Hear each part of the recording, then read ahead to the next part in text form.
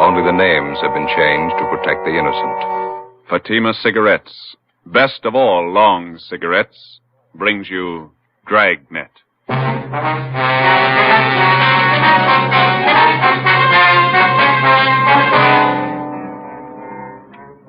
You're a detective sergeant. You're assigned to a robbery detail. A holdup has been committed in a neighboring city. A bystander is shot to death. 2 others are wounded. The bandits are ruthless, well armed. Your job? Get 'em. If you want a long cigarette, smoke the best of all long cigarettes. Smoke extra mild Fatima. Yes, Fatima is the king-size cigarette which contains the finest Turkish and domestic tobaccos superbly blended to make it extra mild, to give Fatima a much different, much better flavor and aroma than any other long cigarette. That's why Fatima has more than doubled its smokers coast to coast. Enjoy extra mild Fatima yourself. Best of all, long cigarettes. It's wise to smoke extra mild Fatima.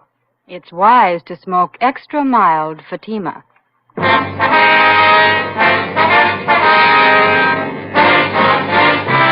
Dragnet, the documented drama of an actual crime.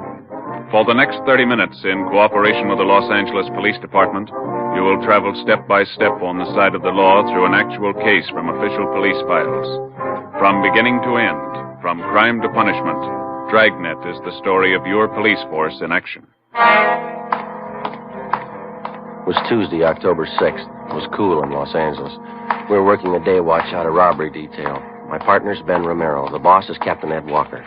My name's Friday. I was on the way back from Calvary Cemetery. It was 11:45 a.m. when I got to room 27A.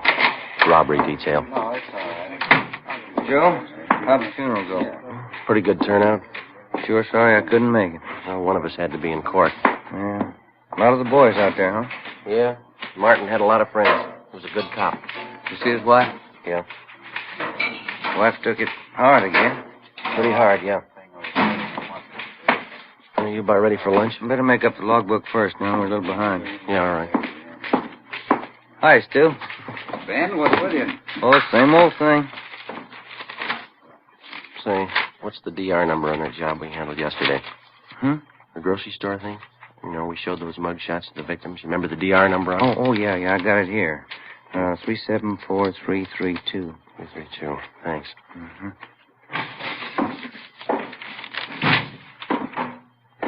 Yes, sir? My name's Frank Cheney. Just been paroled from Folsom. Can you tell me where I registered? Yeah. I'll get one of the men from the rehabilitation detail. He'll take care of it. Okay, thanks. Excuse me, Ben. Oh, yeah. Bossford. Johnny Bossford? Yeah. Got a minute? Something for you here. I'll be right there. Did you contact the witnesses in this report here? Let me see. This one. What do you got? Oh, yeah, I took Fellow care over of at the desk wants to register as an ex-con. Okay. Excuse me, Romero. Yeah. Mm-hmm. Hi, you want to register? Yeah, my name's Frank Cheney. Okay. Address? 218 Belgrade. Belgrade. Where you been? Folsom. Got out Saturday. Okay, what'd you fall for? Robbery, first degree. How much do you owe? Served 18 years. I'm on life parole. Life parole. Okay. Hey, Thaxter, you want to tell Rambo we're out for 7? Wait a couple minutes, huh? See the guy at the desk, the one with Bosberg? Yeah, he's an ex-con. Why? Frank Cheney, 1931. Jack Taylor and I had him. First big one we ever drew. That's so. Did you ever hear of him? Used to call him a gentleman bandit. 1931, Claude. That's 18 years ago. Cheney was the biggest of them. Came from a wealthy family, too. Father's a millionaire. You sent him up, huh? San Quentin. Tried to break out with a partner. His partner killed a trustee.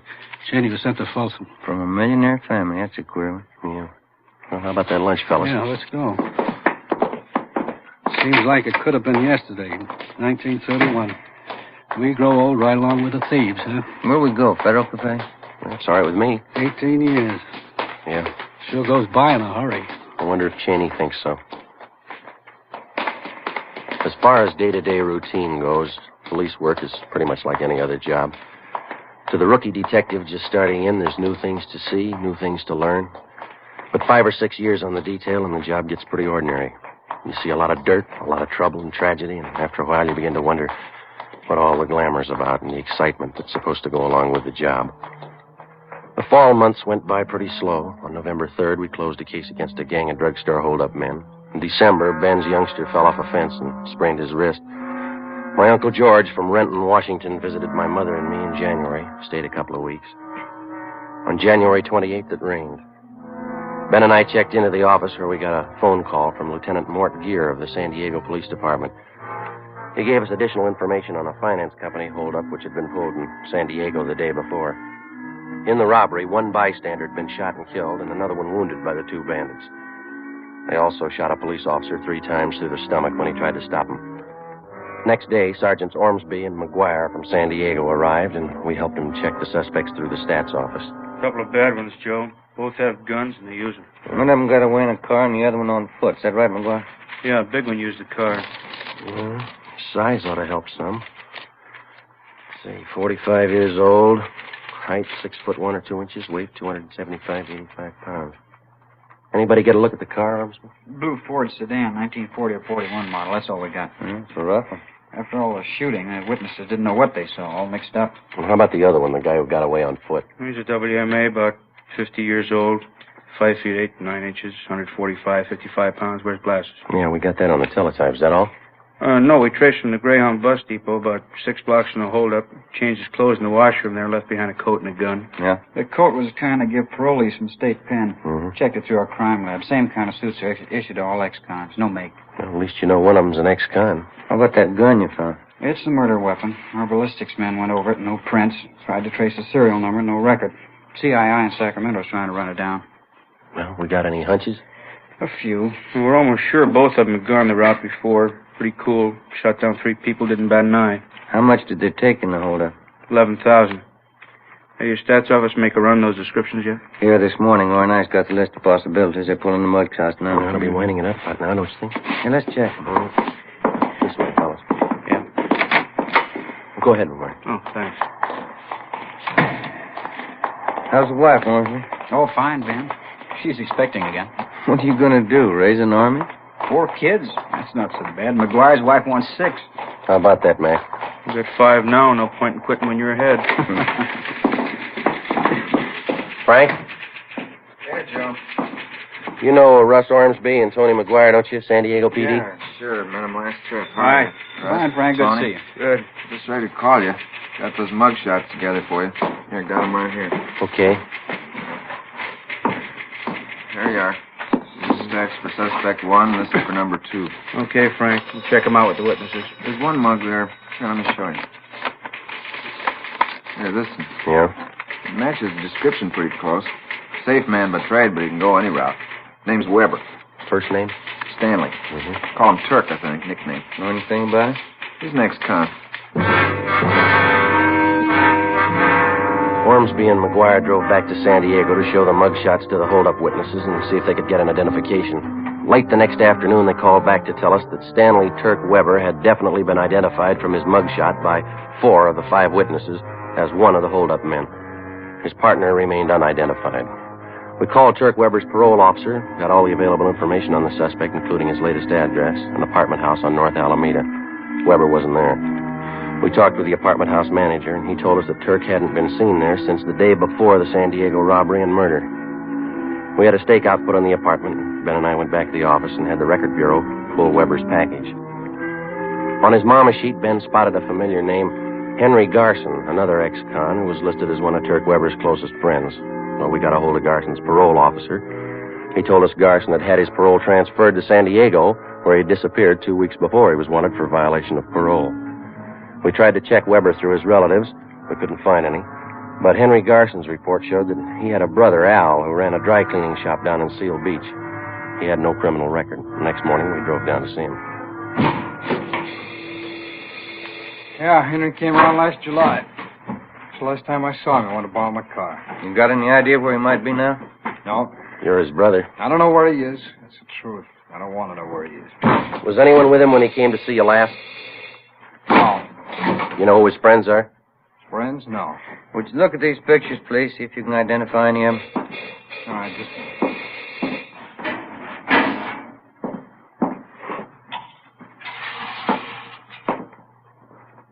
No. These here. No. How about these? No. No, look, can't you talk to me later? It's not good for business having cops around a shop. Who would you yell for if a shop was held up, Mr. What's Garson? that got to do with it? Your brother's in trouble. We might stop him from getting in deeper. Now, look away now. Hello, Mrs. Running. Good morning, Al. Can I help you? No rush. You go ahead and wait in the gentleman. No, that's all right. They're just waiting. We're just waiting. Can I help you? My husband's soup. Cleaned and pressed. Can you have back Tuesday? Tuesday, yeah, it'll be ready. My fried jacket's cleaned and pressed. Could you soak this little stairs here? Where? Yeah, we take care of that. Tuesday, all right. Hey, thanks, Miss Runner. All right, Al. Bye. Bye, Miss Runner. Thanks. I don't like to hold you up, Garson. Just a few more questions. All right. Now, you said the last time your brother was here, he wanted to borrow your car. Is that right? That's right. Did you let him have it? I let him have nothing. How about the rescue family? Oh, can't you let us alone? If Henry's in trouble, let him take care of it. We've got troubles enough of our own. This is important, Garson. We've got to have your cooperation. Well, why me? Oh, Henry's no good. I admit it. He's still my brother. Yeah? You asked me to send him to jail? If he belongs there, yeah. Look, I don't want any trouble. There won't be any. My mother lives in Santa Barbara. Just moved there. I got the address. Henry goes to see her every once in a while. When's the last time you saw her? 2 weeks ago, I was there, too. And something else. What's that? Henry had a gun. 11 a.m. Tuesday. Ben and I drove back to the office and put in a call to the Santa Barbara Police Department. We asked them to put a stake out on the home of Henry Garson's mother and to notify us the minute Garson was apprehended. We contacted San Diego and told them what we'd found out. After that, we doubled back on Turk Weber. From one of our informants, we heard that Weber and Garson had gone into some kind of a business together. For a bankroll, they'd succeeded in getting a loan from the Second National Bank out in Glendale. 1 p.m. We drove out and checked with the manager of the bank's loan department, Mr. Peabody. Here we are, officers.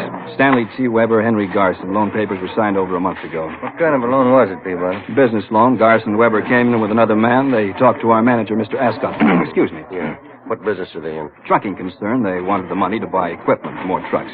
How much money did they borrow? $4,500, usual terms. I guess you inquired into their background. Oh, yes, their whole financial background.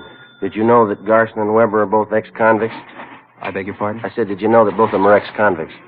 You sure you haven't made a mistake? Henry Garson, Stanley T. Weber? Yeah, that's right. What'd they offer for collateral? Well, they had some of their equipment, 2 trucks, and of course, there was the co-signer. Who was that? The name's right here on the loan papers. Let's see. Right here. Co-signer, Frank Cheney.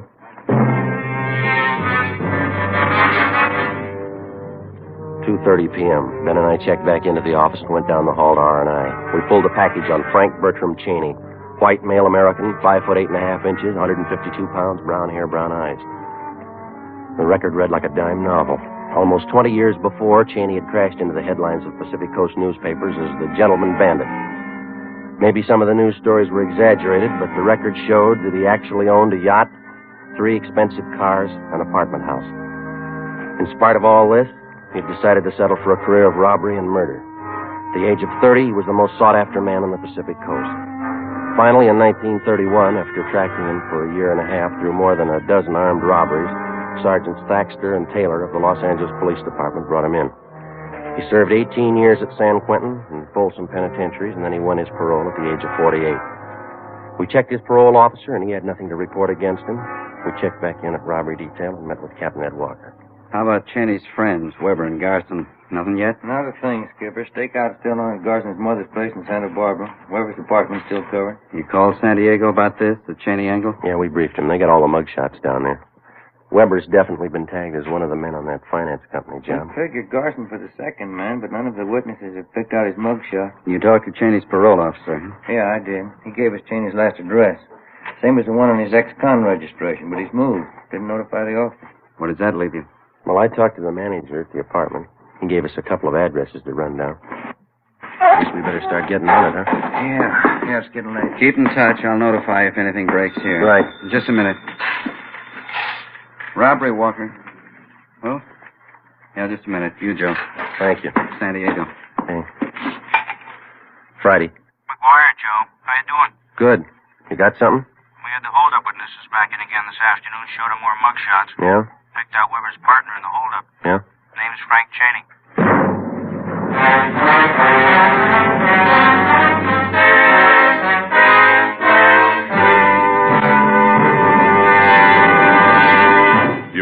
listening to Dragnet, the case history of a police investigation presented in the public interest by Fatima Cigarettes. If you smoke a long cigarette, it will be in your interest to listen to a typical case history of a Fatima smoker. It's the case of Lee Silver, general assignment reporter on one of New York's greatest newspapers. You'll see his picture in leading magazines this week. And here is his actual signed statement. When you have to meet a news deadline, you work at a fast pace, smoke at a fast pace. That's why I smoke Fatima. They're extra mild. In my opinion, it's wise to smoke extra mild Fatima. And more smokers are discovering this every day. Actual figures show Fatima has more than doubled its smokers coast to coast. So enjoy extra mild Fatima yourself. The king-size cigarette, which contains the finest Turkish and domestic tobaccos, superbly blended to make it extra mild. You will prefer Fatima's much different, much better flavor and aroma. You will agree. It's wise to smoke extra mild Fatima. It's wise to smoke extra mild Fatima. The best of all long cigarettes.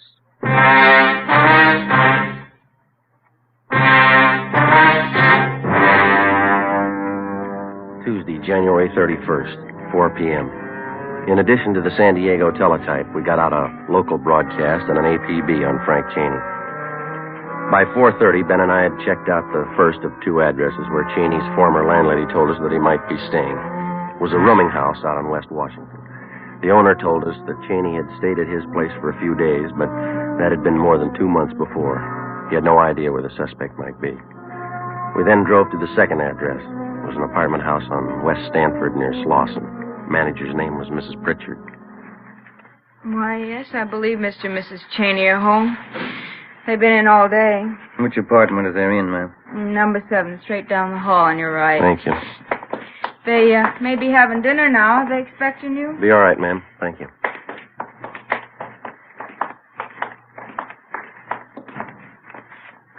Okay.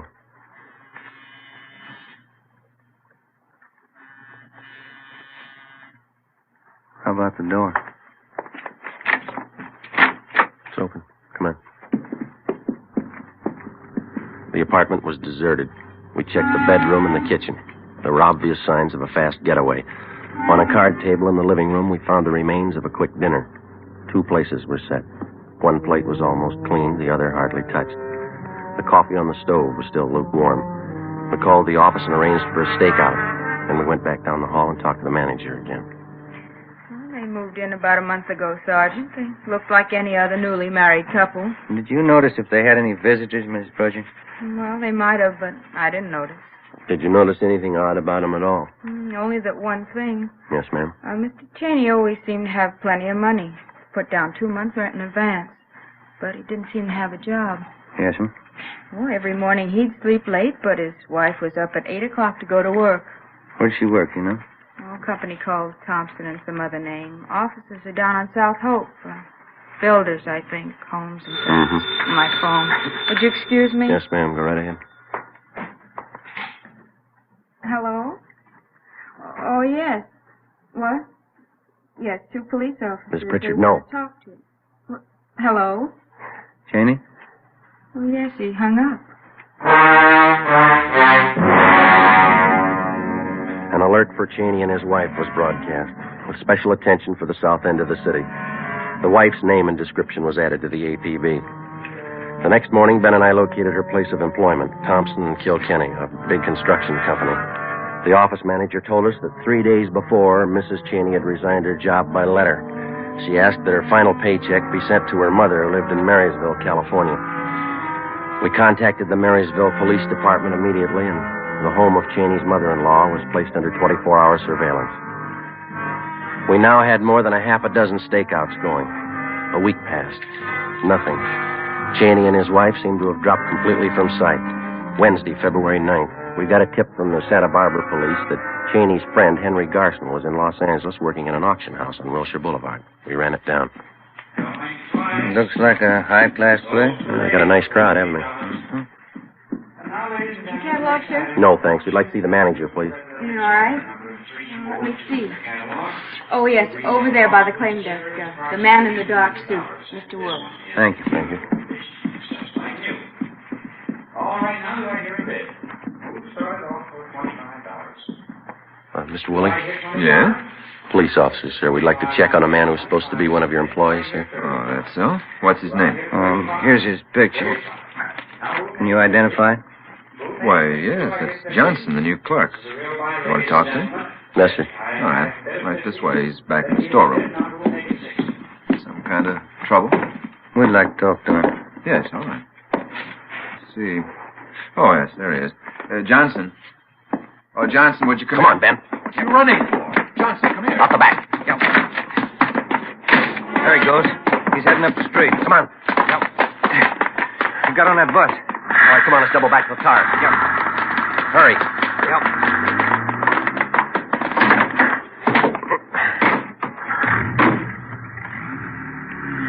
You see the bus? Yeah. Come on, move it. Yep. All right, hit the siren.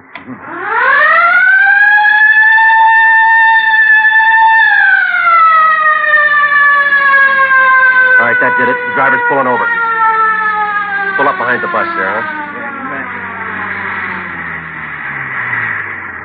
Come on, let's go. You cover the back door, will you? Right. Open your door. What's the matter? Police officers want to check your passengers. Open that rear door right away. Yes, sir. All right, Garson, get off. I'm getting off. Coming at you, Joe. Getting off, copper. Make a hole. Drop it, Garson. He's got a gun. I said I'm getting off. Right, you let's drop it. Come on. Good, Joe. You okay? Yeah. Let's get him off of here. Hey, what's it all about? He do something wrong? Yeah, he didn't get off when we asked him to.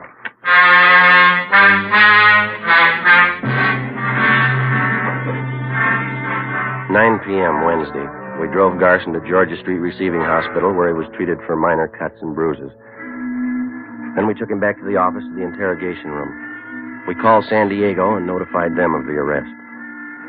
From 10 o'clock that night until 10 the next morning, Captain Walker, Ben, and I questioned Garson.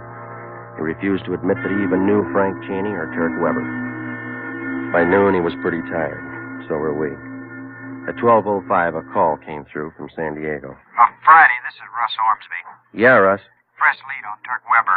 He's got a sister living in San Clemente. Yeah? We've got her house staked out. Had a tip he's going to pay her a visit. When's that? This afternoon.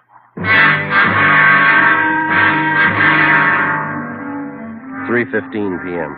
We got to the San Clemente turnoff, and a few minutes later, Ormsby and McGuire arrived from San Diego. We drove to the home of Weber's sister on South Orange Street and identified ourselves. She told us that Turk had been there that morning, but that he'd gone to the races at Del Mar for the afternoon. Did your brother say he was coming back? Said he might be back. He wasn't sure. Did he go to the racetrack alone? Yeah? Was he going to meet anyone there? I don't think so. He didn't mention it. You driving a car? No, he took the bus to the track. I see. Where would he most likely go if he doesn't come back here? I don't know. Maybe back to L.A., maybe San Diego. I don't know. And do you know if your brother Turk is going to meet Frank Cheney? How could he? Turk says Cheney's up north someplace with his wife. Told me that this morning. Where up north? He didn't know. Mm-hmm. You and McGuire want to stake out here, Ormsby? Ben and I'll hit the track. Yeah, okay. Look, I can't have cops here if Turk comes back. They think I framed him. He'll get over it. You don't know Turk. When he gets sore, he goes out of his head. He'll kill me. Why worry, miss? Huh? He'll have to kill us first.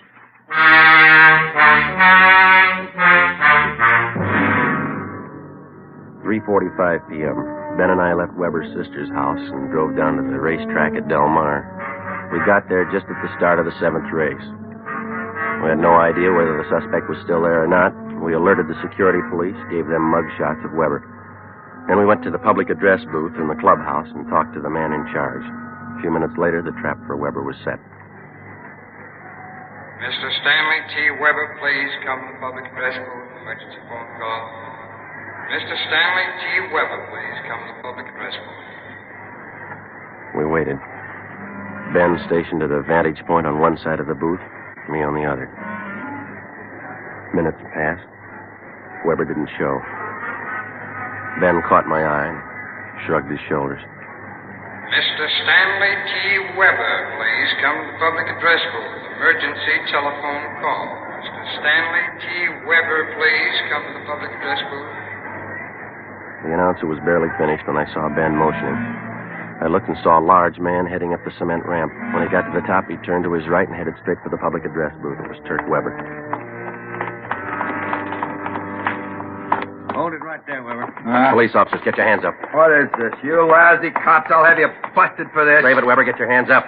Who tipped you? What difference does it make? Stand still. You'll never get him. You'll never get him in 20 years. Never get who? You know who. Cheney. He's too smart for you. You'll never get him, not in 20 years. All right, we got you, Weber. Shake him, Ben. I'll shake you, copper. Watch it, Ben. Let go. I'll kill you. I'll kill you. All right, sir.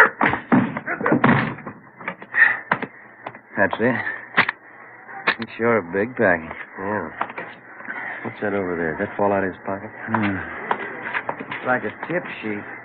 Yeah. Blue Boys Peerless Selection for Thursday. Price $1. Let me look at that a minute, can I? Best picks. You can't lose.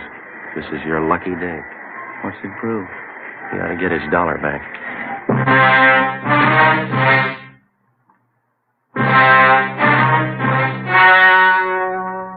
The story you have just heard was true. Only the names were changed to protect the innocent. On June 19th, trial was held in Superior Court, City and County of San Diego, State of California. In a moment, the results of that trial. It's amazing how many long cigarette smokers are changing to extra mild Fatima. Here is the actual report. From coast to coast, extra mild Fatima has more than doubled its smokers. Yes, more and more smokers every day are discovering that Fatima is the king-size cigarette that is extra mild. Extra mild, because it contains the finest Turkish and domestic tobaccos superbly blended to make it extra mild, to give it a much different, much better flavor and aroma. Enjoy extra mild Fatima yourself. Best of all long cigarettes. It's wise to smoke extra mild Fatima. It's wise to smoke extra mild Fatima.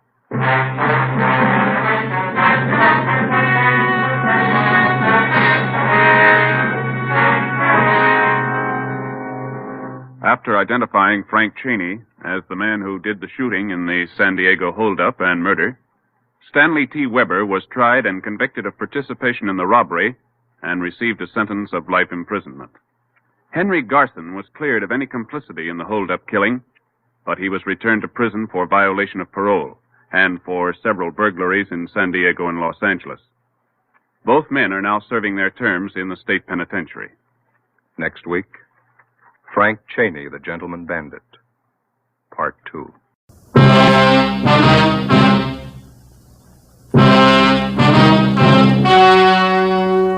The story you are about to hear is true. Only the names have been changed to protect the innocent. Fatima Cigarettes, best of all long cigarettes, brings you Dragnet.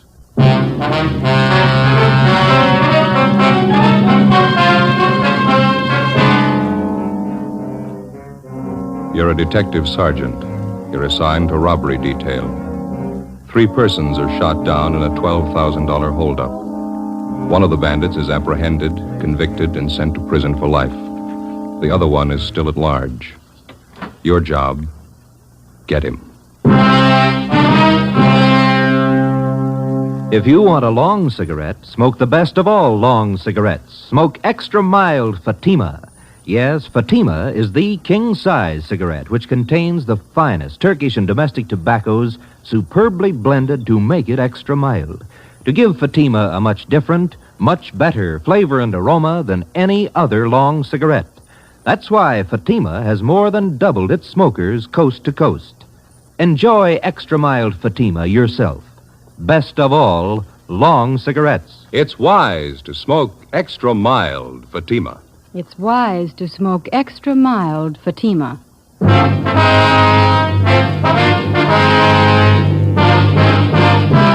Dragnet, the documented drama of an actual crime.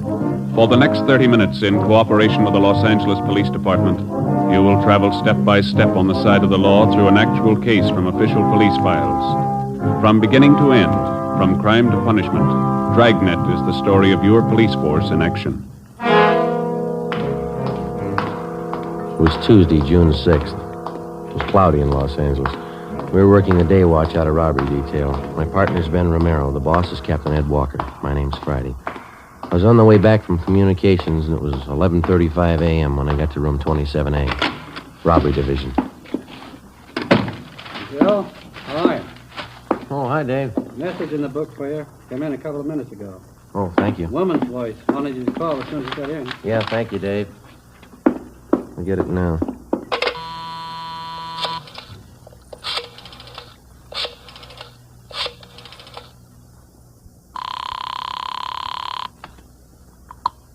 George Street Juvenile Bureau, Miss Bentley.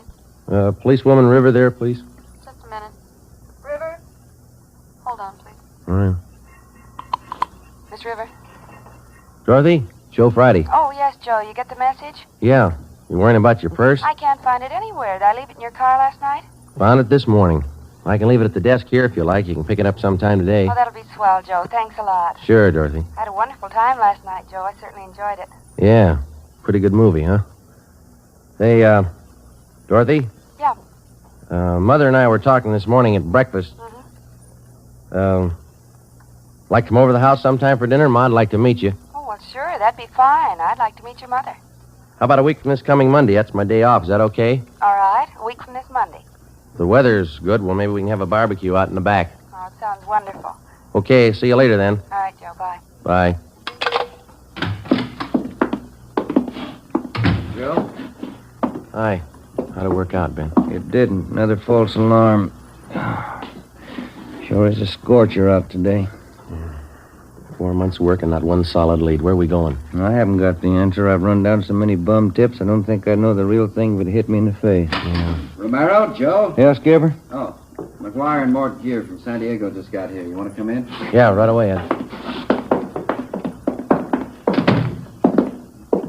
There they are. All right. Oh, Ben. What do you say? Sit down. Hope you two have more than we have. It's all on that report on the skipper's desk. 4 months leg work. Cold. Nothing at all? Oh, lots of phony tips, bum leads. We got 3 stakeouts going. His mugshot's plastered all over town.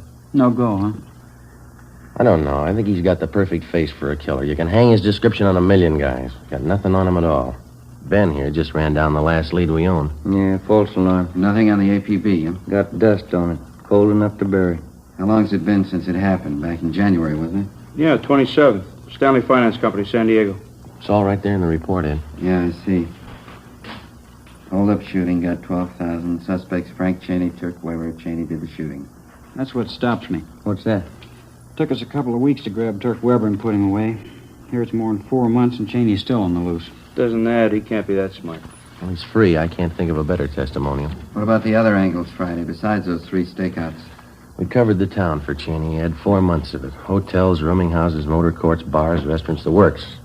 Must have a couple of thousand copies of his mugshot spread around. No response? Oh, get 4 or 5 calls a day on him. Been going on for weeks now. We check him out. Never the right man. What about his wife? She's still supposed to be with Cheney, isn't she? Yeah, funny thing, we haven't had one report on her. Last time the two of them were supposed to have been seen together was 5 weeks ago. That was up in Stockton. Cheney's mother-in-law lives in Marysville, huh? You still have a stakeout on her house? Yeah, no leads there either. How about it, Mort? Nothing to offer? About the same as up here. There is something we'd like to check on, though. Yeah? One of McGuire's informants was paroled 2 weeks ago. He served time with Cheney at Folsom. You have anything to say? Yeah. It's his idea Frank Cheney was the most hated man at Folsom. Most of the cons had given their right arm to cool him off. What made him so popular? Pretty much of a heel. Ran to the warden's office 3 times a week regular, informed on the other cons every chance he got. You figure some of them might want to even the score. If they know anything, I'm pretty sure they'll talk. Worth a try, isn't it? Their leads can't be any colder than what we got anyway. You gonna need any help, Mort? No, McGuire and I can handle the questioning. We'll go up to Folsom tomorrow. Okay. I don't think there's any argument. This thing needs a quick answer. Joe, you and Ben will have to push a lot harder and a lot faster. Cheney's robbed and killed before. Give him the chance, he'll do it again. We've run down all the possible angles, Ed. We've checked every lead we could dig up. There's one you missed. Yeah? The right one. Find it. From the day Frank Cheney had been identified as the killer in the San Diego hold-up murder 4 months before, all of us realized the danger of another killing as long as he was loose. After 18 years in prison, Cheney had a gun and he had his freedom again. And we knew he wouldn't give him up easily. Thursday, June 8th, Lieutenant Mort Gear and Sergeant Tony McGuire returned from Folsom Prison. After talking with most of the convicts who knew Cheney well during his prison days, they had a list of more than 40 leads to run down. Ben and I took half of them. We started checking. It went kind of slow, and the results were thin. After running down the first dozen leads, we'd found out nothing about the suspect that we didn't already know. Monday, June 12th. We checked with a John Strezak, supposedly one of Cheney's close friends up at Folsom. He'd been paroled before Cheney, and he was now working at a large commercial engraving firm down on East Main. Yeah, I knew Cheney pretty well, Sergeant. Pretty well. Just a minute, will you? Mm-hmm. Yeah, that does it. Yeah, I know why you're here, Sergeant. I can't help you. You were pretty close to Cheney up at Folsom, weren't you, Strezak? Best friend? Everybody was his best friend. Everybody could do him some good. You haven't seen or heard from him since he got out, huh? Nope, I don't want to. I learned fast. How do you mean? He's a bum, Sergeant. Some people are born that way. Tried to talk me into a break once. I didn't buy. I knew he didn't write to the warden with it.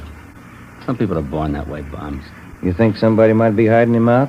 Some of his pals. How about them? If he's got any pals, I don't know. I can tell you this, they didn't come out of Folsom. Well, can you think of anything at all that might give us some kind of a lead on Cheney? I wish I could, believe me. Now, I better get back on the job. Shop foreman. He's no better than Cheney. Bum. All right, Strezak, thanks a lot.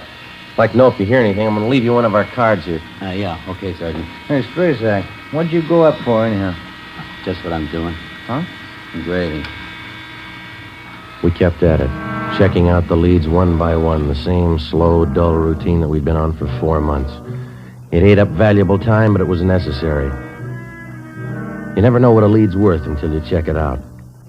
During the past months, from the least promising sources, we'd uncovered a half a dozen bits of information about the suspect, none of them conclusive, but they helped point the way. We found out Cheney's favorite sport was sailing. Yacht clubs up and down the coast were contacted and asked to watch for him. We learned where Cheney got his eyeglasses, contact lenses. We went to the optician, got the prescription for them, and had copies of it distributed to all optical firms in the area. They got a request for lenses which matched those in Cheney's eyeglasses or contact lenses. They were to notify us. From a former college friend, we found out that the suspect was once treated for tuberculosis, and because of this, he drank only goat's milk. All the retailers in the area who sold goat's milk were contacted and alerted. We set up a system to check regularly all the mail received by relatives of both Cheney and his wife. Thursday, June 15th. Hi. San Diego called while you were out. What year? They come up with anything? Fair. One lead told him Cheney learned the printing trade while he was up at Folsom. Knew the business well enough to work at it. San Diego checking that out? They alerted the Printers Union. We'll do the same up here. Mm-hmm. Picture and story on Cheney will be in the Union newspaper next week. Yeah.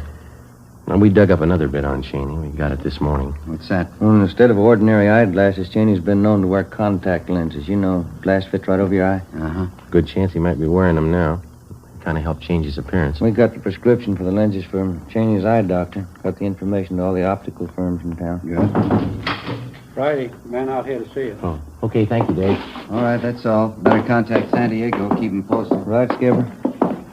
This gentleman here, Joe. This is Sergeant Friday. Yes, sir. How are you, Sergeant? You remember me, Vince Bertoli? You were in my place last month, the White House Grill. Place down on Alameda? Yeah, that's right. Block from Union Station. Both of you came in. Yeah. You had coffee and an omelet? You liked the omelet? Sure, yeah. What can we do for you, Bertoli? Well, remember you were talking to me? You said you were looking for somebody. You left some pictures in this card of yours here. Yeah, that's right. Well, I lost the pictures. I don't know where I lost them, but I kept your card. That's why I came to see you. What? Well, as I say, I lost the pictures, but I still have an idea what they look like. Have you seen either one of those people, the man or the woman? Well, that's why I came to check with you. A week ago, one of my steady waitresses quit, and I hired this brunette with a hard luck story. Mm-hmm. Care for a stick of gum? Licorice flavor? No. Nothing. Well, after a couple of days, I remembered that picture you gave me, and I thought she looked a little like it. That's why I kept an eye on her. Did you notice anything out of the ordinary? You bet she never dates anybody. Not even me, and I'm the boss. Not ugly either. Yeah? She always claims she's got to get home. Never gives a reason. Says she lives alone. Where does she live? A couple of blocks from my place on North Jersey, I think. I checked the place where she does her shopping. They tell me she buys enough groceries for 3 people. Mm-hmm. She still insists that she's living by herself, though. Yeah, that's why I thought I'd better check with you. I lost the pictures, but I hung on to your card. Will you take a look at this photograph, Bertoli? Yeah. Sure, same one you gave me. Looks just like her, Mary Sloan. Who? Mary Sloan. That's her name, isn't it? You want to turn that picture over? Mrs. Frank Cheney. Thursday, 4 p.m. Ben and I drove down to the White House Grill and had a cup of coffee. We got a good look at the waitress whom the owner, Vince Bertoli, suspected of being Mrs. Cheney. We left and waited outside in the car until 5 o'clock when the suspect came out. We followed her to a grocery store and from there to a rundown apartment building on Greystone Alley just off Temple. We waited a few minutes and then we followed her in. The tab on one of the mailboxes read, Mary Sloan, apartment 16. We went up. Which one, Joe? Number 16. It's down this way. Come on.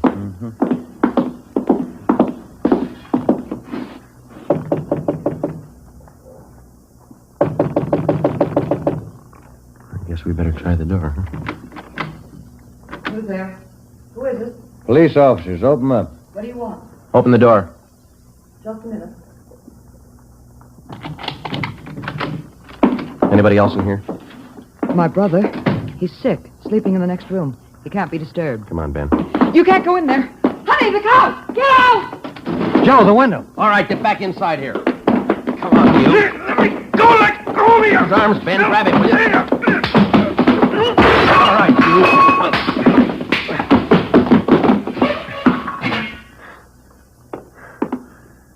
Are you all right? Yeah. Thought he broke my bridge work. Yeah, you got clipped for nothing. Not Cheney. We drove the man and the woman who identified herself as Mary Sloan back to the office where they are identified as fugitives from Miami, Florida. The man was wanted on charges of first-degree burglary. The woman was the accomplice. We turned the case over to Bunko Fugitive Detail. A little after 11 o'clock Friday morning, Ben got a tip that Cheney had been seen the night before at a small bar down near Fullerton. That's a Los Angeles suburb. He was supposed to be living in the area. We spent Friday, Saturday, and Sunday tracking it down. It went nowhere. On Monday, for the first time in 3.5 weeks, we had some time off. Half a day. I picked up policewoman Dorothy River and drove her out to the house for lunch. We had a barbecue out in the backyard. Certainly a wonderful place you have here, Mrs. Friday. Beautiful garden. Oh, thank you. It's a lot of work keeping it up. Roses didn't do well at all this year. Aphis, you know. About some more spare ribs, Dorothy. The fire's just right now. Oh, no, thanks, Joe. I've had plenty. Care for another cup of coffee, Dorothy? All right, thank you. I'm glad you could come today, Dorothy. Joseph's been talking so much about you. Oh? You surprised me a little when I met you. How's that? How about some more ribs, Ma? Oh, no, thank you, Joseph. I don't think you look at all like a policewoman. Most of them are rough-looking, aren't they? Oh, no, I don't think so. They look like most women. Nothing much out of the ordinary about them. Oh? Well, those times have certainly changed. We didn't have police women when I was a girl. Probably could have used them. Well, I don't know. I don't think we had so much crime then. Times were much different. You seem so young for such work, Dorothy. Policewoman. I'm 25, Mrs. Friday. Been with the department almost 2 years. Oh, yes, you're a young girl. Joseph's 31, you know. Yes, I know. Hey, Ma, how about letting me gather you the dishes up? Oh, no, that's all right, Joseph. You just sit there. Have your coffee. I'm used to this. Have to get used to housework when you're married. Hopping outside. It's a wonderful dinner, Joe. Your mother's very sweet. Yeah, real subtle, isn't she? Oh, motherly instinct. Somebody has to look after you. That's the phone, Dorothy. I better grab it. I'll be right back. Okay.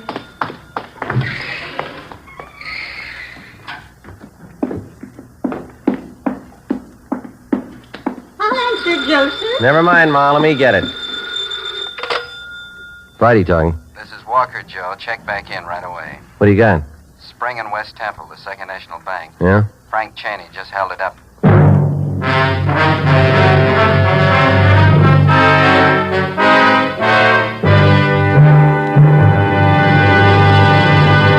You are listening to Dragnet, the case history of a police investigation presented in the public interest by Fatima Cigarettes. If you smoke a long cigarette, it will be in your interest to listen to a typical case history of a Fatima smoker. It's the case of registered nurse Shirley Gelman of Los Angeles, California. You'll see her picture in leading magazines this week. Now, her actual signed statement. When I go off duty, I appreciate a mild cigarette. Fatimas are extra mild. I can enjoy them more. I agree. It's wise to smoke extra mild Fatima. And more smokers are discovering this every day. Actual figures show Fatima has more than doubled its smokers coast to coast. So enjoy extra mild Fatima yourself. The king-size cigarette, which contains the finest Turkish and domestic tobaccos superbly blended to make it extra mild. You will prefer Fatima's much different, much better flavor and aroma. You will agree. It's wise to smoke extra mild Fatima. It's wise to smoke extra mild Fatima. The best of all long cigarettes.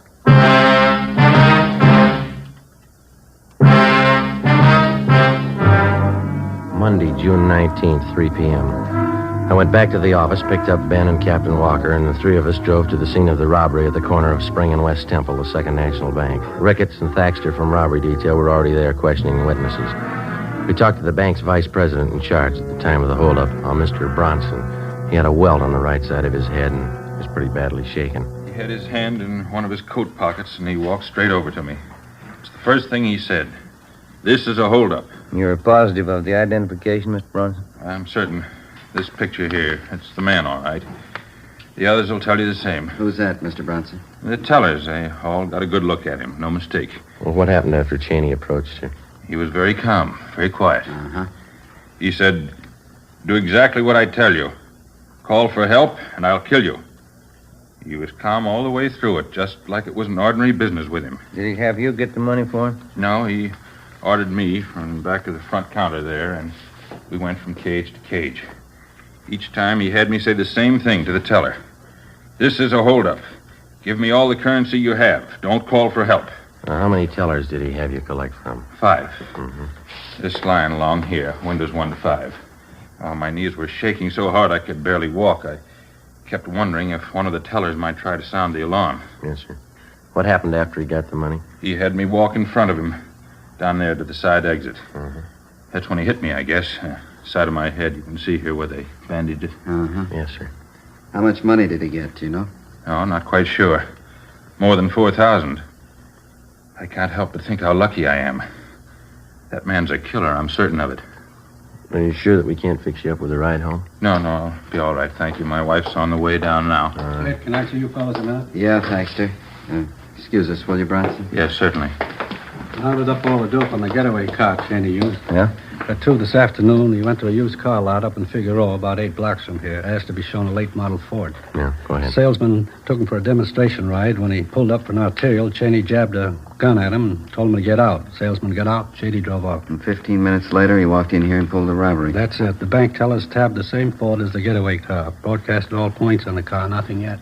What time you got from here, 10 minutes to 4. What time did the alert go out, Thaxter? 2:45. Everything covered? Yeah, Union Station, both airports, the bus depots are all alerted. Roadblocks set up on the highways. Since 2:45. Just about. And Cheney's somewhere in the city. Find him.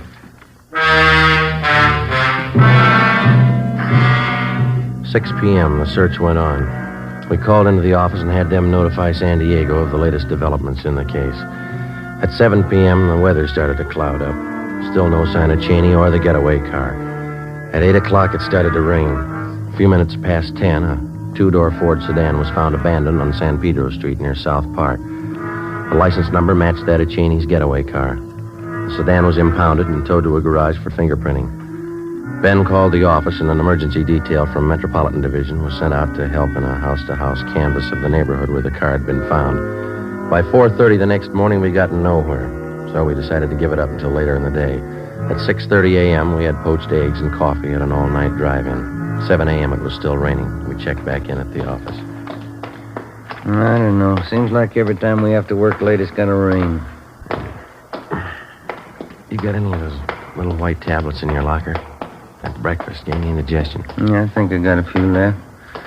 That reminds me, how'd the dinner come off yesterday? 2 of them get along all right? Oh, all right.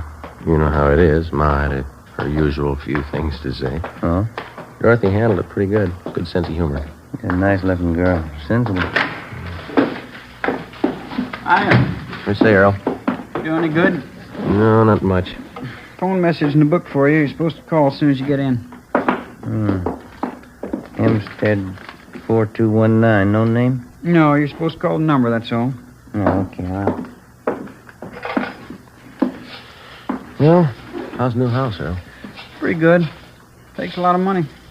Got the forms in for the patio. I'm going to pour the cement this weekend. Mm-hmm. Got the place fenced off yet? Not yet, no. Those pickets cost money. Fellas are telling me that you're doing all the work yourself, huh? Me and the brother-in-law, yeah. Costs a lot of money a new house. Sounds good, Joe. Who was it? Frank Cheney's grandfather. Yeah? Says to come over right away. 7:30 a.m. It was still raining. Ben and I drove out to the older section of the Wilshire district to the Cheney mansion. It represented one part of the suspect's life that we could never figure. As a child and later as a young man, Frank Cheney had had every advantage and comfort that a millionaire father could buy for him. Yet for some reason, he'd settled on a career of crime. 7:45 a.m. Ben and I were shown into the main hallway of the Cheney home by the butler. He recognized us from previous visits. He took our hats and coats and then led us up the staircase to the master bedroom at the far end of the second floor. We found Cheney's 82-year-old grandfather propped up in a four-poster bed. His face was gray and sunken. There was a nurse in a white starched uniform standing by. You can go, nurse. Go on. I'll be outside if you need me, Mr. Cheney. Yes, yes. You, have some information for us, Mr. Cheney? Of course. That's why I called. Sit down. Sit down. Thank you, sir. That hold-up yesterday, the bank robbery. I know all about it. Has Frank contacted you? It's like the police. Get right to the point. Has he contacted you, sir? Yes. Hand me that glass of water, please. Oh, yeah. There you are.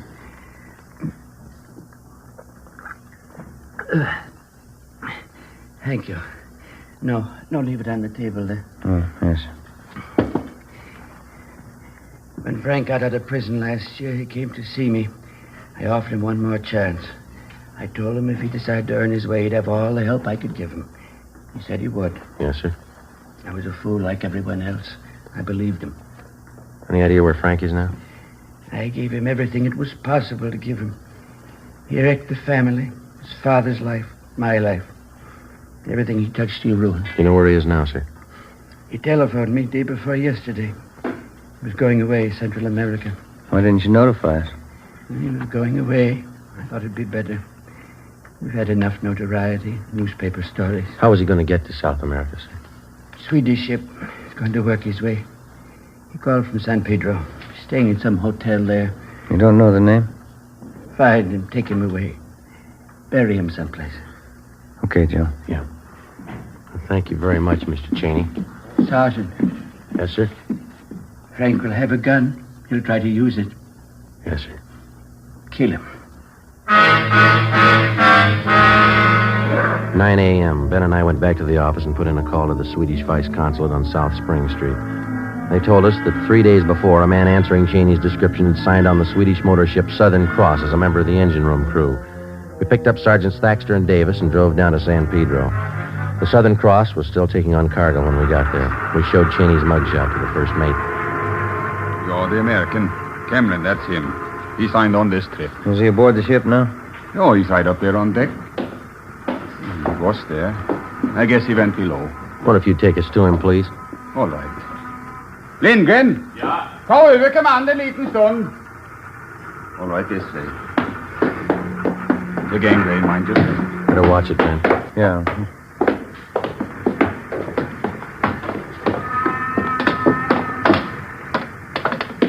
Look forward. Through here. Mm-hmm. Maybe you better stay behind here, sir. We'll take him. What's that? Might be a little trouble here. Do you want to stay behind us? All right. He must be in the engine room. Straight ahead, then turn to your left. Down the companion bay. Right, thank you. Oh, come on, now watch your step here. Yeah.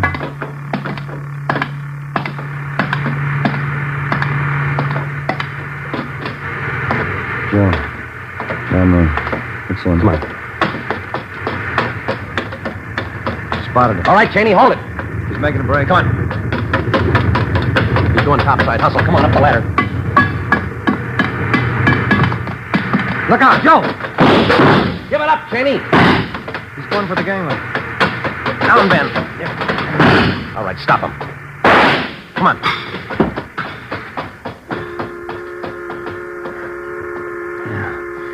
Through the shoulder. Yeah. Bumped his head when he fell. Better get the cuffs on him. Yeah. Where'd everybody disappear to? I guess you didn't notice when we came aboard. Huh? Well, look topside. See? Red flag. Oh, yeah. Taking on fuel, huh? There's some of the cargo right over there. Oh. High explosives.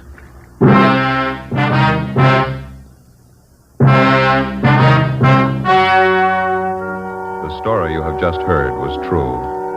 Only the names were changed to protect the innocent. On November 2nd, trial was held in Superior Court, City and County of San Diego, State of California. In a moment, the results of that trial. It's amazing how many long cigarette smokers are changing to extra mild Fatima.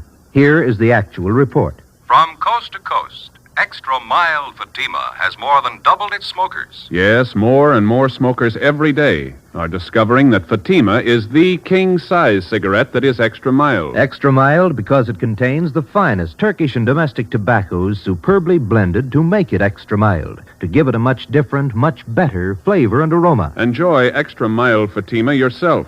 Best of all long cigarettes. It's wise to smoke extra mild Fatima. It's wise to smoke extra mild Fatima.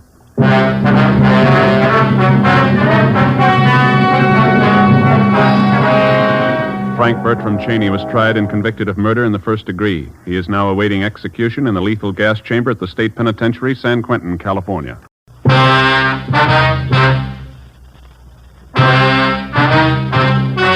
The story you are about to hear is true. Only the names have been changed to protect the innocent. Fatima Cigarettes, best of all long cigarettes, brings you Dragnet.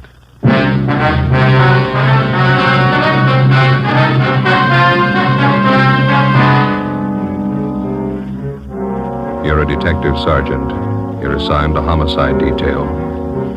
A woman is knifed to death in her home. The body bears the mark of inhuman attack. The killer escapes. Your job, get him. If you want a long cigarette, smoke the best of all long cigarettes. Smoke extra mild Fatima. Yes, Fatima is the king-size cigarette which contains the finest Turkish and domestic tobaccos superbly blended to make it extra mild, to give Fatima a much different, much better flavor and aroma than any other long cigarette. That's why Fatima has more than doubled its smokers coast to coast. Enjoy extra mild Fatima yourself. Best of all long cigarettes. It's wise to smoke extra mild Fatima. It's wise to smoke extra mild Fatima.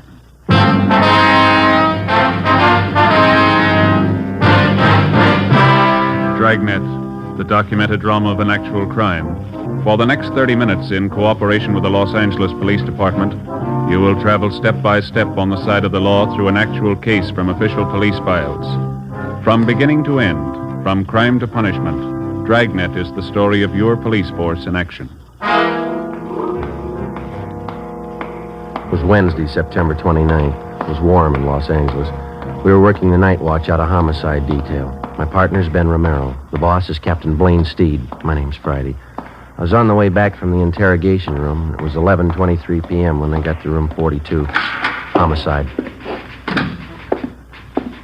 Hi, Lorraine. Hello, Joe. Like type this up for me? It's a dead body report. Yeah, okay. Thank you. Joe, How you doing? they bring Palmer in yet? He's in the interrogation room. Captain's with him. What's his story? He claims he had nothing to do with it.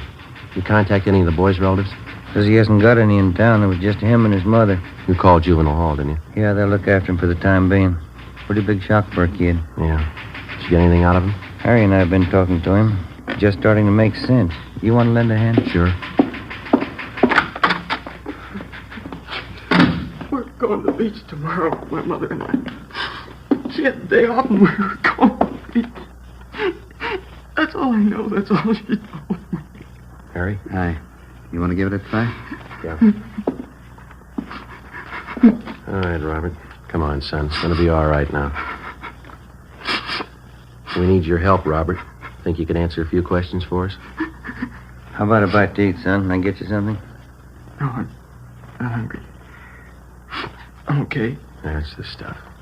Well, here, take it. It's a clean handkerchief. Yeah. Well, you're the cop that drove me down here, aren't you? That's right. I'm not going back to the house. You won't have to, son. I'm never going back to that place. All right. Oh, it was awful. Could you start from the beginning for us, Bob, and just take it easy? Tell us what you know. Okay. Think I could have a Coke? I'll pick up a couple. Be right back. All right, Harry. Thanks, Harry. Well, all I know is I left the house about 7:30. Mom gave me the money to go to a show. Was she alone in the house when you left? Yeah, that's right. We had dinner and then I went to the show. You usually go to the show on school nights, son? No, but Mom asked me if I wanted to go. She gave me the money. Double feature. She told me to stay for both pictures. Mm-hmm. She usually tell you that? No, she always said to just stay for one picture.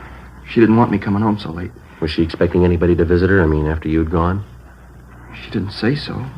She just told me to stay for both pictures, that's all. What time did the movie let out? Almost 11 o'clock. Pretty late, so I went straight home. Mom was in the bedroom. She was on the floor. There was this knife, this big knife. What'd you do then, son? I ran outside, hollered.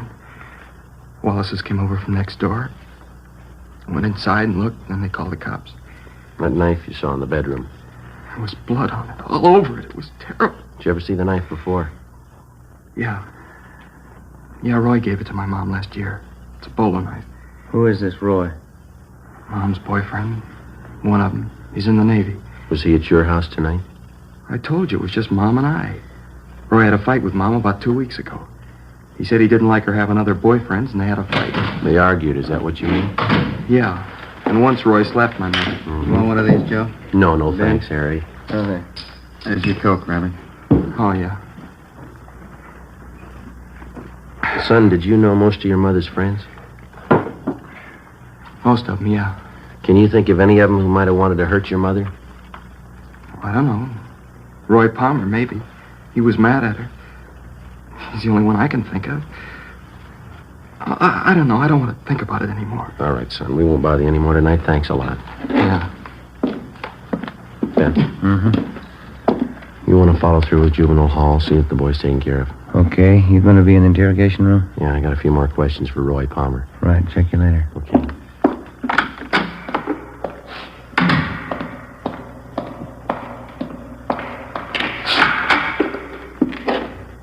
Crime lab back yet, Friday? No, not yet, Captain. Just talked with the Reynolds boy. Yeah? Can't believe anything that kid tells you.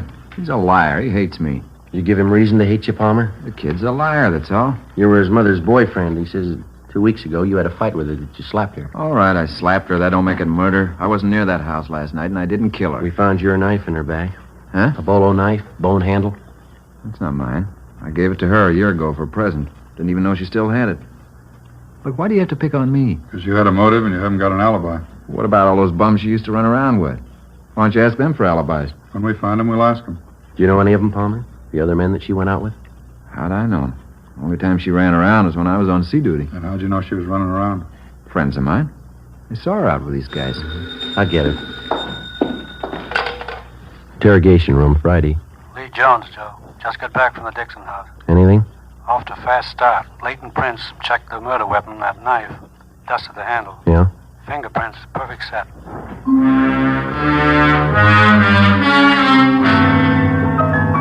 Captain Steed and I took the suspect, Roy Palmer, down the hall and had his fingerprints taken. At the same time, across the street in the crime lab, a set of fingerprints were lifted from the weapon which had taken the life of Mrs. Betty Dixon. The 2 sets of prints were checked and rechecked. They didn't match. Every object in the murder house was gone over for fingerprints and further evidence. Roy Palmer's fingerprints were on none of them. He was released pending further investigation. The only suspect in one of the most savage murders in the history of the city was free. The next morning, Captain Steed and I met with Chief of Detectives Thad Brown. How about the dead woman's son? You talked to him again? Well, Romero's with him now. He's taking down a list of all the people that his mother knew, friends, neighbors, everybody. No luck yet with a set of fingerprints? No, we've got no record on him. Checking them through Washington, we ought to get a kickback pretty soon. Set of prints and a piece of envelope. That's physical evidence, huh? Yeah. One of the top corners off an envelope. It had a postmark on it, Sonoma. Sonoma. Tie in with anything yet? No, not so far. Might turn up when we start checking the victim's friends. They posted the body this morning. I guess you saw this coroner's report. Yeah, I did. I don't have to tell you, you're not after an ordinary killer. 23 knife wounds. Revenge motive, maybe. Yeah. The reaction of the dead woman's neighbors, that's what's got me stopped. No one heard a thing? Mitchell and Didion are still covering the neighborhood. Haven't found anyone yet who saw or heard anything unusual. Well, I can't buy it. A woman isn't just cut down like that without some kind of a commotion. Besides, the homes in that neighborhood are fairly close together. Shouldn't take much to make yourself heard from one house to the other. No sign of robbery or burglary? No, according to the boy, the house is intact. Nobody touched anything. It leaves you with the boyfriend angle. Lover's quarrel. We're stuck with it, yeah. Hi, Chief. Romero, go ahead. How'd you make out? Better than I thought. Boy was over most of his shop this morning. Did he talk? 5 pages of names and addresses. He gave me all of them. Well, how about that boyfriend angle? Oh, about half a dozen names. Seems the mother had quite a social life since the boy's father died. You confirmed the boy's story about going to the movies? Yeah, it checks out. Pretty nice kid, considering the environment he's been raised in. Well, how about those names, Ben? Any of them list Sonoma as their hometown? No, I don't think so. Let me check here. Okay. No.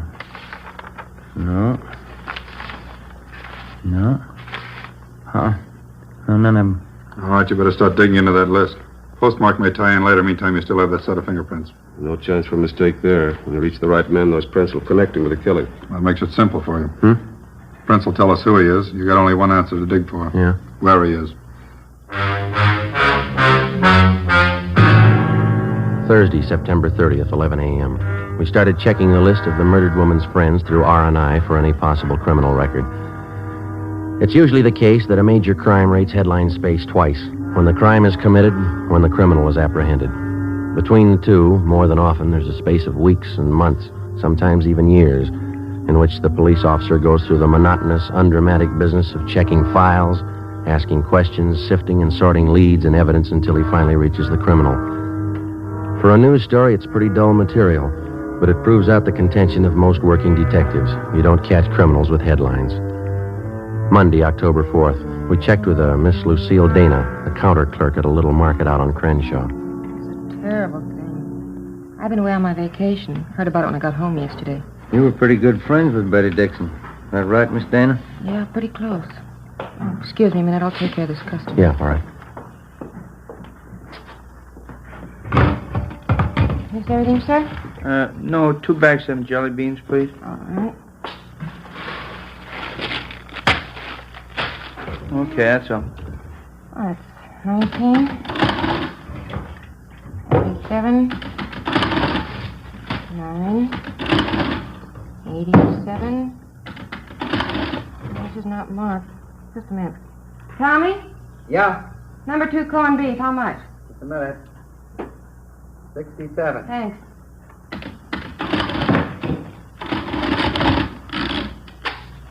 $2.17 out of 5.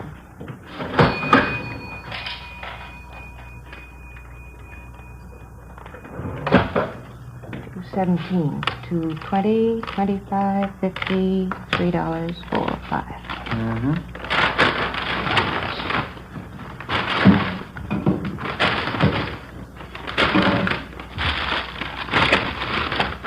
Thank you. Okay. I just can't get over it, Sergeant. Poor Betty. We understand that you used to go out with the Dixon woman, Miss Dana. Do you know most of her close friends? Well, most of her men friends. We used to double date a lot together. I wonder if you'd take a look at this list of names that we have here. All right. Let's see. Now, does that about cover all her boyfriends, all that you knew of anyway? Yeah, I think so. Let's see. Tony Morse, Galbraith, Al O'Neill. You don't have Floyd down here. Who was that? Floyd who? I never did know what his last name was. He used to take both of us out, Betty and I. Seemed to like her quite a bit. When's the last time she was out with him, do you know? Oh, 5 or 6 months ago at least. Kind of strange. How do you mean? Floyd. Jealous, you know. Hot temper. Said he was Spanish, but he had a light complexion. Oh, excuse me, please. Sure. Yes, sir? A pack of that mint gum and some lighter flints, please. Yes, sir. 25. Thank you. All right.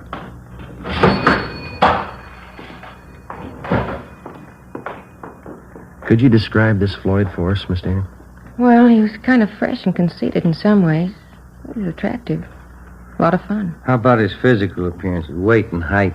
About 6 feet, I'd say. Nice build. 180 pounds, I guess. Mm-hmm. Dark hair, dark brown eyes. Good dancer. How'd he and Miss Dixon get along? Oh, I don't think he did it. Floyd and Betty used to fight all the time, but she used to fight with Roy Palmer, too. I don't think Floyd did it. Is he in town now, do you know? No, I don't. As I say, last time I saw him was 6 months ago. Would you know if Mrs. Dixon saw him recently? If she did, she didn't tell me. You have no idea, then, where we could get in touch with this Floyd? Well, no, I don't. He's from up north originally. Is that so? Yeah, Sonoma. Ben and I went back to the office and got off a teletype to the Sonoma Police Department along with a description of the suspect named Floyd. Then we checked with the 16-year-old son of the murdered woman. He remembered the man called Floyd, and essentially his description of the suspect checked out with that given us by his mother's friend, Lucille Dana. 3 p.m. We met with Lieutenant Harry Didion and Captain Steed. You want to fill him in, Didion? Finally got in touch with the dead woman's next-door neighbors. Name's Conroy. Get anything out of him? They seem to be the only ones who heard anything the night of the murder. What'd they have to say? Let's see.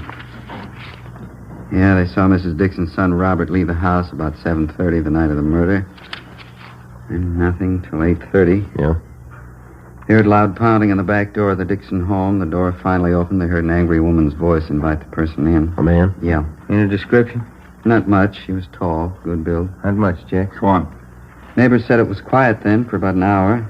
And they heard a woman crying, said it sounded like Mrs. Dixon. They make out any of the conversation? I got it right here now. About 9:30, they heard Mrs. Dixon, a lot of loud talking. She said, "Why don't you kill me then, Floyd? Put me out of my misery." Mm-hmm. Anything else? They said it was quiet between 9:30 and 10. And they heard something that sounded like the thud of a body falling on the floor, a piece of furniture overturned. No screams for help. Funny, but the neighbors say no. The only other thing they heard was Mrs. Dixon. Here's a quote. She said, "Do a good job, finish me off." None of the neighbors thought of calling the police. Well, they told me they didn't want to get mixed up in a family fight. None of their business. She had quite a few men visitors. That's all of it, huh? No, one more thing. I guess this is what made the neighbors think everything was all right. About 10:15, they heard a man's voice, couldn't make out any words. Then they heard Mrs. Dixon say, "Please kiss me goodbye." Mm-hmm. A few minutes after that, they heard someone leave for the back door. They see him? Not very good. I think it was the same man they saw go in. Pretty tall, good build. That's it. Where does it leave us? Pretty weird. How about that? Oh, I don't know. She was supposed to be a sane woman. She'd have to be pretty drunk to ask a man to kill her. The man would have to be pretty drunk to take her up on it. Why the killer used that bolo knife on the victim. That piece of envelope we found by the body. Yeah, it was postmarked Sonoma. There's a state mental hospital up there. Just a hunch. Maybe we're dealing with a maniac. 4 p.m., Monday. R&I could give us nothing because of the meager description. Ben and I checked out of the office and went over to the state building to the Department of State Institutions. First, we checked the name Floyd through the files, using it as a last name, then as a first name. We failed to connect. Either the names didn't fit the description of the suspect, or they were elderly men still confined to the institution at Sonoma. We checked through the files using Floyd as a middle name. We came up with 2 recent parolees from Sonoma. Both matched the description almost perfectly. Both had the middle name of Floyd. We checked out the first one, Charles Floyd Johansson. We found out that he'd been returned to Sonoma almost a month before. The second parolee still had his freedom. We took a set of his fingerprints back to the office and had them checked out with a set of prints found on the murder weapon. How's it shape up, Joy? Richard Floyd Coleman. That the right name? Yeah. Any make? He's your killer.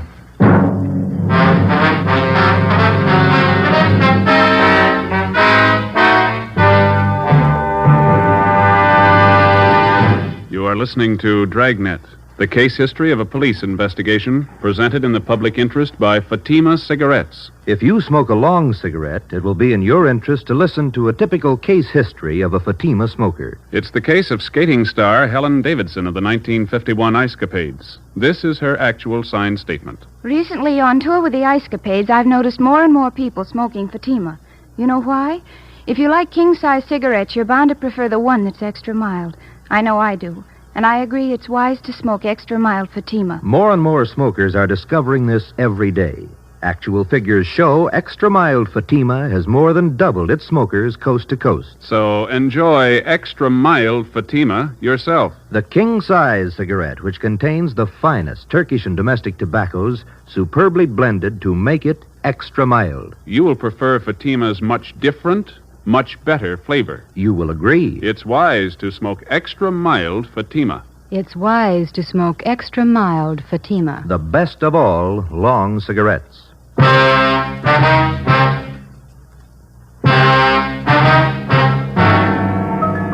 Monday, October 4th, 7 p.m. We got on an APB and a radiogram on Richard Floyd Coleman. We checked DMV for possible auto ownership. From his record, we found that he had been confined twice to the state mental hospital at Sonoma. The first time for a period of 2 years, the second time for 14 months. Hospital files showed us that on both occasions he had been committed by his older sister, Evelyn Coleman, his only living relative. Her address was listed as 5640 Upper Terrace, an apartment court in the East Wilshire district. We drove out to question her. In one of her apartment windows was a hand-lettered sign, seamstress, dresses made to order, Evelyn Marie Coleman. She turned out to be a tall, quiet girl in her 30s, gray eyes, brown hair. She worked on the sewing machine while we talked with her. I'm sorry to be so rude, Sergeant, but I have to have this blouse ready by 2 this afternoon. Miss Tyler's coming to call for it. That's perfectly all right, Miss Coleman. Exactly. What was it you wanted to know? It's about your brother, Richard. Oh, anything wrong? No, we're just checking, that's all. We'd like to talk to him. Oh, what about? Routine check. We understand he spent some time up at Sonoma. Yes, he did. Richard's had a hard time of it. Doctors don't seem to know the trouble. Poor Richard, he's so mixed up. You're his only living relative? Yes, I am. Folks died when we were both young. Practically raised Richard myself. Have you seen your brother lately, Miss Coleman? No, not lately. Why? You any idea where we might contact him? Well, no, I don't. You see, he travels around the state a good deal. Oh, is he working? No. Oh, but he writes from time to time. Oh, what was it you wanted to see him about, Sergeant? It's just routine questioning. We'd like to talk to him. Oh. Where was he when you last heard from him, Miss Coleman? Well, couldn't you tell me what you want to see him about? We'd just like to question him, that's all. Well, what about? You can tell me. Is your brother in the city now? Oh, I don't know. I just got back. I haven't heard from him in 2 weeks. Almost 3 weeks. Does he usually stay here when he's in town? Well, sometimes, yes. Is Floyd in some kind of trouble? Is that the name he usually goes by, Floyd? Well, most of his friends call him Floyd. Why? You think he might be staying with one of his friends here in the city? He might be. I don't know. Look, Sergeant, if Floyd's in trouble, you can tell me. I've seen him through lots of trouble before. Not this kind, miss. Women? Oh. I wish there was something I could do. Where was he when you last heard from him? He was in Santa Barbara. He wrote me. Please, Sergeant, why do you have to see Floyd? Excuse me. Yeah, sure. Hello? Oh, yes, Miss Tyler. Uh-huh. Well, maybe just a few minutes late. Would 2:30 be all right? Oh, fine, thank you. All right, Miss Tyler, bye. I'll have to hurry. Mrs. Tyler's blouse. Sure, you go right ahead. I really don't make much of a dressmaker, but I'm saving up. I'm going to buy a place in the valley farther out. Be fine for Floyd and me. Be awfully good for him. Floyd has to get away from the excitement. He's awfully nervous. Say, Miss Coleman. Sergeant? Are those your brother's suitcases in the alcove back there? Yes, they are. They've been there for a month. I keep his odds and ends for him. You sure he hasn't been here in the past month? Oh, yes, I'm sure. Please, Sergeant, why don't you tell me the truth? I've been through this before. There's trouble with Floyd. What is it this time? It's pretty bad. Well, what is it? We want to ask him about a murder. Oh, no, he wouldn't do that. You sure it was Floyd? We'd like to talk to him.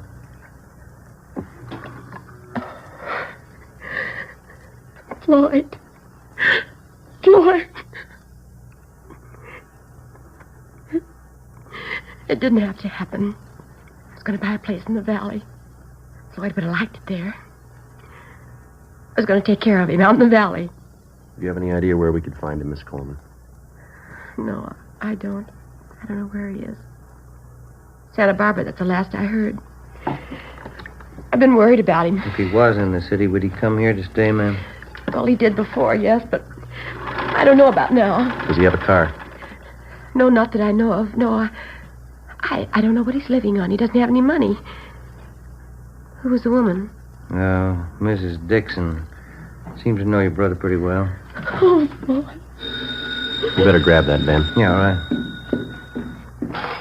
Hello. Yeah. That's all right. Thank you. Yeah. Mrs. Tyler, she'll pick up her blouse tomorrow.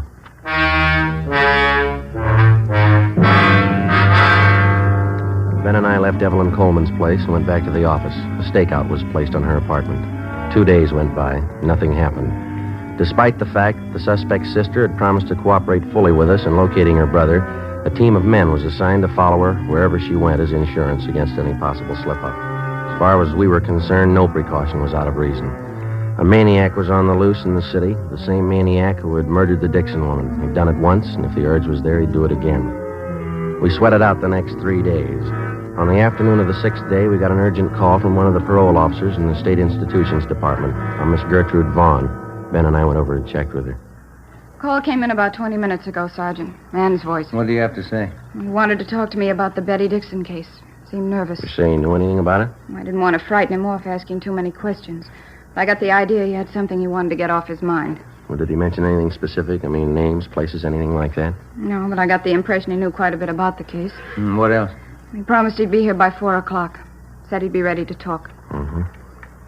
Well, it's 2:45 now. All right, Ben. Okay. Pull up a chair. We waited. 3:15, 3:30, 3:45. No sign of the anonymous caller.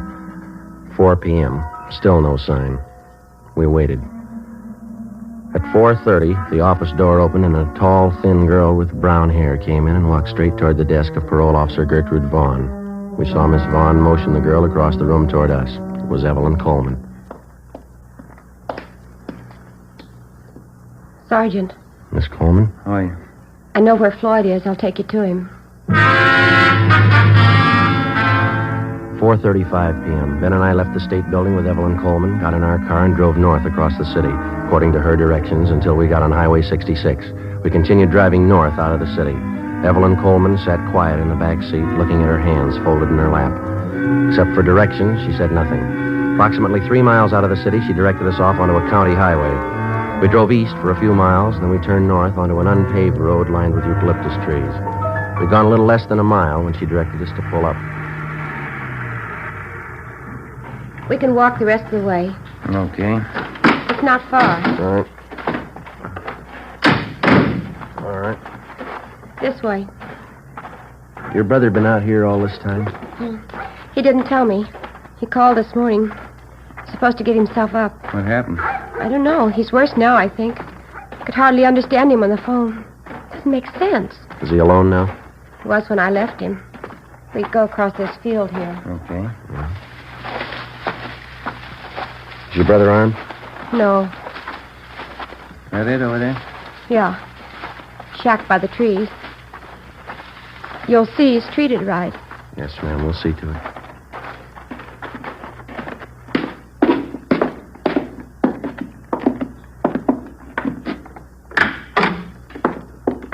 Evelyn? Evie? I brought them in, Floyd. They'll take you back. I'm Richard Floyd Coleman. I want to tell you I killed Betty Dixon. All right, Ben. I wanted to marry her. She didn't want it. She dared me to kill her. I grabbed the knife. We can talk about it later, huh? She was lying on the floor. She said, "Kiss me goodbye." I held on to her. She seemed to go to sleep. We have to go, Floyd. You tell him, Evie, I loved her. You tell him that. Yeah, I will. She dared me to kill her. She said I didn't have the nerve. She asked me to. Yeah, all right, come on. Try to tell him that at the hospital. Yeah. I'm not crazy.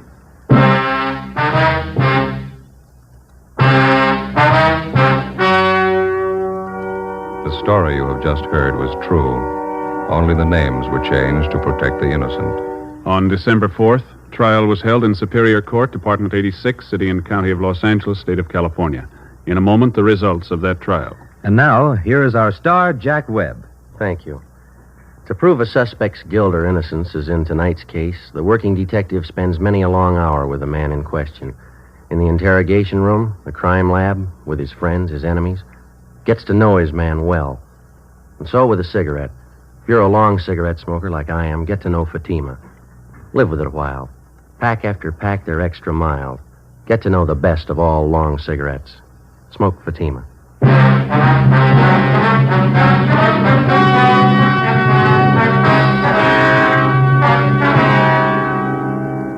Richard Floyd Coleman was examined by 6 psychiatrists appointed by the court and was found to be criminally insane. He was committed to the state mental hospital at Mendocino for an indefinite period of time.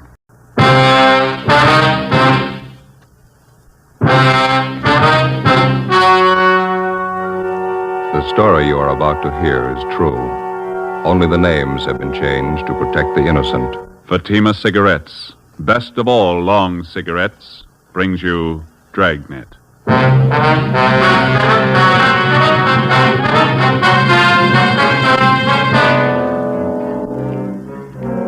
You're a detective sergeant. You're assigned to narcotics detail. A large hospital in your city is held up. $10,000 in high-grade narcotics is stolen. The bandits escape. Your job, get them. If you want a long cigarette, smoke the best of all long cigarettes. Smoke extra mild Fatima. Yes, Fatima is the king-size cigarette which contains the finest Turkish and domestic tobaccos superbly blended to make it extra mild, to give Fatima a much different, much better flavor and aroma than any other long cigarette. That's why Fatima has more than doubled its smokers coast to coast. Enjoy extra mild Fatima yourself. Best of all, long cigarettes. It's wise to smoke extra mild Fatima. It's wise to smoke extra mild Fatima.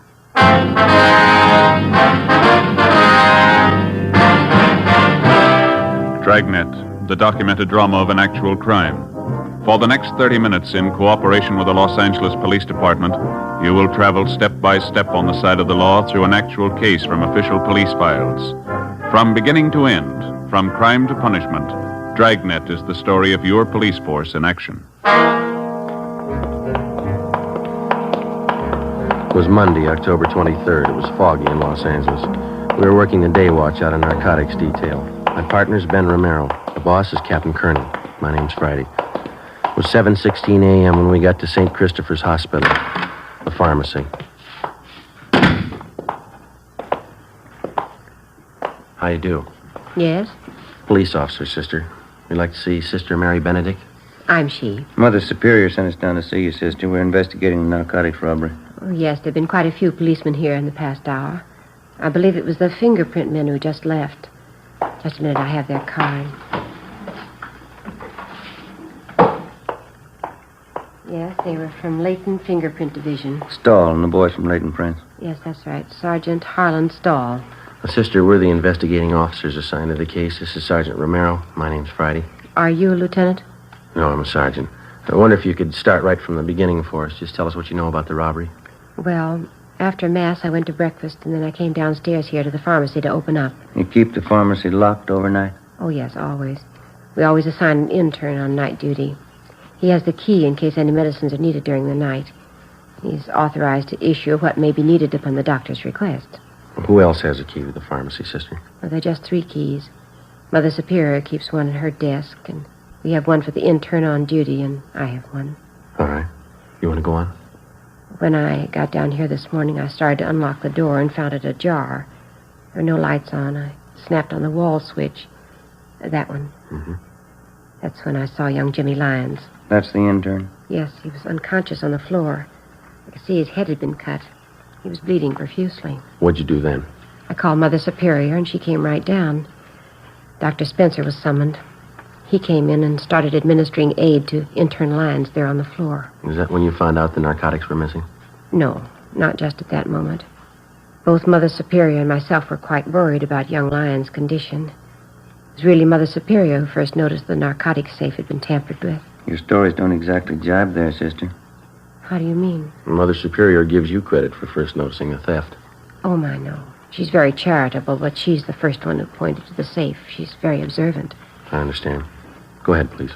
Upon checking the safe, we found that someone had taken our entire store of narcotics. Everything. Is that the safe over there? Yes, that's the narcotic safe. Don't touch that, Mr. Faraday. No? No, never. Nothing is to be touched until the police have completed their investigation. Clues. Well, we're the police, sister. Then, do you have all the clues you need? Well, I wouldn't know, but the men from Latent Fingerprints have dusted everything here, so it's all right to touch things now. That was Mr. Harlan's stall and his men? Yes, that's right. Oh, I didn't know. We understand you have the inventory list. Yes, I have it on my desk.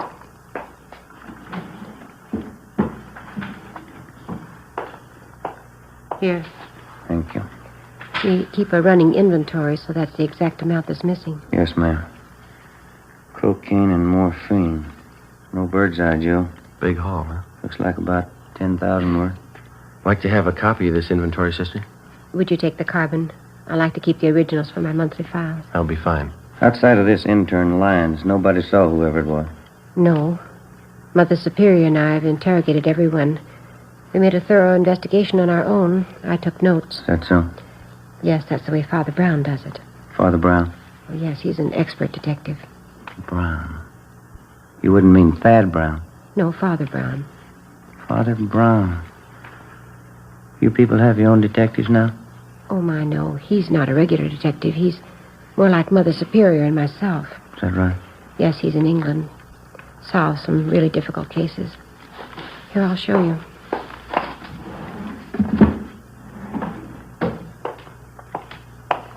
See right here? The Triple Cross, another exciting Father Brown mystery by G.K. Chesterton. Oh. Yes, I've all but one of the Father Brown books. Mother Superior has it. I get it after she finishes. Mm-hmm. What's the condition of the intern? He's resting comfortably. Dr. Spencer says he'll be all right. Had to take 9 stitches in his scalp. We'd like to talk to him. I'm sure that'll be all right. I don't have to tell you, we all think this is a terrible thing. Yes, sister, it is. All those narcotics.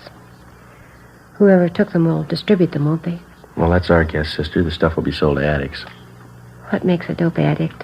How do they get started? Why do they do it? I don't know, sister. I give you a lot of reasons. None of them good. None of them good.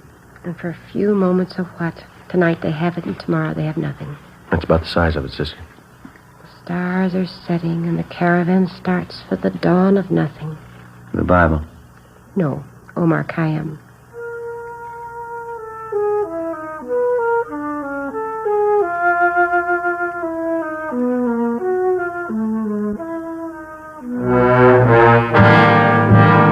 Before we left St. Christopher's Hospital, we talked with intern James Lyons. Since he was slugged from behind, he failed to see his assailant. He could tell us nothing.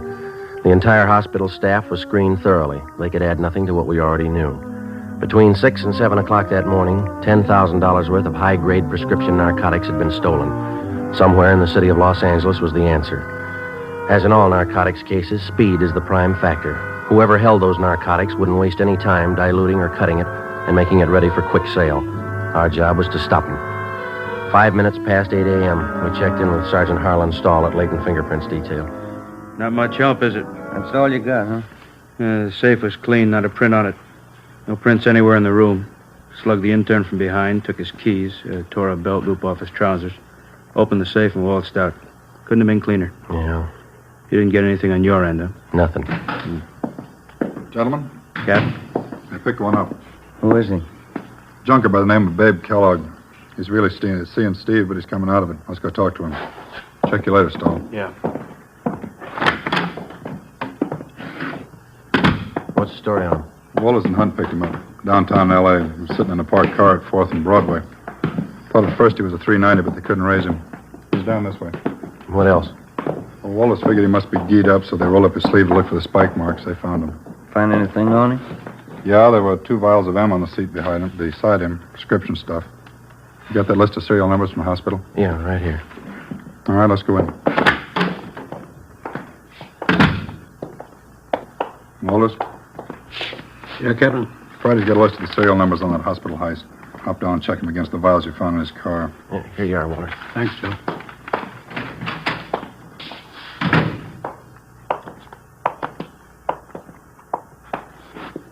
How you feeling, babe? All right. Kellogg, this is Friday and Romero, Central Division. I see him. You want to tell us about it?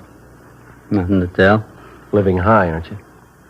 I'm unusual. It's not the way I get it. You're scoring good. Prescription stuff. Birthday present from a friend. Who is it? I want to keep his friendship. Who's your connection, babe? I don't know. You know that morphine we picked out of your car is hot. Isn't all of it? Hospital pharmacy was knocked over this morning. If the numbers on those vials of yours match up, you're in a real jam. No numbers on them? You might as well tell us where you got it. I'm not going to be a Fagin for you. Nobody's asking to be a Fagin, Kellogg. That's high-powered stuff. If we don't get anybody else, it can go hard for you. I'm not going to bite the hand that feeds me. You want to stand it alone on this one, not the idea? I didn't say that. Well, one of us isn't going to go along and hold your hand. How about it? Who's your connection? All right, it isn't going to be a long wait, Kellogg. As soon as Walters gets back with those serial numbers, you can play hero all afternoon. That'll be on the 12th floor of the county jail, babe. You won't have to wait long there either. The minute you put one foot in that courtroom, the judge will throw everything he's got at you. 2 bottles of drugstore stuff? Robbery, Kellogg. $10,000.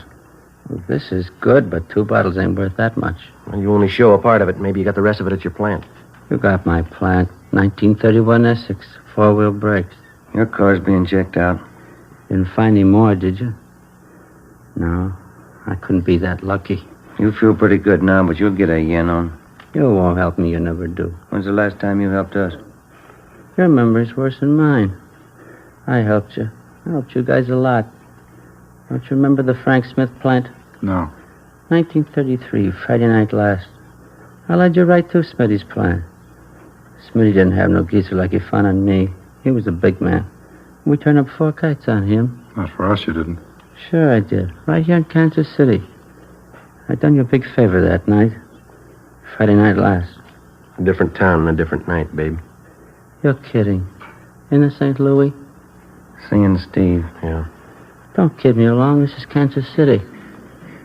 Where is this St. Louis? You're in Los Angeles, babe. Los Angeles, California. You're kidding. Clenard wouldn't do that to me. Who's Clenard? 11th and Baltimore. Hangs out down at the Continental Hotel. That's in Kansas City? Yeah, Marty Clenard. Tough cop. He said to make a hot for me. He didn't want me in KC. Gave me a floater out of town. That's why I came here to St. Louis. You're in Los Angeles, babe. You got it? Los Angeles. Oh, yeah. You told me. Want to step outside a minute? Yeah. Stay with him, Romero. Right. That's it. Checks out, huh? Somebody cut through the serial number stamps on the vials, but you can still make them out. The 2 vials of morphine we found in Kellogg's car were from the hospital pharmacy. Thanks, Wallace. Let's try it again, Friday. Right.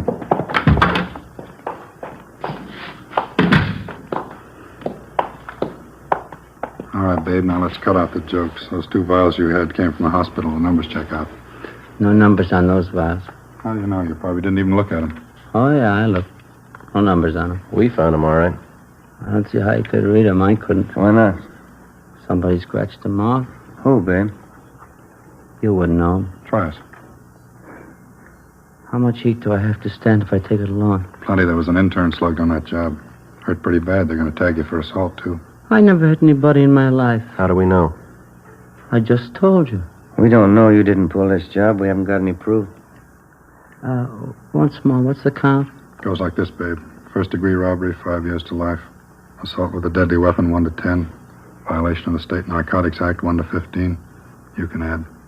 That'll lose you up there. You can get a real yen on by that time. There's no buzzing up at Q. I can't go that route. Where'd you get the stuff? I'd rather be a Fagin than spend 50 years at the joint. You convinced us. Where'd you get it? Anybody turned Fagin before they spend 50 years at Q. No, I can't go that route. Where'd you get it, babe? From some joy popper. Who? I gave him $700. Clean me. Who? Come to me, passing himself off as a croaker. I can spot a guy's been hitting speedballs a mile away. I knew he wasn't any croaker. What was his name? He was scoring good somewhere. Oh, that's Cecil and Mary. Now I know where he got it. Give us his name, babe. He's a bit player in pictures, Leonard Castle. Where is he? Yuma, Arizona. On location. How could he be on location when you bought that stuff from him this morning? Hopped the plane this morning. He was on his way. Leonard Castle. Picture actor, that right? You got it. Run it down. 10 a.m. We checked the name Leonard Castle through R&I. We found nothing. We looked in the phone book and got the number. Garfield 3711, Central Casting. Central Casting? Los Angeles Police Department calling. Yes, sir. Do you have a Leonard Castle registered with you? One moment. Yes, we do. Wonder if you could tell me if he's working. Oh, just a minute. I have his card right here. Yes, he's working. He's doing crime report for Schumann and Kester, independent production. They're shooting over at Soundstages Incorporated. You're working today? Yes, he is. You're sure that company's not on location? No, we have no location showing for that picture. Well, could you give me his call, please? Surely. He had a 9 o'clock call today, stage 3. Did you wish to see Mr. Castle? Yeah, You shouldn't have any trouble locating him over there. we'll find him.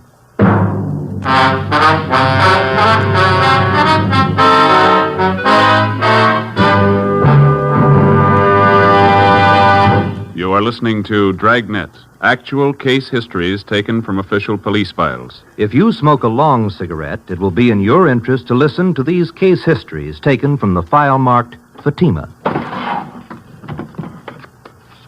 On this card, reporter Lee Silver's statement. I need an extra mild cigarette. No other long cigarette I've tried is as mild as Fatima. Here is Nurse Shirley Gilman's statement. When I go off duty, I appreciate a mild cigarette. Fatimas are extra mild. I can enjoy them more. On this card, the statement by drama critic Richard Watts, Jr. Anyone can tell Fatima contains the finest tobaccos. It's extra mild and has a much better flavor. All agree it's wise to smoke extra mild Fatima.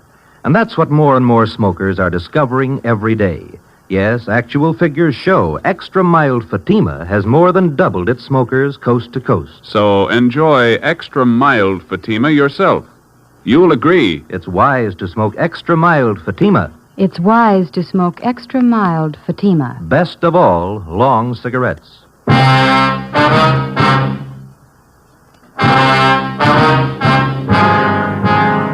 10:30 a.m. Central Casting gave us Leonard Castle's home address, and Detectives Long and Hunt went on immediate stakeout. Ben and I drove out to Soundstages Incorporated and checked in at the reception desk. We showed them our identification. We were issued a pass to Soundstage 3.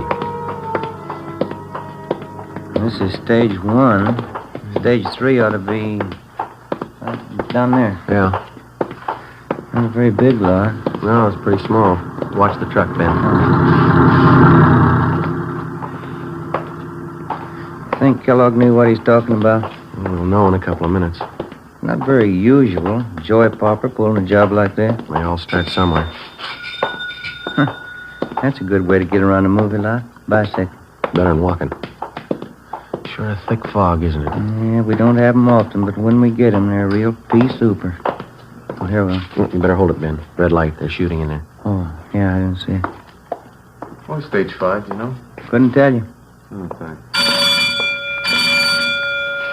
All clear. Let's go in.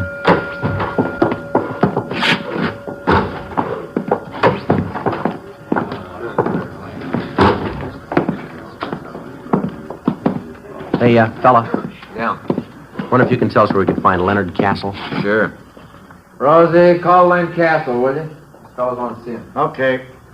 Leonard Castle! Leonard Castle! Guess we can wait over here by the phone, huh? He'll be right here. Yeah, thank you. Thank you. Rosie, you call me? These gentlemen want to see you. Thanks, Rosie. You want to see me? Your name, Leonard Castle? Yeah, that's right. Police officers. Yeah? There's someplace where we can talk. Well, is this all right? I got to stick close. I might be in the next shot. All right. You know a fellow by the name of Babe Kellogg? No? He says he knows you. No, I never heard of him. You sure? Put us on a bell, George. Hold the work. Quiet down, quiet. Have to hold it a minute. They're lining up a shot. Lefty, move that fruit about 1.5 feet to your right. That's it. Hold it right there. Make it a little hotter. Couple of turns. Whoa, whoa. That's got it. Baxter, give me an inky dink right here. Camera left. Harry. No. When Fred Conrad crosses over at the table, can you help me out a little? Can you bring this one down about 2 points on the dimmer? It's done. Time to get that? All ready, Miller. Mr. Conrad? Yes, sir? Take it real easy. Remember, you don't know your sergeant's got a clue until he comes to you with it. All right. You're anticipating a little bit, okay? Mm-hmm. Let's try it. Bob, watch that mic shadow. We're getting it on that wall. Am I out now? Not too much. You come in a little. That's fine. You're clear. All ready? All right, we can try one. Turn them over. Rolling. Speed. Action. All right, Chief. As soon as I get all the clues, I'll be right down. Look what I found this time. Piece of that broken window, huh? That's right. It's plastered with fingerprints. Yeah? We got our man. Cut. Save him. Let's hold it quiet, folks. You never heard of Babe Kellogg, huh? That's right. Where were you at 6 o'clock this morning, Castle? In bed? We got men out to your place checking. What's it all about? Between 6 and 7 o'clock this morning, somebody robbed the pharmacy at St. Christopher's Hospital. They slugged the intern, made off with over $10,000 worth of narcotics. Yeah? If we find you were in bed between 6 and 7, you're clear. Well, I was. Anybody to back up that alibi? The landlady, I guess you'd know. What time she generally get up? Oh, I don't know. Why? She couldn't very well back you up. She was still asleep. Well, she's usually up early. Thought you said you didn't know what time she got up. Well, I mean, I don't usually know. But you knew this morning. No. And you don't know Babe Kellogg. Simmer down, everybody. Let's have it quiet. Line them off. What do you read on that junior, Harry? 9+. Make it a little hotter. A little hotter, Jack. That's it. Whoa. 10+, Steve. That's it. How about it, Steve? Anything. Turn him over. Rolling. Speed. Action. All right, Chief. As soon as I get all the clues, I'll be right in. Look what I found, Jack. Piece of broken window, huh? That's right. It's plastered with prints. Yeah? We got our man. Cut. Jake, you said plastered with prints. The line reads plastered with fingerprints. You gotta say the whole word. They'll never know what you mean in Vancouver. Come here, I want to talk to you. Hold the work. Keep it quiet. That's Millie. He's a tough director, but he's a good one. How long you been doing this kind of work, Castle? Oh, 6, 7 years. What pictures you been in? Oh, I don't think you'd have noticed. They're mostly small parts. What kind of part you got in this picture? I play a cop. What would you like to do? In this picture? No, I mean, what's your ambition? You gonna stay in pictures? Yeah, I'd like to. Like to get a few bigger parts if I could. It's pretty tough to try and sell yourself to a producer if he can't see you on film. Money's pretty good, though, isn't it? Oh, it all depends. It's a different deal on each picture you do. Mm-hmm. You have an agent? No, I did have. Wasn't doing anything for me, so I let him go on. Not represented now. Pretty hard to build any kind of a name without an agent, isn't it? It all depends. If you can keep up a good front, nice car, that's all that counts in this town.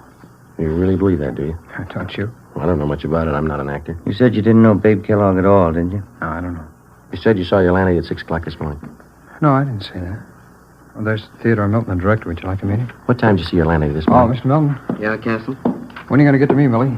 You need me in the shop? No, still on the same thing. Won't get to you till after lunch. Yeah. You can stay with your friends. Okay. What time do they break for lunch, Castle? Well, this company usually breaks around 12:30. It's only 11:15. Maybe we can go outside and talk. The director said he didn't need you. Well, you never want to believe the director. It's always the first assistant. We could check with him, couldn't we? Well, I don't like to do that. I hate to ask any favors. Said he wasn't going to use you till after lunch. Well, it isn't a good policy to bother the first assistant. Well, it's probably better in here anyway. I didn't see any place to sit down outside. Unless you have a car in the lot. Do you have a car? No, I don't. But you told us you had a car. No, I didn't tell you that, did I? Well, you said something about keeping up a good front, nice car. Isn't that what you said? Oh, sure, I have a car. I don't know what I was thinking about. Yeah, I have a car. Mm-hmm. I thought you said you had a car. Well, I tell you, this picture act will drive you crazy. I don't know what I'm saying half the time. Maybe you made a mistake about Babe Kellogg. Do you know him? No, I'm sure about that. I don't know any Babe Carson. Kellogg. You're Kellogg, you know. I don't know him. Would you mind showing us your wallet? Well, what for? You want to see my identification? Can we see the wallet, please? All right. Here you go. No, you hold it. Would you open it up? Okay. Quiet, please. All right, Steve. Yeah, okay. Turn him. Rolling. Speed. All right. Nice and easy now. Fingerprints, Jake. Right. Action. All right, Chief. As soon as I get all the clues, I'll be right in. Look what I found, Tom. Piece of broken window, huh? That's right. It's plastered with fingerprints. Yeah? We got our man. Cut. Save him. No talking, folks. Let's see how much money you got in your wallet, Castle. No, you hold it. Just count it for us. Oh, there it is. What about the rest of it in there? All right, I didn't see it. All right, count it. Just a few hundred here. Count it. All right. See. Well, I can see 450s right there on top. That's 200, isn't it? Yeah. It's 300, 400, 450. Yeah, go on. I didn't know I had this much. That's 250 more. That makes 700, doesn't it? It's more than I thought I had. There's 2 more 10s and a 5 there. That's $725, Castle. Yeah. Doing pretty well on this picture, aren't you? It's not all picture money. All right, you can put your wallet away. Thanks. If you didn't make this money on the picture, where'd you get it? Played a little cards last night. Play pretty late? Yeah, pretty late. Weren't you tired this morning? No. Not even when you got up at 6? Did I say I got up at 6? Now, listen, Castle. You don't know what you said, but one thing's sure, you're lying to us. You know Babe Kellogg, and you know him well enough to sell him 2 vials of high-grade morphine. Oh, you're wrong about that. All right, then you set us straight. Kellogg says he paid you $700 for this stuff. You got over $700 in your wallet. That's more than you need for lunch money. Now, this could be a coincidence. You set us straight. Well, you're wrong. Where'd you get the money? Turn him. Rolling. Speed. Action. All right, Chief. As soon as I get all the clues, I'll be right in. Look what I found, Tom. Piece of broken window, huh? That's right. That's plastic with fingerprints. Yeah? We got our man. Cut. All right, once more. Where'd you get the money, Castle? I told you I played cards. It won't do. Got the keys to your car? I can't leave. We'll get you excused. We want to look at your car. No, don't do that. All right, then. Do you know Babe Kellogg? I don't know. Turn him. Rolling. Speed. Action. All right, Chief. As soon as I get all the clues, I'll be right in. Look what I found. Piece of broken window, huh? That's right. That's plastic with fingerprints. Yeah? We got our man. Cut. Print it. Hold it for Lily. Do you know Babe Kellogg? Yes. Yes, I know him. I know it. You robbed that hospital this morning. I needed it. I needed the money. I had to have it. I owed money. They were going to take my car. I was broke. What else could I do? I was sick once. I stayed at St. Christopher's. I knew where they kept the drugs. I knew if I could get them, I could make some fast money. I didn't mean to hit the kid. I couldn't let him see me. He didn't have to be there, did he? He didn't have to be there. I sold old Babe the stuff, and the rest is in the car under the seat. I needed the money. I was broke. I was broke. Better get him out of here, Ben. Mm-hmm. Come on, Castle. That was a great reading. My name's Milton. I'm directing this picture. You the boy's agent? No, sir. Never heard him read better. Funny thing, no? Yeah? In front of the camera, he goes to the dogs.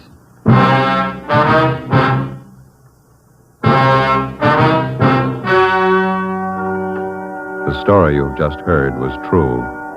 Only the names were changed to protect the innocent. On January 28th, trial was held in Superior Court, Department 91, City and County of Los Angeles, State of California. In a moment, the results of that trial. And now here is our star, Jack Webb. Thank you. The working detective in reaching the solution of a crime depends on the combined efforts of many minds and many hands. The crime lab, state and federal peace officers, and you, the citizen. And so with Fatima. The combined efforts of many go into their blending and manufacture. Skilled hands, working with the finest Turkish and domestic tobaccos, make Fatima extra mild, best of all long cigarettes. If you're a long cigarette smoker like I am, try Fatima. Every pack is extra mild. Smoke Fatima. Ladies and gentlemen, starting Thursday, August 24th, that's 2 weeks from tonight, Dragnet will be heard 1 hour earlier at 9 p.m. Eastern Daylight Saving Time.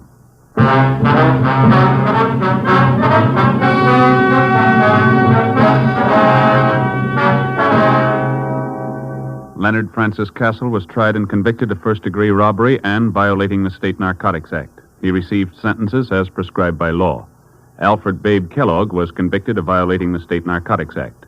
Both men are now serving their terms in the state penitentiary.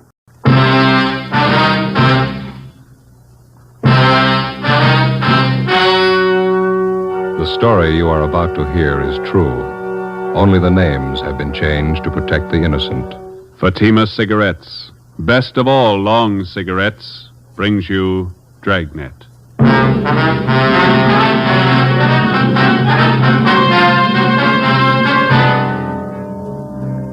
You're a detective sergeant.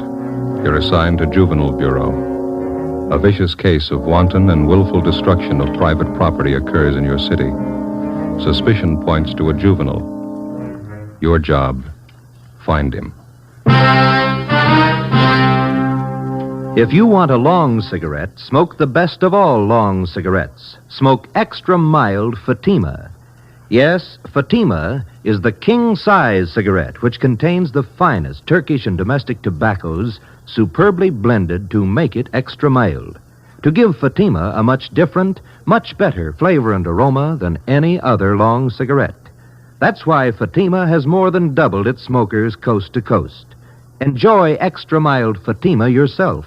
Best of all, long cigarettes. It's wise to smoke extra mild Fatima. It's wise to smoke extra mild Fatima.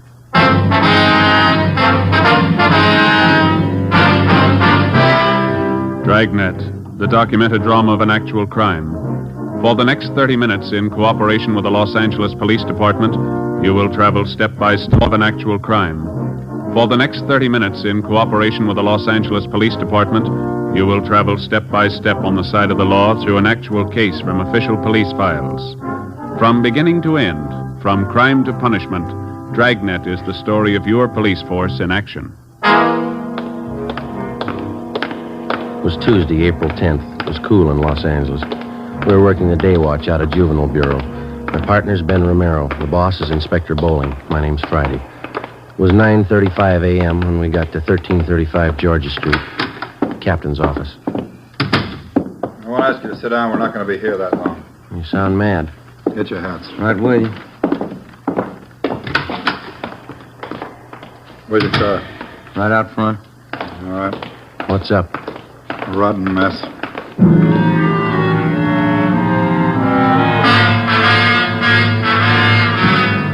We got in the car and drove south on Figueroa till we got to West 103rd Street.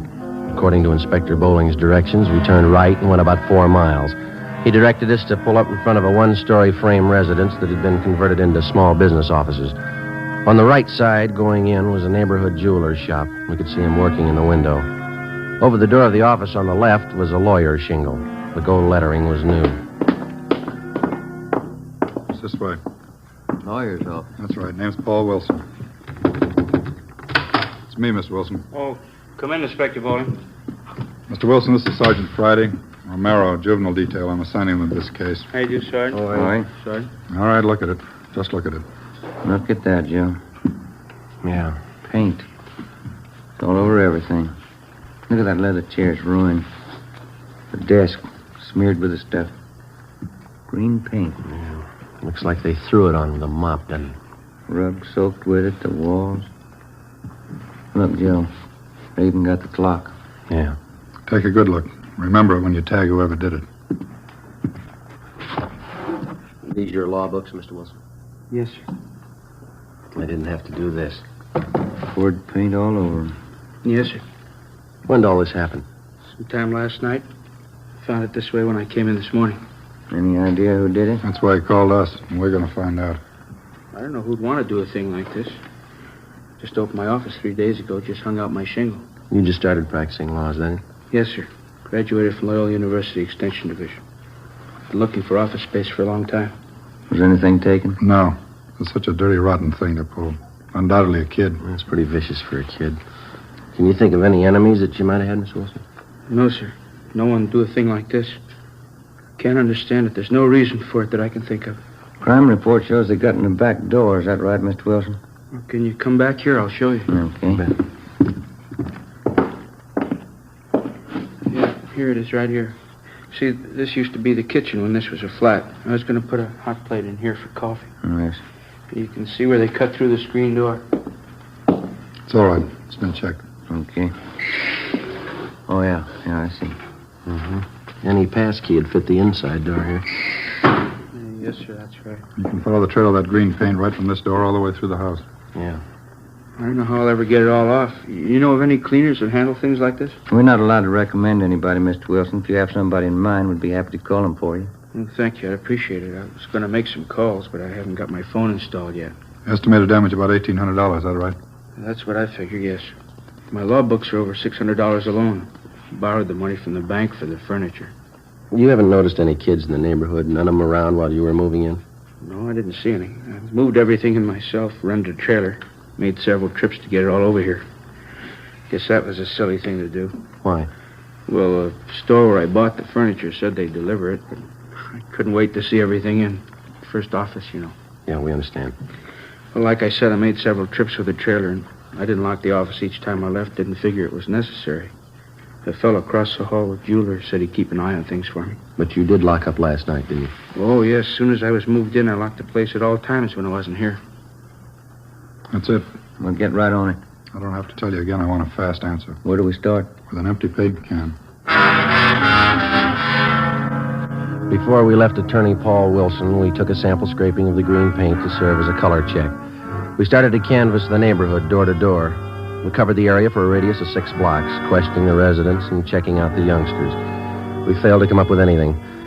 We figured another good angle was to try the schools in the area. We checked on the students who had been in any kind of trouble involving malicious pranks. We had the principals line their students up. We looked them all over thoroughly for any evidences of paint of any kind on their person or on their clothing. The few leads we found led nowhere. After a week without success, we went back and rechecked the neighborhood, the paint stores, to see if anyone had bought any green paint, anyone they might have forgotten to tell us about the first time through. No leads.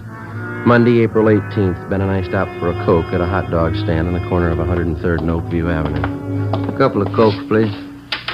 You want to help yourselves, huh? Yeah, okay. Here's one. I don't see any more. There's one lying on the side. No, over there by the grape. Oh, yeah. Let me get it for you. Oh, thanks. Here you are. Good.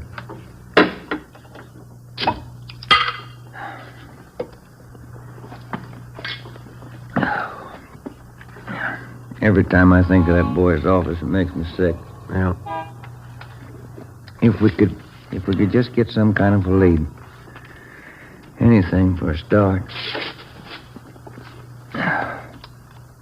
Pardon me. I'd be satisfied. There's nothing to work on. It's like stabbing in the dark. Joe. Yeah? Look down the street there. Hmm? This is tin can day. Everybody's got them set out in front of their houses. It's worth a try, isn't it? Let's try a place across the street and then work down the block. All right.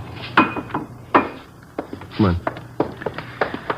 I had a cousin move down from San Francisco. It took him almost a year to get used to this tin can system here in L.A. Is that so? Yeah, up there they throw everything into one garbage can. Tin cans, no. Oh, I didn't know that. Yeah, sure. Tabs, my cousin, never could get used to putting the cans out. The backyard was full of them before his wife reminded him to put them out. Yeah. Garbage kind of piled up, too. They wouldn't pick it up with the tin cans in it. Yeah. You want to check these here? I'll get all this right. bunch here. Okay. Don't see any paint cans. No, none here either. How about those down there? Okay. Let's go. I'll get this box. Wonder if this is any good. What's that? Prune juice. See a lot of empty bottles. Any paint cans? No. Let's go. That's the way it went. Block after block, house after house. We covered 5 blocks, checking the containers full of empty tin cans. Found a few paint cans, none of them the right color, or any combinations that would go together to make the right color. It was a tiring job, but we figured it was at least a place to start. Sure a lot of cans here. There must be a new bride, huh? I don't know. Did you find anything? No, not yet. How about this? Huh? This one. 1 gallon can. Green. Let's ask.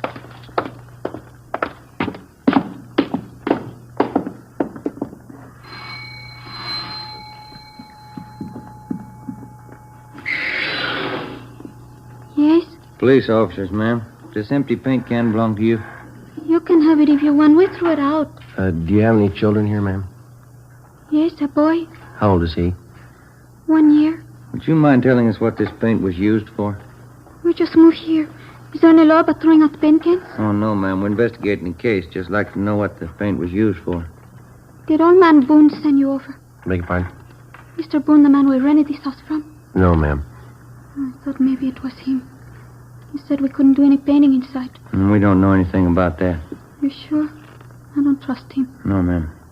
You say the paint was used to redecorate? Yes, come in, I'll show you. Thank you.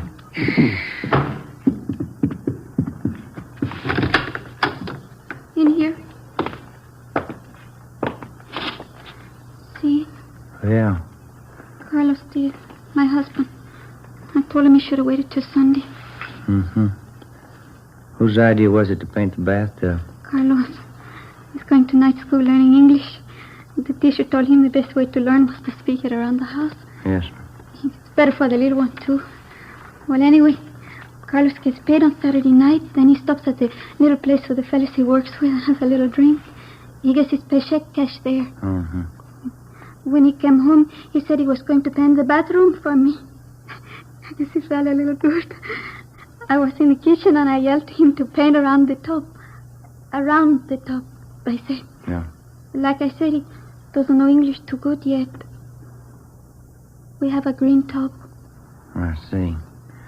Well, thank you. He's going to clean the tub next Saturday. We use the shower.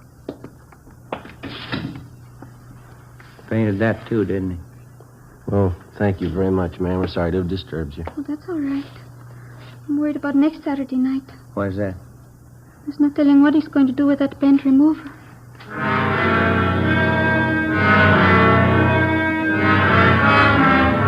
4:30 p.m. We were no closer to finding out who spread that paint around a turn of the attorney's office than when we started. We continued checking the neighborhood, but we found nothing. A few minutes before 5, we got a call to check back in with Inspector Bowling.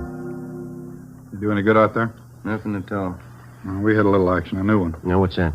Came in about an hour ago. Somebody poured kerosene on 3 palm trees and set them on fire. 3 trees, 3 different blocks. Yeah?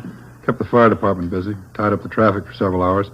I've sent additional juvenile cars out there to cover happened in the same general area as the paint job. Any leads? No. Anyone who would smear paint over an office might set a palm tree on fire. Same type of gag, malicious mischief. Think there's a connection between the two? Well, it's anybody's guess. Paint routine's a new one, so's the palm trees.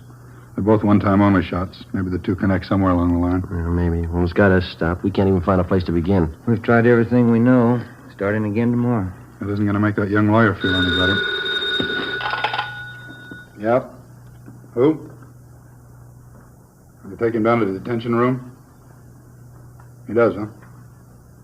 All right, I'll see him. Yeah, right now. 16-year-old boy out there says he's got to see me. Would you like to talk to him alone? No, it's all right. You stay. Come in. You the chief? My name's Bowling, Juvenile Bureau, yeah. Could I talk to you alone? Well, these officers work with me. Can you talk in front of them, son? I guess so. Well, come on over here. You want to sit down, son? I'd rather stand if it's okay. All right, what's on your mind? I want to confess. What do you want to confess, son? I murdered somebody.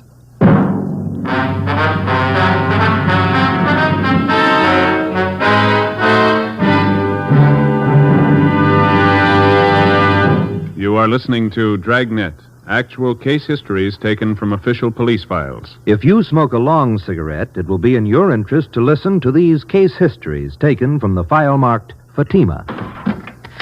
On this card, reporter Lee Silver's statement. I need an extra mild cigarette. No other long cigarette I've tried is as mild as Fatima. Here's Nurse Shirley Gelman's statement. When I go off duty, I appreciate a mild cigarette. Fatimas are extra mild. I can enjoy them more. On this card, the statement by drama critic Richard Watts, Jr. Anyone can tell Fatima contains the finest tobaccos. It's extra mild, has a much better flavor. All agree it's wise to smoke extra mild Fatima, and that's what more and more smokers are discovering every day. Yes, actual figures show extra mild Fatima has more than doubled its smokers coast to coast. So enjoy extra mild Fatima yourself. You'll agree. It's wise to smoke extra mild Fatima. It's wise to smoke extra mild Fatima. Best of all, long cigarettes. Next week, Thursday, August 24th, Dragnet will be heard 1 hour earlier at 9 p.m. Eastern Daylight Saving Time.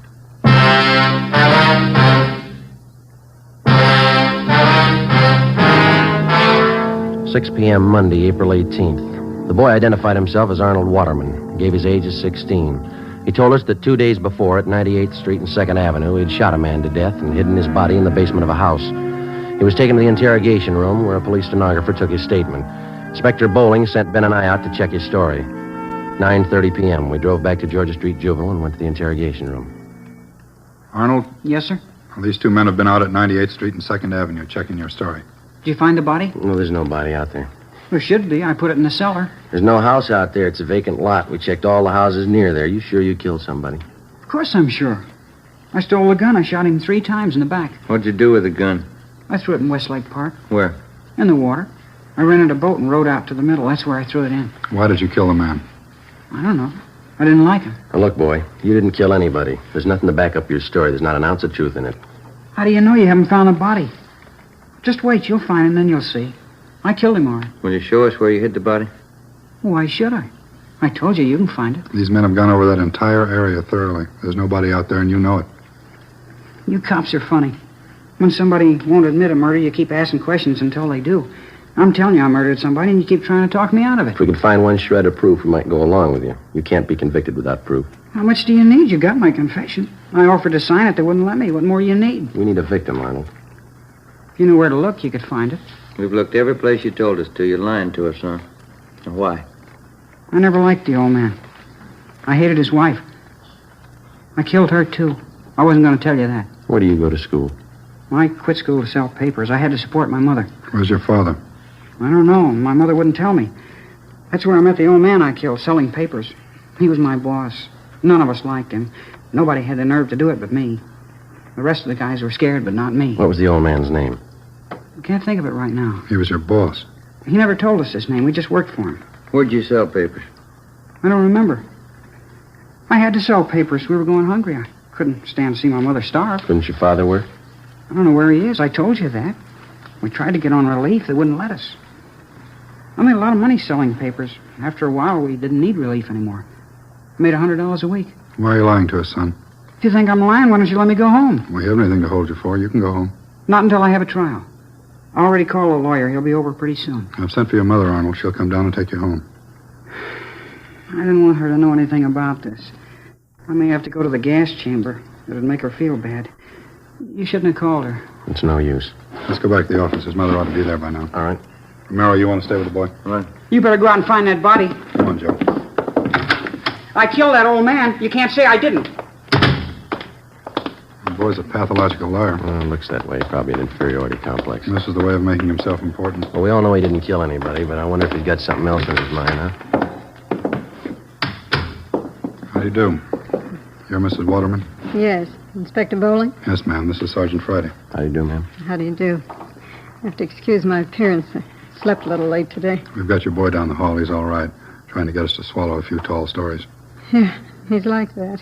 What did he tell you? He tried to give us a story about killing somebody. Well, I'm not surprised. This isn't the first time. I'll never understand that kid. Has your boy ever been in an institution, Mrs. Waterman? No, he's not bad. He just likes to lie all the time. He's an awful liar.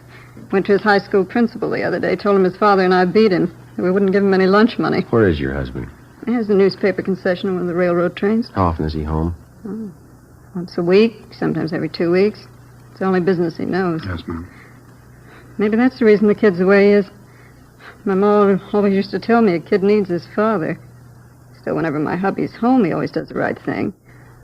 Arnold started telling these lies a long time ago, and ever since, when his father found out, he catches it. How do you mean? Good strapping. That's all a kid like him understands. His father knows how to handle him. Whenever he lies, he takes the strap to him. You think that's the best way to handle it? Don't you? Well, you know what you're doing, Mrs. Waterman. He's your son. But if you wouldn't mind a little advice, do you mind my telling you? No, not at all. Well, that boy needs care, and he needs it bad. A strap's not the answer. He needs attention, good supervision, and a lot of companionship. I'm not conducting a class in child psychology, but care for that boy of yours. Care for him before the state has to. It's just those stories of his. That's what's wrong with him. Came home the other night with the wildest tale I ever heard. Yes, ma'am. Said he threw green paint all over somebody's office. Ben and I drove out to the Waterman home. We checked through the boy's belongings. His mother showed us his room. In his closet, we found a pair of corduroy trousers, a white T-shirt, and other articles of his clothing spattered with the same shade of green paint that had been found in the office and furnishings of attorney Paul Wilson. We asked Ms. Waterman where her son Arnold was on Sunday night, April 9th, the night that the office had been broken into and smeared with paint. She told us she didn't know, but that he came home that night with paint on his clothing. Ben and I went back to the office where we filed an application for a petition and detention, Section 700 sub M WIC, malicious mischief, 1 count. 2 days later, in juvenile court, the calendar was called. Arnold Waterman's name was first on the list. The judge, the subject, and all those concerned in the case retired to the judge's private chambers. Ben and I, Arnold Waterman, and his mother.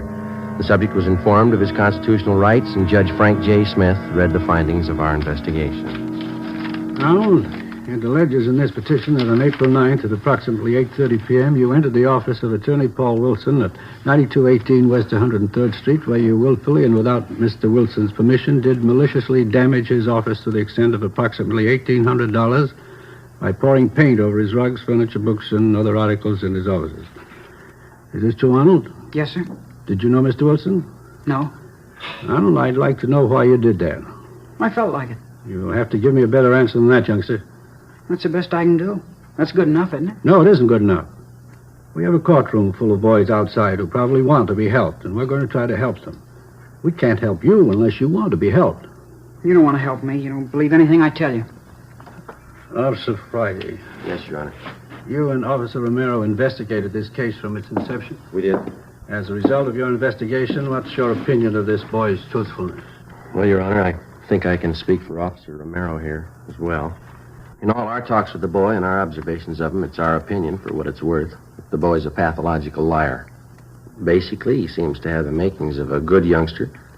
His environment's bad. Seems to have very little, if any, parental guidance. Tells lies, Your Honor. Lots of them. That seems to be everyone's opinion. It's not mine.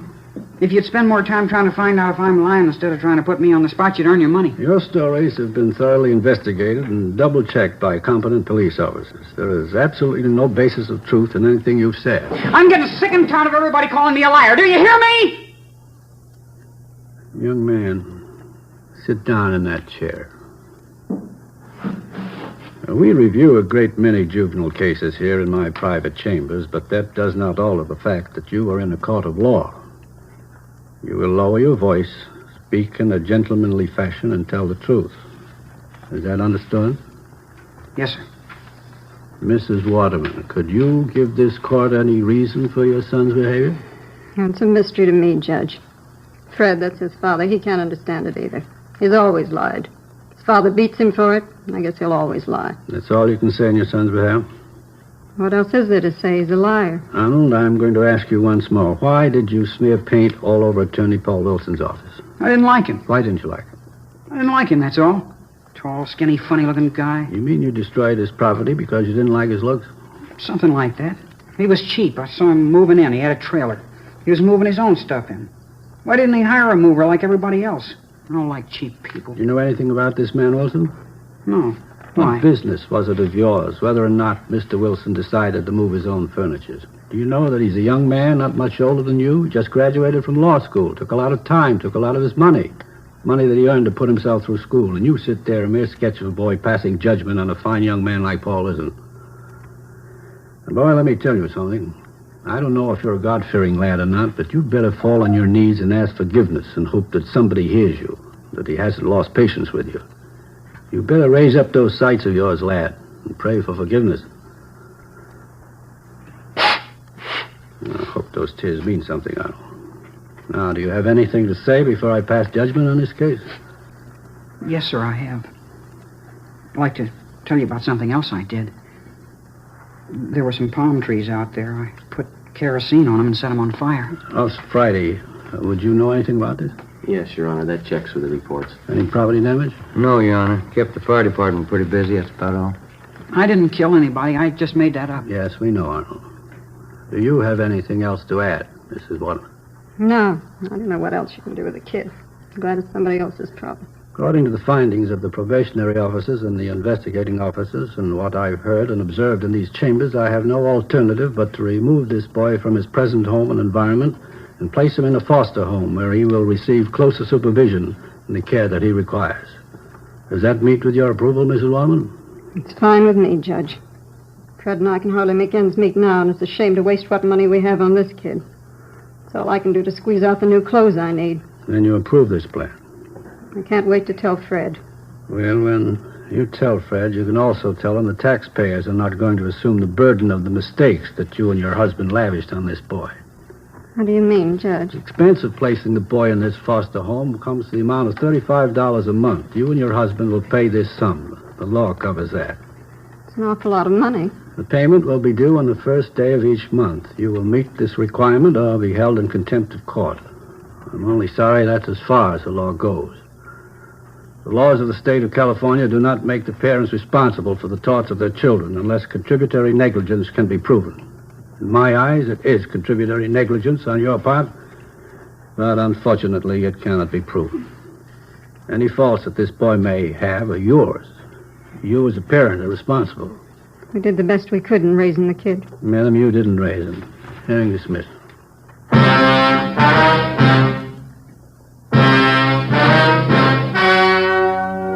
The story you have just heard was true. Only the names were changed to protect the innocent. On April 18th, the hearing was held in the private chambers of Judge Frank J. Smith, Juvenile Court, City and County of Los Angeles, State of California. You have just heard the results of that hearing.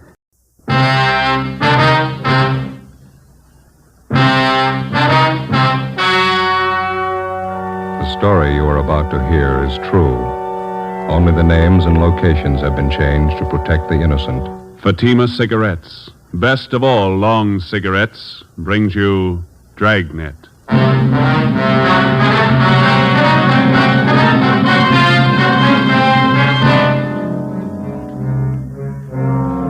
You're a detective sergeant. You're assigned to homicide detail. You answer an early morning call. A police officer on patrol duty disappears. Any attempt to contact him by car radio fails. Your job, find him. If you want a long cigarette, smoke the best of all long cigarettes. Smoke extra mild Fatima. Yes, Fatima is the king-size cigarette, which contains the finest Turkish and domestic tobaccos, superbly blended to make it extra mild, to give Fatima a much different, much better flavor and aroma than any other long cigarette. That's why Fatima has more than doubled its smokers coast to coast. Enjoy extra mild Fatima yourself. Best of all, long cigarettes. It's wise to smoke extra mild Fatima. It's wise to smoke extra mild Fatima.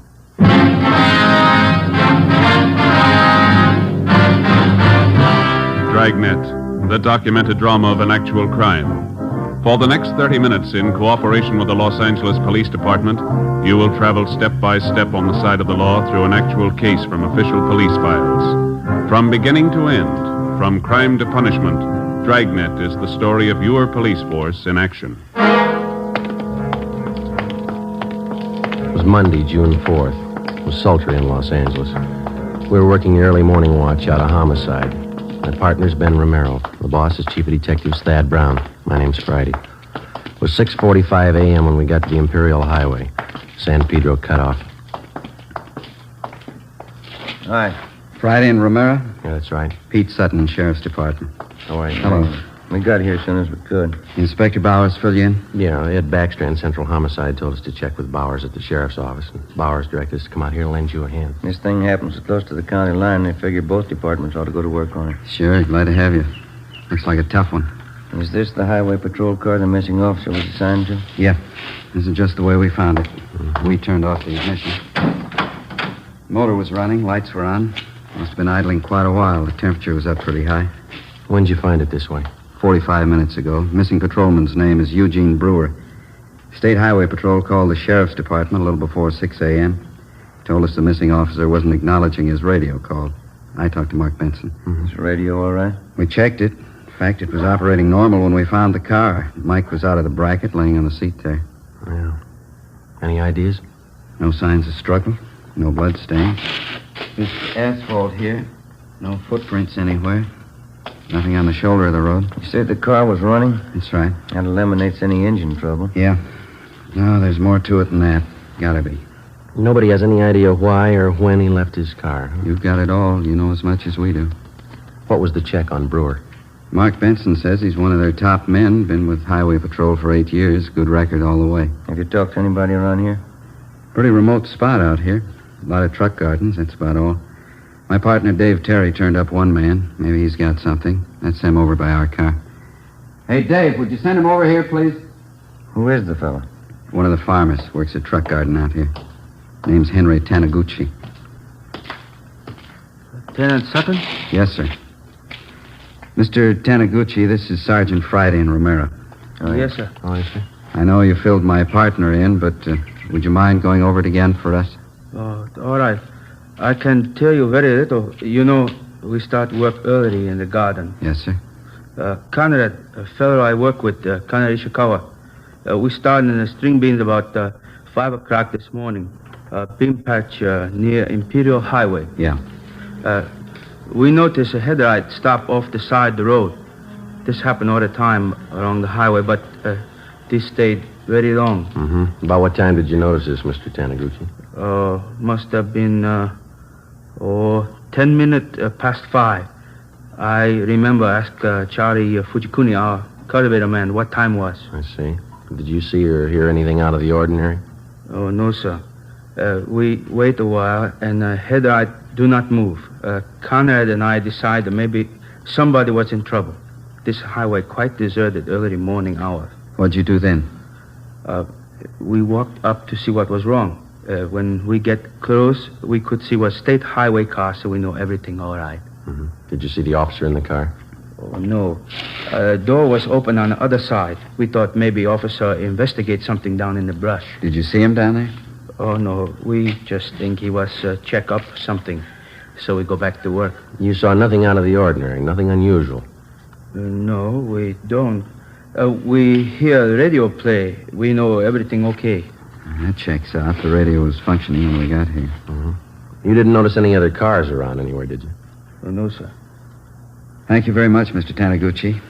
Here's my card. Appreciate it. If you think of anything else, please let us know. Oh, yes, sir, I will. What happened to officer in this car? We don't know. Oh, he's all right.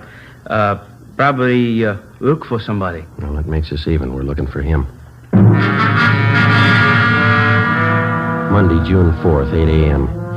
According to our instructions, we headed back to the Hall of Justice to check in with Inspector Gordon Bowers and Captain Garner Brown of the Sheriff's Department. They were coordinating the search for the missing highway patrolman, Eugene Brewer. Inspector Ed Backstrand, Central Homicide, was helping out. To the peace officer, cooperation with all branches of the various law enforcement agencies is essential. Each man on the force knows the value of a coordinated effort. He knows that without the aid of the many divisions of law enforcing bodies in his city and county, the task of maintaining law and order would be a total failure. The local officer depends on the men in the federal, state, and county departments as they depend on him. Without this coordination, no one department could survive. 8:25 a.m., we met with Inspector Bowers and Ed Backstrand in the sheriff's office. Nothing, huh? Nobody saw him. If somebody did, we haven't found him, Inspector Bauer. We both figured the only thing to do was to ask for cooperation of the newspapers. We got it. Pretty good layout, huh? There's stories in every morning edition in town. They're running a picture and full description of the missing patrolman. Well, we talked to everybody we could find in the general area out there. We worked 2 hours at it. The spot where the patrol car was found is pretty remote. A couple of gas stations, some vegetable gardens. We told you about the Taniguchi fellow. Checked all his friends that worked with him. They couldn't add anything. Maybe the newspapers will turn up something. I sent a special detail out there to fan out and search the entire area, 5 square miles. Yeah, it'll take time. There's nothing else we can do. No, there's nothing more we can do. There's nothing anybody can do until we can show them the patrol cars how to carry 2 men. Nobody seems to be able to do anything about it. Yeah, maybe they will now. Sending one officer out in a patrol car is like trying to run a trolley line with one man. How many cases can you remember in our department? Ed Dudman pulled the car over in Dogtown at 3 o'clock one morning. I remember. Driver turned out to be a guy with a record. Dudman couldn't know that. While he was making out the traffic ticket, the guy shot him down in the street. Dudman died before he could get help. Yeah, we do a lot of griping in the detective division, but those men in the patrol cars and the motorcycle boys, they get the dirty end of the deal for sure. You bet they do. When a detective is sent out on a job, he knows who he's after, what he looks like, what he can expect when he finds him. The boys in the patrol cars answer a call, a 390, a 415, a 507. Sure, we know what they're supposed to be, but how often do they turn out that way? Prowler, a peeping Tom? How many times do they have a gun in their pocket? How many cops do they kill every year? We've all been through it. We know what it is.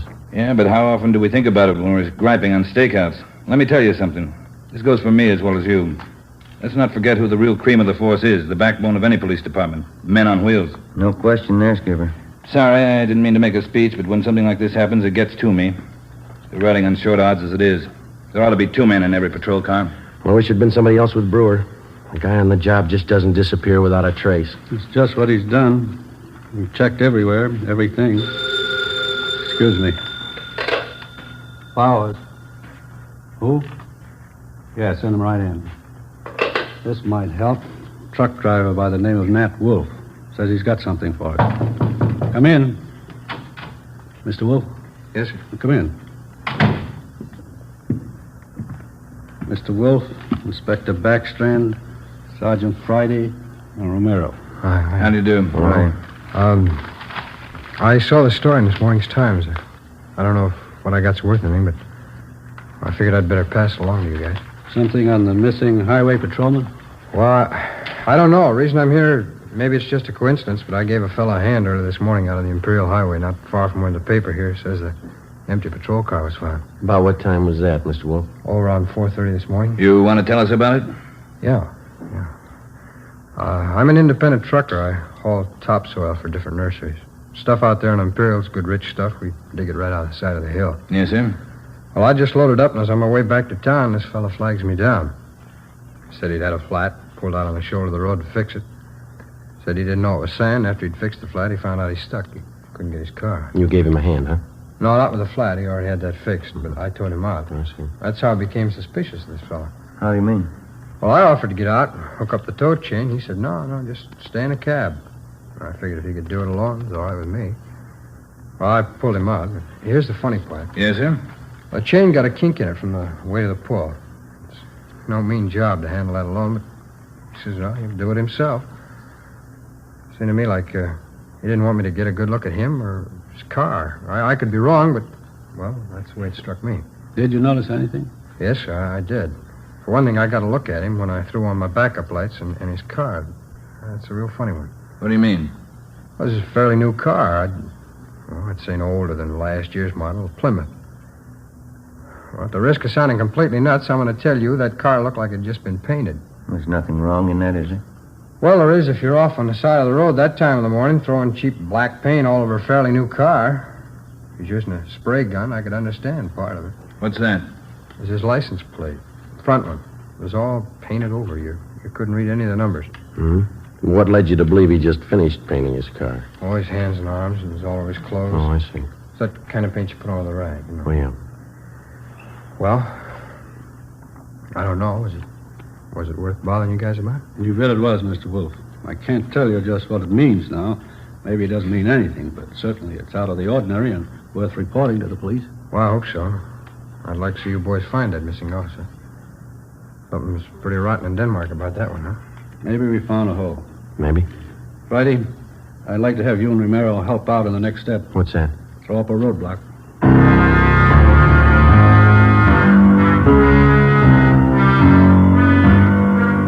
10:30 a.m. Before we left the sheriff's office, the truck driver, Nat Wolf, gave Inspector Bowers a description of the man in the Plymouth sedan. Together with Lieutenant Pete Sutton and Dave Terry, we drove to the Imperial Highway. Nat Wolf showed us the spot beside the road where he towed the man. The area was checked, and sample scrapings of the black paint were taken. There was no chance of taking a tire impression because of the loose sand in the area. All physical evidence was taken back to the crime lab for analysis. Nat Wolf returned to the office to check through mug books for possible identification of the man he helped out.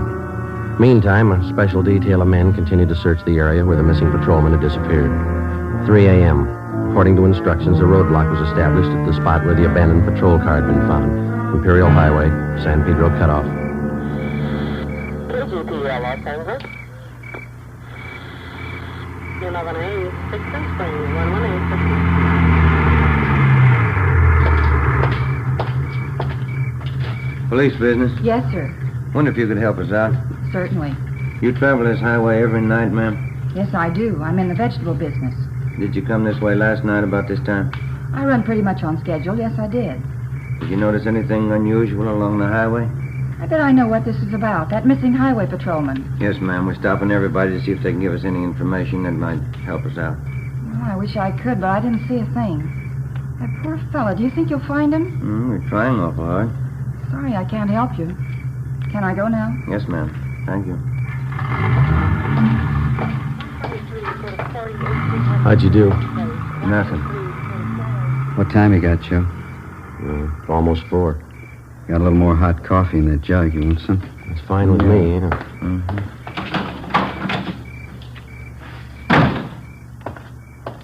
Here we are. Cups in the lid here. Ben, Joe? Thanks a lot. Watch your fingers. It's hot. Yeah.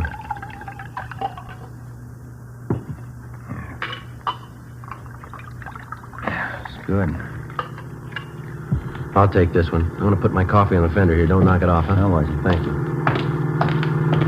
Hey, wait a minute. Wait a minute, fella. Can you see my light?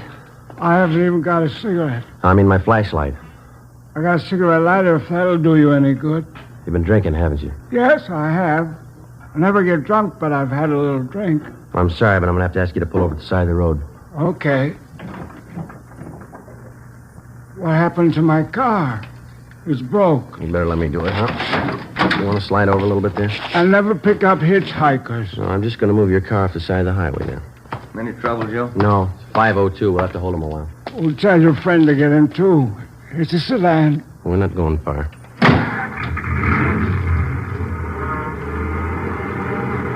Where are we going? Right here. Is this the road to Pismo Beach? No, sir, not this one. Well, that dirty little Ernie, he lied again. He hates clams. What's that? I've been trying for 5 months to get to Pismo Beach for a bowl of clam chowder. I haven't made it yet. All right, you just sit here a while and sober up, will you? I'm going to hold on to your keys. I'll give them back to you. You haven't got a bottle in the car, have you? No, I never drink and drive. Alcohol and gasoline do not mix. Yeah. You drive this road every night? Every night. And he keeps telling me to take me to Pismo Beach. I love clams. You just sit here and sober up. Happy drunk? Yeah, he's too drunk to drive. Yeah, getting along towards daylight. Where'd I put my coffee? Oh, I put it over here, Joe. Afraid we knocked it off. Oh, thanks. This one's mine. Okay. You seem to come in bunches. You get 2 or 3, and then you wait for an hour. You know, they don't use this highway much since they put that alternate, you know. Police business. Yes, sir? You travel this highway every night about this time? Once in a while. Haven't been over this way in a week. You didn't drive this way last night? No, sir, I didn't. Anything the matter? Routine check. Thank you very much. You can go on. Nothing. Yeah. Well, looks like a hopeless job, doesn't it? Business is picking up. Here comes another one. Looks like one of your sheriff's cars, Pete. Yeah. Reynolds, homicide. Pete Sutton? Yeah, Reynolds. You can pack up. They found him. Is he all right? 2 bullet holes in the back of his head.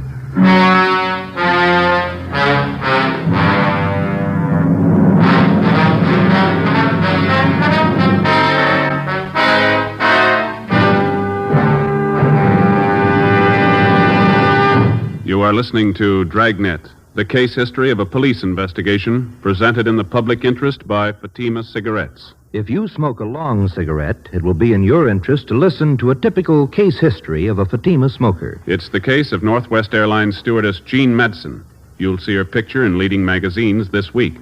Now, her actual signed statement. There's one thing I really look forward to after a long flight, a good, mild smoke. That's why I prefer king-size Fatima. It's milder than any other long cigarette I've tried. Yes, I agree. It's wise to smoke extra mild Fatima. And so do more and more smokers every day. Actual figures show extra mild Fatima has more than doubled its smokers coast to coast. So enjoy extra mild Fatima yourself. The king-size cigarette, which contains the finest Turkish and domestic tobaccos, superbly blended to make it extra mild. You will prefer Fatima's much different, much better flavor and aroma. You will agree. It's wise to smoke extra mild Fatima. It's wise to smoke extra mild Fatima. Best of all, long cigarettes. 5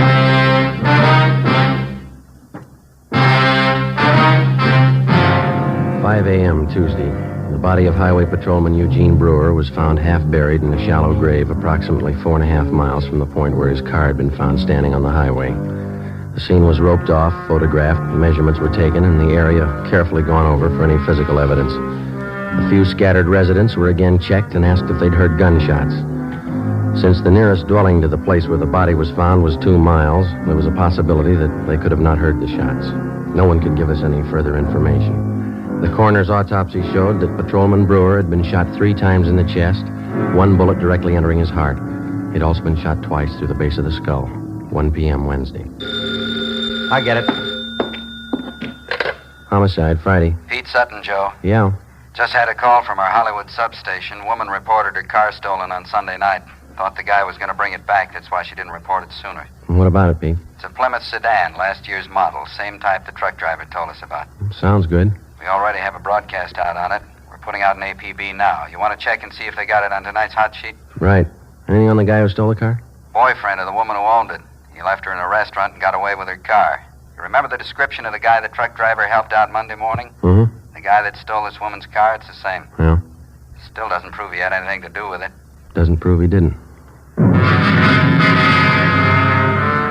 Together with Pete Sutton and Dave Terry from the sheriff's office, we drove out and interviewed the woman whose car had been stolen. She told us that the man who had taken her car had also been seen in the company of one of her girlfriends, a Miss Helen Farrell, who worked as a cashier at a Hollywood theater. The Farrell girl identified the man as Mike Lapino, and she gave us a snapshot of him. She also gave us his last known address. We had no actual tie-in between the theft of the woman's car and the murder of Patrolman Eugene Brewer, but the circumstantial evidence made it at least worth checking out. The only car known to have been in the vicinity the morning of the murder was the car the truck driver, Nat Wolf, had reported. The same make and model car had been stolen the night before the killing. The general descriptions of the man from 2 different people tallied closely. We figured before we'd pass this lead by, we'd check it out all the way. 4 p.m. Wednesday. We met with Inspector Bowers at the sheriff's office. We checked this Lapino's apartment, found a shirt and a pair of pants. Black paint on both of them. I sent for that truck driver, Nat Wolf, to identify this picture here. You find anything else in the apartment? Well, this address book, there's no local places in it. They're all Las Vegas, Nevada addresses. That's it, huh? Yeah. What'd you get from the record bureau on the guy? The I Bureau pulled the package on him. That is Mama sheet. Thank you. Mike Lapino. Spent some time at San Quentin. Armed robbery, grand theft auto, assault. Pretty good record. We're still not positive he had anything to do with the Brewer killing, but he's had the training for it. Yeah? Send him right in. Nat Wolf. Mm-hmm. Come in, Mr. Wolf. Thanks. A dirty shame about that boy. I read about it in the papers. Yeah. Got a photograph we'd like you to look at, Mr. Wolf. You bet. Yeah, that's the man. You're sure? Sure. No mistake. Hey, why do you suppose he was painting that car at 4 o'clock in the morning? Maybe that's what that patrolman wanted to know.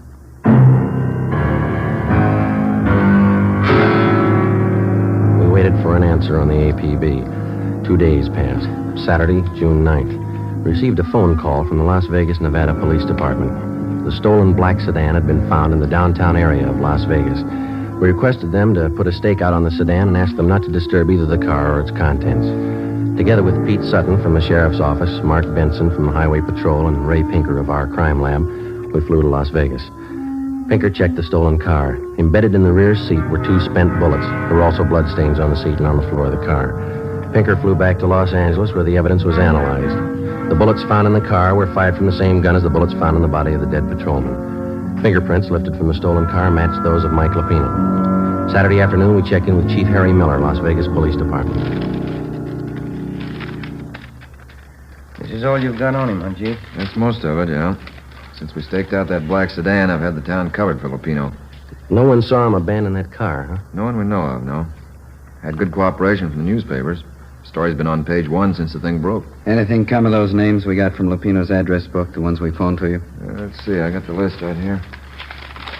Yeah, here we are. These are the ones my men have checked out already. George Connolly, nothing there. Harry Carlson, he and his wife have been checked out. Nothing there. William Spencer, nothing in his place. We've got them all staked out. That leaves 2 to go, huh? That's right. We're checking the last 2 now. Nothing from the railroad stations, the airlines? They've been covered ever since we got your phone call. Yeah, I could be wrong, but I think your man's still here in town. Any reports on him? A couple of wild ones, nothing definite. Checked him out. Had one this morning from a dealer at one of the clubs downtown. About 10:30 this morning, he saw Lupino playing the 2-bit slot machine. We showed him his mugshot. He swears it's the guy. Well, all we can do now is sweat it out, huh? My men have covered everything. I don't know what else we can do. Yeah. Excuse me. Sure. Chief Miller. Yeah? You sure it's him? No, don't try to handle it alone. Keep the place covered the best you can. We'll be right out. They found him. 2 Las Vegas detectives named Billings and Vance answered a phone tip from a groceryman in the east end of town. He said a man had been buying groceries from him for the past 2 days and lived in the apartment house above the store. The 2 detectives showed the groceryman Lupino's mugshot. He gave a positive identification. They then checked with the apartment house manager. After looking at the mugshot, he identified Lupino as the tenant in apartment 10B. Detectives Billings and Vance staked out the place until our arrival with enough men to cover the area.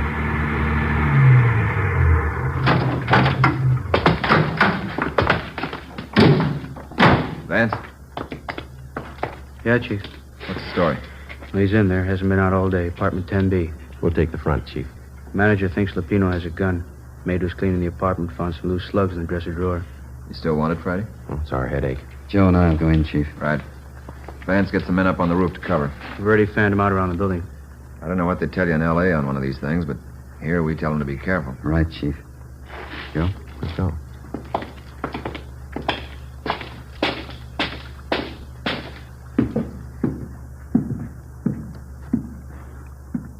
On the second floor. Yeah, let's take the stairs here. All right.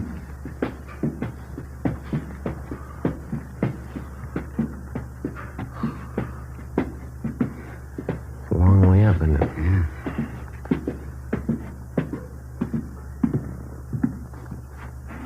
This way.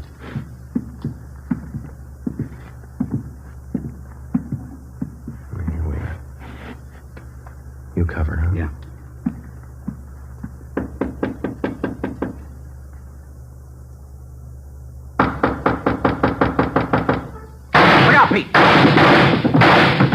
Shot right through the door. Yeah, he's got 2 left. Unless he's got another gun. Now, let's take him. One good kick ought to get the lock. Right. Just a minute. Let's go, Pete. Watch it! I got it! Watch that gun, will you? Drop it! Lupino!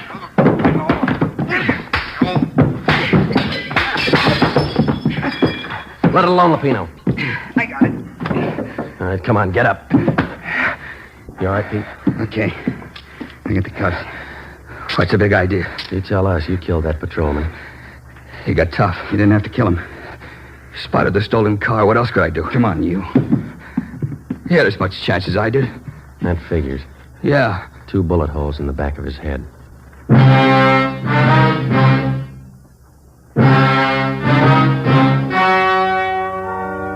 The story you have just heard was true. Only the names and locations were changed to protect the innocent. On October 2nd, trial was held in Superior Court, Department 91, City and County of Los Angeles, State of California. In a moment, the results of that trial. And now, here is our star, Jack Webb. Thank you.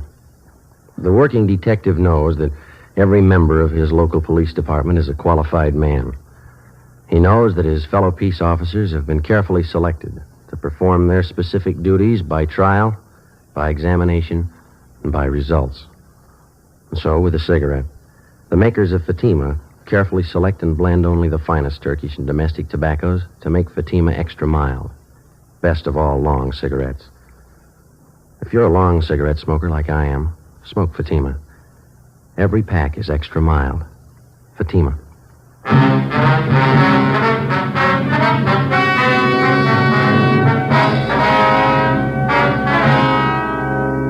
Michael Everett Lupino was tried and convicted of murder in the first degree. The jury failed to recommend the death penalty. Lupino is now serving his life term in the state penitentiary. The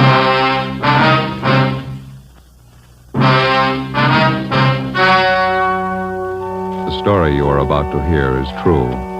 Only the names have been changed to protect the innocent. Fatima Cigarettes, best of all long cigarettes, brings you Dragnet.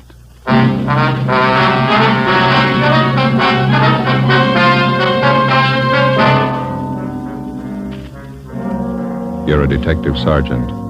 You're assigned to forgery detail. An accomplished check forger is at work in your city. His victims, small businessmen. You know his M.O., you don't know his identity. Your job, get him. If you want a long cigarette, smoke the best of all long cigarettes. Smoke extra mild Fatima. Yes, Fatima is the king-size cigarette which contains the finest Turkish and domestic tobaccos superbly blended to make it extra mild, to give Fatima a much different, much better flavor and aroma than any other long cigarette. That's why Fatima has more than doubled its smokers coast to coast. Enjoy extra mild Fatima yourself. Best of all, long cigarettes. It's wise to smoke extra mild Fatima. It's wise to smoke extra mild Fatima.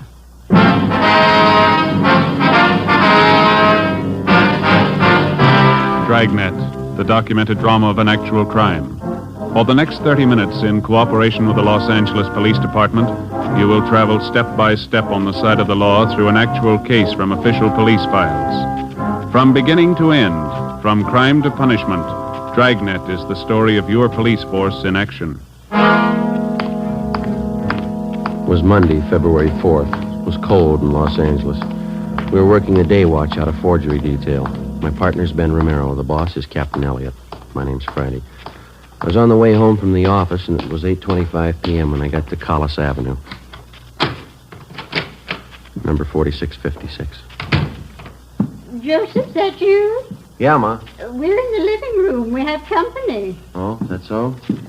Hello, Joe. Well. You remember Mary Fowler, don't you, Joseph? I sure do. How are you, Miss Fowler? Just fine, Joe, thank you.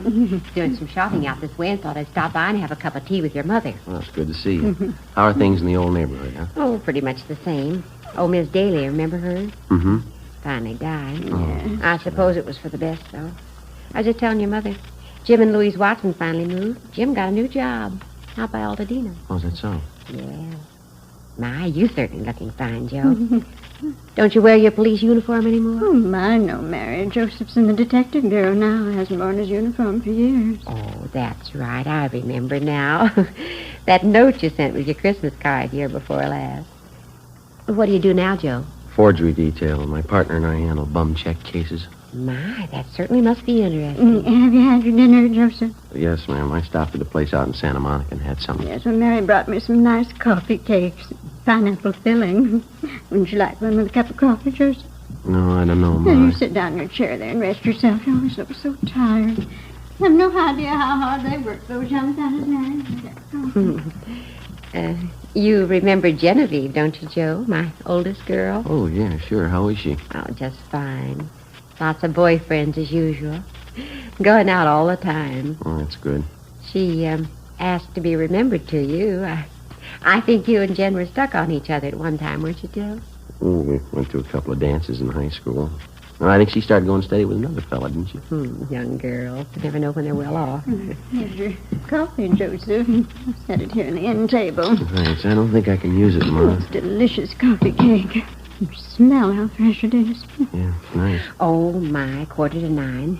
I should have left half an hour ago. Oh, you have to go, Mary? Seems our visits are always so short. Well, I got a lot of ironing to do, and I have to make Carl's lunch. He's always so fussy about his lunches. Yes, well, I'll get your coat.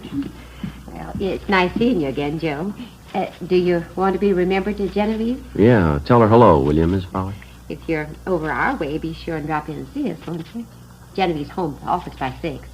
She often says she'd like to see you again. Oh, Mary. Oh, thanks. Good night, Joe.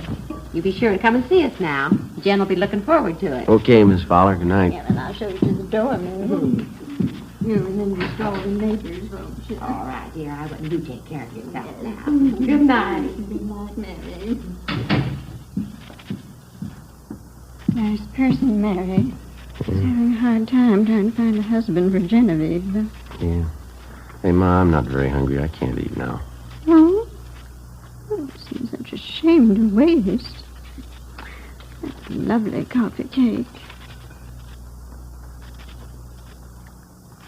Bill and you still in the same case, hmm? Yeah, same one. Seems to me it's taking an awfully long time. Well, we've been on it 2 months, yeah. I'll never understand it. Why people write bad checks. Always get caught. Well, it's easy living while it lasts. Now, you know what the man's handwriting is like. Don't you know who the man is? Well, we think so, Ma. We're not sure. There's hundreds of check men who work almost alike. Some of them even look alike. There's always a big enough field to pick from. Our problem's picking the right one. Now, I don't know much about it, but the whole thing seems kind of silly to me. Well, how's that? What's this man supposed to be doing? Going around your small neighborhood stores, cashing $15 and $20 checks? Well, if he got himself a job, he could probably earn that much in one day doing good, honest work. Yeah. Say, Ben didn't call before I got home, did he? Mm-hmm. Wasn't he with you? Oh, he was going to interview one of the bum check victims on his way home, a grocery store owner down in Highland Park. It might be him now. Oh, now, don't hang on that phone, Joseph. Your coffee will get cold. Yeah. Friday talking. This is Ben, Joe. I got a partial identification from that grocer's, nothing great. Which mugshot did he like? Stanley Bubeck. Grocer thinks it might have been the guy who pushed the check. He can't be sure. 33 bum checks passed. Same M.O. Not one positive identification. Something's phony, isn't it? It's got me stopped. We know the endorsements on every one of those checks was written by the same guy. Used practically the same story on every one of his victims. Yeah. Those 33 people are either blind or they're kidding us. Well, there's only one other answer. Huh? We're looking for the wrong man. For 2 months and 2 days in different shopping districts throughout the city, a man described as well-dressed and middle-aged had been passing worthless checks on independent neighborhood businessmen. Most of the victims were proprietors of small shops, meat markets, liquor stores, grocery stores. In none of the cases was the check written for more than $25. With the help of the stats office and our record bureau, we'd gone through the list of experienced checkmen until we found one man whose description and M.O. matched perfectly with that of the suspect. The man's name was Stanley Bubeck. We can't locate him, Captain. Another thing, we can't get a positive identification from any of the victims. Then find a suspect they can identify. You've been tracking the guy for 2 months. What's the big mystery? Well, we tabbed the man as Stanley Bubeck, and his record and his M.O., his description, they all tie in perfectly. Now we're not sure it's him. What do you mean? Well, if it is Bubeck, it's almost a sure thing that one of the victims could have made him on one of his mugshots. None of them can make up their minds. Look, maybe one of you two'd like to be captain of forgery for a day, sit in this office and listen to complaints come in over that phone about this guy, the front office, neighborhood businessmen's clubs, retail merchants. They tell me they're trouble, so I'm passing them on to you. Now, whoever this paper hanger is, we want him, and we want him fast. Lousy little $20 checks. We'd probably have a lot better target if you try something bigger. And don't think he and 100 other checkmen like him don't know that. You won't find him stealing company paychecks and flooding the town with paper. They take it from the little guy, and they take it in small amounts, but add up those small amounts at the end of the year, and they'll scare you. Yeah, that's the rotten part about it. None of those victims can afford a bad check. That grocer Donnelly stands on his feet all day and at a profit of $10, $15. He gets tagged with one bad check, and he's working for nothing. We've got bulletins out on the suspect to all the small businessmen in town. They've all been alerted. Excuse me. Captain Elliott. Yeah, okay, Don, right away. Don Myers. He went over the handwriting of those last 3 checks. Wants to see you. Okay. How about that special bulletin you got out to the prisons on Stanley Bubeck? Any replies? Nothing yet, Skipper. All right, stay on it. Right, let's go, Ben. It's a sour deal. I'd give a right arm for a line on this guy. Yeah, well, it'd move a lot faster if somebody'd help us follow those checks closer. The way it's running now, we hear about the paper 2 weeks after it's been cashed. The Bubeck thing isn't helping much. No use trying another line till we get it settled. Hi, Don. Oh, hi. Just finished up on those last 3 checks that came in. You want to give them a look? How do they shape up? Well, you can see for yourself. Right here. Yeah? Here are the 3 I just went over. Mm-hmm. And here are half a dozen bad ones for cash last month. The endorsements on this half dozen match perfectly. And those other 3? Well, I'd say they were endorsed by the same person. Now, look here.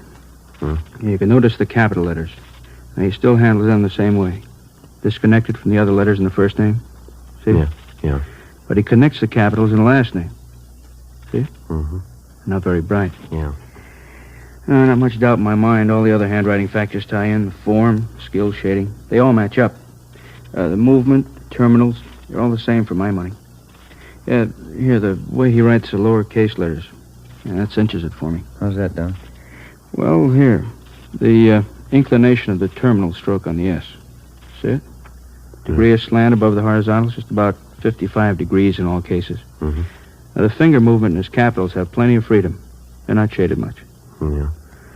Nothing like this in his lowercase letters, though, you see? Here. Yeah, I think I know what you mean. Not much freedom here, lots of shading. And the pressure on the lifts, here, they match up. Mm-hmm. Same on the downstroke. No, I'd say the skill is medium in all cases. Embellishments, both class 2. No changes at all in the style? Oh, he made the signatures look a little different. All 8 factors match up, though. It's the same person. All we have to do is find him. Hey, how about this fellow Stanley Bubeck? I thought you had him tapped. Well, we're not too sure about him, but it's the only line we got to work on, so it'll have to do for now. Mm-hmm. Romero, the man in the office to see you and Joe. Name's Loomis. Right, Fred. Be there in a minute. Okay. Well, thanks, Don. We'll check you later, huh? Sure, okay. See you. Let's go, Ben.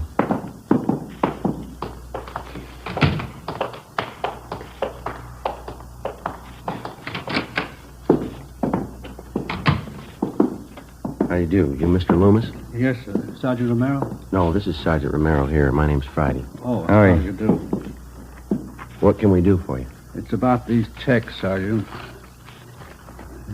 These right here. Well? You see, I run a delicatessen out on Sunset, and a few days ago, a new customer came in for a few things and paid for them with these checks. He came in twice. Yeah, go ahead. Well, I got the checks back today. They're no good. I tried to look up the man at the address he gave, but there's no such address. Mm-hmm. You can see, one's for $15, the other one's for $20. Yeah. Reason I asked for you men is because I know the man who runs the drugstore across the street, George Holmquist. He had some bad checks about a month ago. He said you took care of them. Oh, yeah, I remember. Do you recall the man who passed these checks, Mr. Loomis? Yes, I think I do. He told me he was new in the neighborhood and he was looking for a place to trade. Well, I guess we're all anxious for new business. I took the checks. You got those mug shots there, Ben? Well, yeah. Here we are. Thank you. How about these men, Mr. Loomis? Any of them look anything like the person who passed the checks on you? No. Let's see. This one, yes, it does look like the man in a way. I don't know if I could be absolutely sure. Stanley Bubeck, same M.O. Beg your pardon? Well, it looks like you're stuck with a couple of bad ones, Mr. Loomis. Probably the same man who passed checks on your druggist friend. We're doing everything we can to run this man down. But what about the checks? Isn't there anything I can do about them? No, sir, I'm sorry. Not right now. We would like to have you make out a crime report, if you will, and would you leave these checks with us? Yeah. Friday, Romero. Excuse us, Mr. Loomis. This just came in for you. Reply from Salt Lake City, Utah on that bulletin you sent out on Stanley Bubeck. Yeah. He's been in jail for 5 months. We sent a request to Salt Lake asking him to question Stanley Bubeck if he knew of any forger who matched his description or used his M.O. Bubeck could tell us nothing. Wednesday, February 6th, we threw away the results of 2 months of investigation. We went back and started from the beginning. Despite all precautions and warnings, the checks kept coming in at the rate of half a dozen a week. The same M.O. was used, the same handwriting showed up in the signatures on the checks. Again, with the help of the staff and the statistician's office and the record bureau, we waded through hundreds of names of known checkmen and compiled a new list of 38 possible suspects. Each one fitted the general description of the forger. Each one, at some time in his forgery career, had used the same general method of operation. Well, after days of legwork, we finally boiled down the list of possibles to 3 names: George Roberts, James Young, and a Harry L. Johansson. We got out a flyer to all the small businessmen in the areas where the forger operated. Another week passed. The worthless checks kept showing up at the rate of 2 and 3 a day. On February 21st, Ben and I answered a call from a druggist in the Echo Park district. He bought some toothpaste and a carton of cigarettes, Sergeant. Asked me to cash a $20 check for him. Did you ever see the man before, sir? No, he gave me the same old story about being new in the neighborhood. That's when I remembered that police bulletin the department sent me. Mm-hmm. Do you still have that bulletin? No, I looked it over, and then I guess it got mislaid. I wonder if you'd mind taking a look at these pictures here. Not at all. These right here. Mm-hmm. Sure. This one right on top, that's the man. You sure? I am. It only happened a few hours ago. Do you know who he is? Harry L. Johansson, that's the name we have on him. It doesn't mean anything to me. He got real huffy when I wouldn't take his check. Stalked right out of the store. Very suspicious. Did you follow him? No, I told Ralph, my clerk, to follow him. Ralph, Yeah, Mr. Butler? you want to tell these officers about that man this morning? Well, I followed him down the street for a block and then turned the corner. That's where I lost him. It's too bad. Yeah, all I got was the license number.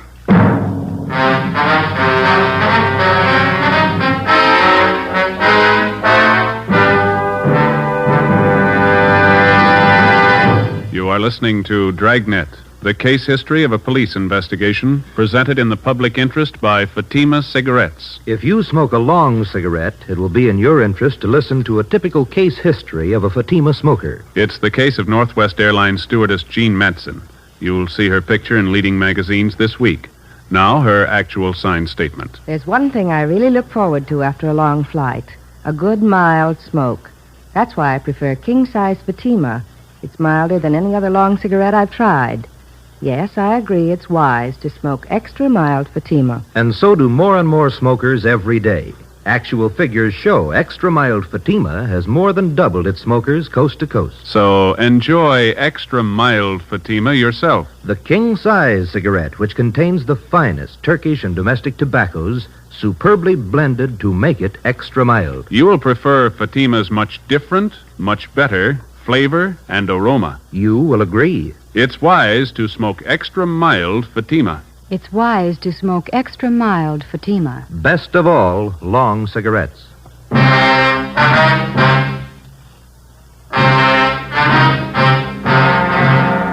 September 21st, Thursday, 3 p.m. We took the license number, which the drugstore clerk had given us. We went back to the office and checked it through DMV. We found the car was registered to a Russell Burroughs on Pico Boulevard. We checked him out. He told us that he had loaned his car the day before to a friend of his. He identified the friend as Harry L. Johansson and gave us his last known address, 614 Elderwood Avenue. We got out a broadcast on the car. The Elderwood Avenue address turned out to be a single-story wooden frame house in the southern part of the city on the edge of the industrial district. It needed a coat of paint. A woman in her elderly 30s answered the door and identified herself as Mrs. Johansson. She invited us into the living room. There was a baby playing on the floor. I don't expect my husband home for another 2 weeks, Sergeant. He's a cosmetic salesman. Travels all over the western states. When did he leave on this last trip, Mrs. Johansson? The first of the month. Why, is there anything wrong? What's the name of the cosmetics company that your husband works for? Harrington Universal. Offices are down on East Main. Mm-hmm. Do you know a friend of your husband's named Russell Burroughs? Yes, I do. He's kind of a friend of the family. Please, Sergeant, if there's anything wrong, I ought to know. We talked to Mr. Burroughs this afternoon. He told us your husband's in town. Burroughs loaned him his car. Harry? That's silly. He's still on the road. He'd certainly let me know if he was coming back early. You sure of that, ma'am? Would you excuse me a minute, Sergeant? I'll have to put the baby to bed. Certainly, ma'am. Come on, Bonnie. I'll be back in a minute.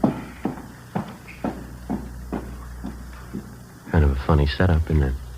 How do you mean? Well, if Johansson's pushing bum checks, the money isn't going into his home here. Wife doesn't act like she knows anything. Seems cooperative.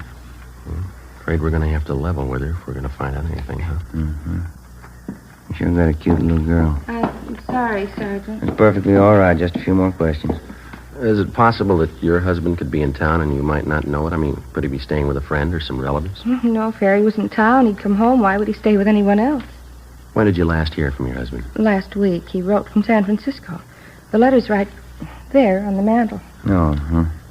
Well, besides that letter, do you have any other samples of your husband's handwriting around the house? Well, I think so, yes. Where did you say you were from? Central Division, Forgery Detail. You investigate checks, bad checks? Yes, ma'am, that's right. And you know about my husband? His prison record, yes. Harry promised me he was through with all that. He gave me his word. Sorry, ma'am. About a month ago, he had some extra money. He wouldn't tell me where he got it. Look, Sergeant, maybe you've made a mistake. Maybe it's not Harry at all. You're not sure, are you? Did your husband use the phone much? I mean, for out-of-town calls, say? No. Just that one toll call, a Long Beach number, I think. He has a business friend down there he used to call. Do you know the number, ma'am? I can show you. It's on last month's phone bill. Please, Sergeant, if Harry's done something wrong, he did it for us. Me and the baby. Harry's not bad. Yes, ma'am. He's done something. He did it for us. Harry hasn't had it easy. He wanted to get things for the baby. Clothes, a better house. All he wanted was a little happiness. A little happiness. You had it wrong, ma'am. You don't buy it with bum checks.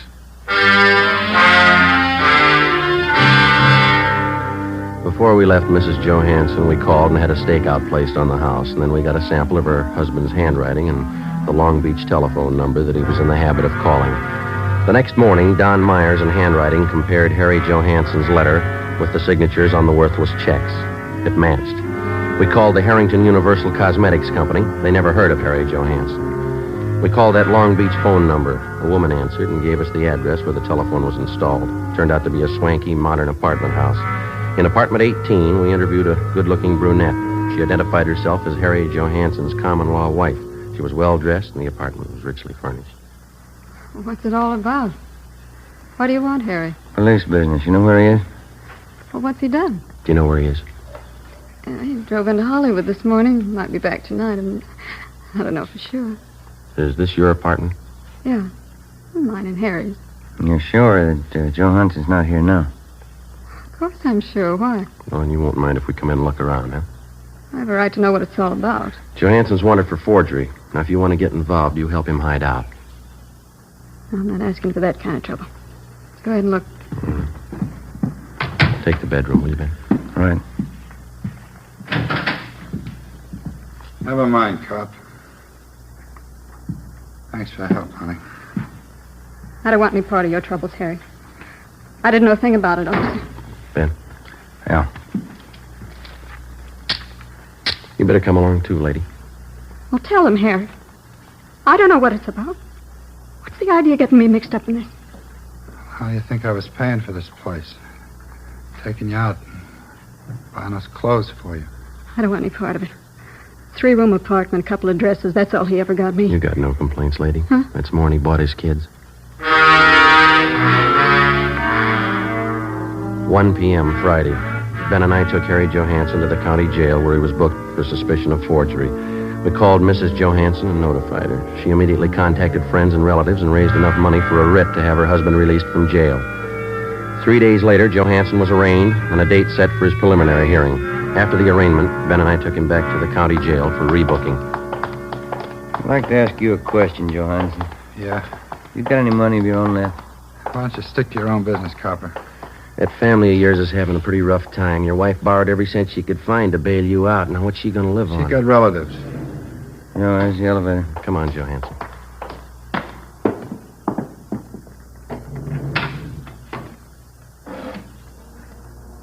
They're not going to put me back in Folsom. Not in 100 years. You've done 2 stretches already for hanging paper. You should have known better, mister. You got it all figured out, haven't you, Fuzz? Well, I'm not going back. Take it easy. You got a couple of more weeks on bail before the trial. Yeah. A couple of weeks. What's the matter with you? Don't you feel well? They won't get me back to Folsom. You're not making it any easier on yourself. All right, Archie.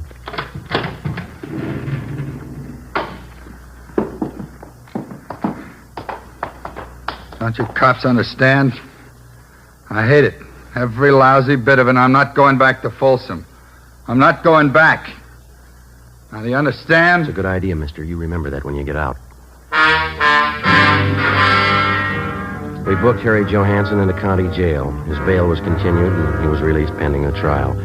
During the next week, along with the district attorney's office, Ben and I helped prepare the case against Johansson. 3 days before the trial opened, we had a phone call from Mrs. Johansson. She told us that her husband had disappeared. Well, there was nothing we could do until he actually failed to appear in Superior Court at the appointed time. On Monday, April 3rd, the case of the State versus Harry L. Johansson officially opened. The defendant failed to show. A bench warrant was immediately issued, and we got out a broadcast and an APB on the suspect. Stakeouts were placed in his house and at the apartment of his common-law wife. 2 days passed. No sign of him. Nothing, Joe. Bumley just checked it out. Yeah. How about those 2 ex-con pals of Johansson's? Did you check with them? Yeah, nothing there. I don't see how I can last out much longer. One suit of clothes, no money. You still got a checkbook. When did the skipper say he was coming back? On 7:30 tonight. 7:15 now. I'll get it. Forgery, Friday. Joseph, this is your mother. Oh, yeah. Hi, Ma. I forgot to tell you when you called earlier. You're supposed to be home tonight by 8 o'clock. What's that, Ma? Mary Fowler, she's coming over to visit tonight, and Genevieve's coming with her. Yeah, well, look, will you try to explain to them that I'm working and I can't get away, huh? Well, all right, Joseph, I'll try. If I possibly can, I'll try to make it home by 10. Will that be all right? Well, all right, Joseph, I'll see what I can do. Genevieve's going to be disappointed. Yeah. If I'm later than that, don't wait up for me, huh? Yes, all right then. Bye, Ma. Yes. Bye, Joseph. Oh, hi, Skipper. The call just came in. Yeah? They found Johansson. Captain Elliott, Ben, and I drove out the highway to the Tahunga Wash. We turned off and headed into the Mount Gleason area. Captain Elliott directed us onto a dirt road. Halfway up one of the mountains, we spotted a group of cars pulled off on the shoulder of the road. We parked behind them, got out, and started over. Who found the car, Skipper? One of the people living back in the hills. Spotted it on his way home from work. Coroner got here in a hurry. Yeah. Hi, Dave. How you doing, Joe? Captain Elliott. How long's he been dead? Since last night, I figure. Come on over.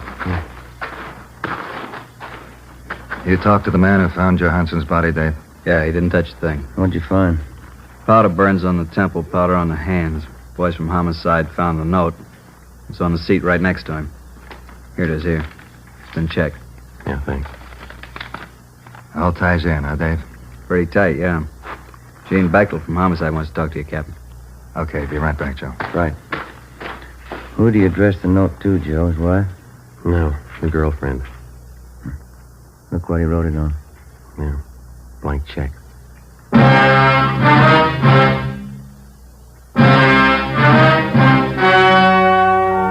The story you've just heard was true. Only the names were changed to protect the innocent. On April 9th, an inquest was held in the coroner's office on the main floor of the Hall of Justice, Los Angeles, California. In a moment, the results of that inquest. And now, here is our star, Jack Webb. Thank you. The working detective comes in contact with many people in his daily tour of duty. People who are willing to cooperate and those who won't even try. It's a difficult task, but the police officer has been trained to try to please everybody to the best of his ability. So with a cigarette, the people who make Fatima try to please all long cigarette smokers. They carefully select and blend the finest Turkish and domestic tobaccos to make Fatima extra mild, the best of all long cigarettes. Now, if you're a long cigarette smoker like I am, smoke Fatima. Every pack is extra mild. Fatima.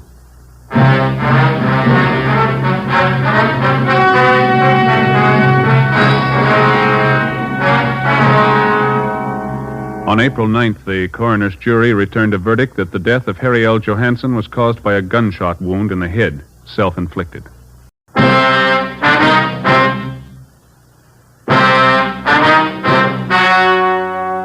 The story you are about to hear is true. Only the names have been changed to protect the innocent. Fatima Cigarettes, best of all long cigarettes, brings you Dragnet.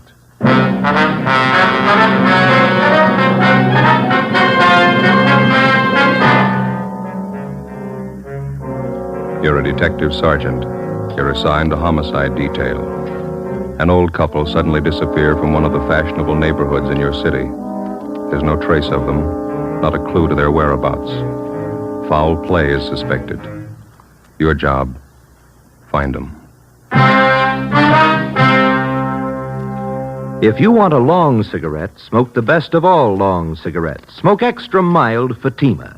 Yes, Fatima is the king-size cigarette, which contains the finest Turkish and domestic tobaccos superbly blended to make it extra mild, to give Fatima a much different, much better flavor and aroma than any other long cigarette.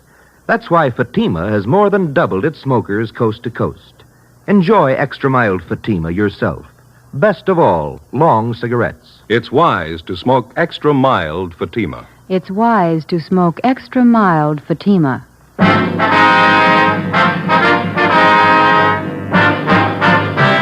Dragnet, the documented drama of an actual crime.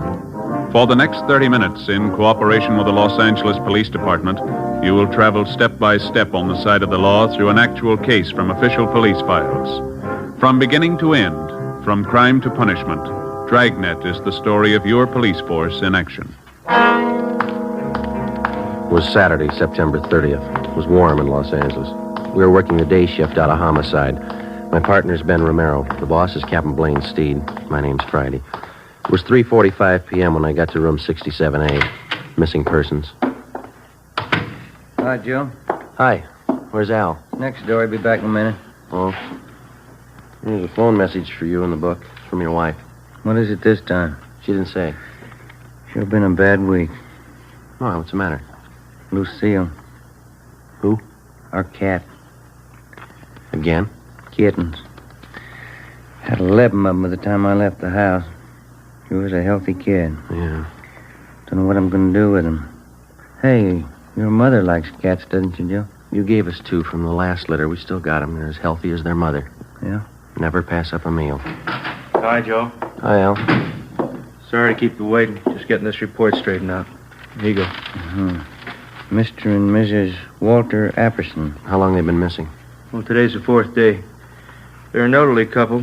One of their next-door neighbors got a little worried when he didn't see them around the house. Came in yesterday and filed a 316 on them. Let's see. Clarence Stokely. Is that the neighbor? Yeah. It says here he lived next to the Appersons for 28 years. Never known him to take off like this. Checked Apperson's cottage out there. Dirty dishes on the kitchen table. Not the way an old couple leave a house normally. And how about friends and relatives? And Stokely called them. None of them have seen or heard from the Appersons for a week. Checked out 2 of their 3 living relatives, cousin in Eagle Rock and Eastern Alhambra. They don't know a thing. Wonder if I can see that, Ben. Oh, yeah. Thank you. Well, how about the third relative? Nephew, is that it, Joe? Yeah. Frank Apperson. Says here he goes to a private college out near Monrovia. Yeah, I haven't been able to contact the kid. He's away on a vacation. Possible the old couple might be with him? Not according to Stokely. Says the Appersons seldom spend any time away from their home. That's all we've got to go on, huh? Just the neighbor's story? Yeah. Oh, he says he checked the garage, too. The Appersons' car's gone. How does that tie in? Well, Mr. Apperson hasn't driven the car for the last year and a half. He has a nephew or some friend drive whenever he wants to go out. One more thing. May mean something, may not. What's that, Al? Mrs. Apperson's an invalid. Yeah? She hasn't left the neighborhood in 10 years. 4 p.m. Ben and I left the office and drove out to interview the neighbor of the missing couple. After checking at his home, we finally located him at his place of business, a small barber shop at the corner of 54th Street and Maxford Place. The chipped gold lettering on the window read, Jim Dandy Tonsorial Parlor. Smaller lettering in the right-hand corner of the window read, Proprietor Clarence Stokely. Except for a man in a white barber's smock sitting in the first chair, the shop was empty. How do, gentlemen? Hi. You Clarence Stokely? That's right. Police officers, Mr. Stokely. I'd like to talk to you about the missing persons report you filed yesterday. Oh, yes. Glad to help. You found out anything yet? You know the Appersons pretty well, do you, Mr. Stokely? 28 years. Sure worried about Walter and Kate. Never known them to do anything like this. Say, I couldn't be of service to you, could I? I just had a haircut a few days ago. How about you, Joe? Looks like you could stand a trim. We could talk it over while I cut your hair. Don't think we'd be disturbed. Face to look well. Yeah, okay, fine. Here, I'll take your coat. Oh, thank you. First chair there. You bet.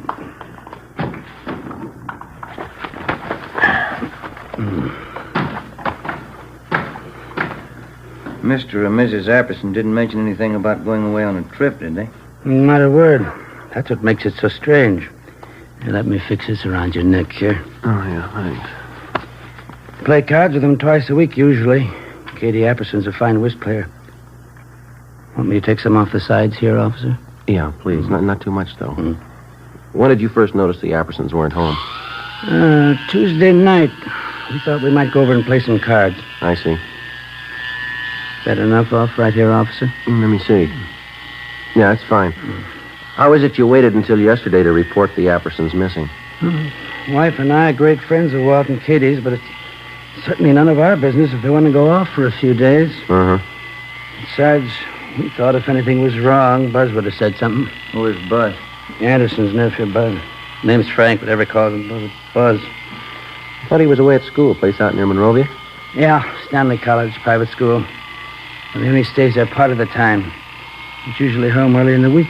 Well, we were under the impression that this nephew, Buzz, was on a vacation. That's so. That's the first I've heard. Funny, Walt and Katie would have told us. Oop, Apple. No, it's all right. Skipper's little doll. Head down. You, think the nephew might account for the Appersons' car being missing? You think he might have taken it on his vacation? Possible, I guess, but I think Walt would have mentioned it. That car was old, but he was particular about it. Mm-hmm. Maybe sit it out on top here a little? All right, fine. Do you know the nephew at all? Pretty well. Nice young fella. He got along with his aunt and uncle all right, did he? Yes, indeed. Buzz loves them both. Do you have any idea where the Appersons might be, Mr. Stolfy? No, I don't. Neither does my wife. That's why we called you people. We don't mean to be Budinskis, but we're worried. Maybe just a little more off the top, officer? No, I think it's fine. It's okay. You have no idea where we might find the nephew, Buzz? Not if he's away on vacation. Might check with the school. Buzz might have gone off with a couple of his friends. Do something to dampen that down? Yeah, fine.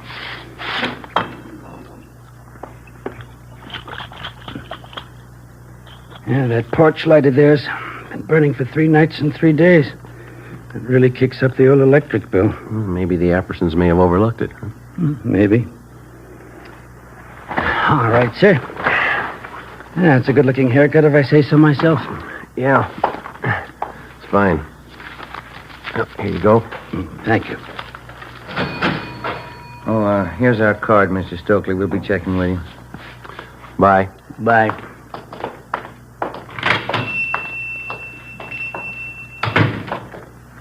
Can I borrow your comb? Barbara never combs your hair right. That's not going to help you. Huh? It's the way he cut it.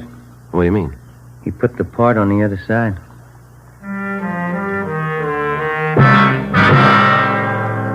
After we left Clarence Stokely's barber shop, we drove out to the Apperson home on 54th Street, just below Seaboard Avenue. We checked the house from top to bottom. The closets and the bedrooms were well stocked with clothes. None of the luggage seemed to be missing.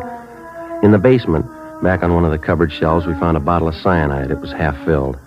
In the kitchen, we found dirty dishes still lying on the table. We put in a call to Ray Pinker at the crime lab, and he came out and took sample scrapings from each of the 3 plates and specimens from each of the half-filled cups of coffee on the table. He also took along the bottle of cyanide to examine it for fingerprints. Ben and I called the record bureau just as a matter of routine and asked for any make and warrants on the nephew, Frank Buzz Apperson. R&I called back with the information that Frank Apperson had been arrested for grand theft auto 6 weeks before. His trial was pending. We checked back with the barber, Clarence Stokely. He knew nothing about the trouble. The next morning, Sunday, with the help of school authorities at Stanley College near Monrovia, we got in touch with the parents of 2 of Buzz Apperson's friends. They told us, as far as they knew, Apperson was on a camping trip with their sons. They were expected back in the next day around noontime. From one of the boarding students at Stanley College, we got the name of Buzz Apperson's girlfriend, a Miss Norma Louise Bernard. She lived in San Marino. Sunday night, we drove out to interview her. I don't know what I can tell you, Sergeant. Buzzy's on a camping trip with 2 of the fellows from school. That's all I know. When did he leave? Do you know, Miss Bernard? Last Monday morning, they left from school. Said they'd be gone for a week. They're coming back tomorrow. Mm-hmm. You know Buzz Apperson pretty well? Yes, I do, as well as anyone, I guess. What is he, just a casual date? Oh, Buzzy and I have been going steady for almost a year now. I see. How old are you? I'm 19. Have you ever met the Appersons, his aunt and his uncle? Just once. They're awfully sweet. How did Buzz get along with him, do you know? Well, fine, I guess. The only argument Buzz ever told me about was a month ago. He wanted more allowance, and his uncle said no. Was Buzz ever in any trouble, to your knowledge, Miss Bernard? I don't think I know what you mean. What kind of trouble? Well, I mean, was he ever in any trouble at the college or with the law in any way? Oh, you mean that car Buzz took about 2 months ago? Yeah. We were supposed to go to this school dance, and Buzz didn't have a car. I guess he was ashamed. He said he knew the fellow he borrowed the car from, but the day after the dance, the cops came. How did his uncle react to that? Well, there was a terrible row, Buzz said.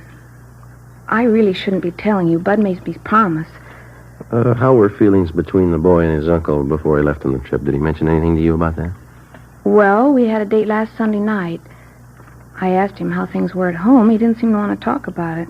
The last time you saw him was Monday morning. Is that right? Yes, just before he left on the camping trip. Well, you're sure he went on that trip? Well, of course I'm sure. How do you mean? He said, no matter who asks you, I went on a camping trip. He said it a couple of times. Did he offer any explanation? No, but I knew everything was all right. Oh, is that so? How? I could tell. The way he kissed me.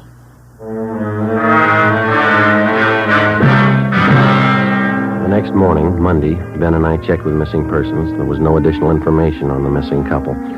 We phoned the barber, Clarence Stokely. He had seen or heard nothing further of Mr. and Mrs. Apperson. We went down to the bank where the Appersons had their account. And with the help of the manager, we found that 3 checks had been passed on the Apperson checking account since the previous Wednesday, a full day after the missing couple had been last seen.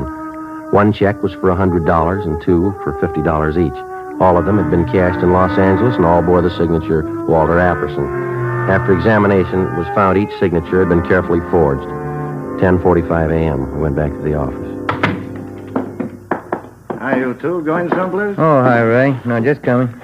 You finished checking that stuff through the crime lab? Yeah. I was passing over this way. I thought I'd drop off the report for you. Got it right here. How'd it go? Fingerprints on that bottle of cyanide. Latent prints got to make. Here's the name on it. Frank Buzz Apperson. You look over those dirty dishes we found in the Apperson house? Checked them through. Nothing. How about the samples you took from those cups? Whoever drank that coffee's in trouble. It's loaded. Yeah? Enough cyanide to kill a horse.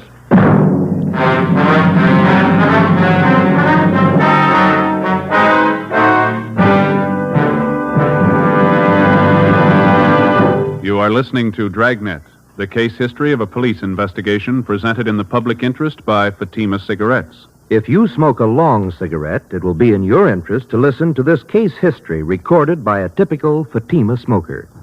Hi there. My name is Bab Beckwith. Bab. That's short for Bethany Ann Beckwith. I live in New York City, and I'm a fashion stylist. The other day, at a showing of the new fall styles, I ran out of cigarettes. A friend of mine, a designer, introduced me to the new long Fatima. I really wish someone had told me about them sooner. Fatimas are a lot milder than the cigarettes I've been smoking, and they have a delightful flavor, too. I'm very glad to recommend them to you, because I know from experience it's wise to smoke extra mild Fatimas. And more smokers every day are finding that out. Actual figures show extra mild Fatima has more than doubled its smokers coast to coast. So enjoy extra mild Fatima yourself. The king-size cigarette, which contains the finest Turkish and domestic tobaccos, superbly blended to make it extra mild. You will prefer Fatima's much different, much better flavor and aroma. You will agree. It's wise to smoke extra mild Fatima. It's wise to smoke extra mild Fatima. The best of all long cigarettes.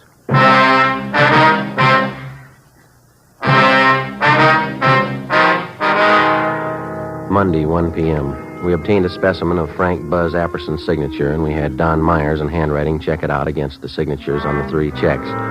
Both styles of handwriting matched in every detail. At 1:30 p.m., the parents of Buzz Apperson's 2 friends called to tell us that their sons were back from their camping trip. We checked the Apperson home. The nephew wasn't there. We drove out to see his 2 friends. Under questioning, one of them finally broke and admitted that Buzz Apperson had not gone with them on the camping trip. In the process of questioning the boys, one of them told us that he had been with the suspect 2 days before the trip when he purchased some medicine at the campus drugstore. We went to the drugstore and checked the prescription book. It showed Frank Buzz Apperson had purchased and signed for a bottle of cyanide 2 days before the disappearance of his aunt and uncle. Ben and I drove back to the Apperson house. When we arrived, the officers on stakeout had the boy in custody. No, I'm sorry, officers. I wish I could help you out, but, well, maybe it's not as bad as you think. When did you last see your aunt and uncle? Monday, before I left on the camping trip. They're in the habit of going off like this, are they? Oh, sure. Aunt Kate and Uncle Walter have friends all over. They go on trips all the time. Is that so? How do they get there? They drive, both of them. They've been driving for years. You talked to your uncle's friend, this Mr. Stokely next door. He says your aunt and uncle haven't been driving for at least a year and a half. Stokely, the barber? He's one of the neighborhood cranks, Sergeant. Anybody around here can tell you that. Minds everybody's business but his own. You don't seem too worried about your aunt and uncle. Think they're all right? Well, we'd have heard by now if they weren't, don't you think, sir? They probably took off on a trip. That's just about the size of it, I think. And how about this trip of yours? Sir? Well, this camping trip that you just come from. Oh, a couple of fellows from school. We went camping up by Big Bear for a week. Mm-hmm. Pretty good fishing for September. Ever been up there? Yeah, have you? Well, sure. I just said that's why we've been camping. Say, I'm a little thirsty. There's a couple bottles of ale in the refrigerator. Care for a bottle? No, not right now, thanks. Well, would you mind if I had one? Sure could use it. No, you go right ahead. We can talk in the kitchen. Place is in kind of a mess. I guess I'll have to go in and clean it up. Is your aunt usually leave in a hurry like this? Not usually, no. Dishes all over the place. She probably figured she'd wait till she got back to clean up. Mm-hmm. Aunt Kate does things like that once in a while. That so? Yeah, she's like that sometimes. Well, happy days. Yeah.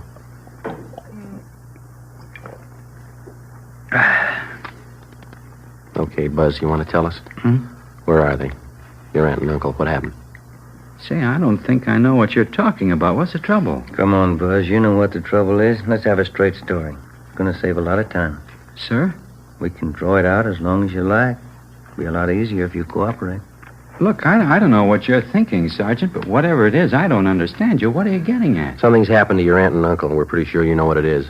Well, how could I? I've been away on this camping trip. You've been away, but not on a camping trip. Sir? We've checked you out from the day you came to live with your aunt and uncle, Buzz. You're going to make us spell out the whole record for you? But I've been away. I just got back. I don't know what's happened. We found a bottle of cyanide in the basement cupboard. Your fingerprints are all over it. Well, sure, that figures. We use it for bug poison in the garden. I take care of the garden. I use it all the time. You use it in coffee? Sir? The police chemist checked what was left in 2 of the cups that were on that table there. Cyanide in both of them, enough to kill 6 people. Now, look, boy, we've talked to your neighbors, your teachers, your girlfriend, Norma, and those 2 pals you were supposed to go camping with. Now, we can drag all of them out if we have to. They're going to make a liar out of you. Sir? I think you got it the first time. Well, there couldn't be any cyanide in those cups. Why should there be? We think you can tell us that. But I can't. I don't know anything about this. I haven't any idea what you're talking about. Is this some kind of a gag? You know better than that. How about those checks, Buzz? Sir? The ones you forged your uncle's signature on. You need the money that bad? I didn't forge any checks. I was away on a camping trip. Dave and Willie were with me. They can tell you. You got in a row with your uncle. Maybe about that stolen car. Is that how it happened? It had nothing to do with it. I want to see Norma. I want to talk to Dave and Willie. They'll tell you. How about the man at the campus drugstore? Sir?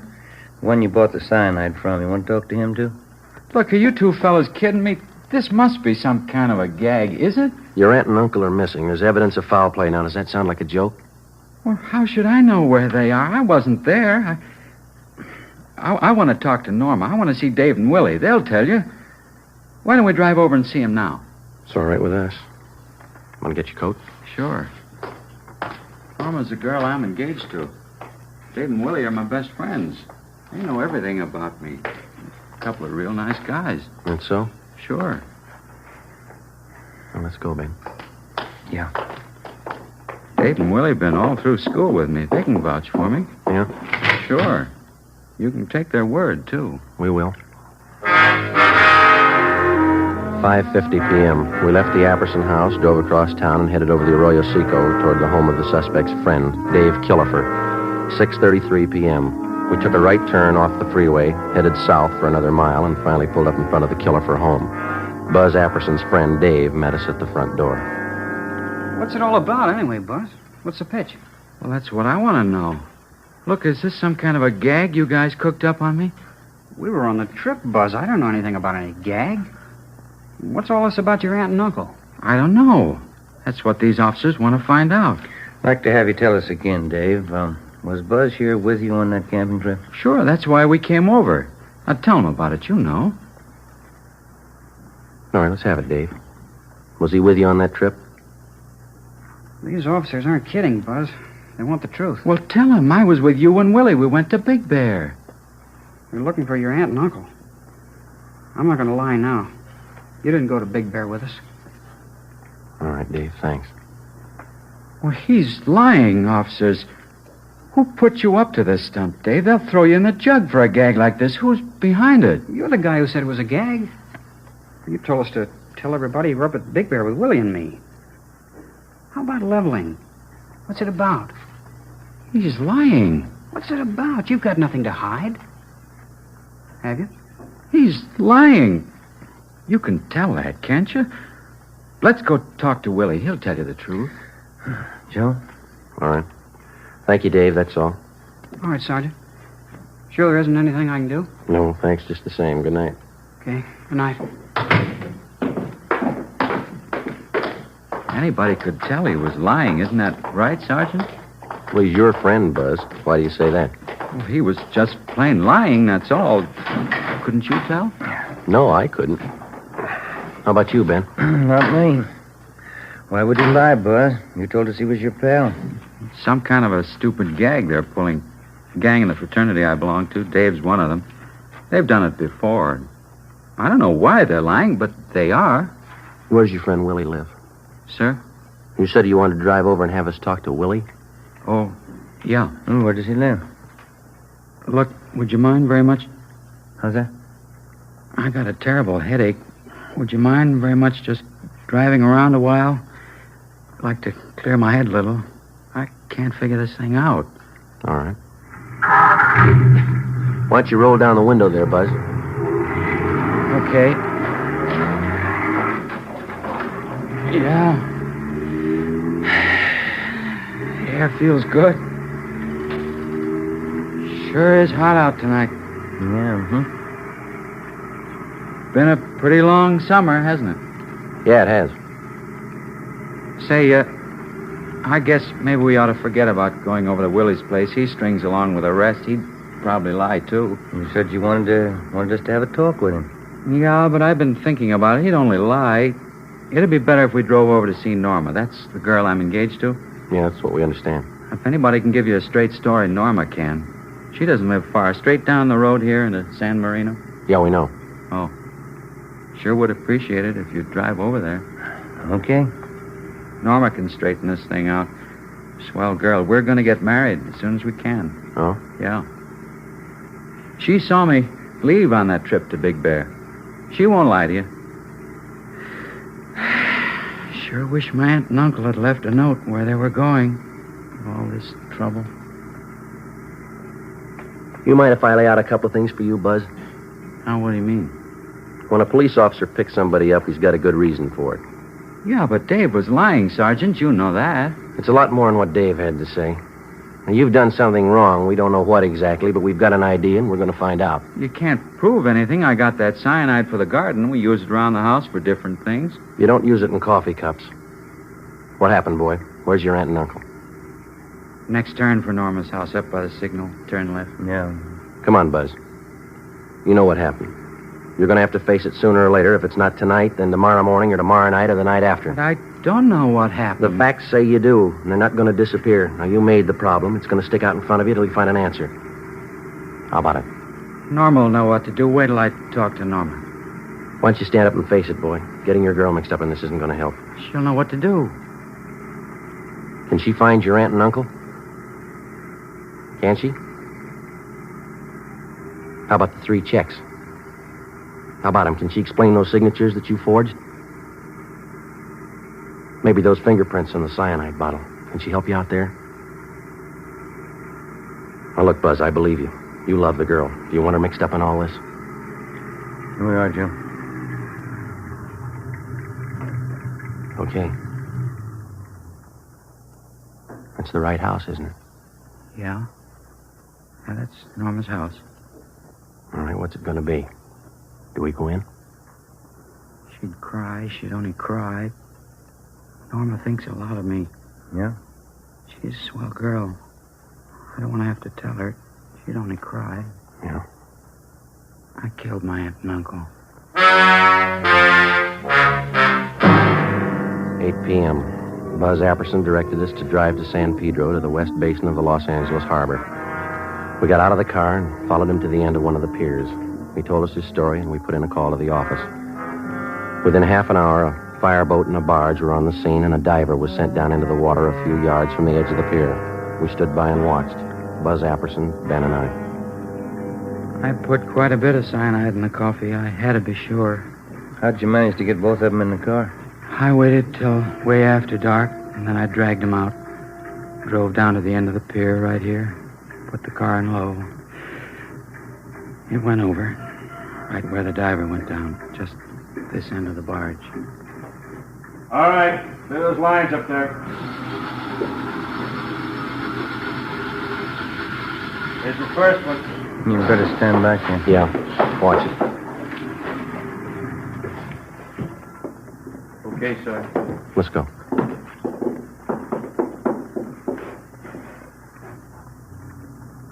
Buzz? Yeah. My aunt. Only one thing missing, Buzz. Sir? A reason. Why'd you do it? I'm not sure anymore. Stolen car trouble, I guess. My trial was coming up. All that trouble.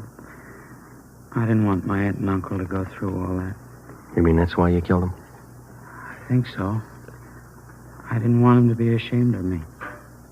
That must sound funny. Nobody's going to believe you. Suppose I don't. Yeah. Would it make any difference?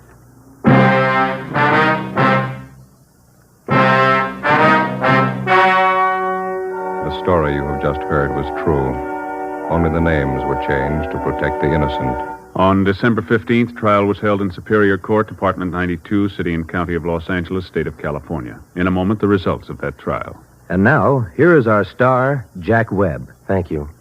To successfully prosecute a criminal suspect, the working detective gathers all available physical evidence. And in the crime lab, this evidence is carefully selected and screened to determine its worth. So with a cigarette. The makers of Fatima select and buy the finest tobaccos, both Turkish and domestic. And then these tobaccos are skillfully blended to make Fatima extra mild. Best of all, long cigarettes. Pack after pack, they're extra mild. Now, if you're a long cigarette smoker like I am, smoke Fatima.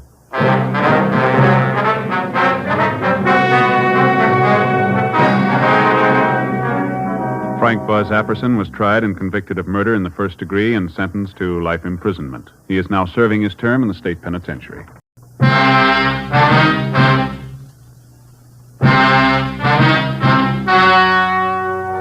The story you are about to hear is true.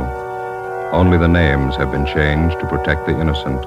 Fatima Cigarettes, best of all long cigarettes, brings you Dragnet.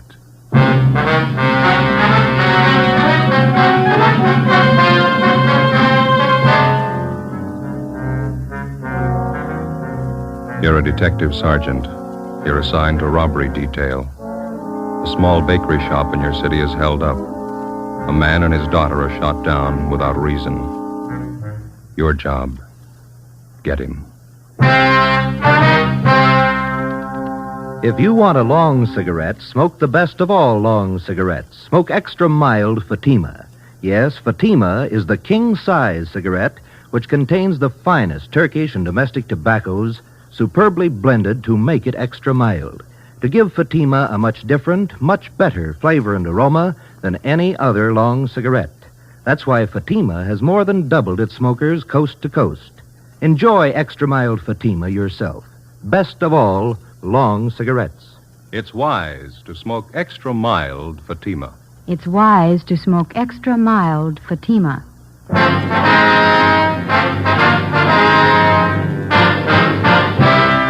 Dragnet, the documented drama of an actual crime.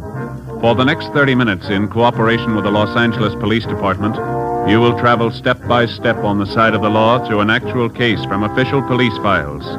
From beginning to end, from crime to punishment, Dragnet is the story of your police force in action. It was Tuesday, November 3rd. It was chilly in Los Angeles. We were working the night watch out of robbery detail. My partner's Ben Romero. The boss is Captain Ed Walker. My name's Friday. It was 5 minutes to midnight when we got to 318 Silver Avenue, Stendel's bakery shop. Yeah? Romero and Friday sent for robbery. Hi, I'm Jacobs, Unit 16R. My partner Olson's back there in the shop talking to the owner. You answered the call, did you? Yeah, must have been a crazy man. Shot two of them down, cold blood. There they go in the ambulance now. Shot up pretty bad. Mm-hmm. Who runs the place? Swedish family named Stendal. Father, mother, two daughters. All four of them work in the bakery here. Mm-hmm. They all here at the time of the robbery? Yeah, the hold-up man shot the father and the oldest daughter. The mother and the younger girl are in the back, straight through that door. Okay. Thanks, James. Right, Sergeant. Joe. On the side of the door here. Looks like a bullet hole. Yeah. Hey, Jacobs. Yeah, Sergeant. You want to call into the crime lab, ask them to send somebody out? Right. Thank you.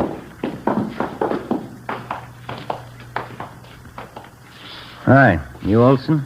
That's right. Romero and Friday, Central Robbery. Oh, how are you?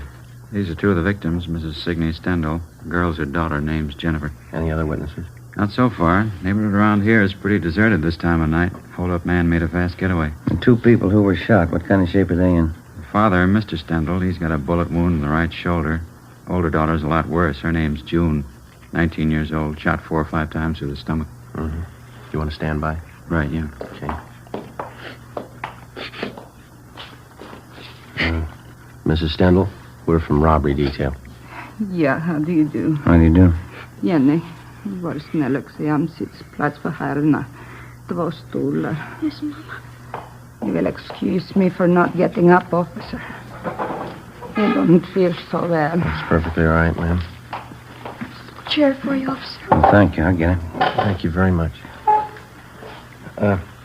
You and your daughter here were in the front of the bakery shop at the time of the robbery. Is that right, Miss Stendhal? No. Jenny was back here with her father. That's Lars, my husband. Uni and I were in the shop in front. Oh, who were you with, ma'am? Uni and I. Joe? Mama means June, my older sister. She calls her Junie. Yeah, June. Oh, well. You mind telling us what happened? Well, June and I was scrubbing the floor of the shop. Every Tuesday night we scrubbed the floor of the shop. Then this man came in and pointed a gun. He wanted our money. About what time did he come in? 11:15, 11:20. I don't remember for certain. He wanted our money and I gave it to him. How much was that, ma'am? Jenny, du vet. Hur mycket pengar var det förresten? $24. Yeah, $24. Just the paper money. He took it and put it in his pocket. June, my daughter, she started to cry. The man hit her. She cried some more. Then Lars and Jenny came running from the back. Yes, ma'am. The man pointed the gun. He made Lars and me and Jenny stand against that wall. But not June. He took hold of her.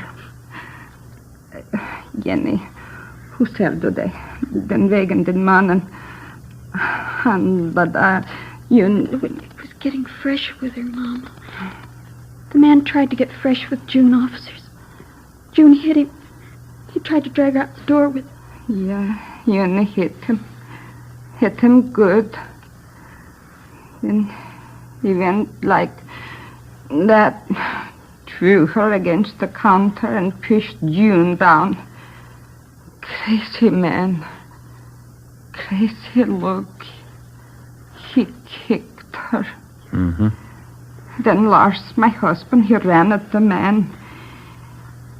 He heard the gun loud. And Lars fell down. And I screamed. Yeah. And I screamed. I turned and I saw the man standing over June. He pointed the gun down at her. Yes, ma'am. Crazy look on him. He kept shooting her 4, maybe 5 times. June screamed. She kept screaming. The man ran out the door. It's all right now, Miss Stendhal. Had either one of you ever seen this man before? No. Neither did I. Would you know him if you saw him again? Yeah, I think so. I would, officer. I got a good look at him. He was wearing a blue cap like a baseball player wears. Mm-hmm. How'd he get away? Was he on foot or did he have a car? Nobody followed him, but after he left, I heard a car start up down the block, and then it drove away. Do you have anything else to add, Mrs. Stendhal? I hope you catch the man. He's bad. Please catch him. Yes, ma'am. We're going to try.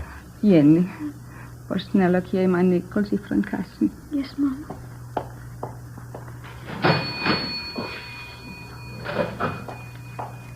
Here, Mama. Here, officer. When you find the man, please call me. You keep the nickels. We'll call you.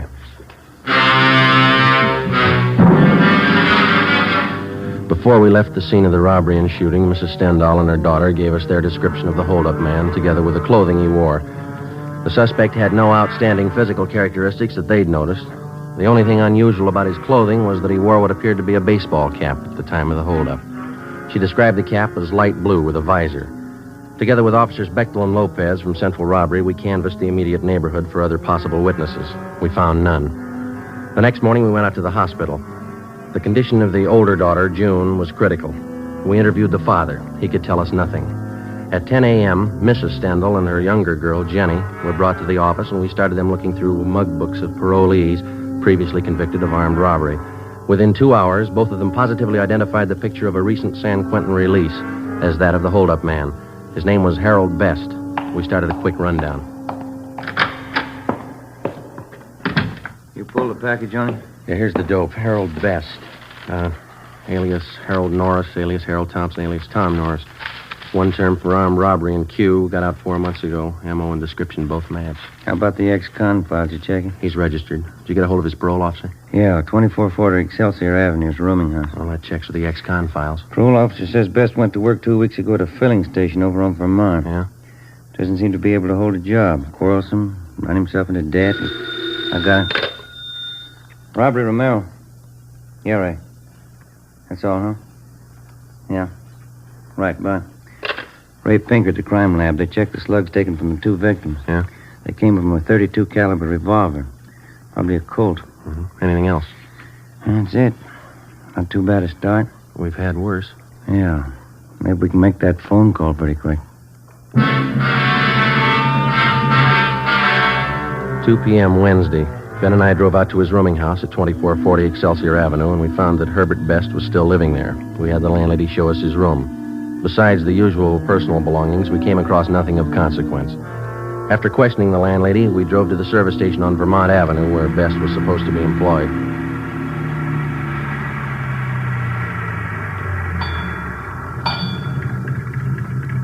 I don't see anyone around. Oh, hey, there's a fellow over there greasing your car in the rack. Oh, yeah.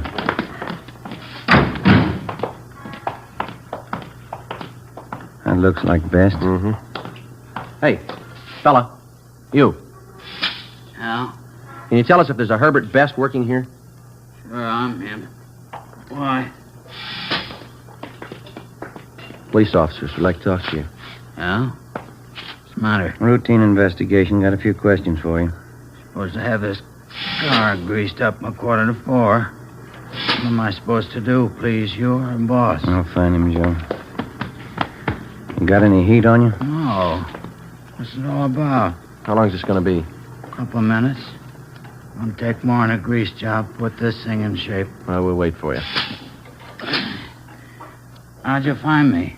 That nosy landlady of mine? No, routine channels.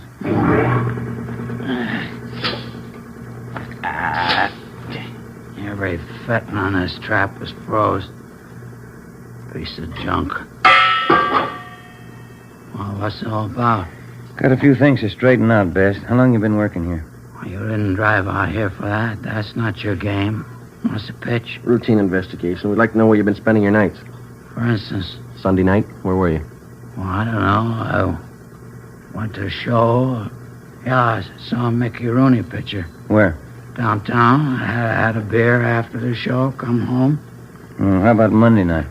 I went home after work. I was pooped. Went to bed early. Can you prove it?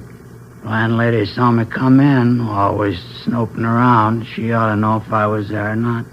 How about last night, Tuesday? Played some cards with a friend of mine, him and his wife, Penny Annie Booker. Where? Their place, it's down on Pico, near the park. You can ask them. What time did you get there? Well, I'm not sure. About 8 o'clock, I guess. What time did you leave? What's it all about? What time did you leave? Around midnight, yeah. Must have been around midnight. What'd you play with your friend and his wife? Poker. I lost as usual.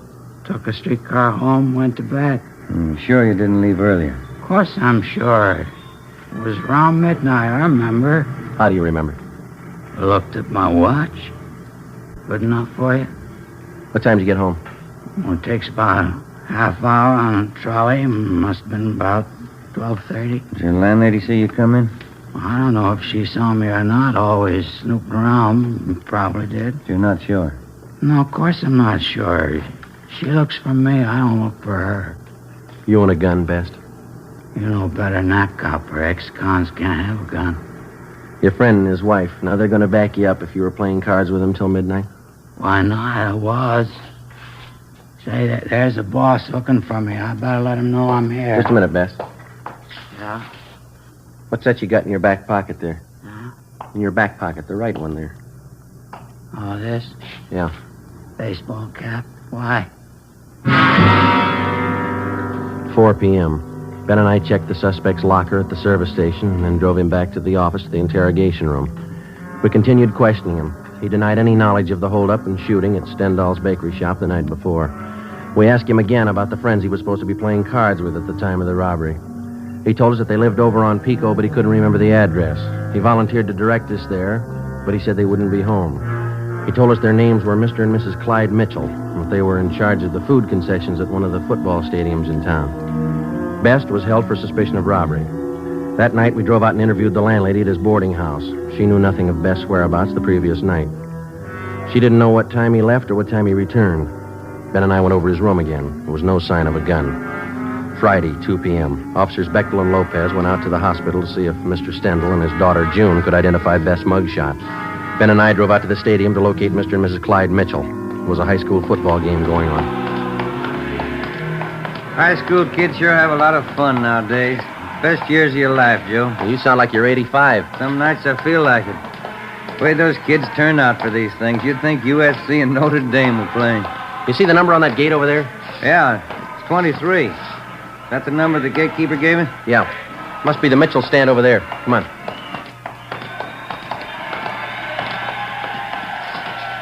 Oh, miss, can you tell us where to find Mr. and Ms. Mitchell? Yeah, around back of the stand. You knock on the door. Thank you.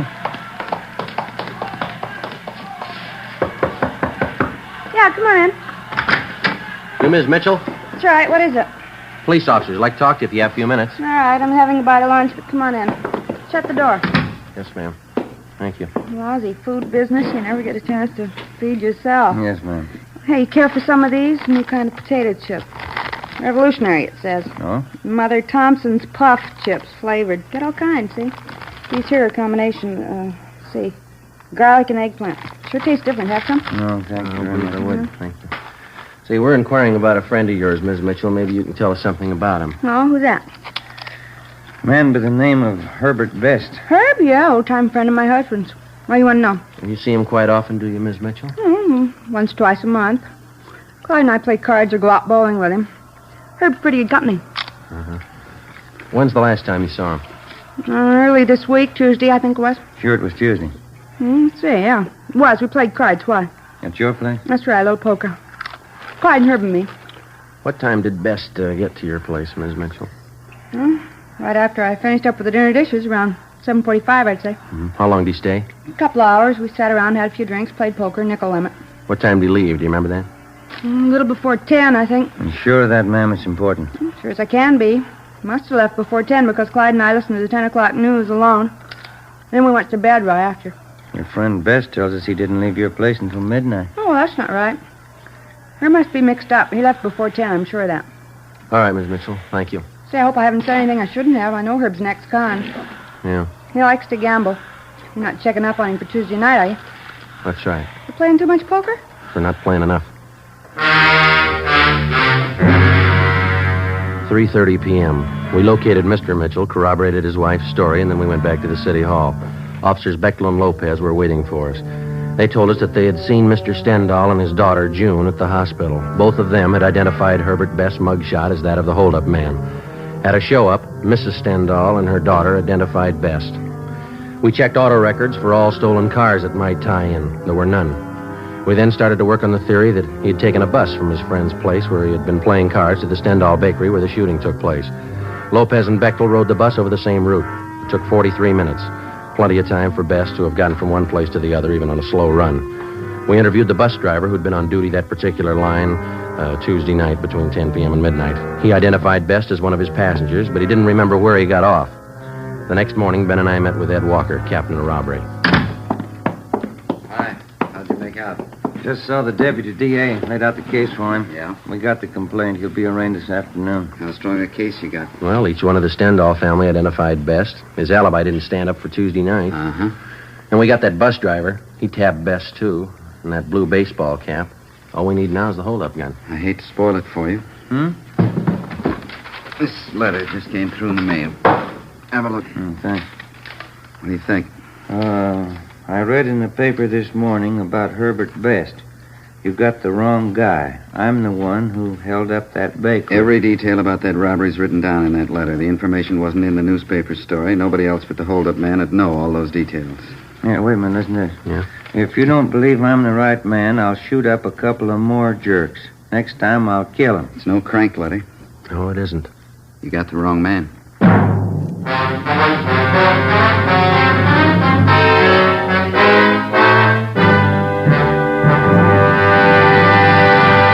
You are listening to Dragnet, the case history of a police investigation presented in the public interest by Fatima Cigarettes. If you smoke a long cigarette, it will be in your interest to listen to this case history recorded by a typical Fatima smoker. Hi there. My name is Bab Beckwith. Bab. That's short for Bethany Ann Beckwith. I live in New York City, and I'm a fashion stylist. The other day, at a showing of the new fall styles, I ran out of cigarettes. A friend of mine, a designer, introduced me to the new long Fatima. I really wish someone had told me about them sooner. Fatimas are a lot milder than the cigarettes I've been smoking, and they have a delightful flavor, too. I'm very glad to recommend them to you, because I know from experience it's wise to smoke extra mild Fatimas. And more smokers every day are finding that out. Actual figures show extra mild Fatima has more than doubled its smokers coast to coast. So enjoy extra mild Fatima yourself. The king-size cigarette, which contains the finest Turkish and domestic tobaccos, superbly blended to make it extra mild. You will prefer Fatima's much different, much better flavor and aroma. You will agree. It's wise to smoke extra mild Fatima. It's wise to smoke extra mild Fatima. The best of all long cigarettes.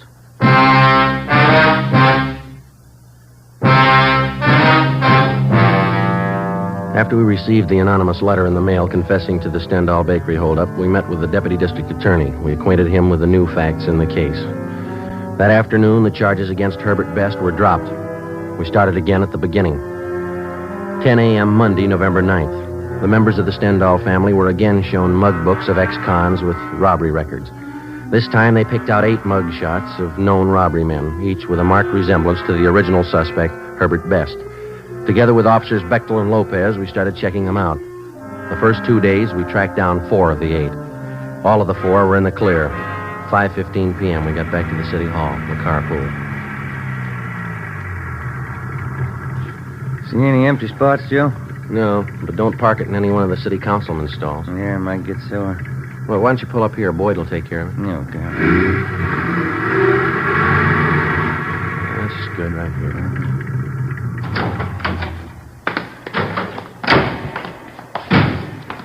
Doggone it, I knew there's something I forgot to do. What's that? Oh, they had an underwear sale today. That place down on South Fig, shorts, T-shirts. Wife told me to be sure and get down there. Well, that'll be another one. That place has sales all the time, don't they? Only twice a year on underwear. Stuff I've got's not going to last till next time. Friday? Ben? Wait a minute. Gene Beck. Yeah. Hi, Beck. Hi. What up? Yeah. How'd you make out? 2 men we checked were clean. We picked up something 77th Street station. Now, go ahead, Ben. Uh-huh. Oh, watch that elevator door, Jim. Yeah, I'm sorry. Well, what's with 77th Street? Oh, a couple of men in traffic out there covered an accident this afternoon. 91st and Central, hit and run. That's so? And one of our traffic cars saw the collision, took out after the guy. Chased him 10 blocks. Mm-hmm.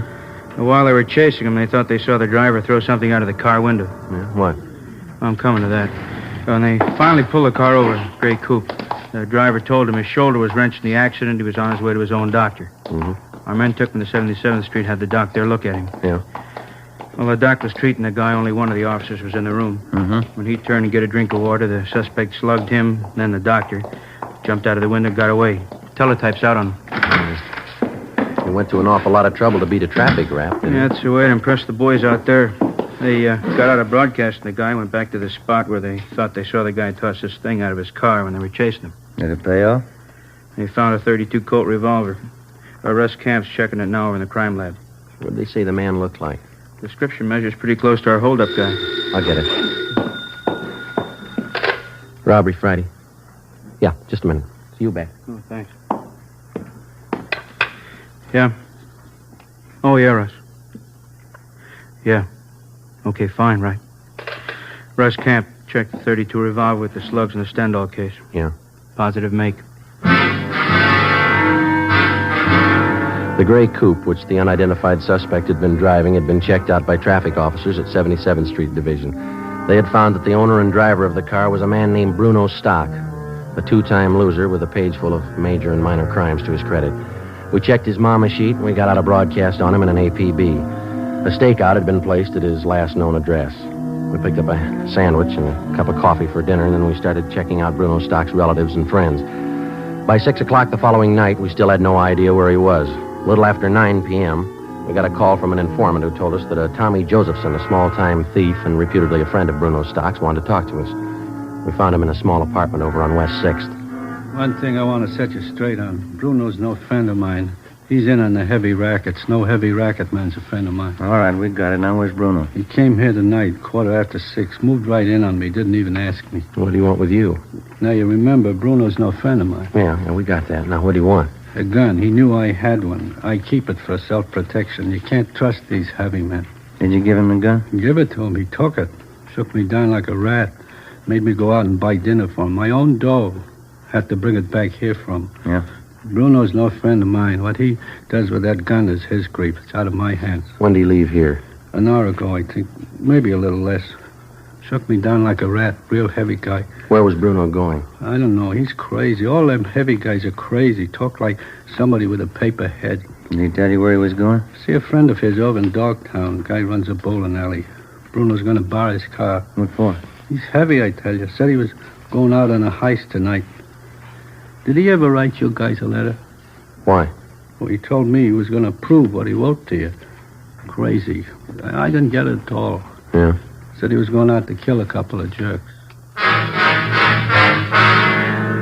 9:30 p.m. We got the address of the bowling alley run by Bruno Stock's friend, and we called the office.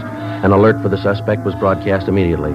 Together with Gene Bechtel and Lopez, we drove to the bowling alley. Ben and I went in. Bechtel and Lopez covered the outside. It's a good crowd. I wonder where they do business. I don't see any counter. No, neither do I. Oh, yeah. There it is. Way over in the corner. Oh, yeah. There's nobody behind the cash register. How about that fellow in the white T-shirt standing by the cigarette machine? Yeah, looks like he works here. Let's go. Joe, guy with him. Just turned towards Bruno, come on. He sees us. He's going for the back. All right, you, let's hold it up. Come on.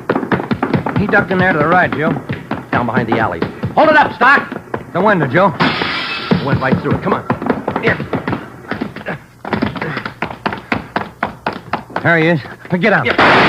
Joe? He's in there, Beck. Cover the front. Right. Over the fence, Joe. There he is. All right, give it back. Yep. Come on.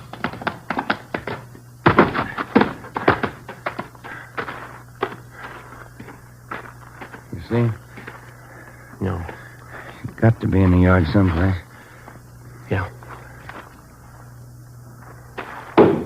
Where'd it come from? I can't see. Keep down. Backstairs of that house. There he is. Give it up, Stock. All right, mister. You tag him. Come on.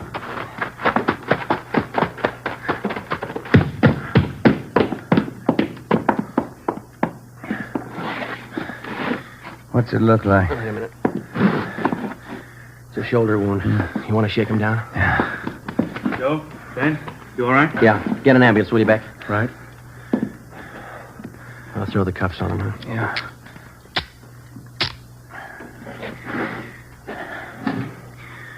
Well, that's it, Joe. Yeah.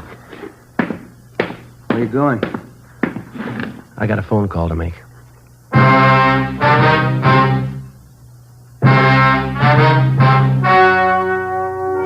story you have just heard was true. Only the names were changed to protect the innocent. On February 18th, trial was held in Superior Court, Department 84, City and County of Los Angeles, State of California. In a moment, the results of that trial. And now, here is our star, Jack Webb. Thank you. In the Record Bureau of all Metropolitan Police Departments, there's a special file in which all known criminals are cataloged and cross-indexed according to identifying marks. Marks which help the working detective. And so, with the cigarette, the outstanding identifying mark of Fatima is quality. The careful selection and blending of only the finest Turkish and domestic tobaccos to make Fatima extra mild. Now, if you're a long cigarette smoker, you'll find, like I did, that every pack is extra mild. You'll find it's the best of long cigarettes. Smoke Fatima.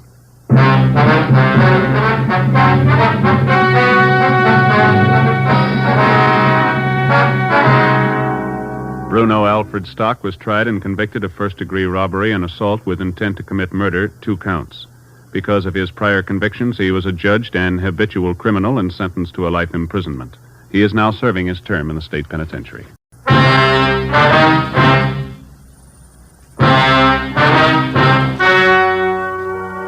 The story you are about to hear is true.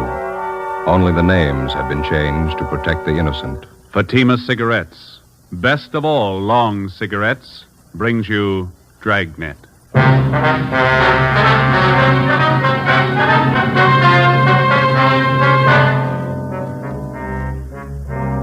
You're a detective sergeant. You're assigned to burglary detail. Unidentified thieves start a campaign of burglaries in your city. Homes are broken into and stripped of their furnishings.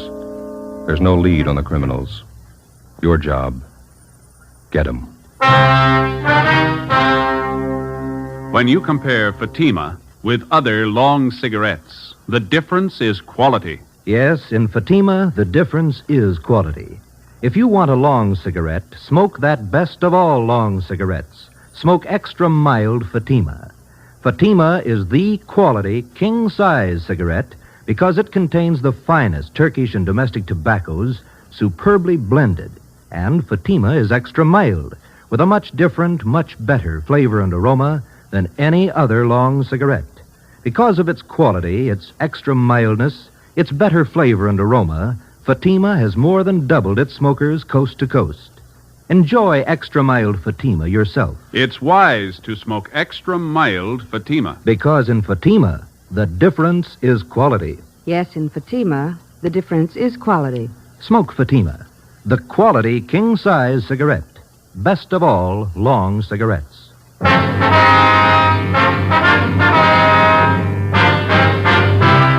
Dragnet, the documented drama of an actual crime.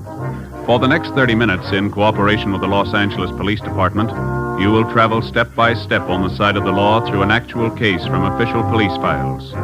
From beginning to end, from crime to punishment, Dragnet is the story of your police force in action. It was Monday, August 3rd. It was warm in Los Angeles. We were working the day watch out of burglary detail. My partner's Ben Romero. The boss is Thad Brown, chief of detectives. My name's Friday. I was on the way back from the business office, and it was 9:25 a.m. when I got to room 45, burglary detail. Did they get all the money together, Joe? Yeah, $1 from each man in the detail. We got to buy the gift.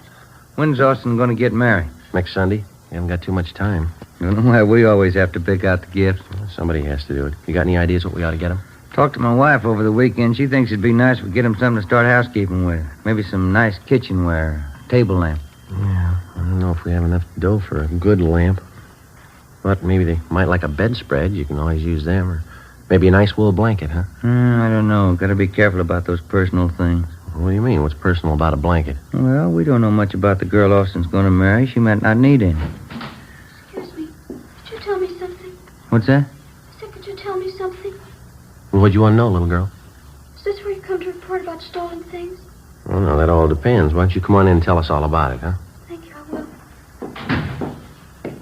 Like to sit down, little girl? I'm 12 years old. I'll stand if it's all right. All right. Now, would you like to tell us what's been stolen? Everything. Everything's been stolen. We came back this morning and found it that way. Grandpa's awful mad. Maybe we better get the facts to start with. What's your name? Ruth Anne Marie Jeanette. Jeanette. Is that your last name? No, Snyder. Ruth Emery, Jenna Snyder. Did you come down here alone, Ruth? Yes, Grandpa sent me. He's awful mad. Where do you live? With Grandpa. Where's that? Over on College Avenue. Grandpa's leg's bothering him. Arthritis. So he told me to come down and tell you about it. About what, man? Everything. We came back this morning on the train, and when we got home, we found everything was stolen. It's terrible. What do you mean by everything? I walked all the way over here to tell you. I'm thirsty. Is there a drinking fountain in the hall? Oh, we've got a cooler over here. Let me get you a cup. Huh? Thank you.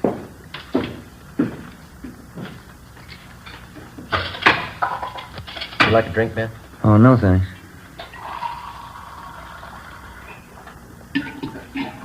All right, little lady. Here you are. Thank you very much. Now, would you like to tell us what it's all about? Grandpa and I got back to Los Angeles on the train this morning. We've been on a trip back to Indiana. Uh-huh. We took a taxi cab home from the station. When we got there, everything was gone. Everything but the rug in the dining room. Yeah? All the furniture, every single bit. The sofa, the chairs, my desk upstairs, the stove. Everything's been stolen. I want you to find it. Means someone broke in while you were gone and took all your furniture. Is that what you think? You know they did. The lock on the back door, it was broken. They took everything but the dining room rug. That's why Grandpa's home now. He thinks the crooks will be back. He's sitting on the rug because he says if they take that, they'll have to take him, too. We better hurry. Yeah? Grandpa's not very big.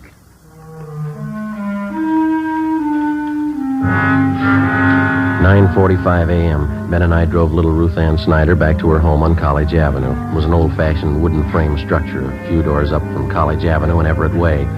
Ruth Ann showed us inside and introduced us to her grandfather, Mr. John H. Snyder, age 78. He told us that a year ago, he and his wife, Ruth Ann's grandmother, had come to California from Indiana and rented the house on College Avenue. The grandmother had fallen ill and passed away suddenly 3 weeks ago. He and Ruth Ann closed the house and took the body back to Indiana on the train for burial. On their return that morning, they found the house stripped of every piece of furniture. We checked room by room and listed the missing articles. We put in a call to latent fingerprints. Do you happen to know the serial numbers of your home appliances, Mr. Snyder? No, sir. I've lived with most of the furniture for 40 years. You get to know the things you own in 40 years. I know it was in my room, Sergeant. My desk, my table and chair, the bed, the curtains. They took everything. Well, how about the estimated value of the furniture, sir? What would you say it was worth? Dollars and cents? Oh, I don't know. What's a house full of furniture worth to anyone? Guess everybody puts their own value on their things. Yes, sir, they do. Solid walnut dining set. A wedding present. Mahogany front room table. A solid, too. It cost money in their day. All gone. Were there any liens against the furniture, sir? How's that? Did you owe anything on the furniture? I mean, there was no trouble with the finance company or anything like that. Oh, we didn't even know what a finance company was when the wife and I was married. It was a sad enough trip as it was. And Ruthie and me get here this morning, and everything's gone. All we own. Ruthie. Yes, Grandpa? Where the thieves broke in, would you show the officers, please? It's back this way. Okay. How are you and your grandfather going to make out here, Ruth? Well, Grandpa says we'll buy 2 cots for tonight, Army surplus. There's no stove to cook on. We'll have to eat out. Maybe we'll have to go back to Indiana. Grandpa doesn't have much money. He's on a pension. Here's the back door. You can see what they did to get in. Must have used a hammer and a crowbar. Smashed it clean through. You'll find the crooks, won't you, Sergeant? We're going to try, Ruth. Better have the crime lab check this, huh? Yeah. How about your neighbors, Ruth? You know any of them well? I know who they are. I don't know any of them good. They're not very friendly. We'd like to ask you and your grandfather a few more questions, Ruth. All right. I don't know what I'm going to do when school starts. They stole all my stuff, even my composition tablets. I'm going to have to take those. Which grade are you in, Ruthie? I was in A7. I'll be in the B8. Why would they take my school things? I don't know. You see how they got in back there? Yes, sir, we did. By any chance, did any of your neighbors know that you and Ruth here were going away?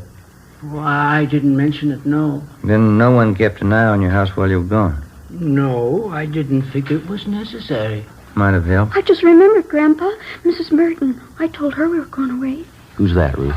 She runs a store down at the corner of the bird store. Yeah. She sells canaries, other kinds of birds, too. Mrs. Merton's her name. Store's right down the corner. You figure she's the only one who knew you'd be gone from the house for some time. Must have been the only one. All right, Mr. Snyder, we'll be back to see you later on. Here's our card. We'll see if we can't do something to help you out here. Let's see here.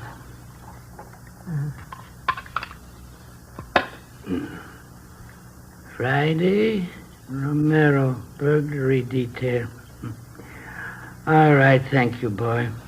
Ruthie will show you to the door. Yes, Grandpa. Miss Snyder. Goodbye, sir. Oh, say there. Yes, sir. Guess you understand, but I'd like to apologize anyway. I just couldn't do it. What's that, sir? Offer you a chair.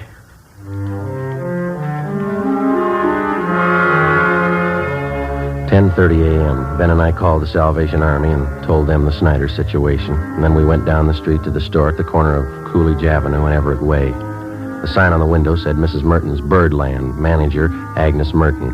We tried the door. It was locked. A cardboard clock hanging on the glass door read, "Be back at 1 p.m."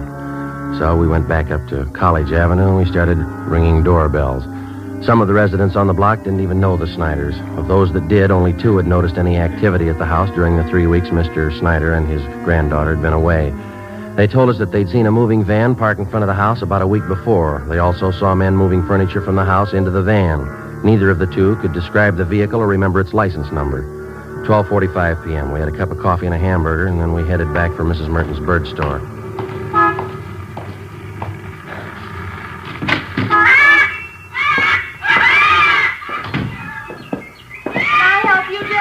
Yes, ma'am. Police officers. You have a few questions for you.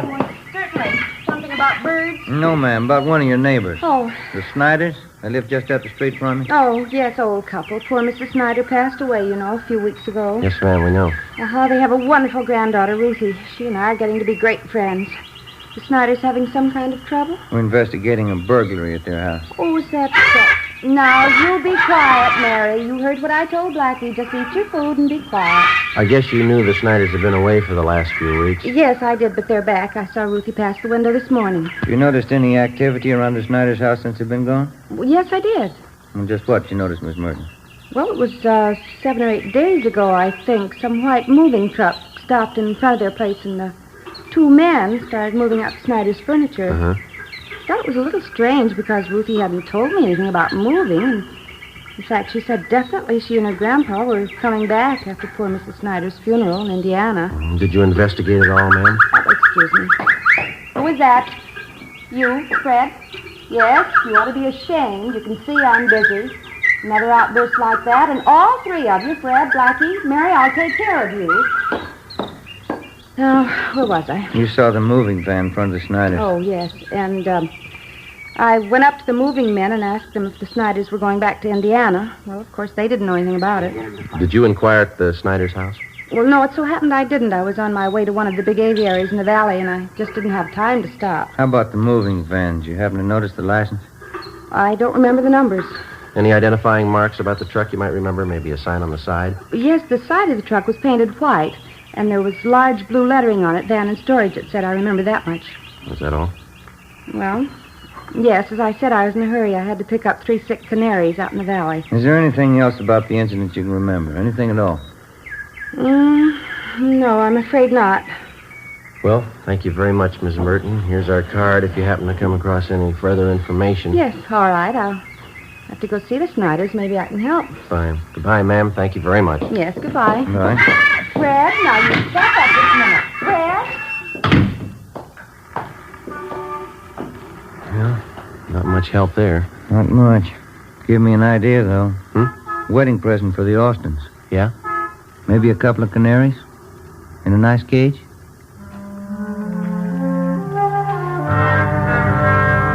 At 5 p.m., we went back to the office. Reports had come in from 2 more victims.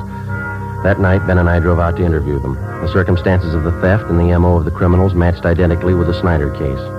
Both of the families victimized had gone off on vacations and neglected to notify either the neighbors or the patrolmen in their area. Both had allowed daily newspapers to collect on their doorsteps in their absence and otherwise left signs that their homes were vacant.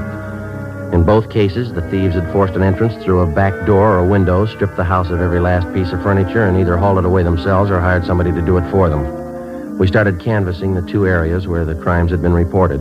Again, the neighbors saw the moving vans, but none were able to definitely identify the vehicles or their license numbers. Captain Fulton called us into his office. You're going to have to try harder. I know they're hard to get, but get 'em. Get 'em fast. Done about everything we can so far, Skipper. Only one small lead. The thieves seemed to be using a different moving van on each job. We started to check the movers around town, the transfer companies. Leighton Prince come up with anything yet? No luck there. One of the lousiest rackets we've had since I came on this detail. Whole house full of furniture, everything a family owns. Yeah. Well, we'll stay on top of it. The stats office may come up with something. How about an outlet for all that stuff that's been stolen? Thieves can't be sitting on it. Pawn shop and second-hand details have been alerted. They're checking regular outlets, auction houses, second-hand places. Nothing yet. What about some kind of preventive idea? At least slow them down. Good dose of publicity on the whole thing would help. If only people wouldn't keep it a secret when they're going away. Neighbors aren't alerted. That's why a lot of them didn't think much of it when they saw the moving vans parked at those houses. And drawn blinds and the newspapers on the doorsteps didn't help much either. It's an open invitation. Well, I'll see what we can do on the publicity end. We've had one campaign on this already. No, excuse me. Burglary, Captain Fulton. What's the address? Okay, I got it. Thank you. Here you go, another one. 63R just called it in. Family back from vacation. Furniture all gone. Here's the address here. Thank you. Better get on it right away. Let's go. I'll have a little more help for you on this tomorrow. Crowley and Barnes will be free. They can work with you. Okay, Skipper. Check you later. Right.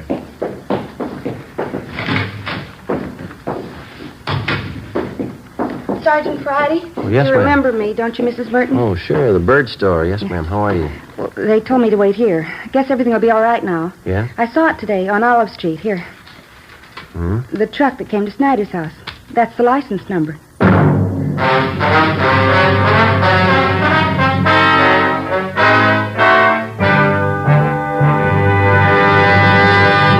You are listening to Dragnet, the case history of a police investigation, presented in the public interest by Fatima Cigarettes. It's amazing how many long cigarette smokers are changing to extra mild Fatima. Here is the actual report. From coast to coast, Fatima has more than doubled its smokers. Here is the reason why. When you compare Fatima with other long cigarettes, the difference is quality. Yes, in Fatima, the difference is quality. Fatima is the quality king-size cigarette because it contains the finest Turkish and domestic tobaccos superbly blended. And Fatima is extra mild with a much different, much better flavor and aroma than any other long cigarette. And because of its quality, its extra mildness, its better flavor and aroma, more and more smokers say it's wise to smoke extra mild Fatima. I agree, says Dick Hyland, sports columnist. I agree, says Mrs. Deems Taylor, painter and theatrical designer. I agree, says Frank Fenton, author. Yes, all agree. It's wise to smoke extra mild Fatima. Best of all, long cigarettes. Because in Fatima, the difference is quality. Yes, in Fatima, the difference is quality. Smoke Fatima, the quality king-size cigarette.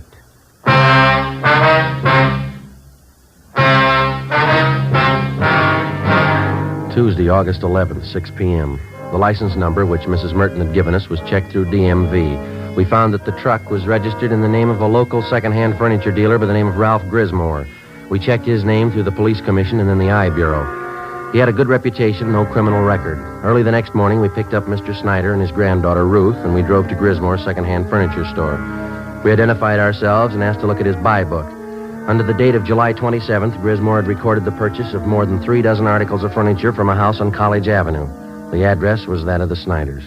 A man and a woman, Sergeant, they said they'd sold their house and they were going east. Man said the company he worked for transferred him to Boston. Told me he had to get back to take over his new job. Would you recognize the people if you saw them again, Grismore? Sure, I think so. The woman was a great talker. She said they figured on selling the stuff piece by piece. They'd get more, but since they had to leave town the next day, she decided to sell the whole lot to a dealer.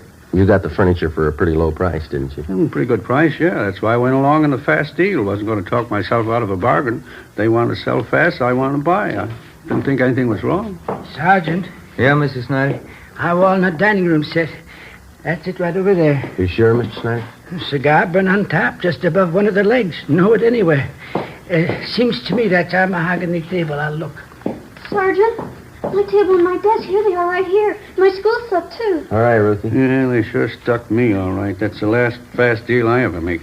How did they contact you, Grismore? What kind of approach did they use? Called me on the phone, and I came out and gave them an appraisal on the stuff. Nothing suspicious about either the man or the woman. That's so? She was in a house dress, bandana around her head. The guy was in old clothes, just as homey as you please. Looked like he was doing a little repair work around the house, you know. Mm-hmm. You notice if they had a car parked by the house? Well, no, as a matter of fact, I didn't. There wasn't any in the driveway. Mm-hmm.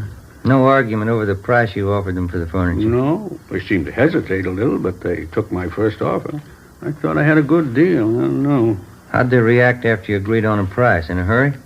Said they had to board a train that night for Boston. They asked me to get the furniture out right away. Mm-hmm. The woman said they had other business to wind up, so if they weren't at the house when I came back with the van, why, she'd leave the back door open for me. I guess you realized you were going to have to place a hold on this furniture that you bought. Yeah, I know. I got no one to blame but myself. And you gave this man and woman a check for the full amount of the sale. Is that right, Grismer? $550 down the drain. Do you have the canceled check? No, not yet. If you like, you can probably get it from the bank. Don't imagine those crooks would waste any time cashing it. Mm-hmm. We'd appreciate it if you'd run down to the bank with us now. Okay, sir. Sergeant, could I speak with Mr. Grismore? Sure, Mr. Snyder. Mr. Grismore. Yes, sir. I'm sorry about all this. I didn't know. Oh, I understand, sir. You buy furniture, don't you? Yes, sir. What could you give me for 2 Army surplus cots? Grismore made arrangements to round up Mr. Snyder's furniture and ship it back to his home. Then we took him down to his bank where he recovered the canceled check for $550. The endorsement read, Mr. Thomas Butterworth. According to the bank teller who waited on them, the suspects had cashed the check shortly after the sale of the Snyder's furniture. From the second-hand dealer and the clerk at the bank, we got a complete description of the man and woman known as Mr. and Mrs. Butterworth. We also had photostatic copies made of the check and specimens of the handwriting from the endorsement. From the descriptions, we checked the suspects through the stats office. We got nowhere. During the next 2 weeks, we found 6 more second-hand dealers who had been taken in on the same furniture deal. The description of the man and woman matched, and so did the handwriting and the endorsements on each check. There was only one variation. The couple went under a different name on each occasion. Wednesday, August 26th, 9 a.m. 12 cases like this today, is that right? That's it, Captain. Got the description, M.O. handwriting. Still can't reach him. Those thieves have been freewheeling for a month now. What's it going to take to stop them? Well, Ben came up with a pretty good idea this morning. We'd like to talk it over with you. Oh, what's that? Kind of a system of decoy, Skipper. We were thinking it might be a good idea to contact all the division captains and have them ask their men if they have any neighbors going on vacation. Yeah, go ahead. Well, if we got a few dozen houses spotted around the city, we could plant a few things. Make them look obviously vacant. We'd keep the houses covered at all times. They ought to make pretty good bait for those thieves. Uh-huh. How would you set it up? We could make arrangements to get a key to each home, keep the milk and paper deliveries coming, let them pile up on the doorstep. We could reimburse the people for whatever it cost. We're not making any headway. We could run this for a couple of weeks, see what happens. Mm-hmm. What do you think? Try it. 9:30 a.m. We contacted all division commanders requesting them to ask their men to contact burglary detail if they knew of any of their neighbors about to leave on a vacation. During the next 2 days, the response came in and the plan went into effect. 40 homes throughout the city were spotted as decoys. They were kept under surveillance at all times.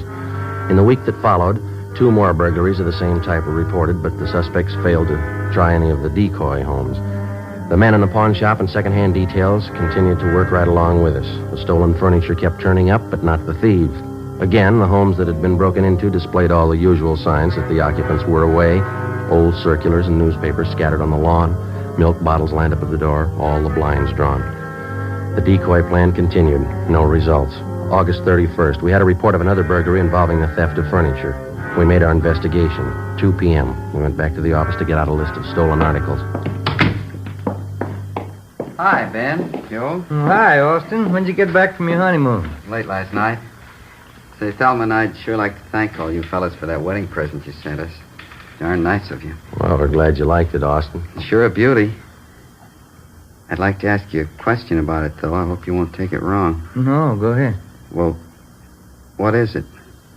You've got an early American house, haven't you? Yeah, that's right. It's an antique. Yeah? It's an apple peeler. One of the first ever built. Oh, sure. Thanks a lot. I get it. Burglary Friday. Yeah? Where? Right away, thanks. One of the decoy houses. Yeah? We got a bite. Together with Sergeants Crowley and Austin, we drove out to the decoy house where an unidentified man and a woman had been seen forcing entry through a back door. They'd been spotted by a police officer's wife who lived next door and who had called in the report. We parked down the street from the decoy home and waited. 5 minutes passed. We saw a woman dressed in a housecoat come out onto the porch of the house, look up and down the street, and then go back inside. A few minutes after that, a gray Chevrolet sedan pulled up in front of the house. A man in a dark suit got out and entered through the front door. Ben called communications for a make on the car. 80K to Control 4. 80K to Control 4.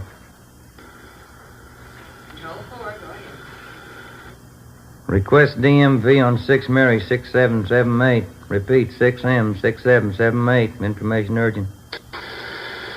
Roger, 80K. KMA 367. We waited. There were no signs of activity from the decoy house. 2 minutes after Ben put in the call, we got our make on the gray sedan. Control 4 to 80K. 80K, go ahead. 6 Mary 6778. 6M 6778 is registered to the Donahoe Furniture Company. Legal the same. 7811 Harvard Boulevard. It is a Chevrolet Deluxe two-door sedan, 1941 model. Engine number C6VA4414. 80K, Roger. KMA 367. A few minutes after the call back, a moving van drove down the street and backed into the driveway of the decoy house. The sign on the side of the van read Donahoe Furniture Company. 2 men got out, went up to the front door, and were let in. They came out in a couple of minutes and loaded a sofa into the moving van. Okay, Joe. Crowley and Austin get the sign. Yeah, here they come. Let's go. Hey, you and Crowley want to cover the back, Austin? Right. Let's go, Crowley. Yeah. Come on, Ben. Mm-hmm.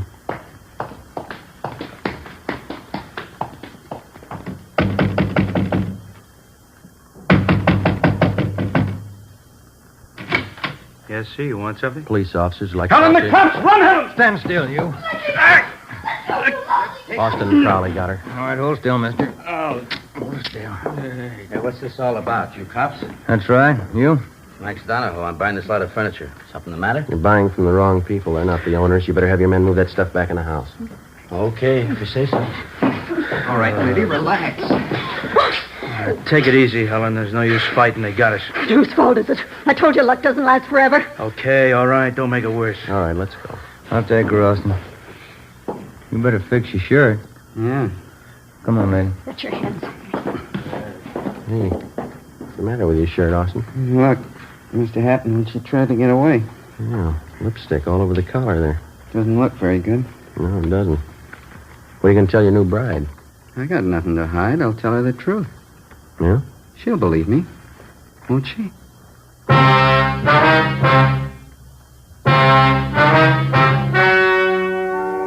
The story you've just heard was true. Only the names were changed to protect the innocent. On November 25th, trial was held in Superior Court, Department 87, City and County of Los Angeles, State of California. In a moment, the results of that trial. And now, here is our star, Jack Webb. Thank you. Under our system of law, the jury selected to hear a case is accorded complete freedom. The jury's decision is the final result of the testimony and evidence presented in the course of the trial. And so, with Fatima, they are the final result of carefully selecting and blending only the finest Turkish and domestic tobaccos to make Fatima extra mild. If you're a long cigarette smoker like I am, buy a pack of Fatimas and compare them with other long cigarettes, and you'll see the difference is quality. Yes, in Fatima, the difference is quality. So, smoke Fatima.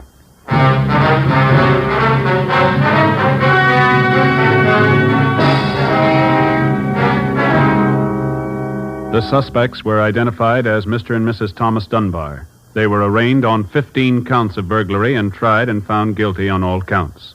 They are now serving their terms in the state penitentiary.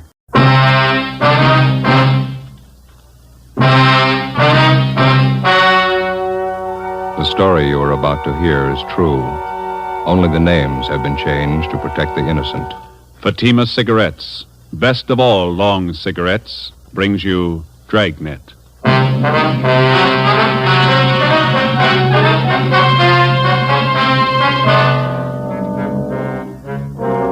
You're a detective sergeant. You're assigned to homicide detail. A socially prominent citizen is plotting to kill his wife. He tells you his plans for the murder. He hires you to do the killing. Your job, stop him. When you compare Fatima with other long cigarettes, the difference is quality. Yes, in Fatima, the difference is quality. If you want a long cigarette, smoke the best of all long cigarettes. Smoke extra mild Fatima. Fatima is the quality, king-size cigarette because it contains the finest Turkish and domestic tobaccos superbly blended. And Fatima is extra mild with a much different, much better flavor and aroma than any other long cigarette. Because of its quality, its extra mildness, its better flavor and aroma, Fatima has more than doubled its smokers coast to coast. So enjoy extra mild Fatima yourself. You'll find king-size Fatima different from other long cigarettes. They cost the same, but in Fatima, the difference is quality. Smoke Fatima, the quality king-size cigarette. Best of all long cigarettes.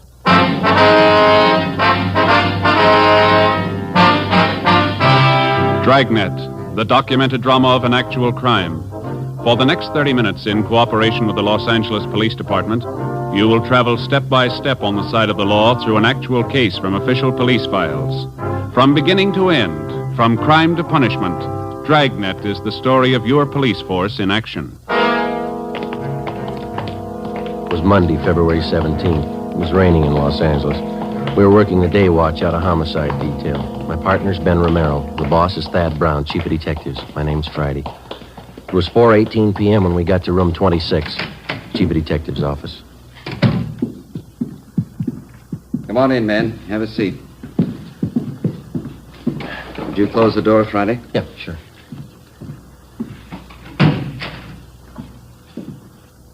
Captain Steed, Sergeant Romero, Sergeant Friday. I'd like to have you meet Special Agent Ray Kimball, Public Utilities Commissioner. Mr. Kimball. Mr. Kimball. And his friend, Mr. Trudeau. How do you do? Mr. Trudeau. How are you, sir? Gentlemen, Mr. Kimball and Mr. Trudeau here have some important information to give us. Mr. Trudeau, would you like to repeat for these officers what you told us a few moments ago? Yes, sir. Well, a friend of mine wants me to kill his wife for him. I'm convinced he means to go through with the thing. Naturally, it goes without saying that Kimball here will back up the veracity of the story. Well, Mr. Trudeau, who is your friend? How long have you known him? His name's Charles Stone. Guess maybe you heard of him. Owns a string of warehouses around town. I used to work for him. Oh, yeah. Go ahead. Well, the other day he called me and asked me if I was working. I told him no. Then he asked me to meet him in front of the public library. And that was last Saturday afternoon. Did you meet him? Yes, I did. And he took me to a bar in the neighborhood, started telling me all about his troubles at home. Mm-hmm. He said his wife was stepping out on him, running around with other men. Well, we had quite a few drinks, and I guess I thought that's what accounted for it. What's that, Mr. Trudeau? Well, he leaned toward me and he said, here's the dope. The wife and I haven't been getting along well at all for about a year. She's stepping out with some other guy on me, and to make a long story short, well, that's when he told me. I see. He said, I want to lose her. What do you say? Well, I told him I didn't quite get the drift of the thing, and then he said, I want my wife killed. I'll pay you $1,000 for the job. Mr. Trudeau, have you any idea why he contacted you on this thing? Well, I don't know, other than the fact that I hadn't been able to work for some time. He knew I needed the money pretty badly. As soon as I was sure he wasn't kidding about the murder, I told Mr. Kimball here, he's an old friend of mine. Yeah. He said the only thing to do was to take it to the police. Did this Mr. Stone make this proposition to you more than once? Yes, he did. Kept reminding me how much I could use the $1,000. Well, all I could say was that I knew his wife too well. I couldn't do it. And what did Stone say to that, sir? Said I had cold feet. Told me I was just like another man he'd lined up to kill his wife. Told me if I didn't want the job, he'd get someone else to do it. Do you think he might go for a substitute, Mr. Trudeau, one of our men? Well, I don't know, Chief. There's only one thing I'm sure of. Yes, sir. He wants his wife dead. 4:42 p.m. The meeting in the chief of detectives' office went on. A man by the name of Charles Stone wanted his wife murdered. He'd offered $1,000 for her death. He'd approached two men to do the job, and both had refused. From the information we'd received, we knew he wouldn't stop there. There are a lot of people who'd kill for $1,000. It was only a matter of time till he found one. A plan was formulated, and Ben and I were assigned to the case. 5 p.m. Together with Captain Steed and Mr. Trudeau, we left Thad Brown's office and went down the hall to homicide. In your last meeting with Stone, Mr. Trudeau, you refused outright to have anything to do with this plan to have his wife murdered. Is that right? That's right. Did you leave any opening at all? Well, just to get away from the guy, I told him if I heard of anybody that'd do the job, I'd let him know. You think that maybe he'd listen to you if you went back and suggested somebody? I don't know. He'd listen to me, but he's no dummy. You got to understand that. He's going to be careful. Well, which one of you is going to play the killer? I'd like to try it, Skipper. Who's going to fit the part best? Trudy here just told you this Charles Stone's no pushover. I don't know, Captain. This officer here... Me? Yeah, no offense, but I'd sure peg you for a cop. You would? Why's that? Well, I don't know. You just look like one, I guess. Well, Joe is a little closer to average height, weight. Yeah, that's what I mean, Captain. He doesn't look like a cop. All right. Now, Mr. Trudeau, you're willing to go along with us on this thing? Certainly, Captain. Anything I can do. You just tell me what you want. Well, just as soon as possible, we'd like to have you contact Mr. Stone. You'll know how to approach him so as not to make him suspicious. Yes, I think I can do that. Joe, how do you want to go about this? Well, I better use some kind of an alias. Let's see, Matson. Joe Matson. Mm-hmm. How about Kelly? Just plain Kelly? That's fine with me. Good. Now, how about your background? Better get that straight with Mr. Trudeau here. Well, suppose I tell him I'm from Phoenix, huh? If I know that town pretty well, he might ask me some questions about it. Okay. Now, how'd you happen to know Trudeau, the Army? Did you ever serve in the Army, Mr. Trudeau? Yes, sir. 42 to 45. CBI theater. All right. Well, we served together in the Army, huh? Let's make it in China. Quartermaster Corps, all right? All right. And now, Mr. Trudeau, this is all you'll have to do. Set up a meeting with Stone as soon as possible. Introduce Friday as the man who's willing to do the job for him, an old Army friend. Then step out of the picture as quickly as you can. All right, Captain. I understand. It goes without saying, we certainly appreciate your cooperation. And not at all, sir. Only glad I'm in a position to help out. You'll probably save that woman's life. I wish I could be sure. How do you mean, Trudeau? The last time I saw Charlie Stone was 3 days ago. Maybe he's hired somebody else.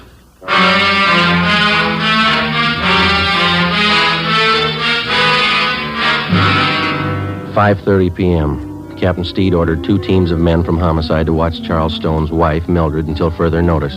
For her own protection, she'd be kept under 24-hour surveillance without her knowledge. We checked the I Bureau to see what we could find on Charles Stone. He owned a gun, a .32 Smith & Wesson revolver. That's all we found. He had no criminal record. We knew of him only as a social figure from a prominent family. And supposedly, he was happily married. He owned and operated a chain of 6 warehouses throughout Los Angeles. His business reputation was good. Captain Steed ordered that Charles Stone also be placed under 24-hour surveillance immediately. He would be kept under watch without his knowledge.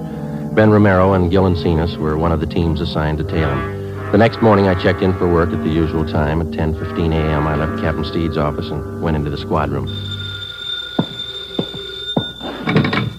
Homicide, Friday. This is Mr. Trudeau, Sergeant. I saw Charlie Stone a few minutes ago. Yes, sir. How'd it go? We talked about 20 minutes. I told him you might be willing to do the job. What'd he say? He wants to meet you. Before he hung up, Trudeau told me that Charles Stone would meet us that night in Section B in the grandstands at the midget auto races out near Santa Monica. I informed Captain Steed of the development, and then I left the office, went home, put away my gun and all my identification, changed into some old clothes. I boarded a bus and rode back downtown to the Skid Row area where I rented a single room in a cheap hotel. I signed the register J. Kelly, Phoenix, Arizona. 5:30 p.m. I went to Coken's Cafe on the corner of South Main and Satella Streets. Captain Steed was waiting for me in one of the rear booths. Hi. Hi. You look like you're all set. How does the outfit strike you, okay? Yeah, fine. That old leather jacket's a good touch. Oh, better let your beard grow a little. You all right? I rented a room in one of the hotels down here. I could use a little expense money. Glad you said a little. All right, I'll fix it up for you. Here's the phone number of the hotel in case you want to contact me. Good. It's one thing that's got me a little worried, Skipper. Yeah? The legal angle. You know, you can get pretty close to entrapment in cases like this. Well, nothing to worry about. You just play it straight down the line. Yeah? The idea for the crime has to originate in the mind of the criminal. It's got to be all his idea. You just go along with him. Okay. Be sure and keep us posted. Yes, I will. Murder of his wife means a lot to Stone. He wouldn't want anybody getting in his way. Yeah. Be careful. That night, I had dinner with Trudeau at a cafeteria on South Grand, and then we caught a bus and rode out to the stadium where they held the midget auto races. We found the seats where Charles Stone was to meet us, numbers 4 and 5, row 27, section B, main grandstand. The auto races started. At 10 minutes past 8 p.m., Charles Stone arrived. He looked like an average, prosperous businessman, well-dressed, medium build, dark hair that showed a few streaks of gray. Trudeau introduced us, and then he left. Where you from, Kelly? Phoenix? You like midget auto races? That's not why I came out here. Trudeau said something about a job. Sure. Guess he told you what it's about. Yeah? You ever handle anything like this before? I'd be a sucker to answer that one, wouldn't I? I just want to know if you could handle it. Trudeau told me about it. I wouldn't be here if I couldn't handle it. It's a delicate job. Gotta be sure it's done right. What are you looking for, references? Gotta be careful, that's all. Well, what about me? I don't know you from Adam. How do I know it won't be a double cross? Don't worry about a double cross. Let's go below the grandstand. Get away from this crowd. All right with me.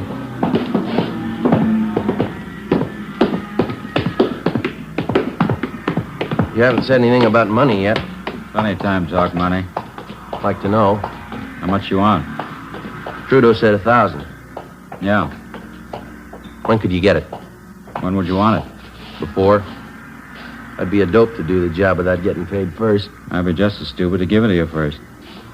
Say, can I buy you a hot dog, cold drink? Okay.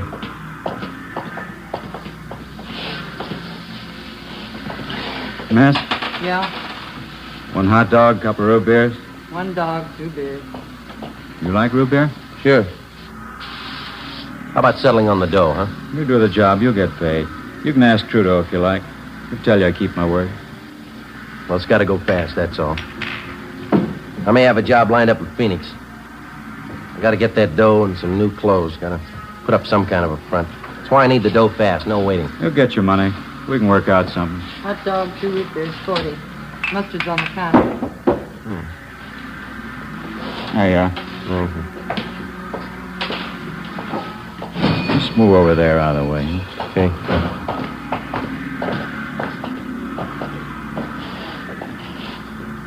But you haven't told me yet. What? How do you want it done?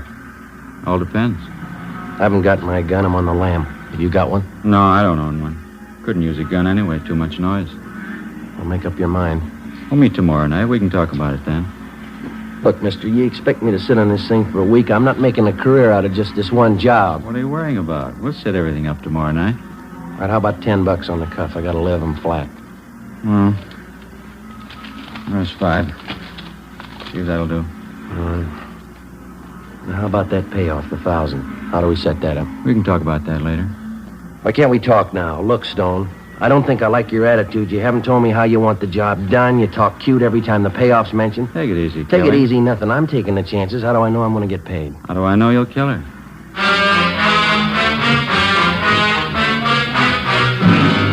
Before I left Charles Stone, we set up a meeting for the following night at 8 o'clock. I caught a bus and went back to the hotel room. So far, I'd been unable to get any other corroborative evidence on Stone, evidence that could be presented in court. The next morning, I called the office and kept them posted on developments. I had my meals at a lunch counter next door to the hotel, and I stuck pretty close to my room. At 2:30 that afternoon, Ben called. We tailed Stone to the midget auto races last night, Joe. Do any good? Oh, not bad. It's going a little slow, though. We tailed him after he left you. He drove to a Beverly Hills address, apartment house. Thought he lived in Glendale. He does. The apartment he went to is registered to a Jean Howard. Stayed till 4 this morning. Checked the Howard girl out. She's a secretary at one of Stone's warehouses. Maybe that explains why Stone wants to get rid of his wife, huh? Here's one more thing. We tailed him to a gun shop this morning. Bought a couple of things, and after he's gone, we checked with the store clerk. Told us Stone bought a box of shells, .32 caliber. Same kind of gun he had registered in it, .32 S&W? Yeah. That's funny. Stone told me he doesn't own a gun. Doesn't look too good in my book. All right, now let's don't start worrying, huh? Don't trust him a dime's worth, Joe, that's all. All right. You want to check with me later on? I got to keep this line open. Yeah, all right. See you later. Right.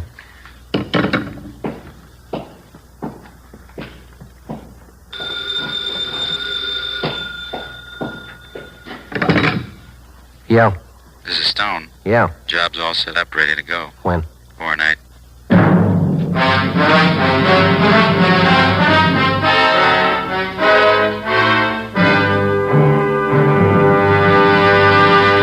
You are listening to Dragnet, the case history of a police investigation presented in the public interest by Fatima Cigarettes. If you smoke a long cigarette, it will be in your interest to listen to a typical case history of a Fatima smoker. It's the case of New York cover girl Rita Daigle. This is her actual signed statement.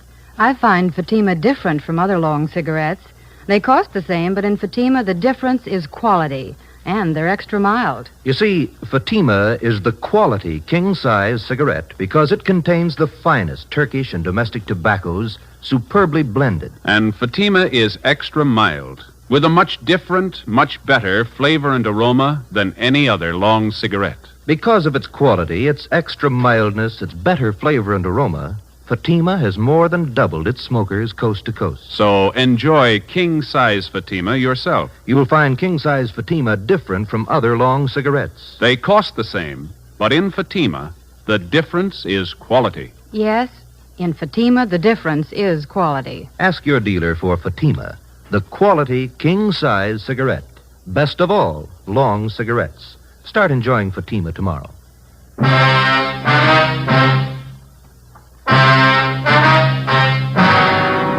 Wednesday, February 19th, 8:55 p.m. Charles Stone picked me up in his car at the corner of Alameda and 6th Streets. He turned onto South Broadway and he headed down for the beach. He hunched over the wheel as he drove. I kept wondering how I was going to pin him down. We were less than 24 hours away from the scheduled murder of his wife, and I still didn't have a case against him that'd stand up in court. If he failed to produce sufficient evidence tonight, Stone had a good chance of going free, whether he succeeded in having his wife killed or not. I also had no idea what plans the suspect had made before he hired me to do the killing. There was a definite possibility that he might have arranged for somebody else to commit the actual murder and then set up a double cross with me as the victim. We knew he had a .32 S&W revolver registered in his name, but he denied to me that he even owned a gun. 9:03 p.m., we pulled up in front of Stone's beach house.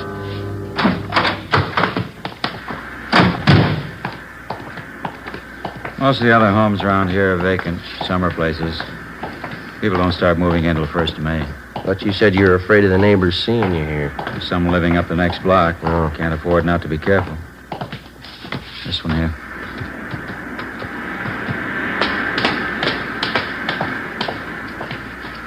There's the front door key. See if you can work it. I know how it works. You go ahead and open it. All right.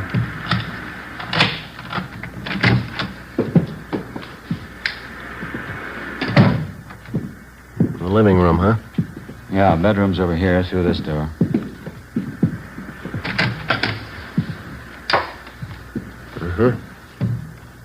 All right, what's the story? Where do I start? My wife should be here about 6 o'clock tomorrow night. She'll be coming down alone to get the house ready for a weekend party. When do you want me here? About 4 in the afternoon. Here. Here's the key to the front door. Better pick it up and hand it to me, huh? Okay, here you go. First thing you do when you get here is pull out all the drawers in the bedroom bureau, scatter things around, make it look as much like a burglary as you can. Yeah? Same here in the living room. Desk drawer, table, cupboards. Turn them inside out, throw things around. Leave my fingerprints all over everything? I've taken care of that. Old pair of gloves of mine. You'll find them here in this drawer, remember that. All right. Let's see now, Oh, yeah, sash cord.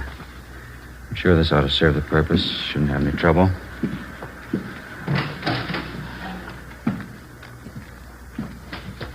Yeah. Piece of rope's pretty new. It's a little slippery. Won't be with the gloves on. She's not very strong. Shouldn't have any trouble. We'll leave the rope here in the closet. You sure she's going to be alone? Positive. Where am I supposed to hide? Let me show you. Here. Right by the front door. This closet. Yeah. My wife comes in, closes the door. She'll probably go right to the bedroom, take off her coat. Follow her in, then do it fast while her back's turned. No screams. Neighbors might hear. All right. Want it clean and quiet. Do it as quickly as you can. Now, when you're finished, here's what I want you to do with her. What's that? Take the body and bring it this way. Come here. Here, I want you to see. All right. Across the living room to these French doors. Open this one. You won't have any trouble. Take the body out here on the porch. Come with me now. I want you to get this clear in your mind. Yeah, I think I got it. Take her down to this end of the porch, right to the railing, leave her here. It's very important, you understand? All the way down to the end of the porch here. I don't get it, but I guess it's all right. All right, let's go back in. Look, Stone, I may forget the layout of this house here. Could you draw a floor plan for me? I don't want to get mixed up here. No, there's paper in the desk there. You can draw it yourself before you leave tonight. What's the matter? Don't you trust me? Can't afford to take any chances. Now, what was it? Yeah. After you're finished, using the rope, I mean. Yeah. You'll find some rings on my wife's fingers. Take them all off. Big setting especially. There'll be a bracelet on her left wrist. Take that, too. What'll I do with them? Put them in this white vase in the mantel here. The rings and the bracelet. Don't miss any of the rings. They're expensive. Well, how about me bringing them to you? I can pick up my dough at the same time. No, put them in the vase. As soon as that's done, leave here and go back downtown. I'll pick you up where we met tonight, 6th and Alameda, 7:30 sharp. Have the money for you then. Where are you going to be at 6 o'clock? I have to cover myself. I'll stay on at the office. Special conference. I don't know. I don't think I like this. What do you mean you don't like it? Suppose something should happen. I got no protection. I'd feel a lot better with a gun. I told you I don't have a gun to give you. Why would you need one anyway? Just feel a lot better, that's all. Buy one if you want. That's your problem. I'm paying you for the job. I haven't seen your money. I told you, when the job's done, you get your money then. There's just one thing I want to make sure of. No mistakes here. Don't worry, you get your pay. Ask Trudeau if you like. He'll tell you can trust me. You can ask anybody. How about your wife? Before I left Charles Stone, I got one more valuable piece of evidence out of him, a special phone number written in his handwriting on the back of one of his business cards. In case anything went wrong, I was to call him at this number. In his own handwriting, I also got a list of times that I was supposed to remember. When to come to the house, when to leave, when to meet him for the payoff.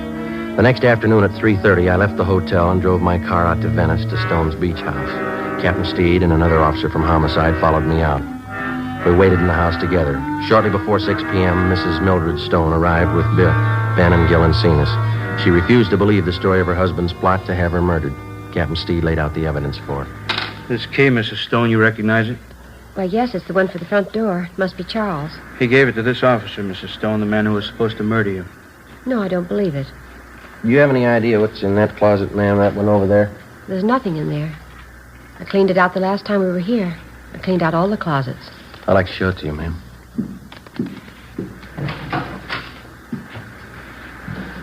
Piece of rope?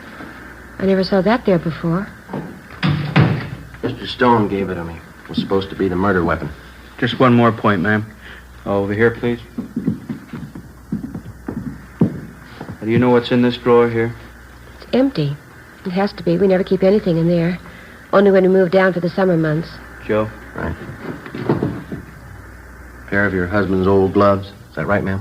Well, why would they be there? What for? I was supposed to wear them while I was in the house so I wouldn't leave fingerprints. Do you mind if I sit down? Here you are. I'm sorry, Mrs. Stone. We know it's a terrible shock for you. I think you realize we had to tell you. It's all right. You've been very kind. You saved my life. I'm sorry now that happened. It would have been better if he'd succeeded. Much better. Take it easy, Mrs. Stone. The shame. Terrible, terrible shame. Is there anything I can do for him? He wanted to have you murdered, ma'am. I know that. He wanted me dead. Yes, ma'am.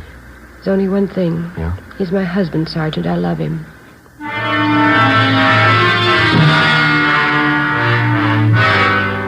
6:45 p.m. I telephoned Charles Stone and told him the job was done. His wife was murdered. He said he'd meet me at 6th and Alameda Streets for the payoff as scheduled. I waited. He failed to show up. At 7:30 p.m., Stone was placed under arrest as he parked his car in front of their Venice beach house. A loaded .32 caliber revolver was found in his pocket. He was taken back to the city hall, the chief of detective's office. Ben and I waited outside the open door. We could hear Thad Brown start the interrogation inside. Do you know what we have you down here for, Mr. Stone? No, I haven't the faintest idea. What would you say if I told you your wife had been murdered? I think you're crazy. What would you say if I told you that you're accused of her murder? It's silly. It's ridiculous. I've been at work all day. I can prove it. All right, Friday, come in. Yes, sir. You ever meet this man before? I've seen him on Skid Row. I don't know him. Do you recognize the man you hired to kill your wife? I don't know the man. I didn't kill my wife. I don't understand all this. The name's Kelly, Mr. Stone. He's some fake officer. He's a skid row bum. I don't know him. I don't think that's going to make it, Stone. Both you and your wife have been tailed constantly for the last couple of days. Photographs taken. Midget auto races. 6th and Alameda. Beverly Hills apartment. Crazy. You don't know what you're talking about. Mike, would you send the lady in, please?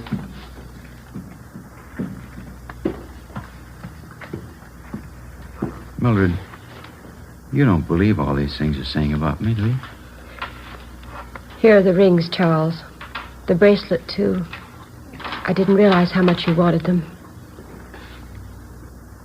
Millie, I didn't mean it. I didn't mean it. I don't know what I was thinking of. There, Charles. There, it's all right now. You'll feel better in a few minutes. Yes, ma'am. That's all, Friday. Right.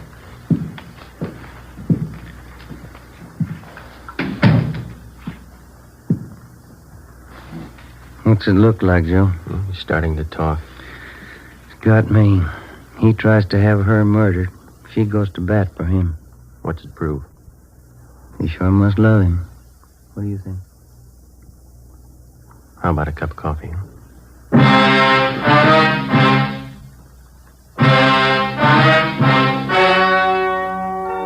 The story you have just heard was true. Only the names were changed to protect the innocent. On May 2nd, trial was held in Superior Court, Department 89, City and County of Los Angeles, State of California. In a moment, the results of that trial. And now, here is our star, Jack Webb. Thank you. To the working detective, the difference between guilt and innocence is proof, in the form of physical evidence, in the form of testimony gathered from reliable witnesses. In determining any suspect's guilt or innocence, the difference is actual proof. Now, when you compare Fatima with other long cigarettes, the difference is quality, and Fatima is extra mild. If you're a long cigarette smoker like I am, smoke Fatima.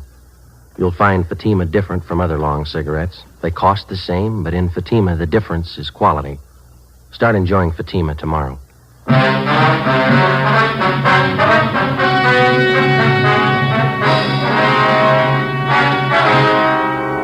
Charles Farnsworth Stone was tried and convicted on soliciting the commission of a felony, 2 counts. He received a sentence as prescribed by law.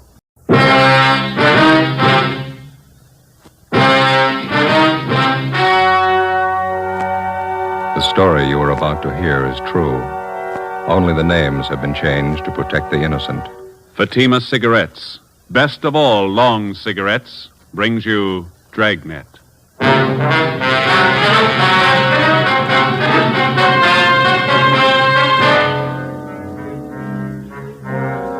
You're a detective sergeant. You're assigned to robbery detail. A store clerk has been murdered, shot to death in a robbery. The holdup man is described as tall, well-dressed. He escapes in a taxicab. Your job, get him.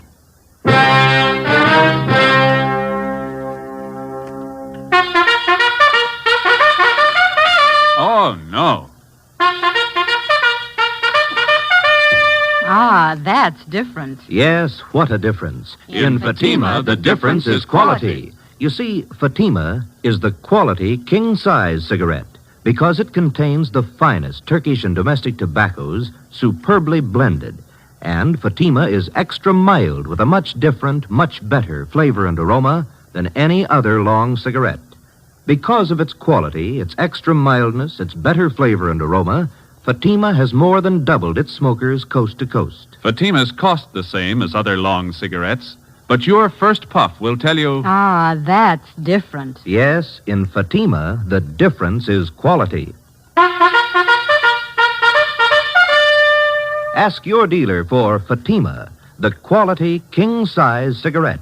Best of all long cigarettes. Start enjoying Fatima tomorrow.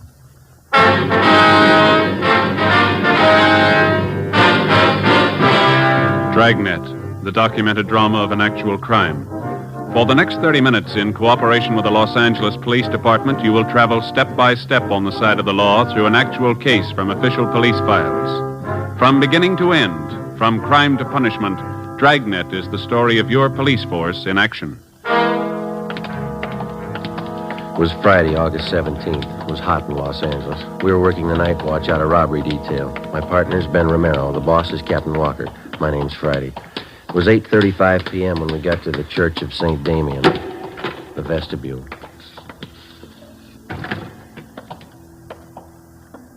That must be her playing the organ.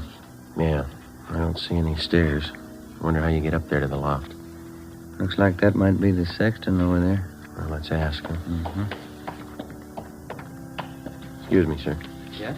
We're looking for an Ernestine Matthews. Understand she's the organist here at the church. Well, that's her playing up there now, playing over a few pieces for Sunday. Could you tell us how to get up to the choir loft, sir? Surely, through that door over there. Follow the stairway straight up. Can't miss. Thank you.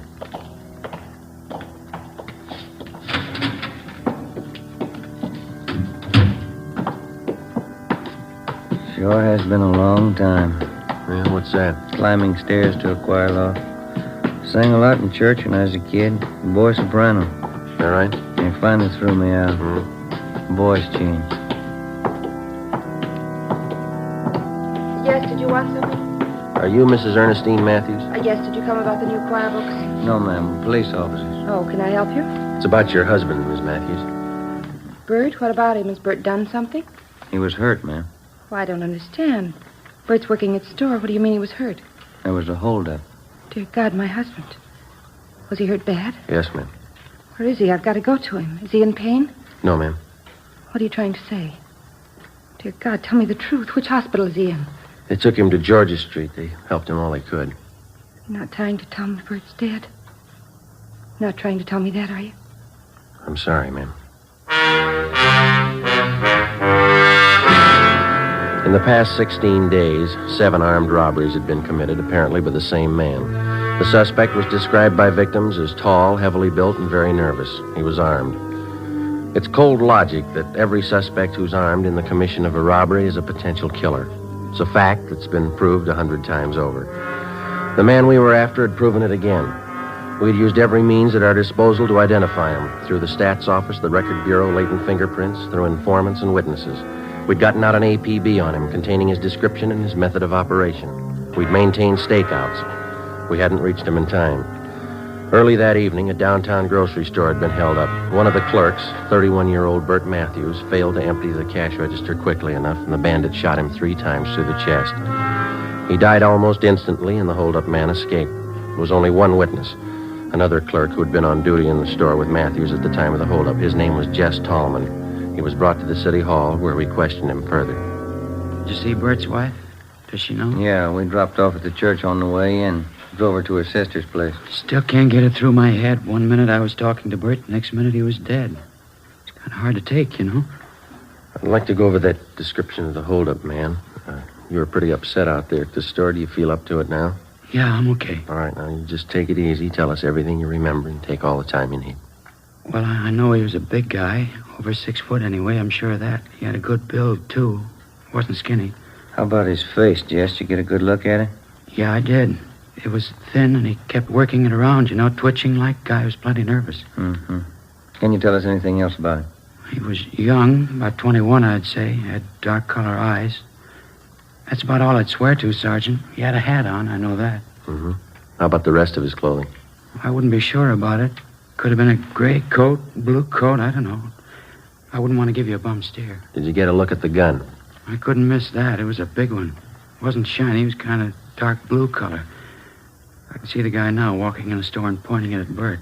What time was that again, Jess, when the bandits showed up? Just about 7:30. Bert was behind the counter. I was in the back stacking the shelves. The guy just walked in, pointed the gun, said, "Give me the dough." I heard him say that. Mm-hmm. Bert was kind of surprised.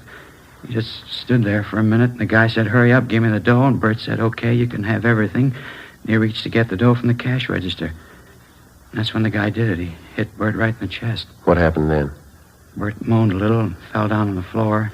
I got so mad I started running for the guy, but he swung around at me with a gun and said, "Stay where you are." Yeah. Well, I didn't want to get killed. I stopped. You can't blame me for that, can you? Did you follow the man when he left? Well, you see, he backed out of the store, and when he got to the sidewalk, he jammed the gun in his pocket and ran down the street. I ran out after him, saw him jump in a taxicab and take off. Did you get the cab's number? Well, he was too far away for that, at least halfway down the block. I know somebody else must have been driving it, though. How do you know that? The cab was already moving when the hold-up guy jumped in. He got in the front seat. How do you know it was the front seat and not the back? The way those cab doors open, you know. Front doors swing out to the left, back ones swing out to the right. That ties in, Joe. Used the same MO on those hold-ups last week. Yeah. You got anything else to add, Jess? Anything you think we ought to know? It's about the size of it, Sergeant. You don't think I'm yellow, do you? Well, how do you mean? I mean, because I stopped when he pointed the gun at me. Guess I should have grabbed him, but that gun looked as big as a cannon. Let's face it, I'm not that much of a hero. Well, I'll put in with you, Jess. Huh? Neither am I. Along with the team of men from Homicide Detail, we continued our investigation of the holdup and killing. Ballistics reported that the slugs taken from the body of Burt Matthews had possibly been fired from a .38 caliber Colt revolver. The slugs were in good condition for identification. All the possible suspects picked from the mug books by the victims had been checked out. All of them had been cleared. Fingerprints left by the bandit at the scene of his latest crime were checked out. No make. We tried to check the taxicab used in the escape. We got nowhere. The morning after the Matthews killing, we got a call from Sheriff's Homicide. We went across the street and checked with Inspector Bowers. Either one of you remember that case about 6 months ago, the Harry Solomon killing? Oh, yeah, Inspector. It's pretty vague right now. Your men handled it, a county case? Yeah. Let me lay it out for you. It's just possible it might tie in with that killing you fellas had last night. And what's the angle? Harry Solomon was a taxicab driver. The night of February 26th, somebody saw him pick up a fare at Sunset and Highland about 10:30 p.m. That's the last time he was seen alive. Yeah, I think I remember. The next morning, we found Solomon's body in a ditch out in the valley. 238 slugs in his head. Found his cab a few yards up the road, abandoned. Killer used a .38, same kind of gun used on last night's job. Here's something else that ties in. Yeah? A description of the passenger Solomon picked up at Sunset and Highland the night he was murdered. The last fare he ever handled. Mm-hmm. White male American. Over 6 feet tall, heavy build. Age, 20, 21, dark eyes. Had a dark suit on and a hat. Matches up all the way down the line. You had a robbery motive figured on the Solomon killing, didn't you? That's right. Except for a $5 bill hidden in his wallet, Solomon didn't have a penny of his receipts for the night. Might have been another reason behind the killing besides that. Yeah? It's just barely possible Solomon might have known the hold-up man, the guy who killed him. How do you figure? Solomon had been a cabbie for 14 years before he was murdered.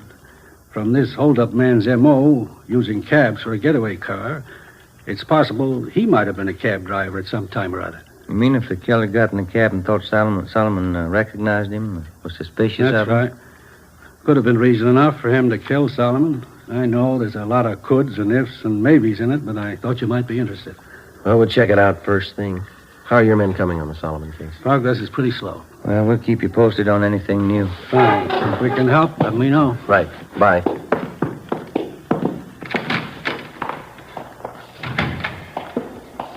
Well, 2 sets of 38 slugs. What do you think? Let's ask the crime lab. We put in a request to Russ Camp and Ballistics to check the 38 slugs found in taxi driver Solomon's body against those found in the body of grocery clerk Burt Matthews. Then we contacted the special agent at the taxicab company. We asked him for pictures of all their drivers employed by the company during the past year who were 6 feet in height or over. He told us that they'd have a file ready for us the following morning. We drove back to the office and checked in with Russ Camp at the crime lab. He was examining the 38 slugs under the comparison mic. Just a few more minutes, fellas. Have a chair. Yeah, all right. Not much luck so far. No. No. Yeah. Well, that's it. Yeah? No make. These slugs come from 2 different guns. That night, 2 more armed robberies were committed. One at a liquor store, the other at a cafe. In both cases, the hold-up man escaped in a taxicab. The description of the man who robbed the liquor store matched that of the bandit who shot and killed Burt Matthews. The big switch came when we checked the cafe hold-up. There, the victims described the suspect as short and fat with dark blonde hair. He had a deep scar on his chin. During the robbery, this suspect had become so nervous that he'd dropped his gun, but he'd succeeded in getting outside and escaping in a taxicab before he could be apprehended. The gun was taken back to latent fingerprints and checked. It was clean. Russ Camp checked it through ballistics. Some days are like this, fellas. What do you mean? That cab driver Solomon was shot with a .38. Yeah? Bert Matthews was shot with a .38, a different one, though. Mm-hmm. This gun the bandit dropped tonight, it's a .38, too. Yeah, we know that. What are you getting at? Doesn't match either case. The next morning, we started working one of the few leads we had left. We drove down to the taxicab company and collected the pictures of all the drivers that they employed during the past year who were 6 feet in height or over. There were 87 of them. We started checking them out. It's what the working detective calls legwork. It's slow and it's tedious, and you're not sure it's going to amount to anything even by the time you finish. 2 nights later, the taxicab bandit hit again, his first repeater, a restaurant on South Figueroa. He'd robbed the same place less than 3 weeks before. Ben and I interviewed the manager, a Mr. Cavallo. Telling you, Sergeant, I can't take any more of it. Twice in 1 month. Yes, sir. Could we talk back there in one of the booths? Oh, yeah. Come on. You got a good look at the man, did you, Mr. Cavallo? 2 feet from him. Memorized his face from the first time. It's no joke, you know.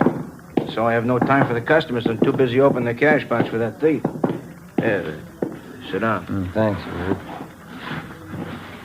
Well, and you're positive it's the same man who robbed you before. There's no question there, huh? None, I'm positive. And he used the same M.O., too. Yeah, sure. M.O.? What's that? Oh, excuse me. I mean, he used the same approach, the same method of operation. Everything was the same. The man, the gun, the taxi cab, everything. You didn't get the number of the cab, huh? I looked for it. I didn't see any. Must cover it up some way. Mm-hmm. Well, we've got some pictures here, Mr. Cavallo. I'd like to have you look at them. Just tell us if you recognize any of them. Well, I won't do any good. I already did that. They showed me pictures the last time. This is a different lot, sir. Oh, all right. Quite a few of them, huh? Like to have you check each one of them carefully, if you would. Just take your time. Yeah, we can't sit here without coffee. Natalie! Well, I wouldn't... Natalie! I don't care for anything. Yeah, don't be silly. You can't work without eating. Natalie! Yeah. Coffee, 3 cups. Okay. And now, where do I start? Well, these right here, if you'd just check these over, please. Uh-huh. No, not him. Uh-uh. Not him either. Oh, thank you. Thank you. Yeah.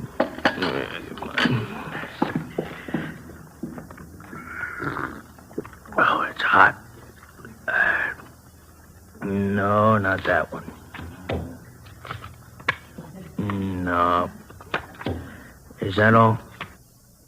No, I have some more here. Oh. Hey, that's an ugly-looking guy, huh? Look at that scar. They look familiar? No. Better check with the skipper when we're finished here. Yeah, it's been a couple hours, hasn't it? That lousy, no-good thief.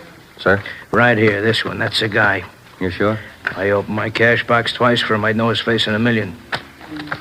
Morris Copley, age 21. Description matches. Let's go, Ben. Thanks, Mr. Cavallo. It's only 40 minutes since the robbery. He's probably not even home yet. What can you do? We'll wait up. 10:30 p.m. We parked down the street from 527 Dayton Avenue, a 2-story white stucco apartment house. We checked the names on the mailboxes. Morris Copley's wasn't on any of them. We rang for the manager.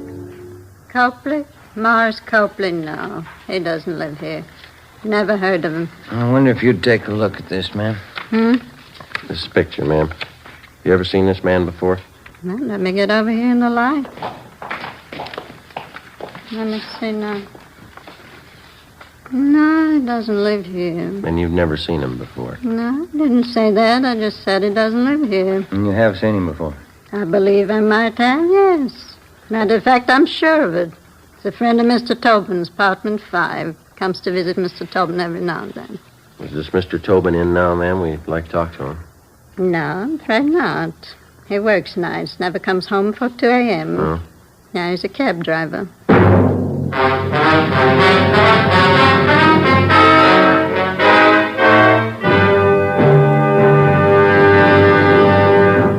You are listening to Dragnet, authentic stories of your police force in action. Oh, no. Ah, that's different. Yes, what a difference. There's a difference you can hear, there's a difference you can see, but the difference in Fatima is quality. Yes, friends, when you compare long cigarettes, you'll find that in Fatima, the difference is quality. Quality of tobaccos, The finest Turkish and domestic varieties, extra mild and superbly blended, to give you a much different, much better flavor and aroma than any other long cigarette. Quality of manufacture. Smooth, plump cigarettes, rolled into the finest paper money can buy. Quality even to the appearance of the bright, clean yellow package, carefully wrapped and sealed to bring you Fatima's rich, fresh, extra mild flavor. Fatima's cost the same as other long cigarettes, but your first puff will tell you... Ah, that's different. Yes, in Fatima, the difference is quality. Ask your dealer for Fatima, the quality king-size cigarette. Best of all, long cigarettes. Start enjoying Fatima tomorrow.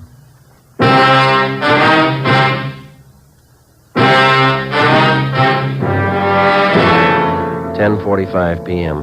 In the presence of the manager, we made a search of the apartment registered in the name of Ralph Tobin, the man who was supposed to be a friend of the suspect, Morris Copley. We found nothing that would tie either of them up with the robberies and the killings. Before the manager returned to her apartment, we instructed her to say nothing about our being there in case Tobin or Copley returned. We called the office and told them we'd received an identification on Morris Copley. They checked them both through R&I. Neither had any criminal record. They got out an APB on Copley. We waited. Midnight came. Nothing happened. 1 a.m. 1:30. Still no sign of either man. 1:45. Somebody's coming around back, Joe. Yeah. Kitchen door.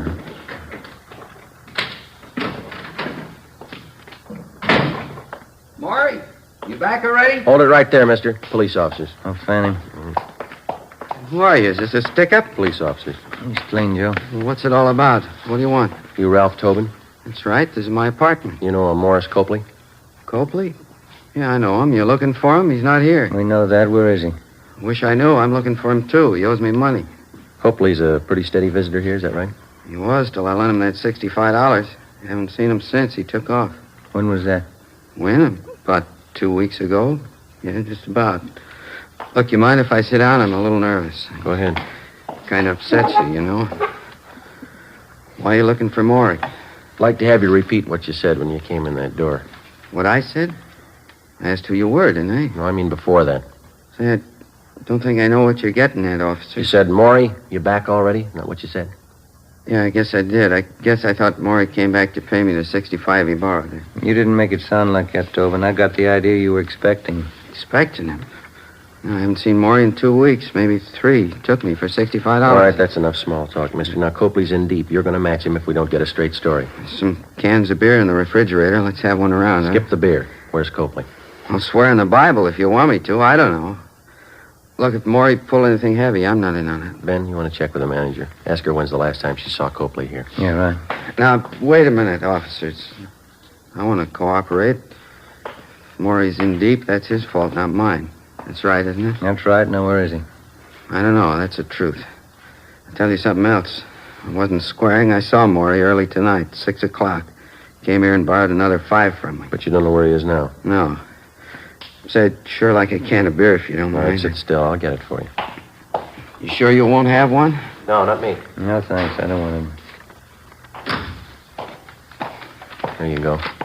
Good cold beer. I like it when I get nervous. It always calms me down. Say, Tobin. Yeah, officer? You haven't taken your hat off. Oh, I was nervous. I guess I forgot. There. Your hair always been dark blonde? Since I was a kid, yeah, why? How about that scar on your chin? It's a pretty deep one. Beer's sure good. I asked you about the scar. It's kind of embarrassing. I got a little high one night. It fell off a merry-go-round. Big night. Now I've heard everything. We had a robbery report a couple of nights ago, Tobin. Hold-up man was just about your height and weight. Yeah? Dark blonde hair. Had a scar on his chin, too. I'm afraid you got a wrong slant, officer. I worked my cab every night of the week. It wasn't me. Mind if we have a look at your car outside? How'd you know I had a car? We didn't. Let's give it a look, shall we? Why do you want to look at it? You haven't anything to hide, have you? Of course not. I'm not like Maury. He's always in trouble, always on the lam. You probably think it's funny when you check the glove compartment in my car. Will we? Yeah, you will. Where's that? Keep a gun in there. You know how many cab drivers get shot. A guy can't be too careful. What kind of gun do you have, Tobin? Revolver, regular revolver. What caliber? 38. Why? 2:30 a.m. We searched his car, picked up his 38 caliber revolver, and then we drove Ralph Tobin back to the office where he was detained for questioning. We had a stakeout placed in his apartment. Russ Camp and ballistics checked Tobin's gun against the slugs which had taken the lives of Harry Solomon and Bert Matthews. It was found beyond the question of a doubt that his gun had been used in the Solomon killing. We confronted Tobin with the evidence. He started talking. He told us that Copley was responsible for the murder of both Solomon and Matthews, that Copley had borrowed his gun for the Solomon job. In all the robberies except one, he described himself only as the accomplice. He drove the getaway taxi cab. The only occasion he tried to handle the actual holdup was at the cafe, where he became so nervous that he had dropped his gun. Before he was booked on suspicion of murder, Tobin told us that Morris Copley still had 2 .38 revolvers in his possession. He insisted he had no idea where Copley was. Ben handled the questioning while a stenographer took Tobin's statement. I contacted Inspector Bowers and informed him of our progress. 11 a.m. I got back to the squad room. All right, did you check back through that personnel record we got from the cab company? Yeah, I got half an idea, I think. Yeah? See here on Copley's application for the job? No, sure, we checked out all those references. They don't go anywhere. No, I mean this right here. Married, yes. Children, 1 daughter. Age 4 months. Well, this application is dated May 6th. That means his baby was born in February. Yeah, sure. Copley was working here then, so it's 10 to 1 the baby was born in a local hospital. That's what I mean. If we find the right hospital or the doctor, they could lead us to him. There's the phone book. Let's go. From noon until 4 p.m., we called every hospital, sanitarium, clinic, and rest home listed in the book. The answers were the same. No record of confinement for a Mrs. Morris Copley. Well, seemed like a good idea. Who are you calling now? Well, we've got one more, the county hospital. Well, this is Sergeant Friday, Police Department, Robbery Detail. Yes. I'd like to find out if you have any record of confinement for a Mrs. Morris Copley. No, that's Copley. C as in Charlie. Yes, thank you. He might have sent his wife out of town to have a baby. That's possible. Yeah. 11:18. Thank you. 11:18 Rochester, Copley's aunt. Let's go. 4:30 p.m. Together with Olson and Thaxter from Homicide Detail, we drove out to 1118 Rochester Avenue in the Crenshaw district. The house was vacant. From a neighbor, we learned that Copley's aunt had moved 2 weeks before. We got her address from one of her friends in the neighborhood and finally located her at work in a beauty shop on Melrose Avenue. We posed as traffic investigators. The aunt told us she thought we could find her nephew Morris at home, an address on East 13th Street. 6 p.m. We located the house and parked the cars a half a block away. As we approached the house on foot, we saw a light burning in one of the windows on the left side of the house. Thaxter and Olson covered the back. At a given signal, they entered the back door. Ben and I went through the front. It's empty. Yeah. Thaxter! Nothing back here, Joe. Empty. That's great. Looks like somebody passed him a tip-off just in time. Look at the mess this place is in. We got out in a hurry, all right. Hey, what's going on here? What do you men think you're doing? Police officers, your name? It's Silvera, one of the neighbors. You looking for the Copleys? When'd they leave? 20 minutes ago, I guess, in an awful hurry. What's the trouble? You know where they were going? Well, no, but you might try Mr. Copley's aunt. She lives over in Rochester. They're not there. Well, have you tried his sister's house? 6:45 p.m. The neighbor, Silvera, directed us to the home of Morris Copley's sister, a small frame cottage on the edge of Beverly Hills. The lights were on in the living room, but the shades were drawn. Thaxter and Olson made their way quietly around to the back. Ben and I went up the front steps and rang the bell.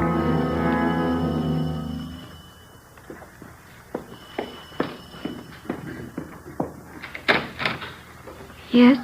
What do you want? You Miss Copley? Yes? What is it? Police officers, ma'am. I'm sorry. Oh, he isn't here. Maury isn't here. We know he's here. Living room's empty. Must be in the back, Joe. You can't. He's in the bedroom with the baby. He's got a gun. You can't go in there. Where's the bedroom? It's the end of the hall at that door. He was sleeping. I think he's awake now. The baby close to him? In the same bed. She's propped up on pillows right next to him. He's got that gun with him. Don't go in, please. Where's the bed situated in the room? It's right inside the door to the left. Oh, please don't go in. He won't care what happens to the baby. Ben, I'll open the door. You hit the light switch and cover me. Watch the baby. You better stay here, Miss Copley. Your baby won't get hurt. Let's go.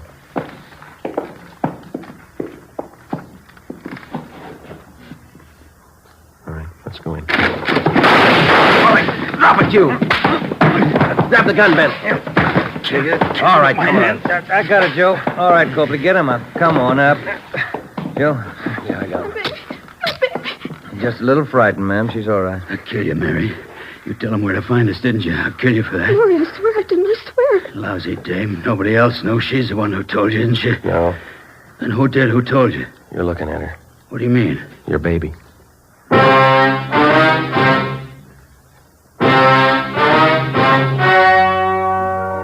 The story you have just heard was true. Only the names were changed to protect the innocent. On December 16th, trial was held in Superior Court, City and County of Los Angeles, State of California. In a moment, the results of that trial. And now, here is our star, Jack Webb. Thank you. The working detective knows that there is one mark of identification that never changes, a man's fingerprints. The suspect may change his appearance in many ways, but his fingerprints always remain the same, a mark of identity that cannot be changed. When you compare Fatima with other long cigarettes, the difference is quality, a mark of identity which never changes. And Fatima is extra mild. If you're a long cigarette smoker like I am, smoke Fatima. They cost the same, but in Fatima, the difference is quality. Smoke Fatima.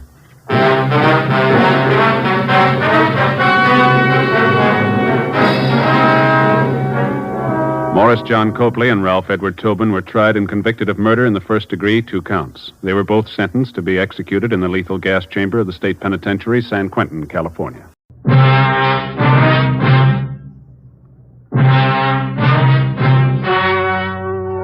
The story you are about to hear is true. Only the names have been changed to protect the innocent. Fatima Cigarettes, best of all long cigarettes, brings you Dragnet.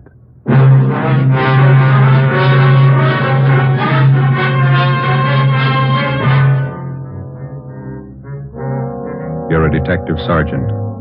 You're assigned to burglary detail. A man posing as a doctor is burglarizing homes in your city. You have his description. Your job, find him.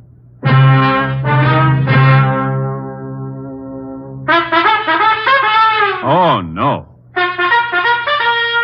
Ah, that's different. Yes, what a difference. In Fatima, the difference is quality. You see, Fatima is the quality king-size cigarette because it contains the finest Turkish and domestic tobaccos superbly blended. And Fatima is extra mild with a much different, much better flavor and aroma than any other long cigarette.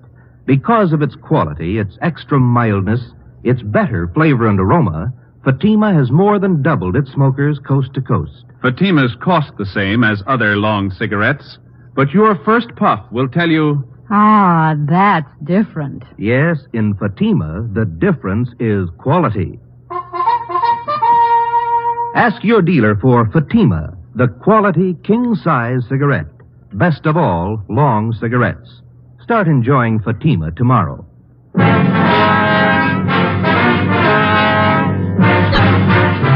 Dragnet, the documented story of an actual crime.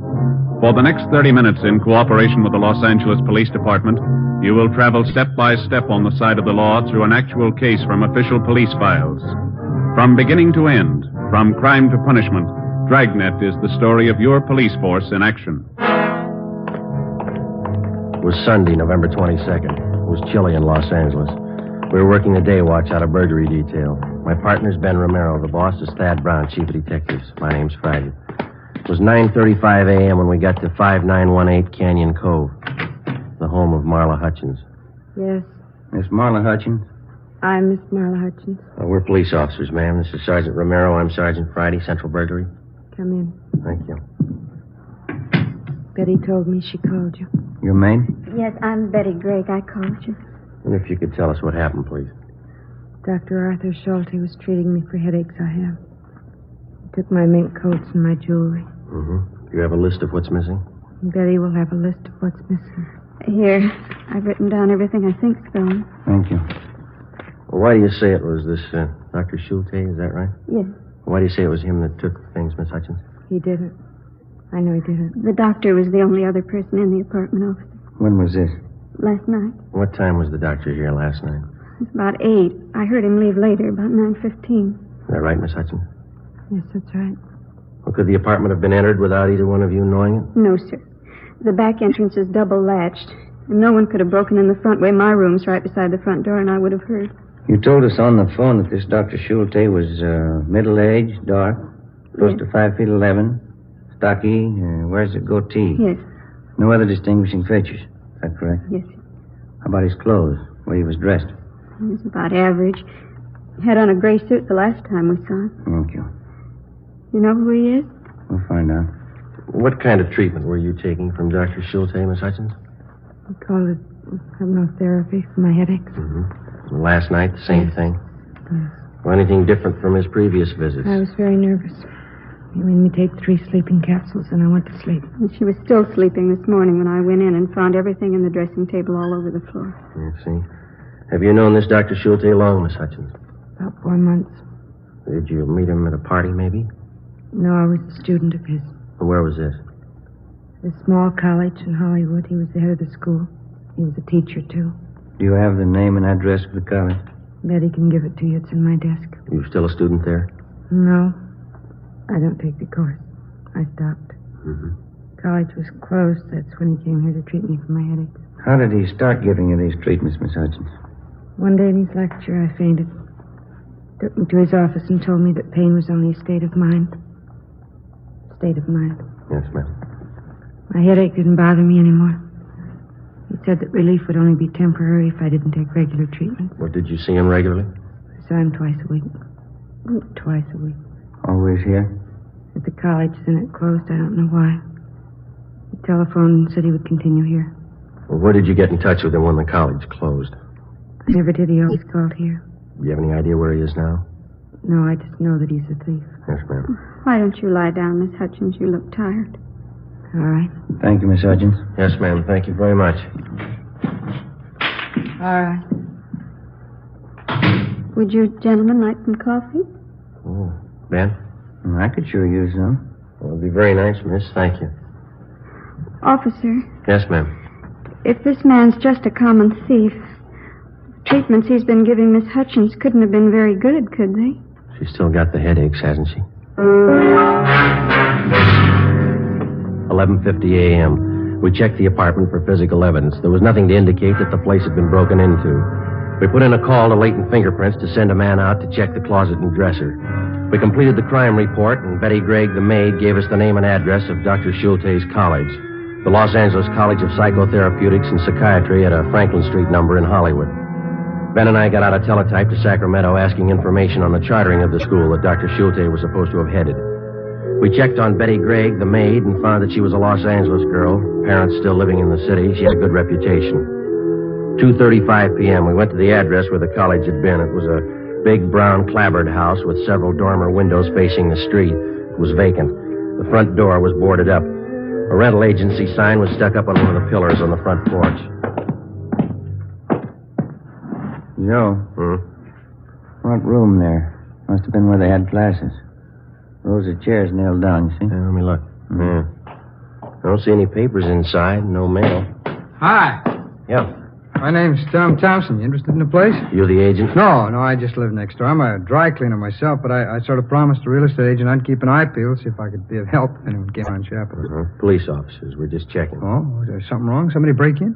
Did you live next door when this was a school here? Yeah, that psychology bunch here about, 10 months, maybe less. I always thought it was kind of a shoestring operation. How do you mean? Oh, not much dough. They're just making ends meet, no class, Always just adults? Well, classes used to be mostly during the day I was at work. The wife used to tell me, no kids that she ever saw. Did you know the man that ran the school? No, but he was a middle-aged guy with a kind of a pointed beard. Had a pal, though, a younger guy. Never stopped to talk. They're pretty tight-mouthed guys, like I said. Why, what'd they do? Routine investigation, Mr. Thompson. Do you have any idea where they might be contacted now? No. Real estate agent said they skipped without paying last month's rent for him. He's been trying to find them. Mm-hmm. Do you remember their names? Well, let's see. Wait a minute. The older guy, the guy with the beard, was named Schultz or something like that. I can't remember the young fellow, though, but... Hey, wait a minute. I got their door. How's that? I got their door. The agent let me have the front door. I'm building a patio porch in the back of my house, and the glass that I took out of the door's got the names lettered on it. Well, that's fine. Come on. I'll see if I still got it in the garage. It's right around here. Okay. A little chilly today, huh? Yeah, a little. Want to stand back there and hit you and open Watch it? the door, Ben. Yeah. Here we go. I like to keep a nice, neat garage. Sure looks nice. Oh, thanks. Say, did these men live in the house, Mr. Thompson, or did they just use it for the school, do you know? Oh, best I know, just for classes. Like I say, they're pretty tight-lipped guys. Not very friendly. They're real quiet. Mm-hmm. Yeah, here it is. I got it. Just leave it right there. We'll come over there. You won't Okay. have to move it. Let's see. Los Angeles College of Psychotherapeutics and Psychiatry. Dr. Arthur William Schulte. Schulte. DAA, PhD, SCD. Well, of course they should. Dr. Leo George Donaldson. DV, PhD, SCD. Mm-hmm. I got it, Joe. Okay, fine. We're much obliged, Mr. Thompson. Here's our card. If you hear anything regarding these men, we'd appreciate you calling us. Oh, sure. I'll be glad to. Wait a minute. Here. Here's my card. Oh. Ideal Cleaners over in Ivar. If you get around that way, why, drop some stuff off. I'll see it gets special attention. Well, thank you very much, Mr. Thompson. No, it's okay. I'm sure glad I didn't throw that glass away. Brother, look at all the letters after the names, eh?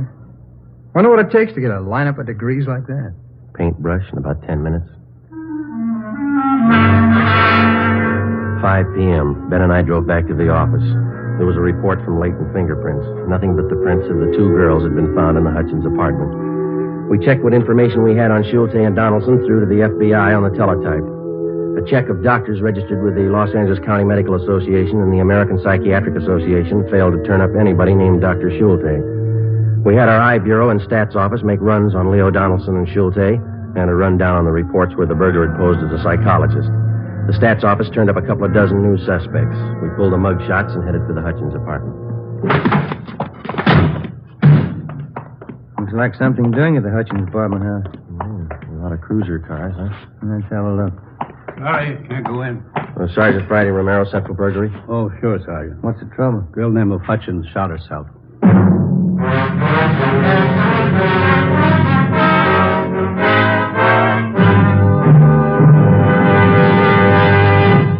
You are listening to Dragnet, authentic stories of your police force in action. Oh, no. Ah, that's different. Yes, what a difference. There's a difference you can hear, there's a difference you can see, but the difference in Fatima is quality. Yes, friends, when you compare long cigarettes, you'll find that in Fatima, the difference is quality. Quality of tobaccos. The finest Turkish and domestic varieties, extra mild and superbly blended to give you a much different, much better flavor and aroma than any other long cigarette. Quality of manufacture. Smooth, plump cigarettes rolled in the finest paper money can buy. Quality even to the appearance of the bright, clean yellow package. Carefully wrapped and sealed to bring you Fatima's rich, fresh, extra mild flavor. Fatimas cost the same as other long cigarettes, but your first puff will tell you... Ah, that's different. Yes, in Fatima, the difference is quality. Ask your dealer for Fatima, the quality king-size cigarette. Best of all, long cigarettes. Start enjoying Fatima tomorrow.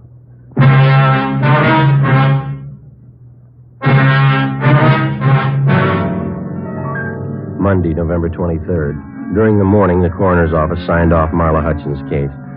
The verdict was that she had taken her own life. The police psychiatrist told us that probably the hypnotic treatments by Schulte had hastened her death. The information we'd received from the Medical Association told us that they had had complaints against the operation of the Schulte school. They had pointed out to us that it takes over 12 years in recognized medical schools to become a member of the American Psychiatric Association. Schulte had been mass-producing pseudo-psychiatrists in 8 weeks. 1:40 p.m., we met with Captain Fulton. School was a phony. Degrees and diplomas sold anybody who had cash. Huh? Yeah. They're not operating anymore? We checked that out. They're gone. Well, here's the answer to your teletype to Sacramento. Thank you. Gives details on the application for the school, the Schulte. He's listed as founder and dean. Donaldson is listed as staff. No addresses other than the Franklin Street number there. Anything else? A month ago, Leo Donaldson opened courses of instruction in Los Angeles under the title California Physicians College of Psychiatry, 781 South Hill Street. Schulte associated with him? No. Have any idea where Schulte is? No, we don't, but we're looking. We've got the support of the medical people to push a bunco charge for the operation of the old school. Donaldson should be able to give you a lead on Schulte. Figures they might be in contact. Looks like they actually ran the school together, even though Schulte was legally responsible. And Ben and I have an idea on how maybe we can find out. How's that? We thought one of us could make a pitch to Donaldson, see if he'd sell a degree from the new school. Get evidence to support a bunco warrant and check at the same time to see if Donaldson has contact with Schulte. Well, I'll let the bunco detail know we're trying. You think you can do it? I can try. You know anything else about Donaldson's courses? No, that doesn't bother me. How come? Neither does Donaldson.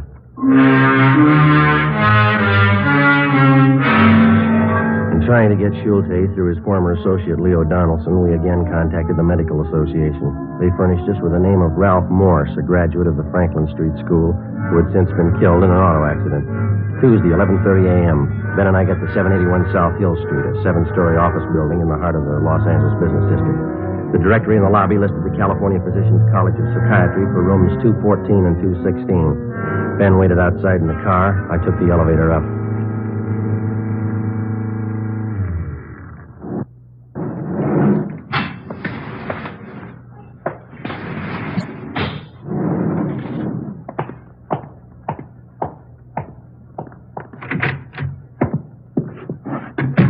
Yes, may I help you? Dr. Donaldson?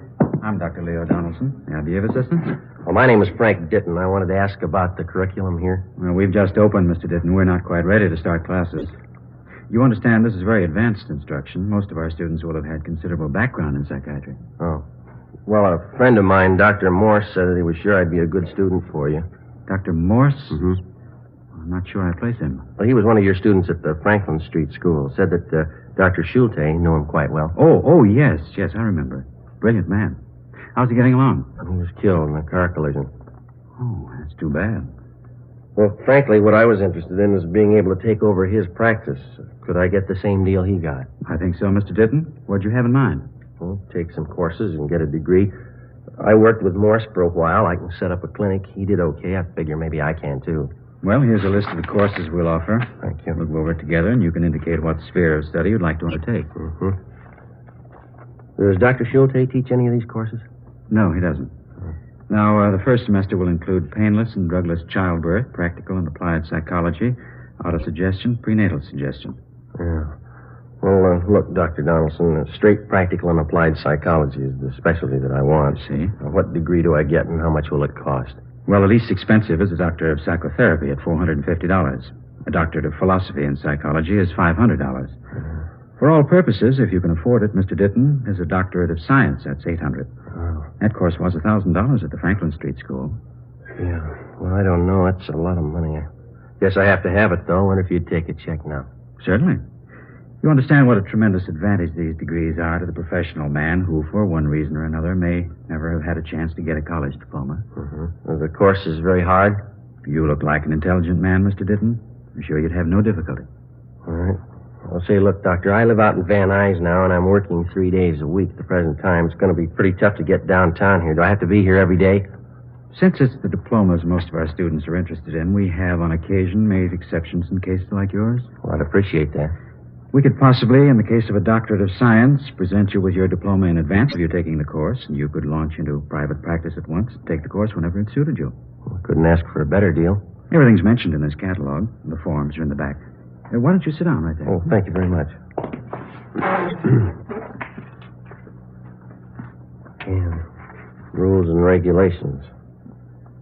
No books are required of students. Well, that's a break, huh? We lecture a little differently from some colleges, and therefore we've dispensed with texts because we feel they tend to confuse the data. Mm-hmm.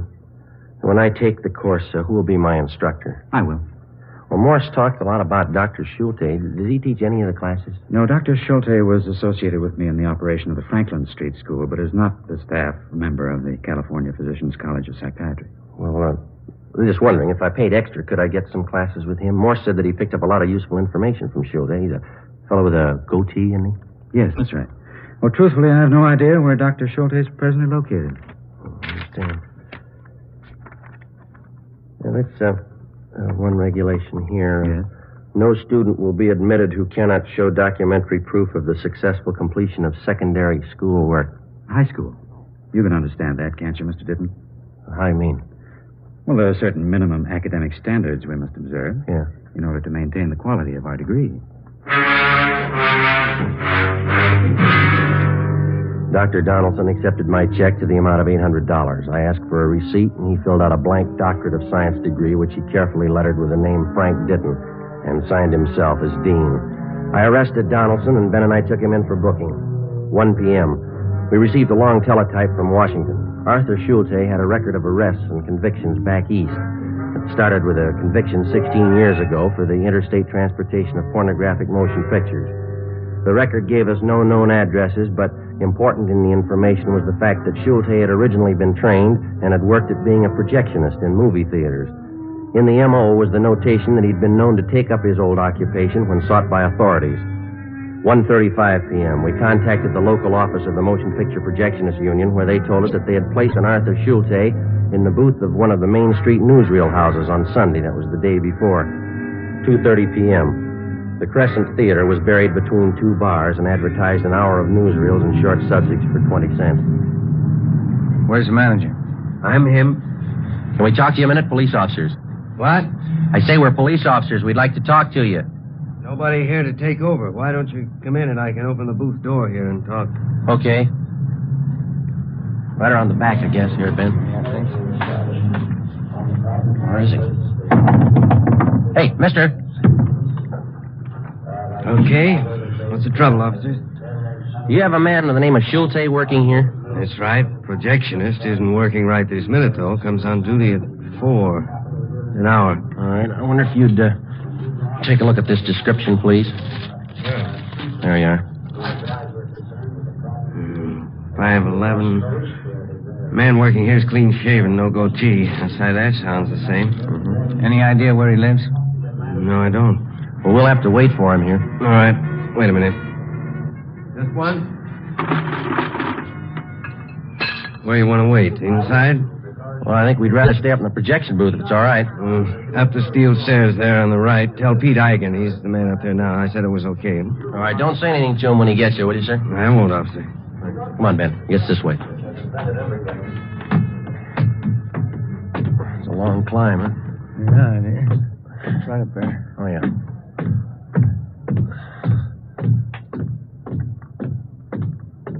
This must be it. Hey, mister! Mister? Yeah? Police officers. Anything wrong? We're going to have to wait here. The manager said it was okay. Wait for what? We want to talk to your relief man. You mean the doc? You know him? Well, just since yesterday. Why do you call him the doc? Oh, you know, speaks kind of fancy for a projectionist. What do you do? Oh, he just likes to talk to him.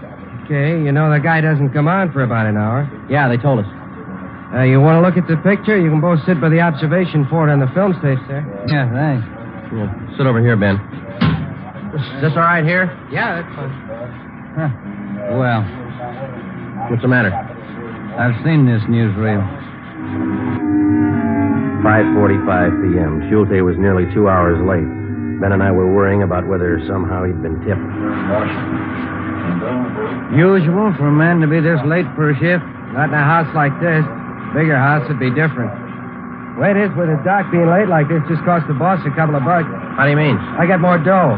I'm over my maximum hours. If the old guy'd stay away long enough, I'd be on Golden. Golden? What's that? Yeah, double and a half time.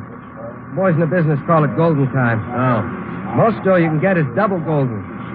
You get that working over maximum number of hours after midnight on a Sunday. Uh-huh. That's double Golden. Never happened to me, though. How do you stand? What do you mean, the money? The noise. You get used to it. Don't pay any attention after a while. Don't you get tired of hearing the same soundtrack over and over? No, you just know it's there. It never registers. What they're saying, I mean. Just if it stops when it shouldn't. Get used to it over the years. You've been doing this long? 11. It's a long time. Excuse me. I gotta make a switch over. What'd you say? I said I gotta make a switch over.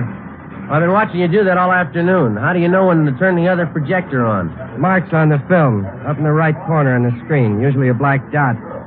Look through the window. Look, Ben, right here. Mm-hmm. The first dot tells me to start the other projector.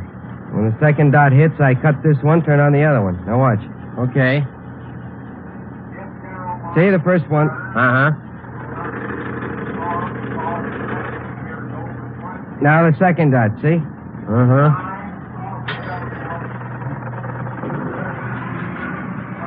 Smooth. You never know the difference. Simple stuff. People never seem to notice the switches. Just a minute.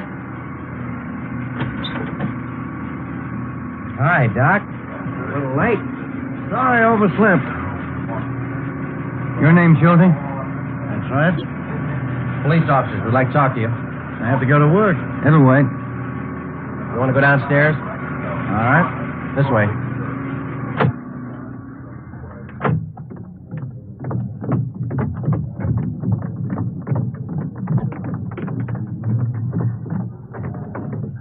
All right, this will be fine right here. You say your name is Schulte, Arthur William Schulte? That's correct. Ever been known by any other name?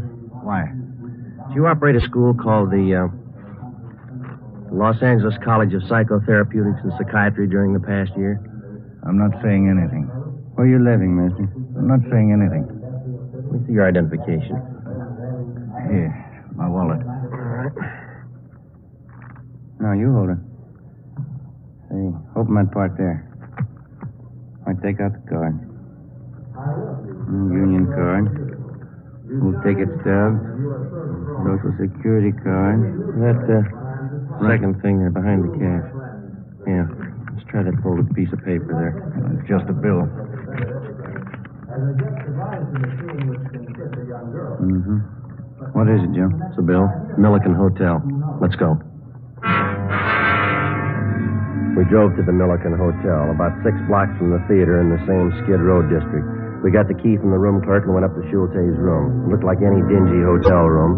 A small footlocker sat at the end of the bed on the baggage stand. 2 suitcases were over by the closet, and sitting on the floor alongside the bureau were 2 waist-high stacks of books. You got the key to the small trunk? I don't have to submit to this. Let's open it up. Open it yourself. Here's the key. All right.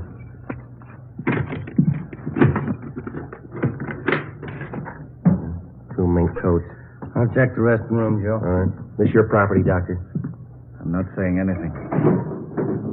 Just clothes, regular stuff in bureau. Mm-hmm. How about those suitcases over there? Got it.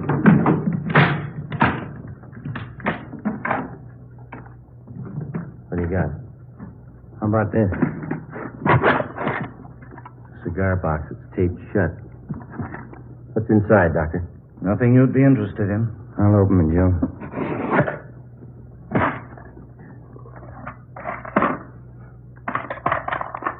Schulte? Bracelets, rings, matched earrings. Fit our stolen property report. These were gifts. People say you took them. They're sick. I've done them a lot of good. They know. They thank me this way. Yeah. People I get these things from, they know I've helped them. The way you helped Marla Hutchins.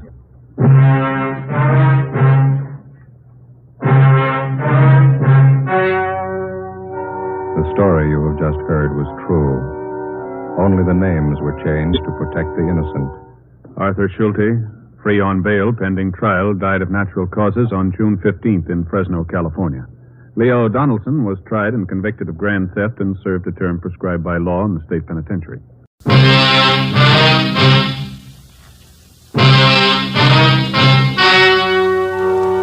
The story you are about to hear is true.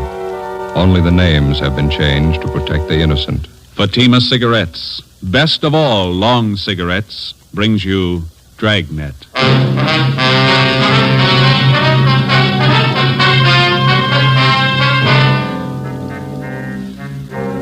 You're a detective sergeant. You're assigned to forgery detail. An accomplished check forger resumes operations in your city. The suspect's described as a middle-aged woman. She's written more than $20,000 in bad checks. Your job, get her. In a moment, an authentic case from official files. Oh, no. Ah, that's different. Yes, what a difference. In Fatima, the difference is quality. You see, Fatima is the quality king-size cigarette because it contains the finest Turkish and domestic tobaccos superbly blended. And Fatima is extra mild with a much different, much better flavor and aroma than any other long cigarette. Because of its quality, its extra mildness, its better flavor and aroma, Fatima has more than doubled its smokers coast to coast. Fatimas cost the same as other long cigarettes, but your first puff will tell you... Ah, that's different. Yes, in Fatima, the difference is quality. Ask your dealer for Fatima, the quality king-size cigarette. Best of all, long cigarettes. Start enjoying Fatima tomorrow.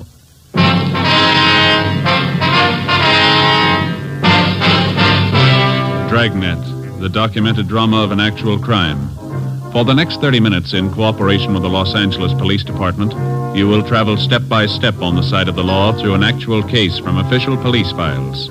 From beginning to end, from crime to punishment, Dragnet is the story of your police force in action. It was Monday, April 17th. It was warm in Los Angeles. We were working the day watch out of forgery detail. My partner's Ben Romero. The boss is Captain Elliott. My name's Friday. I was on the way back into work, and it was 7:53 a.m. when I got to room 29. Forgery detail. Morning, Joe. Hi, how'd the weekend go? Oh, pretty slow. Stayed home, did some gardening. How about that new lawn you put in? How's it doing? If we want a lawn, we're going to have to move. What's the matter now? Same old thing.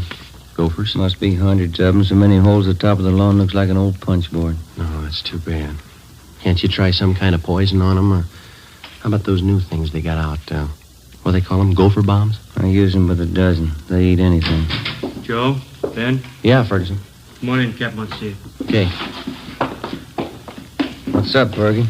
You ain't gonna like it. Skipper will brief you. Morning, Skipper. Hi. Have a seat. Yeah, thanks. You two finished up with the Benson case yesterday, that right? Yeah, it's all washed up. We're clear. Good. Then you can start on this one right away. You'll work with Frank Besser and Ferguson here. What is it? Grandma. I had a hunch, Joe. What have we done to deserve this? It's nothing any of us have done. It's what we haven't done. I want her stopped once and for all. Are we any closer to her than we have been, Fergie? Just about same, Joe. That's why I'm putting 2 more of you on it. How well do you know the case? Well, just what we've heard around the office. Same here. I could stand some briefing. Ferguson? Well, you must have heard how she operates. 3 months out of the year, April, October, and December, that's all. She's never been known to change that schedule? Not as far as I know. She's been doing it the same for 9 years. All the phony checks she cashes are personal checks. That's right. She never writes them less than $2 and never more than 100. 9 years. She been going that long? 9.5. It'll be an even 10 this October. You want to check them out on the totals, Ferguson? Up to and including the first of this month, she's cashed 1,273 checks. The total's a little over $22,000. Anything special about the way she writes the checks? Nothing but the signatures. There's an alias list on her that'll knock your eye out, more than 200 different names. Her description's still the same, about 50 years old, kind of plump, nice face. A few minor changes. Last year she had gray hair, dressed very plain. This year she dyed her hair black, dresses a little more expensively. 9 years. That's a long streak of luck for any paper hanger. That's just it. This old gal's not just an ordinary paper hanger.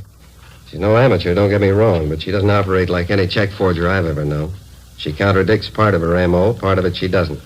She takes chances an ordinary paper hanger would never take, and she gets away with them. Take a look at just one of these exhibits. Yeah? This one here. 28 checks passed on the same chain of grocery stores, same company. She passed them all in 1 month? No, that's just the point. 2 years ago, she passed 14 of them, spread them out over a period of a month. Last year, she passed another batch of 14, all within 3 days. 1 year, she used a different name on each check. On this batch, she used the same name. Well, does she have any identification when she passes these checks? Always. Phony driver's license, social security cards, it works. And she's got that sweet grandmother smile of hers. Clerks rarely turn her down when she shows up with a check. You can get used to different descriptions of her, too. Give the file a look. Hardly 3 of the check victims can get together on what she looks like exactly. Well, where are they getting stung most? Downtown or out in the neighborhoods? The neighborhoods, anywhere from the beach area to the valley. This whole file, Skipper, that's not just her work, is it? Every last bit of it. We can't fit it in a 6-foot shelf. In 9 years, I've had 5 teams of men work this thing. None of them reached her. You and Friday make the 6th. It's April 17th. How's she doing so far this month, Fergie? Cashed $624 in checks we know of since the first of the month. Same general description, same general M.O. No fresh leads? She's been operating 9 years, Joe. Yeah? She's just as good as ever.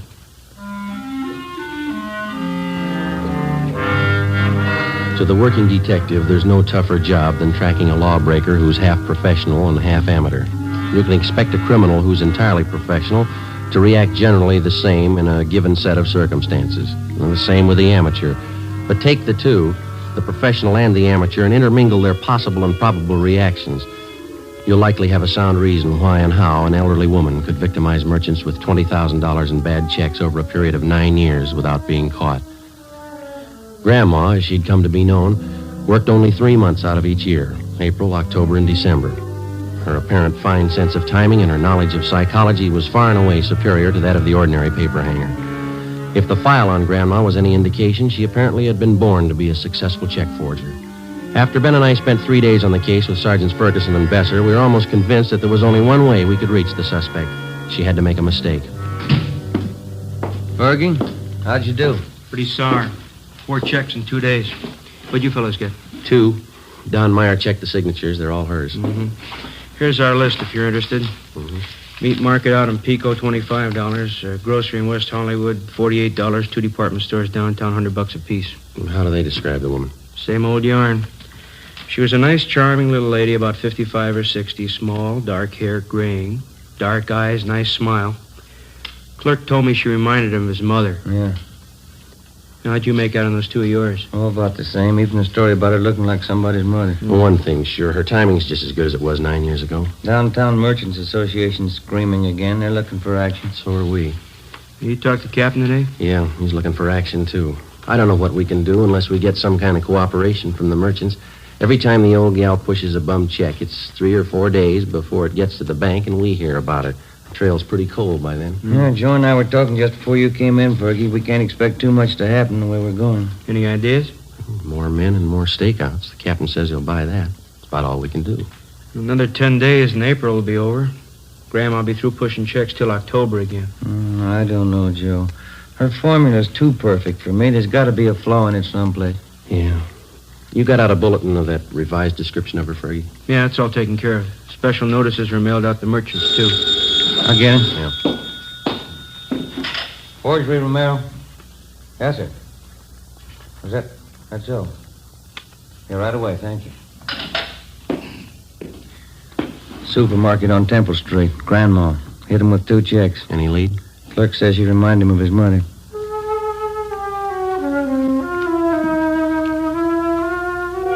A week passed. The number of stakeouts on business places throughout the city was doubled. The M.O. and description of the suspect was circulated among the merchants in the downtown and suburban shopping centers. Clerks were especially warned to be on the lookout for. The precautions went for nothing. Grandma's checks kept showing up at the rate of 2 and 3 a day. On April 27th, she passed a check for $50 at the delicatessen on Hollywood Boulevard. We drove out to interview the owner, Mr. Hemerston. Do you have one of those circulars we sent out on this woman? Well, I'm ashamed to say it, Sergeant, but I have, hanging right back there in the storeroom. The thing of it is, I never connected the two, the woman and the notice. It's the way she looks at you, you know, like you'd be a heel to even question her. Mm-hmm. How was she dressed the last time she was in? Do you remember that? Well, she had kind of a plain black coat on. Yeah. Would you excuse me a minute? I don't like to keep customers waiting. Oh, sure, go ahead. Yes. How are you, Mrs. Lyons? Need some cold meat for kids' lunches. What do you got nice and fresh? You see right there in the case. Head cheese is very fresh. Good for the kiddies. Pimento loaf's nice, too. Oh, kids don't like either one. Fussy. Better give me 35 cents that small bologna, would you? Yes, ma'am.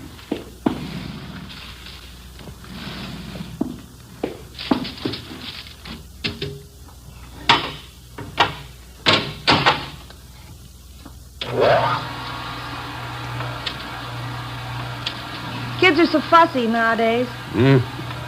Ought to be in Europe. That's what I tell them. They know what it is to go hungry. Oh, you better give me a couple of those large kosher pickles, too. Husband's crazy for them. Yes, ma'am. And a loaf of the rye, too, would you, no seed? Yes, ma'am. How are the kiddies doing in school, Mrs. Lyons? Oh, just fine, fine. Marilyn's in a school pageant next month. She's going to be the queen. Oh, that's nice. Well, I don't know how nice it is. More work, that's all. I have to make her costume. There you are, Mrs. Lyons. Put it on the bill? Yeah, would you do that? I'll see you the 15th of the month. Yes, ma'am. Goodbye. Uh-huh, goodbye. Sorry to keep you waiting, officer. Not at all. Let's see now. Where was I? Well, we asked you how the woman was dressed. Oh, yeah. Had a black coat on. I told you that. Yes, sir. Very plain-looking clothes, like any other housewife. Print dress, some kind of a scarf around the neck. That's about all I noticed. How about that description of her in the bulletin we sent you? That fit her pretty well? Yeah, I guess so. She didn't exactly seem plump to me, though. Kind of a nice figure for a woman of her age. Mm-hmm.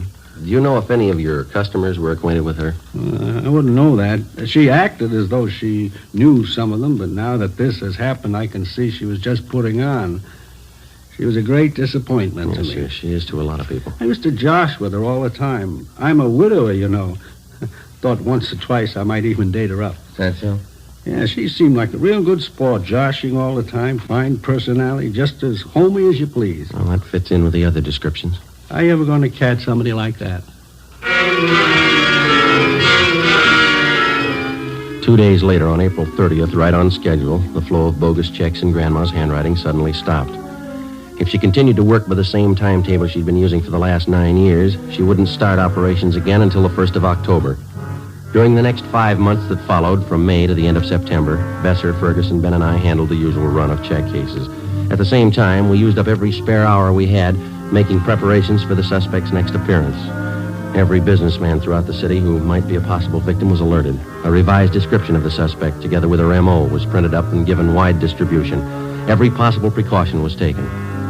October came. Grandma started on the 10th year of her forgery career without a hitch. On October 1st, she cashed a check for $75 at a large downtown women's shop. As soon as we got the report, we went to the department where the check had been received. A fashion show was in progress. She's wearing a neat white velvet dinner suit, the newest shade for evening wear. You will notice the pencil slip skirt and the dolman 3/4 sleeves. Excuse me. Are you Mr. Montrose? Yes? What is it? Police officer, sir. Forgery detail. Oh, yes, that check. I wonder if you could hold on for just a moment. Yes, sir. Miss Janice Morgan next. She wears a gown of striking originality with rich but simple lines. A black dinner dress, the satin skirt with pannier points, a sculptured silk and latex sweater top with an oval neckline punctuated with ball fringe. Hey, Joe. What kind of outfit is that the model's wearing? I don't know. How much to it? All right, officers. Would you like to step this way, please? Okay. Yes, sir. This is my office here. Well, I don't know what I can do for you, gentlemen. The check was passed. Very unfortunate occurrence. You okayed the check for cashing, is that correct? Yes, the sales girl handled the transaction. She showed me the check. I knew the signature, so I okayed it. Mary Walker? Yes, that's how this check was signed. What kind of identification did the woman have? Her charge account plate.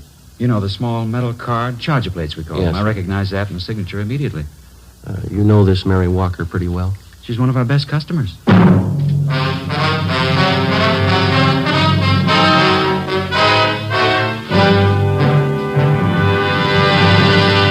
You are listening to Dragnet, authentic stories of your police force in action.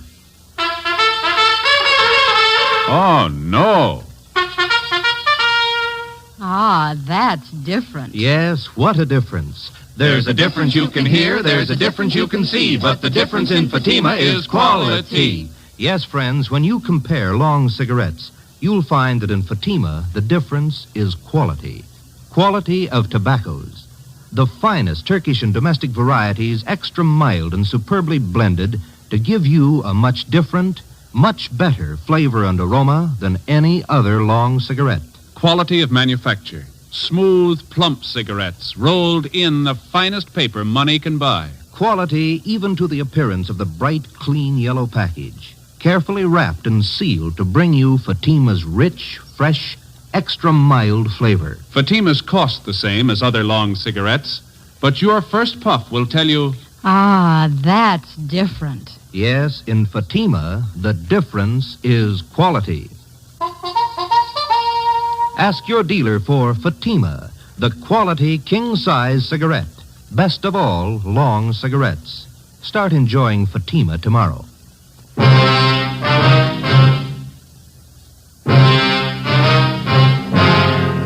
Friday, October 4th, 2 p.m. Before we left the store, we found that another worthless check bearing the signature Mary Walker had been cashed in a different department of the store the same day. The woman had used the same means of identification, a metal charge account plate stamped with the name Mary Walker. We took the 2 checks back to the office and had Don Meyer in handwriting compare the signatures. There wasn't any doubt in his mind. The writing on both checks was Grandma's. Well, it was only a hunch, but it was beginning to look as though the suspect had finally done what we'd been waiting 9 years for to do. She'd made a mistake. Ben and I drove out to an address in the Wilshire district to interview Mrs. Mary Walker. She fit the same general description of the suspect, but she denied writing either one of the checks which bore her signature. It's out of the question, Sergeant. I couldn't have written the checks. I haven't even been in the city for the past 5 days. Then the signatures on these 2 checks here, Mrs. Walker, they're not yours. It looks like my handwriting, but it's not. I didn't write those checks. They're forgeries. Yes, ma'am. You do have a charge account at the store, don't you, ma'am? Oh, yes. I've had an account there for years. Nothing like this has ever happened, though. Do you have one of those charge account plates? Well, yes, I did have one. You lent it to someone in your family? No, as a matter of fact, I lost it. I meant to report it to the store, but it slipped my mind. Do you have any idea where and when you might have lost it? Well, I think it was last Sunday night. I'm not sure. Oh, well, just a minute. I know who would remember. Inez Lambert. She was there. I'm sure she'll remember. Who's she, ma'am? A girlfriend of mine. She lives in the neighborhood. Mm-hmm.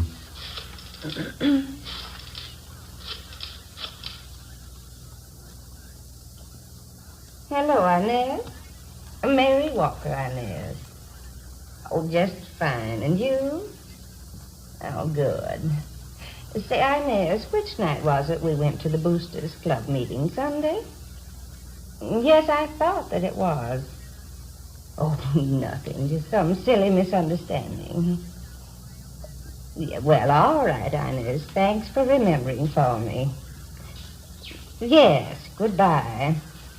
It was Sunday night, Sergeant. Inez Lambert and I went to the neighborhood Boosters Club meeting. I'm sure that's where I must have lost it. Well, you think the charge account plate fell out of your purse, is that it? Well, either that or it was taken. Why do you say that, ma'am? Well, it's a serious thing. I didn't want to mention it. What's that? I left my purse on the chair next to me a part of the evening. When I got home, I thought I was missing a $5 bill from my change purse. I didn't notice at the time my charger plate was gone. Do you remember who was at that meeting, Miss Walker? Oh, 40 or 50 people at least. How many women would you say? Dozen or so, I suppose. I'm not accusing anybody of robbery, Sergeant. I know it's a serious charge to make. Do you know if one of the club officers might have taken a list of those present? Oh, they didn't have to. We do the same thing at every meeting. What's that, ma'am? We all sign the attendance book when we leave. 3 p.m. Ben and I contacted the secretary of the Neighborhood Boosters Club. He gave us a list of those present at the Sunday night meeting of the club. As Mary Walker had told us, each person present had signed his or her name and address in the attendance book. We took the record downtown with us and had Don Meyer compare each signature on the list with samples of Grandma's handwriting.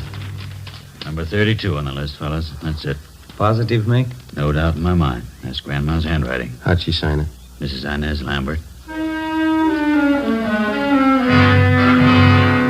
We went down the hall to R&I and had him check the name Inez Lambert through the files.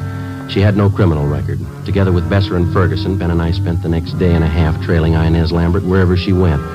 She fitted the description of the suspect perfectly. We questioned her friends and her neighbors. We dug back into every corner of her life for the past 10 years. The results were pretty amazing. We found that she was highly respected by everybody she knew. She was active in a dozen civic and church organizations. Her reputation was spotless. There was only one hitch. Mrs. Lambert's hobby was charities. By checking back, we found that during the past 10 years, she donated an average of $3,000 annually to various charitable organizations. Her husband's total annual income was $7,000. From her bank, we obtained specimens of Inez Lambert's handwriting. It matched almost perfectly with every signature in the grandma file. Monday, October 7th, Ben and I called on Mrs. Lambert. Oh, yes, officers. Won't you come in? Mary Walker was telling me about you. Come in, please. Thank you, ma'am. Thank you. Mary told me about the things missing from her purse at the meeting. Is that what you're inquiring about? Yes, ma'am. We've got a few other questions to ask you besides that. Well, you sort of caught me at a bad time. Just getting ready to put some baking in the oven for dinner tonight. Would you mind very much if we talked back in the kitchen? I've got to get this done. No, not at all, ma'am. It's back this way. Oh, there goes my cream sauce again, boiled over. Just take a chair there, officers. I'll be right with you. Thank you. Thanks.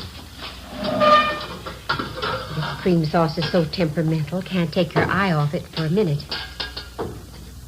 There. Shouldn't boil over now.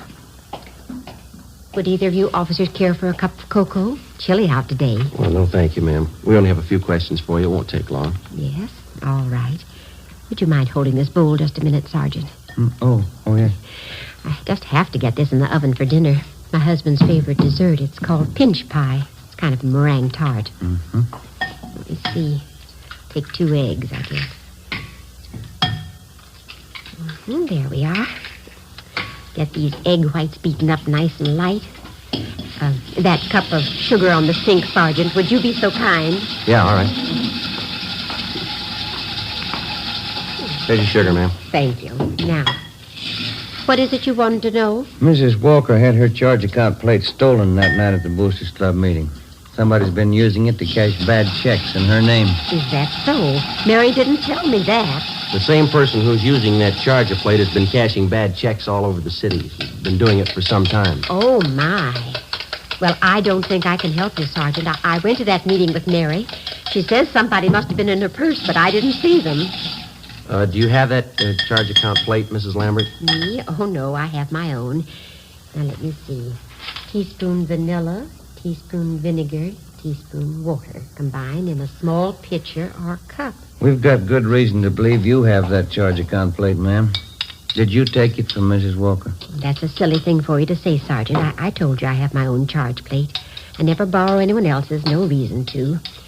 Add a few drops of combined liquid. Beat constantly.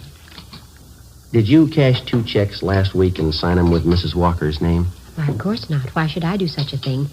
Mary Walker's one of my best friends. I wouldn't do that to her, even as a joke. Well, our handwriting man compared the signatures on those 2 checks, Mrs. Lambert. Both of them match your handwriting.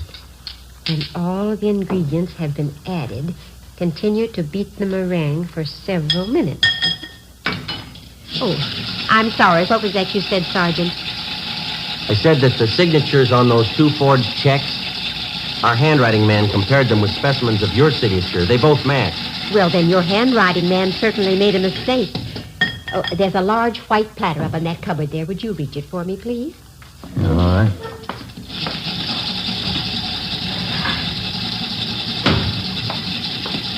There you are, ma'am. Oh, thank you. Now, you deny that you wrote those 2 forged checks last week? You deny that you've written and cashed about 1,500 worthless checks in the last 9 years? Why, of course I deny it. You're sure you haven't made a mistake? We're sure, ma'am. I'm sorry. You'll have to come downtown with us for questioning. Oh, what's that? Oh, my. It's the cream sauce again.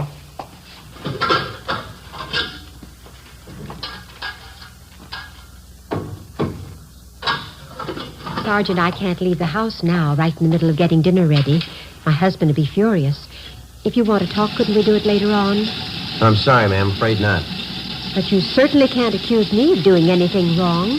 The folks at the church will vouch for me. We've got just as many people who say you've cheated them. People who cash those checks for you. Quite a few of them, ma'am. 9 years' worth. But that's silly, 9 years cashing checks. I'm sure you must mean somebody else, Sergeant. I've got to get this platter greased. Let's see. Heat meringue upon lightly greased platter. Yes.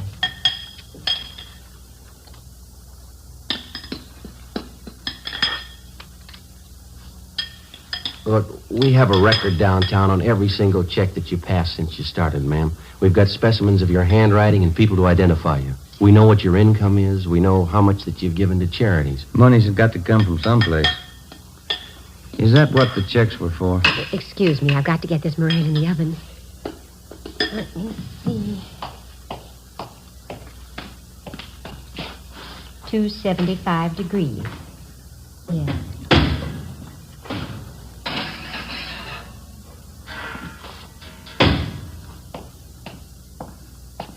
I hope I put in enough vanilla. You want to tell us about it? I never thought about anyone finding out. I guess I should have expected it, shouldn't I? Yes, ma'am. It was all for charity. There were so many of them. Orphanages, old people's home, Christmas Poor Fund, and then the overseas relief charities. They all need money. Somebody has to take care of them. Your husband knew nothing about this for 10 years? Nothing at all. They were my charities. I had to have money for them. I took money from people who had it and gave it to those who didn't. What do you think, Sergeant? Was I wrong? Do you think the good Lord will say I was wrong? I wouldn't know, ma'am. I only wanted to help the poor like he did. I came to help the poor. Well, there's a big difference, ma'am. Yes? He didn't use a checkbook.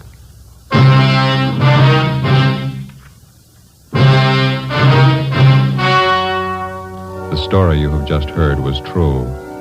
Only the names were changed to protect the innocent. On December 18th, trial was held in Superior Court, Department 91, City and County of Los Angeles, State of California. In a moment, the results of that trial. Now, here is our star, Jack Webb. Thank you. The efficiency of any local police department depends on the quality of its personnel. Each and every man is carefully selected and thoroughly trained. In uniform or plain clothes, your police officer knows his job. And so with a cigarette. The men who make Fatima cigarettes know their job. They carefully select and blend the finest Turkish and domestic tobaccos to make Fatima extra mild, different from other long cigarettes. They cost the same, but in Fatima, the difference is quality. If you're a long cigarette smoker like I am, I'm sure you'll like Fatima best. Start enjoying Fatima tomorrow.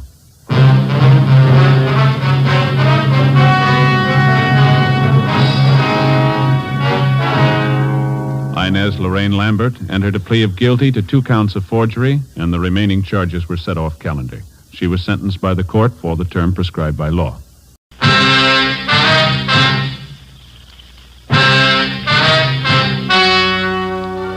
The story you are about to hear is true.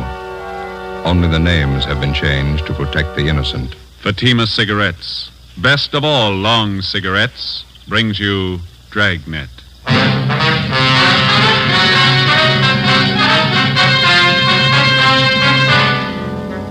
You're a detective sergeant. You're assigned to narcotics detail. A gang of veteran dope peddlers moves into your city. They offer $100,000 worth of heroin for sale. They make their contacts. They're ready to do business. Your job, stop them. You'll be amazed when you compare Fatima with other long cigarettes. Buy a pack of Fatimas. You'll find they now cost the same. Light a Fatima. Your first puff will tell you... Ah, that's different. Yes, what a difference. In Fatima, the difference is quality. You see, Fatima is the quality king-size cigarette because it contains the finest Turkish and domestic tobaccos superbly blended. And Fatima is extra mild with a much different, much better flavor and aroma than any other long cigarette. Because of its quality, its extra mildness, its better flavor and aroma, Fatima has more than doubled its smokers coast to coast. Try comparing Fatima yourself. Fatimas now cost the same as other long cigarettes, but your first puff will tell you... Ah, that's different. Yes, in Fatima, the difference is quality. Ask your dealer for Fatima, the quality king-size cigarette. Best of all long cigarettes. Start enjoying Fatima tomorrow.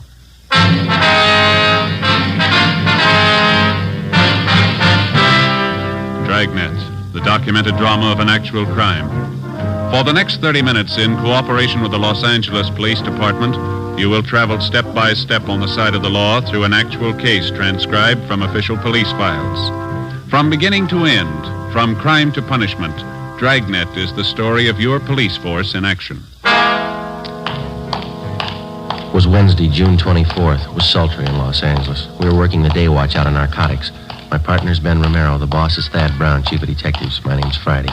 It was 9:27 a.m. when I got to the Charing Cross Apartments on 12th Street. The side entrance.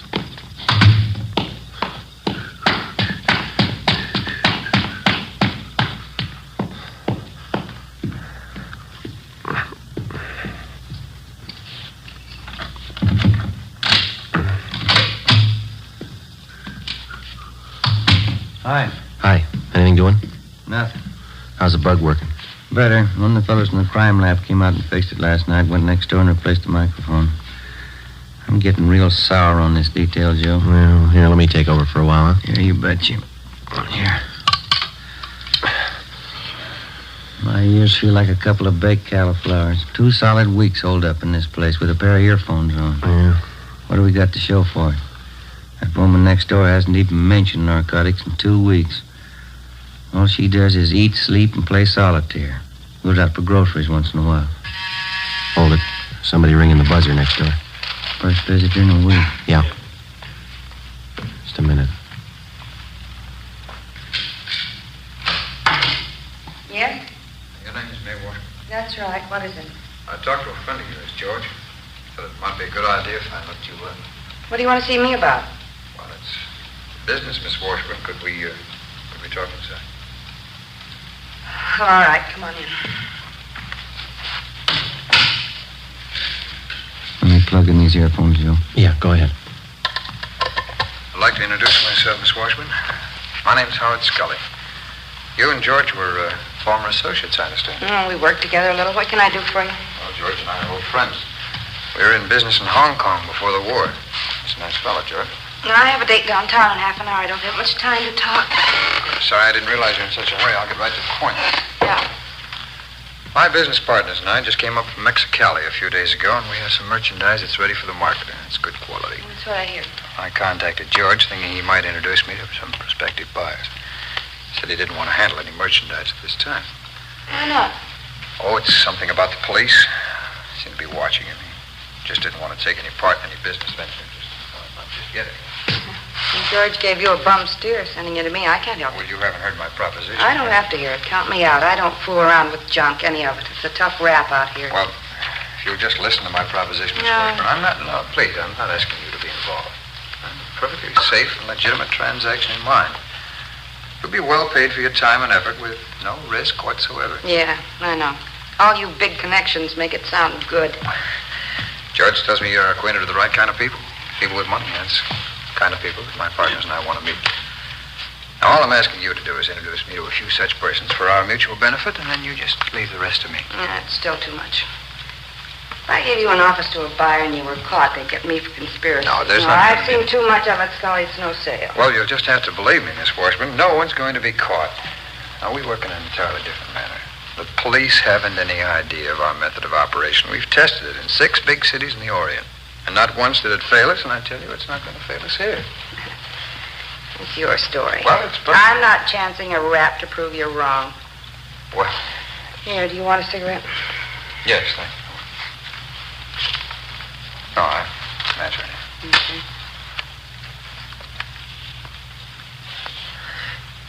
Thanks.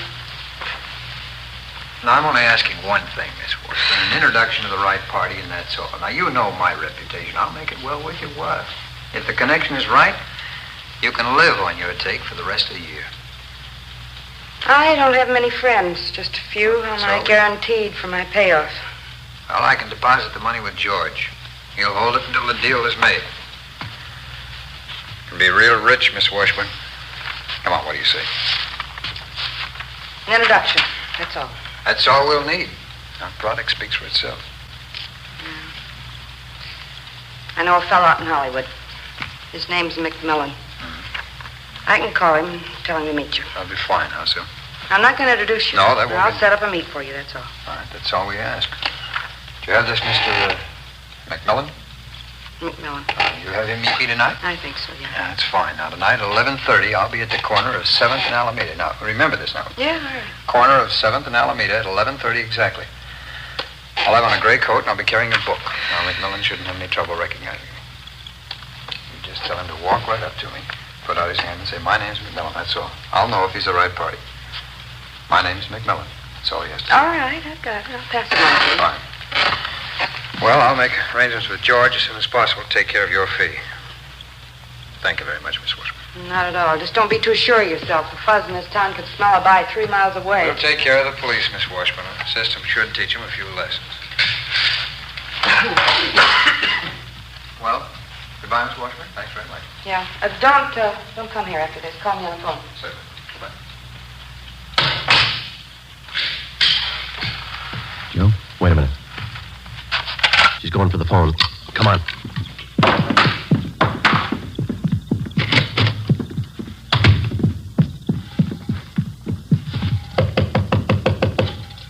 Just a minute. Try the door. It's locked.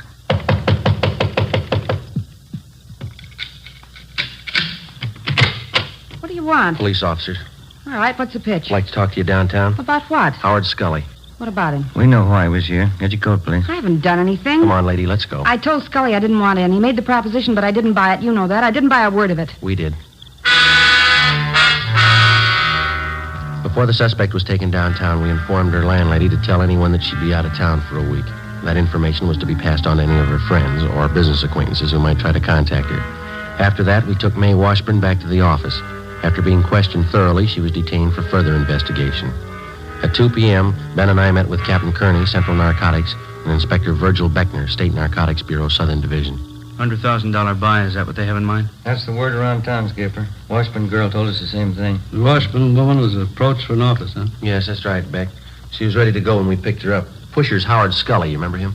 About 9 years ago, wasn't it, the Tijuana deal? 8 or 9 years, yeah. That big heroin buy, they tagged every one of the gang but Scully. Yeah, he's no amateur. He's got every narcotic law in the book memorized. He sets the deals, takes the gravy, but he never gets tagged. How about the federal narcotics men, Romero? They've been briefed on this deal? I called Harry Stone over that this morning. They've been following it, too. Said he'd be over this afternoon. The setup of this McMillan guy. What do you think, Captain? Clear sailing there, Beck, as far as I can see. Scully set up to meet with May Washburn. Ben and Joe grabbed her before she could contact McMillan.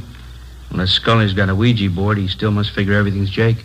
Then we could have a man meet with Scully tonight and pass himself off as McMillan. Well, shouldn't be too much trouble. From the way he talks, Scully's never seen McMillan. Has no idea what he looks like. It's just a guess. Neither one of you are known to Scully, are you? I never met him or his friends. I worked that case last February when we grabbed Ray Murdoch. He used to be a mule for Scully. That's the closest I've been. Well, I'm afraid that's too close. You know how many hype friends Murdoch has in this town. If any of them spot you and pass the word to Scully, the whole deal's choked off. Joe? Mm-hmm. You think you could pass yourself off as McMillan for a couple of days? I'd like to give it a try. Beck, what do you think? Good with me. We can help with the tailing. Only one possible hitch I can see. Yeah? We're not positive this guy McMillan's a total stranger to Scully. It sure sounded like it, didn't it, Joe? The way Scully and the Washburn girl were talking. It's possible Scully might have seen a picture of McMillan. Maybe he knows something about his background, his habits, how he does business. It's possible, yeah. Suppose Scully starts asking you questions, Joe. How are you going to cover it? Well, we could talk to the Washburn girl again. She might brief us. Now, if we need the guy's life history, let's pick it up firsthand. How do you mean? Get McMillan. Late that afternoon, Stanley McMillan was located at a small restaurant out in the valley and quietly placed under arrest. He was booked at one of the outlying stations on suspicion of violating the State Narcotics Act. We questioned him and got all the necessary information on his background that we needed. He told us that he had never seen or had any dealings before with Howard Scully. 7:30 p.m. I went home, changed my clothes, put away my gun, ID card, and the rest of my identification. An hour later, I checked in at a small hotel near 5th and Main Streets. 11:15 p.m., I left the hotel and started for 7th and Alameda Streets, where the scheduled meet with Howard Scully was to take place. As in most cases, there was one all-important rule that I had to work by. If the suspects were to be arrested and successfully prosecuted, we had to get them with narcotics in their possession or under their control. And one of the first things that the working detective learns is that dealers such as Scully rarely do the actual handling of narcotics except at the actual moment of sale. If the officer fails to make an arrest at that moment, the odds are stacked heavily against the conviction of the narcotics criminal. 11:30 p.m. I got to the corner of 7th and Alameda Streets. I walked up to a man standing by a lamppost. He was short, heavily built, dark hair, dark eyes, and a small scar on his chin. He had on a gray coat, and he carried a book under one arm. I put out my hand. Yes? My name's McMillan. Oh, glad to know you, Mr. McMillan. My name is Scully. Who are you? Understand we have mutual friends, is that correct? That's what I'm told, yeah. You're from Louisiana originally, New Orleans. No. Oh, that's so? Thought you were from Louisiana. Missouri, St. Louis. Oh, I see. I suppose we go for a drive, huh? My hotel's down on 5th. We could talk there. Oh, I think my car would be better. I can't afford to waste time. I got customers waiting. Oh, you can believe me, this won't be a waste of time. I'm prepared to do business. All right, let's go. Fine.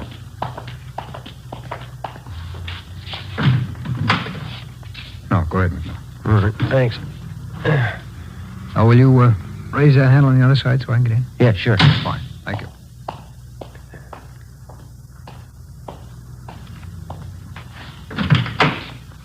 You can't be too careful in L.A., I hear.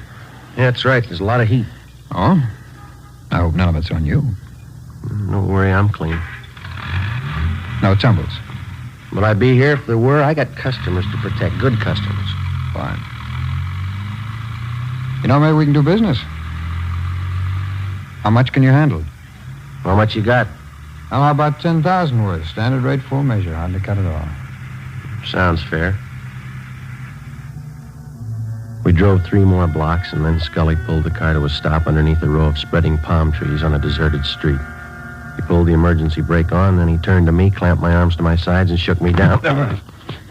What's the pitch here? What's the idea? No offense, McMillan. Simple precaution in case you had a gun. What do you take me for, mister? I'm not used to doing business this way. That might go real great in the East, but it's nothing out here. I said no offense. This is a hot town. You could be a fuzz. You can't be too careful. You know that. Yeah, well, you don't have to pull that careful stuff with me. Who set up this meet, anyway? Mae Washburn. All right. If you can't trust her, you can't trust me. Or maybe I'm not in the mood for business. No, come on. Take it easy, Mac. We work this right, and we both got a good deal. Well, let's get to the point. Where's the stuff? You bring the money, we'll bring the merchandise. Wait a minute. The car that pulled up behind us. Let's get out of here. Oh, you're nervous, Mac. Relax. That's my partner. Come on, I'll introduce you. All right.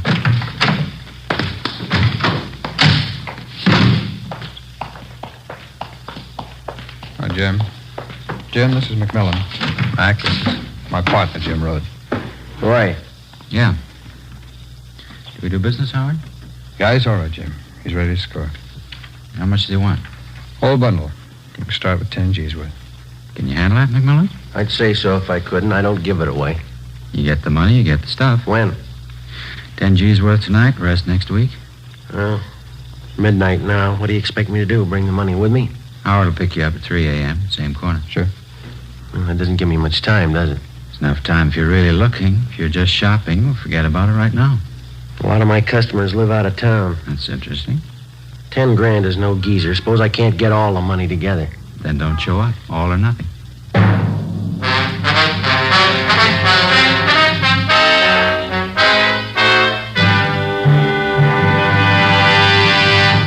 You are listening to Dragnet, authentic stories of your police force in action. Oh, no. Ah, that's different. Yes, what a difference. There's a difference you can hear, there's a difference you can see, but the difference in Fatima is quality. Yes, friends, when you compare long cigarettes, you'll find that in Fatima, the difference is quality. Quality of tobaccos. The finest Turkish and domestic varieties, extra mild and superbly blended to give you a much different, much better flavor and aroma than any other long cigarette.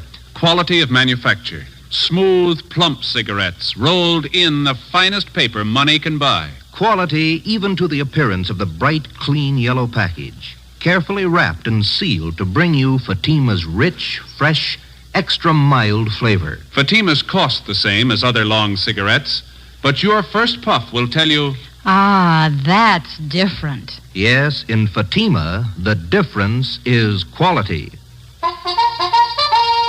Ask your dealer for Fatima, the quality king-size cigarette. Best of all, long cigarettes.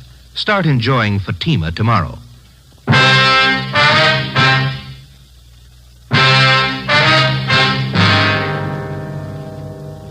June 25th, Thursday, 12:30 a.m. I had 2.5 hours to raise $10,000. The narcotics dealers, Howard Scully and his partner, Jim Rhodes, had laid it out for me. Either I had the money by 3 a.m. or there was no deal. If it failed to come off, our plan to trap the narcotics gang would be worth nothing. Rhodes and Scully could possibly find another buyer without our knowledge, make a deal, and flood the market with their store of narcotics. I knew it'd be impossible to get the $10,000 together. We had only one alternative, fake our way as best we could.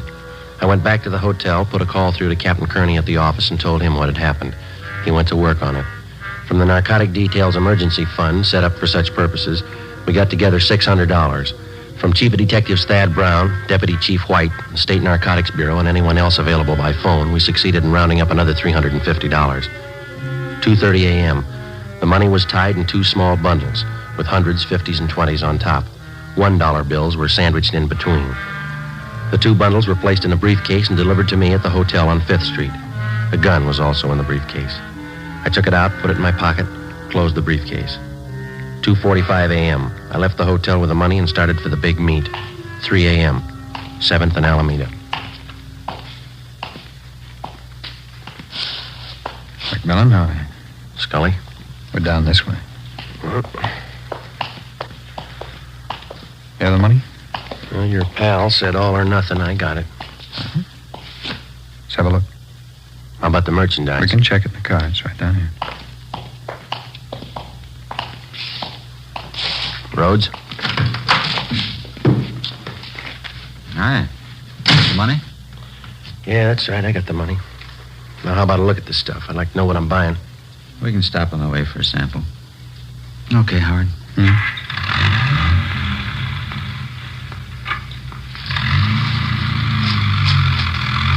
Care for some, McMullen? What you got? Cashew nuts. Have some. Thank you. There's lots of heat in this town. Cops as thick as flies. Yeah, that's right. Rough time. I gotta be careful. What's the reason, anyway? When to start? Well, about 6 weeks ago, Bulls tagged some high school kids. Half dozen of them. Huh? What for? Well, they were regular hypes. Just punks, 18-year-olds. A couple of them were 17. Young squirts. Yeah, and the heat's gonna get worse. One of the punks cashed in yesterday. Read it in the paper. Overdose. Not gonna help, is it? Well, I'll tell you one thing. I'm playing it close. I got good customers, and I'm not gonna risk my neck. How much stuff you think you can handle a month, McMillan? No thanks, no more. Oh, I got about 30 mainliners. They're regular and they're sure. 8-10 ounces a week, but they like good stuff, no alley hype junk. Howard must have told you it's all we handle, good stuff. If it goes right, we could make it a permanent connection with you. Well, I'd like to see what you're offering first. We'll have a good look. All right, Howard, you know where to pull up. Yeah.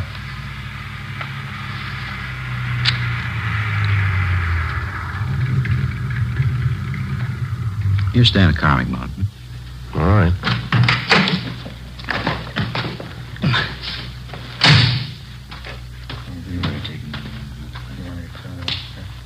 Yeah.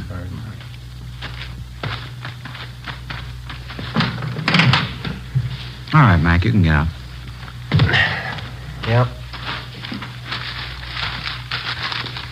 There you go. Some of the best white stuff you've seen in a long time. Satisfy yourself. Okay. All right. Okay, it's standard. It's all good. Not just that sample.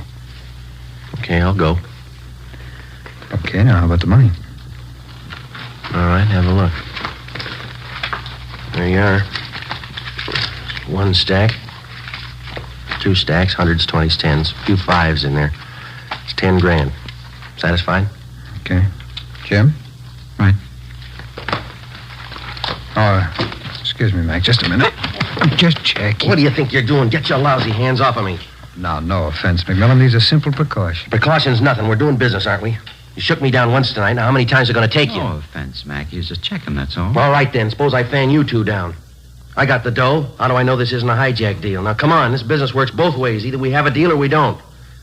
We play ball on both sides or not at all. I'm getting sick and tired of taking second place. Okay, Mac, okay. Take it easy.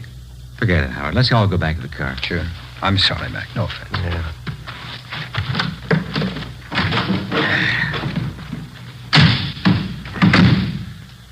Okay, let's close the deal. Where are we going to go? Don't worry, it's a safe place. Okay, Howard.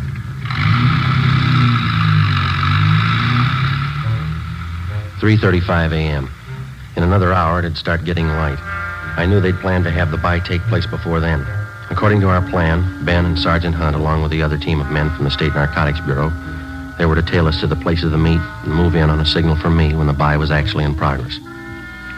3:45 a.m. Scully drove out North Figueroa onto Pasadena Avenue and turned right onto Avenue 43. We headed up Montecito Drive. The area became more deserted. There were no homes around, no buildings of any kind to provide cover for anybody that might be following. Somewhere below, we could hear the rattle of a freight train on its way to the Southern Pacific yards. Off in the distance, I could see the lights of the city. They looked pretty far away. Scully finally pulled the car to a stop on the crest of the highest hill in the area. We got out.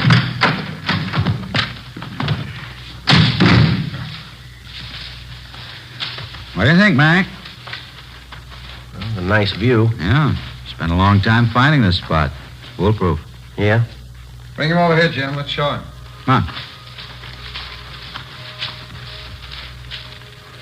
See there? Clear view of everything down below. At least half a mile in every direction. No chance of getting trapped up here. Pretty smart. That's the way I like to deal. If there's any cops following us, we can see the lights before they get here. Plenty of time to cover up any evidence. Cops ask questions, well, we tell them we're just looking at real estate up here. It's pretty good, huh? Well, I gotta hand it to you. You can't be too careful. What do you do for lookouts? Let me show you. Swede? Oh, Swede. Who's that? Friend. Yeah, Jim? Well, what's the pitch? Who is this guy? Business pal of Howard and me. Swede, this is Mr. McMillan. What do you say? How do you do? Look, how many people do you need to make a buy, Rhodes, huh? Swede's a lookout. It's a big fella, isn't he? We got enough people here for a Sunday picnic. We need a lookout. You just got to finish saying it. We can't be too careful. Well, come on, let's wrap it up. Where's the stuff? Swede, you want to go? Okay, Howard. How far does he have to go? Close by. Stuff was put away down in the tall grass. Nobody ever found it. It's a good idea. I like the way you operate. Swede will have the stuff for you in a minute. Well, how about the money? Should we count it? Rather wait till Swede gets back. Okay. Let's wait for the car. Can't beat this spot, can you, McMillan? No, it's good. You had no idea how much time we spent looking for it. You did real good. Yeah. Here you go. Okay, thanks. Now the money, Well, how about counting it out here, huh? I'd feel better keeping an eye on that road down below. Okay, good idea. Well, let's count it, Mac, huh? Yeah, all right. There you go. There's one bundle, and there's the other. I'll count it, Jim. Yeah, snap it up. We've been here long enough already. 1, 2, 4. There's quite a few $1 bills here. Huh? Well, there's a few of them, but it's all there, 10 Well, grand. that's how it could be with all these ones. Here, let me see. Don't bother, Rhodes. Here, what are you trying to pull? All right, get away from the car, Scully. You too, Swede. Put the gun down, Mac. You won't get away Get with your it. hands behind your head. That means you too, Rhodes. Nobody's hijacked us, McMillan. You're not going to be the first one. It's no hijack, mister. This is a pinch. He's a fuzz. He's a lousy fuzzy. I knew I should have found him again. Shut up, Howard. You know we can square this with you, Mac. $5,000 cold cash, no questions. You're talking to yourself, Rhodes. I'll make it 10. 10 grand cash. Now, you can't afford to pass that up. Come on, how about it, Mac? You're human just like we are. You can use the dough. You keep your hands behind your head, mister. Use some sense, copper. Swede's as strong as a horse. I could put him on you. He'd break every bone in your body. You'll have to get past this gun first. You're not going to stop all three of us. How do you think you're going to get back to town? Don't worry, you won't have to walk. You'll never get us downtown. Swede'll break you in half. He'll kill you. You just gave me an idea, Rhodes. Huh? You're pretty tough. Shouldn't bother you. I'll kill the Swede right now. You and Scully can carry his body in front of me. We'll start walking down that road till we hit the nearest place with a phone. I think that'll take care of it, won't it? He hasn't got the guts, Jim. Turn around, Swede. Oh, look, don't kill me, mister. I'll go with you. Don't shoot. Turn around. Stay where you are, Scully. Don't kill him, Copper. Don't kill Swede. We'll do anything you say. Somebody coming. Look, Mac, we'll give you every dime we own. $50,000. Now tell him nothing's happened. Ben, over here. 50 grand, Mac. You can't lose. Right, Joe. Back. Back over this way. The three of them, Ben. Okay. All right, behind your back. Come on. Couldn't get here any sooner, Joe. Had to park at the bottom of the hill if they'd have seen us. Stand still, mister. Yeah. We circled around on foot, climbed up through the grass. I was beginning to think I lost you. All right, you two, get him behind your back. Back. Hi, Joe. Here's the junk right here. These 2 packages. Good. That ought to sew it up. Look, talk it over with your partners, huh? $50,000. You do the right thing, it's all yours. How about it? 50 grand you can't lose. What they talking about, Joe? Well, they got a big deal. They'll give us $50,000 if we let them go. How about it, Tex? You could use the dough, new car, new house. Just forget you ever saw us. Easy as that. 50,000 cash. What do you say, Tex, huh? Sorry, you got the wrong man. What? My name ain't Tex.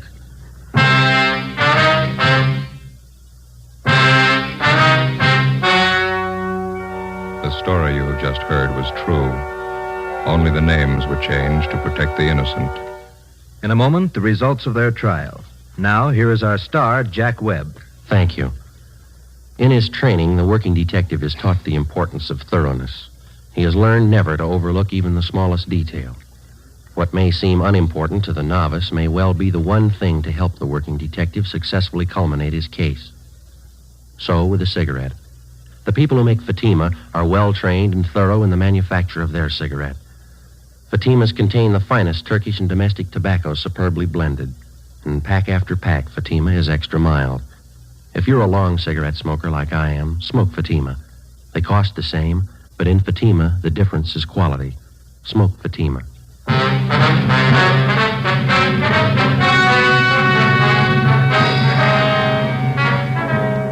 Mae Washburn, Howard Lewis Scully, James Henry Rhodes, and John Swede Nelson were tried and convicted. They received their sentences as prescribed by law and are now serving their term in the state penitentiary.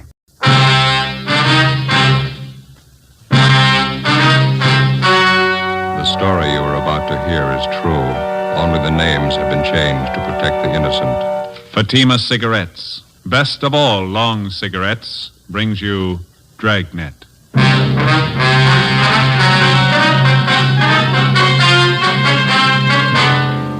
You're a detective sergeant. You're assigned to homicide detail. The life of a young woman is in danger. Anonymous letters and phone calls threaten her with murder. The notes bear the mark of a fanatic. Your job, stop them. You'll be amazed when you compare Fatima with other long cigarettes. Buy a pack of Fatimas. You'll find they now cost the same. Light a Fatima. Your first puff will tell you... Ah, that's different. Yes, what a difference. In Fatima, the difference is quality. You see, Fatima is the quality king-size cigarette because it contains the finest Turkish and domestic tobaccos superbly blended. And Fatima is extra mild with a much different, much better flavor and aroma than any other long cigarette. Because of its quality, its extra mildness, its better flavor and aroma, Fatima has more than doubled its smokers coast to coast. Try comparing Fatima yourself. Fatimas now cost the same as other long cigarettes, but your first puff will tell you... Ah, that's different. Yes, in Fatima, the difference is quality. Ask your dealer for Fatima, the quality king-size cigarette. Best of all, long cigarettes. Start enjoying Fatima tomorrow.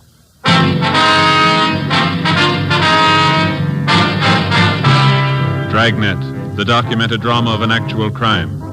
For the next 30 minutes, in cooperation with the Los Angeles Police Department, you will travel step by step on the side of the law through an actual case transcribed from official police files. From beginning to end, from crime to punishment, Dragnet is the story of your police force in action. It was Tuesday, March 8th. It was cold in Los Angeles. We were working the night watch out of homicide. My partner's Ben Romero. The boss is Captain Steed. My name's Friday. We were on the way out from the office, and it was 6:45 p.m. when we got to Greenwich Street. Number 318.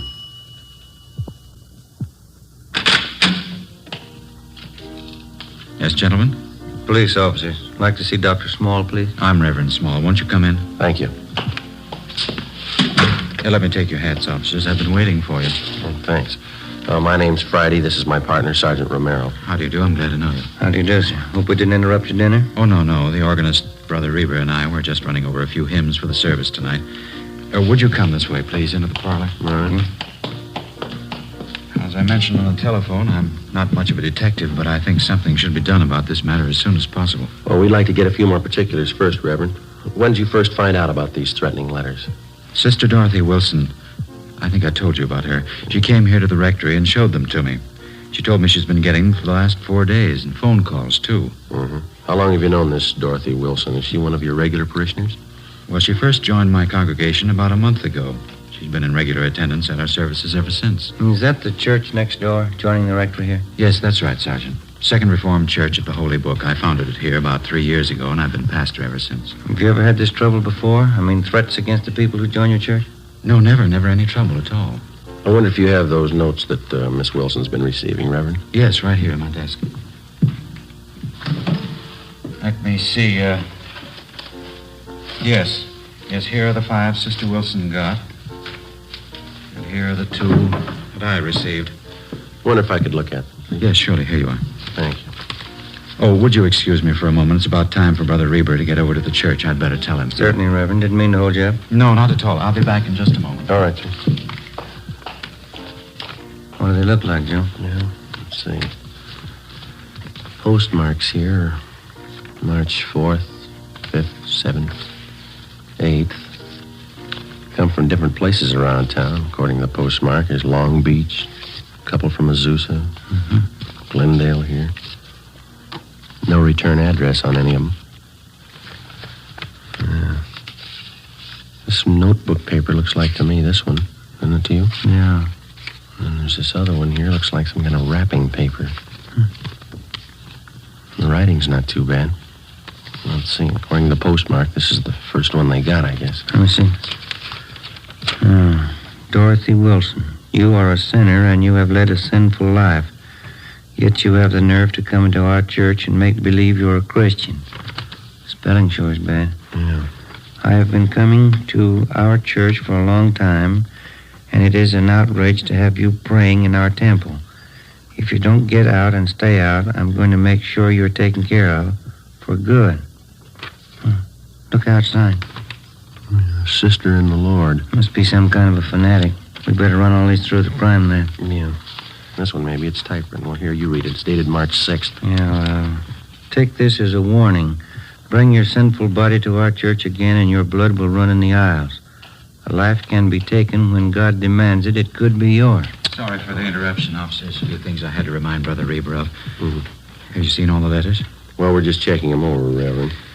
It's certainly a terrible thing for our church. I hope we can keep the matter as quiet as possible. Yes, sir. I noticed the 2 different signatures on these notes. Now, half of them are signed, a sister in the Lord. Yes. And the other half are signed, it's Brother D.R. Griswold. Yes, that's right. The first letter I got was from this Brother Griswold. His are the typewritten ones. You know anyone in your congregation with that name, Reverend? D.R. Griswold? No, I checked over my list of regular parishioners twice. If there is such a man, I don't know of him. Well, we can run that name through R&I anyway, huh, Ben? Do you have any suspicions at all, Reverend? What do you mean, Sergeant? Well, I mean, can you think of anybody in your congregation who might possibly resent this Miss Wilson's joining your church, maybe? Well, no, I haven't had an opportunity to think it over in that light, but I can't imagine anybody in our group writing letters like this.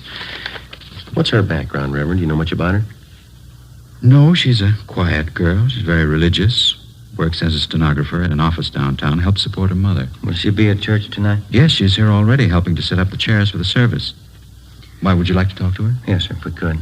All right, let's go over to the church. There's still half an hour before services begin. All right, fine. I'll have to take these letters along with us, Reverend. We want our handwriting man to check them over? Yes, by all means. That manila envelope on the desk, you can put them in there if you like. Thank you. This one here? Yes. Okay. This way, officers.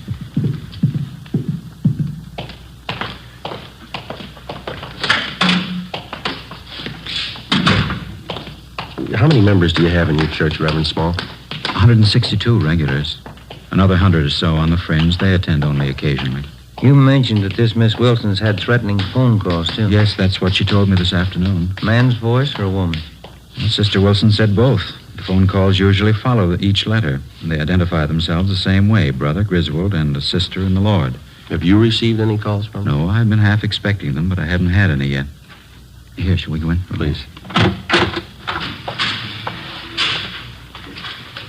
Here we are. Our seating arrangement's still temporary. We hope to have pews installed next year. Nice church. Yes. Thank you. Oh, there's Sister Wilson. She's helping set up the chairs.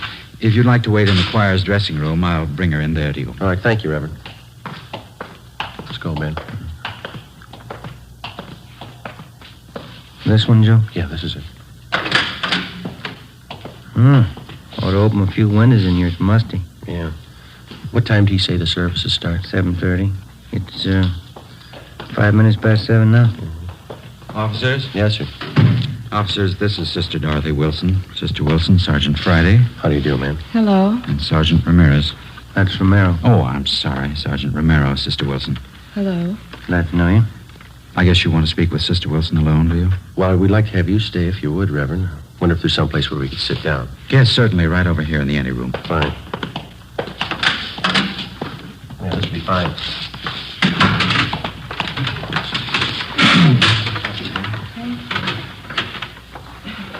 Now, Sister Wilson, there's no need to be afraid. These officers are here to help you and to protect you. See that nothing happens. Yes, Brother Small. Hold fast in the faith of the Lord, and you shall not fear. Yes, I will.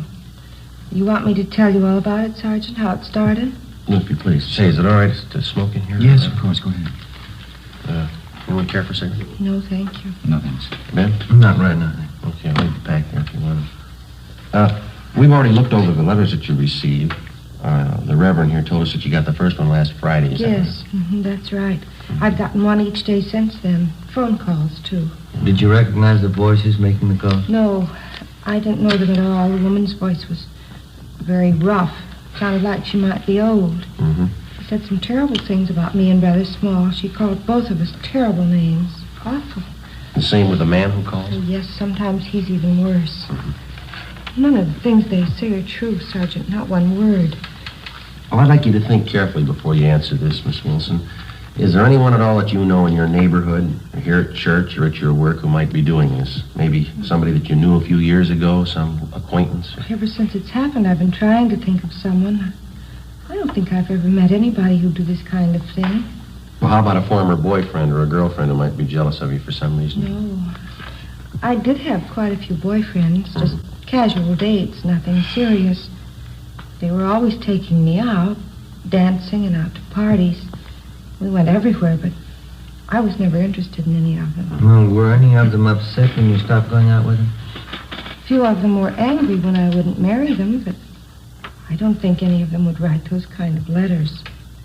Do you think the whole thing might be some kind of a joke someone's playing? It's a pretty grim joke to go this far. Do you live by yourself, Miss Wilson? No, with my mother, but I don't want her to know anything about this. Well, I think it'd be wiser if you told her. No, she mustn't know. Mother's been ill lately, and if she found out, it might upset her an awful lot. She's not well at all. Help yourself to some of the water there, gentlemen. Miss Wilson, like a drink? Yes, please, I would. All right. Thank you. There you are. Anybody else? Reverend? Yes, please. Ben? Nothing. Okay. Thank you. Yourself. How about some of the church members, Miss Wilson? Have any of them been at all unfriendly to you since you started coming here? No, I don't think so. A few are pretty hard to get to know. They're shy, I guess. But none of them have been uncharitable. Then you don't think the threats are coming from anyone in the church? Well, if they are, I don't know who the person is. The way they say all those rotten things about me. They call me a sinner and a bad woman. Well, I guess I'm a sinner, like all of us are, but I'm not a bad woman. I'm going to church because I want to be born again of the light, but I've never killed anyone, and I've never been a bad woman. You believe me, don't you, Reverend? Yes, of course I do. Now, don't get yourself all upset, Sister Wilson. You think that's why they want to murder me, because I'm a sinner? You think that's why? Please, Sister Wilson, try and get your mind off of it. If they want to kill me because I'm a sinner, then why don't they want to kill all the sinners? Well, we're going to have a lot of homicides if they try.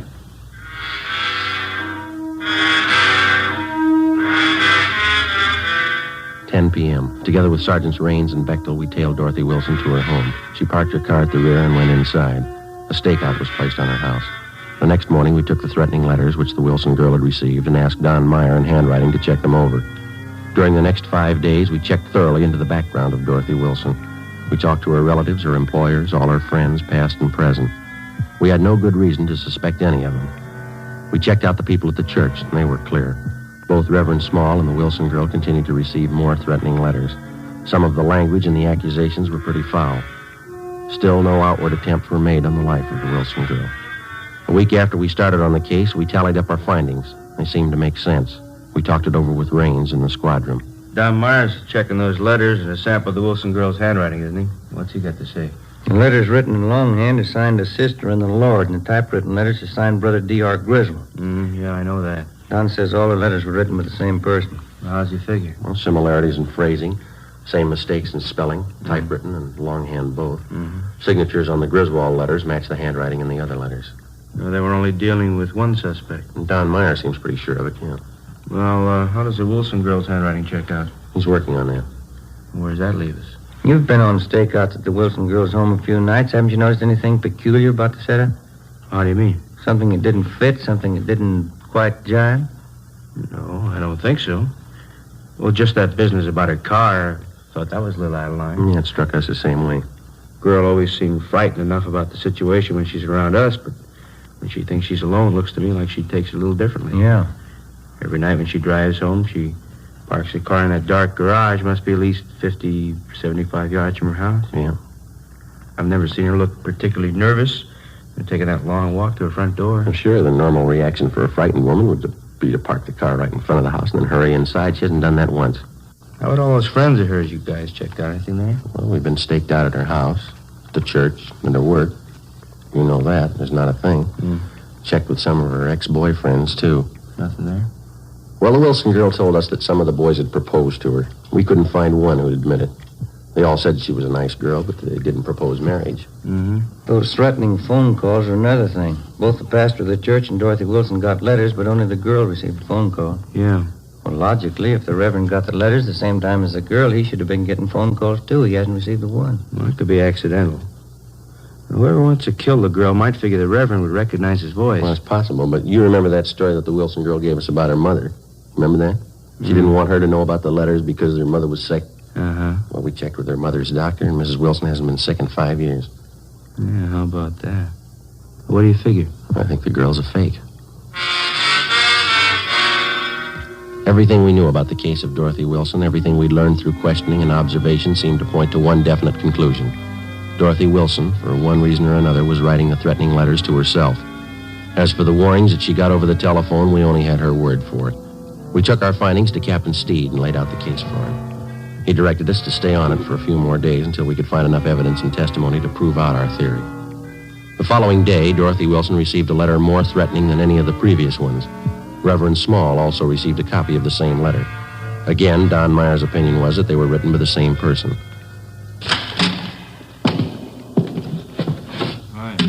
Raines, what's doing? I don't know. Boys got any new theories? What do you mean? On the Dorothy Wilson case. Do we need one?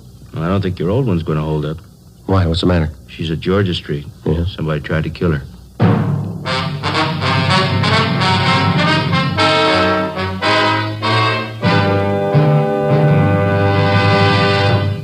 You are listening to Dragnet, authentic stories of your police force in action. Oh, no.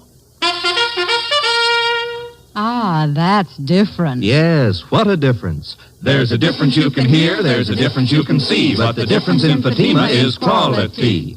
Yes, friends, when you compare long cigarettes, you'll find that in Fatima, the difference is quality.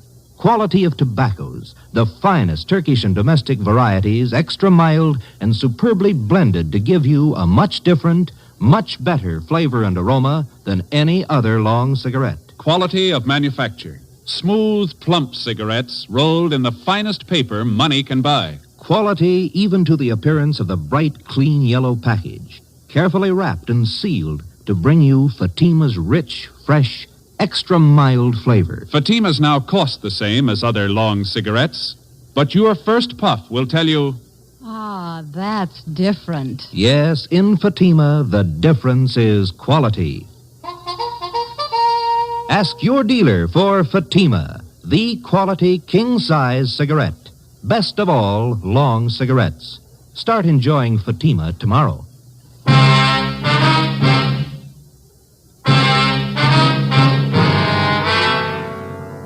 As soon as we got the report that Dorothy Wilson had been attacked by an unknown assailant, we drove to Georgia Street Receiving Hospital where she was being treated. Anderson and Bechtel from Homicide were standing by. We talked to the doctor, who told us that the victim had no serious injuries. She had 2 slight bruises on her upper arms and a slight bruise on her forehead. She complained of a headache. While the doctor made out his report, we questioned the Wilson girl. She told us that she'd gone to the Church of the Holy Book at 6 o'clock that night after work. She told us that she wanted to pray before the start of the regular service at 8:15 p.m. We asked her exactly when and where the attack occurred. At about 6:30, I felt a little tired. I told the officers on duty at the church I thought I'd get a little rest before services started, and then I went into the ladies' dressing room and laid down. That's where it happened. It was terrible. Did you see the person who tried to hurt you? No. I was lying down with my eyes closed, and he must have come up from behind. Put his hands around my throat and started to press tight. It was awful, just awful. What happened then, Miss Wilson? Well, I fought as hard as I could. I kicked and scratched him, and I guess I hurt him because he let go of my throat for a minute. After that, he pulled me down on the floor. I remembered that. And then he put his hands around this part of my head like this. Mm-hmm. The other officers told us that one of the choir members, Mr. Sherman, found you unconscious in the choir room. Is that right? Yes. Whoever it was who wanted to kill me, they put a gag in my mouth and blindfolded me, then tied my wrists together with tape.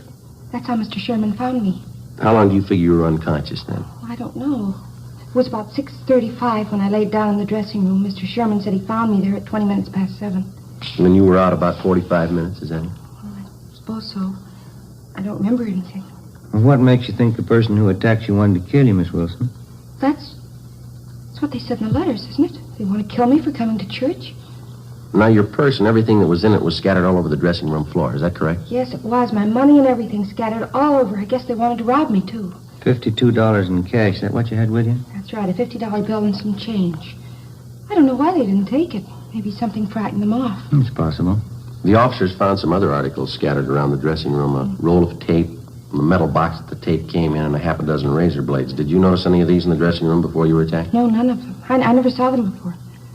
Those razor blades, officer, what do you think they wanted to do with them? There's no use thinking about that now. It's all over. I knew I'd be protected. I felt the spirit. I knew the holy light would protect me. Yes, ma'am. Will you find whoever did it, officer? Well, this is just a hunch, Miss Wilson. Yes. I think we already have.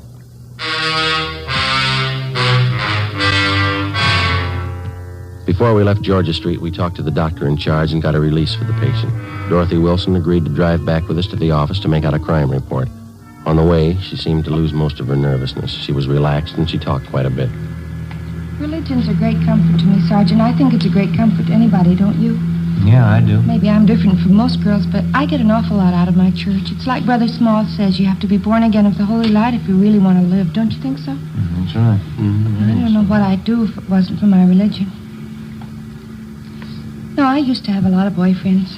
Of course, I don't care for any of them anymore, but when I was younger, they were always taking me out all the time. Yes, so? Yes, I had a good time when I was younger, going out to dinner, dancing, parties. Fellas were taking me out all the time. Of course, that was when I was younger. You're not much over 25 now, are you, Miss I'll be Wilson? 27 in August. That's pretty old for an unmarried girl, but I'm not worried. You get interested in more important things when you get older, isn't that right? Oh, yes, that's right. I remember when I was in junior college, how boy crazy I was. I remember that junior prom I went to. Seems such a long time ago. Yeah. I had the most beautiful white dress, Sergeant, with sequins, and the skirt was all white net gathered in here at the waist, and it flared out real full. Mm-hmm. I went to the dance with one of the big football players. He looked so nice in his blue suit. His name was Stanley. Mm-hmm. I knew him for a long time. He's one of the fellows who asked me to marry him. I guess I was too particular. I just couldn't see any of them. Would you mind if I laid out a few facts for you, Miss Wilson? Well, not at all, Sergeant. Go ahead, please. Now, I'm not trying to embarrass you in any way, but since we've been on this case, we've checked with just about all the friends that you've had in the past few years, and that includes your boyfriends, of course. Oh. None of the fellows that you've mentioned say they've ever proposed marriage to you. Say they've been out with you once or twice, but that's all. Oh, well, you probably didn't talk to the right fellows. You probably got the names mixed. No, ma'am, we didn't. We talked to the right people. Well, I can't understand that. Neither can we, Miss Wilson. Well, what difference does it make anyway? I wasn't interested in them. I wouldn't have married them anyway. Going out and dancing, parties, that's all they were interested in. What reason did you have for lying to us? Parking in a car, necking with girls, trying to take advantage of them. That's all those fellas wanted. Some of the silly girls they married. Well, I don't... You discover a lot more important things when you get older, Sergeant. No, I don't think that's the point. Why did you lie to us about it? I don't know, really. Maybe I didn't have a reason. I just didn't remember right, I guess. Well, you're sure you remember right about what happened tonight? What do you mean? It just happened. Of course I'm sure about it. Someone tried to kill me. Might as well park on Spring Street, Ben. Pretty clear this time of night. Yeah, okay. Sergeant, I wish you'd tell me what you're getting at. What are you thinking? Well, there's still a few things that we're not too sure of, Miss Wilson. We'd like to clear them up. What aren't you too sure of? I told you everything I knew. I was lying down in the dressing room and somebody tried to kill me. I told you all about it.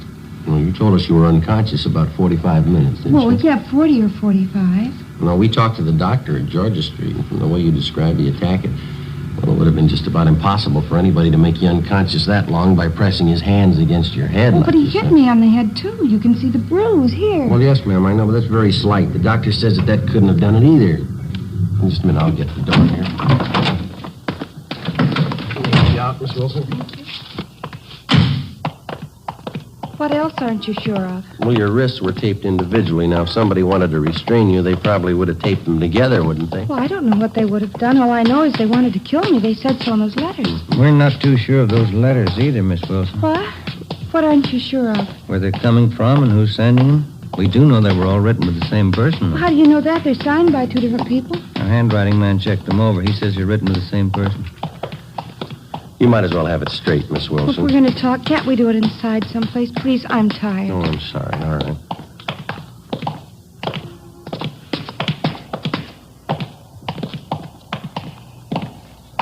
Hey, Joe. Yeah. I'll see if Leighton Fingerprints is finished with that stuff. Yeah, I'll bring it along. If they are, we'll be in the interrogation room. Yeah, all right. This way, Miss Wilson. A man I know used to be on the police force. Nice fellow. We used to go out all the time together. Oh, that's so. What's his name? Well, that's funny. I don't remember. He's an awfully nice fellow, though. We used to go dancing every week. Mm-hmm. Here we are. Go right ahead. I started questioning Dorothy Wilson, but she wanted to talk about everything except what concerned the case. Dean Bergman and Leighton Fingerprints had already checked each article that was found at the supposed scene of the crime. The Wilson girls' prints were all over them. Did you write those threatening letters to yourself, Miss Wilson? I don't understand. Why do you ask me something like that? Did you write the letters to yourself? You know that's not a fair question, Sergeant. I don't know what you consider fair, but we'd like to know, did you write the letters? Do you know what it is to pray, Sergeant? I mean, really pray? What's that got to do with it? I've been praying all my life. I've been praying hard. Ever since I was a little girl. We'd like to have your answer our question, Miss Wilson. I think you'll understand. This is the answer, Sergeant. I can feel the Holy Spirit in my heart. I know you'll understand. Yes, ma'am. I've been praying for an awfully long time, Sergeant. When I was a little girl, 6 years old, I was praying. Night and day I said my prayers, but there never seemed to be any answer. I never could understand it because I only prayed for one thing. I didn't think it was too much to ask. What was that? I wanted people to know me, Sergeant. I wanted people to know me and like me, that's all, but it never seemed to happen, even when I was a little girl. Don't think I quite follow you, miss. You've got to understand me. Nobody else does. From the time I was a little girl, 6, nobody ever seemed to care if I was around or not. I always tried to make friends, tried to make people like me. I tried very hard, but nobody seemed to care. Nobody even noticed me. Nobody ever noticed me. You mean that's why you wrote those threatening letters to yourself, so that you'd be noticed? I wanted somebody to care about me, that's all. I wanted them to know who I was. Dorothy Wilson. I wanted to walk down the street and have people nod and have them say, that's Dorothy Wilson. There goes Dorothy Wilson. Just for somebody to care, that's all, Sergeant. Just for somebody to care. Well, then the whole thing's purely your imagination. You wrote the letters to yourself, and you pretended somebody attacked you. And all the rest. God told me to do it, Sergeant. He told me to make myself noticed. To stand up and make people know me. I'm sorry for it now, but it didn't hurt anyone, did it? Well, ma'am, you had an awful lot of people working for nothing. Oh, I'm sorry. It was so nice while it lasted. People looking after me, caring about where I went, what happened to me. It's the first time anybody ever really noticed me. It was that important to you? People knew who I was. Dorothy Wilson. They all noticed me. I feel better now that it's over. Oh, there's one thing I've got to tell you, Sergeant. Yes, ma'am. Remember driving here in the car I told you about that junior prom I went to? Mm-hmm. That time I had a beautiful white net dress with a full skirt, the beautiful new white dress. Mm-hmm. Yes, ma'am, I remember. What about it? Well, it was really pink organdy, an old dress. I knew you'd find out. That's why I had to tell you. Yeah. I didn't want you to think I was a liar.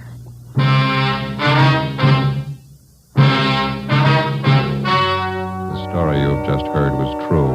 Only the names were changed to protect the innocent. In a moment, the results of the trial. Now, here is our star, Jack Webb. Thank you. Dragnet's mail this week has included cards from some of you listeners saying that your dealer is out of Fatima's. Thank you. We've done something about that. Now, if any more of you find a dealer fresh out of Fatima's, send me his name and address, and we'll do something about that, too. Write me, Jack Webb, Post Office Box 951, Hollywood. And, Mr. Dealer, don't wait a day. Step up your orders for Fatima. Get in on this ever-increasing demand for the quality long cigarette.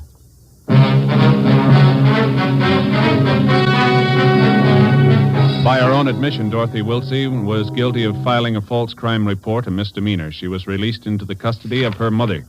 The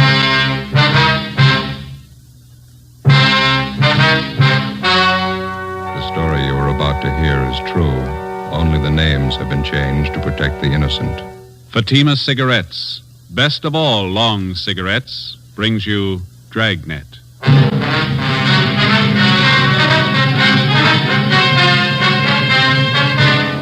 You're a detective sergeant. You're assigned a homicide detail. A newborn baby is taken from a hospital nursery. There's no trace of the infant. There's no trace of the abductor. Your job, find him. You'll be amazed when you compare Fatima with other long cigarettes. Buy a pack of Fatimas. You'll find they now cost the same. Light a Fatima. Your first puff will tell you... Ah, that's different. Yes, what a difference. In Fatima, the difference is quality. You see, Fatima is the quality king-size cigarette because it contains the finest Turkish and domestic tobaccos superbly blended. And Fatima is extra mild with a much different, much better flavor and aroma than any other long cigarette. Because of its quality, its extra mildness, its better flavor and aroma, Fatima has more than doubled its smokers coast to coast. Try comparing Fatima yourself. Fatimas now cost the same as other long cigarettes, but your first puff will tell you... Ah, that's different. Yes, in Fatima, the difference is quality. Ask your dealer for Fatima, the quality king-size cigarette. Best of all, long cigarettes. Start enjoying Fatima tomorrow.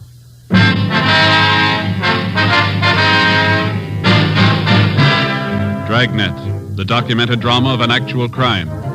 For the next 30 minutes, in cooperation with the Los Angeles Police Department, you will travel step by step on the side of the law through an actual case transcribed from official police files. From beginning to end, from crime to punishment, Dragnet is the story of your police force in action.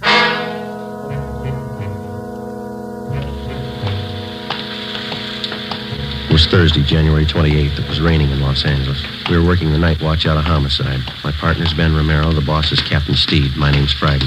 It was 11:35 p.m. when we got to Mercy Hospital on Norwich Avenue, the main entrance.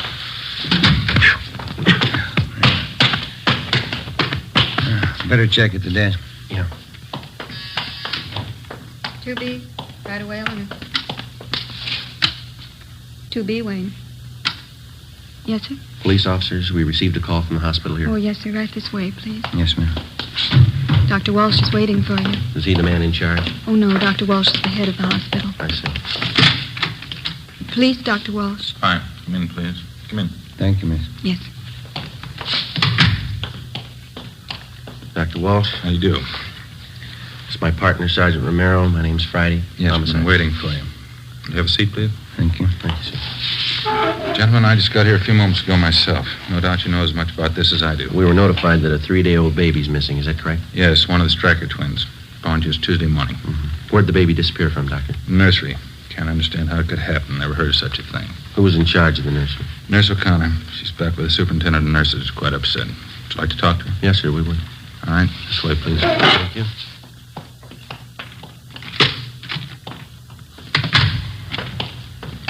Can't understand it. How could a baby disappear like that? Have the parents been notified? Father's on his way in now. We haven't told the mother yet. Mm-hmm. When did they first notice the baby was gone? I understand it was around 11 p.m. Call came into our office about 11:20. Go ahead, Sergeant. Nurse O'Connor? Yes, Dr. Walsh. These gentlemen are from the police department. Sergeant Romero, Sergeant Friday. Oh, you mean? What do you do? They want to know all about what happened tonight. You know, of course, it's a serious matter. Try to tell exactly how it happened. I'll try, Doctor. All right, officers.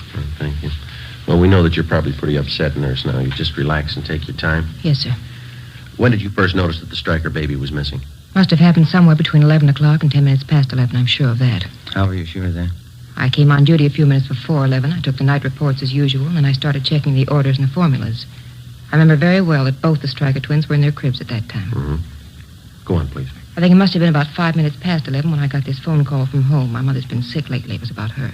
How far did you have to go to answer the phone? About 10 feet down the hall from the nursery, just around the corner.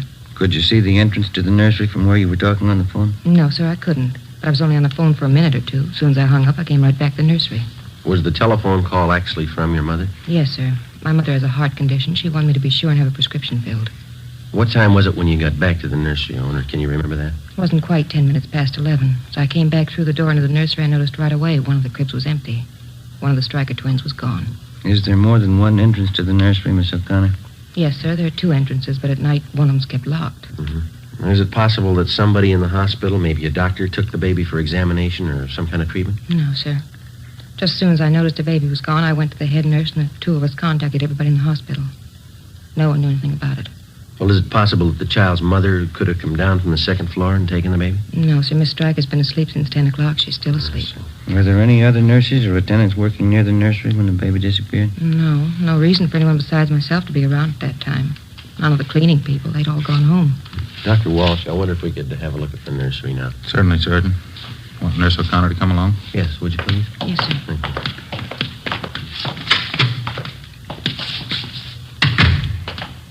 This way, gentlemen. Straight down the hall. What are the hospital visiting hours, Doctor? The usual. 2 until 4 in the afternoon, 7 to 9 in the evenings. Quite strict about that. Mm-hmm. Do you know if all the visitors had left the hospital by 9 o'clock tonight? Of course, I wasn't here, but the superintendent of nurses told me they'd all left by 9. She's compiling a list of every visitor we had this evening. Good. They'll all have to be checked. Nursery's right here, officers. Mm-hmm. This empty crib just inside the window here. Yes, sir. It's where the baby was. You can see it's right next to the door here. I noticed that there's no blanket in the crib. Is that missing, too? Yes, sir. The crib's just the way I found it when I came back from the telephone. I haven't touched it. Are there any marks of identification on the blanket or the clothing? Each one's stenciled Mercy Hospital. Each baby wears an ID bracelet. Doctor, I wonder if we could have that crib brought out to have it checked for possible fingerprints. Certainly, of course. Is this the other door to the nursery you mentioned, Miss O'Connor? That's right, Sergeant. I checked it. It's locked. That large window on the other side of the nursery. Is that a stationary window? Yes, sir, it is. It faces onto a small court. Well, then whoever took the baby had to use this door. It's the only way they could have gotten in. Oh, excuse me a minute. I want to attend to the baby in there. Sure.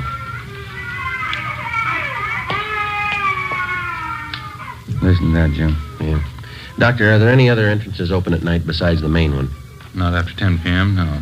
Just the main entrance on Norwich Avenue. There's a nurse on duty there at all times. How about the parents? Is there anything unusual there? No. Father's a working man. Mother's a housewife. Both the babies are perfectly normal. Nothing unusual at all. 3-day-old baby. They usually take a lot of careful handling, don't they? Yes, definitely. First week's always critical. And this thing, taking a 3-day-old infant out in this weather, cold, rain. Afraid the odds are all against the child. You're sure the main entrance was the only one open after 10 o'clock? Yes. I can't understand it. How could anyone get that baby out of that hospital? How could they? We're not sure they did.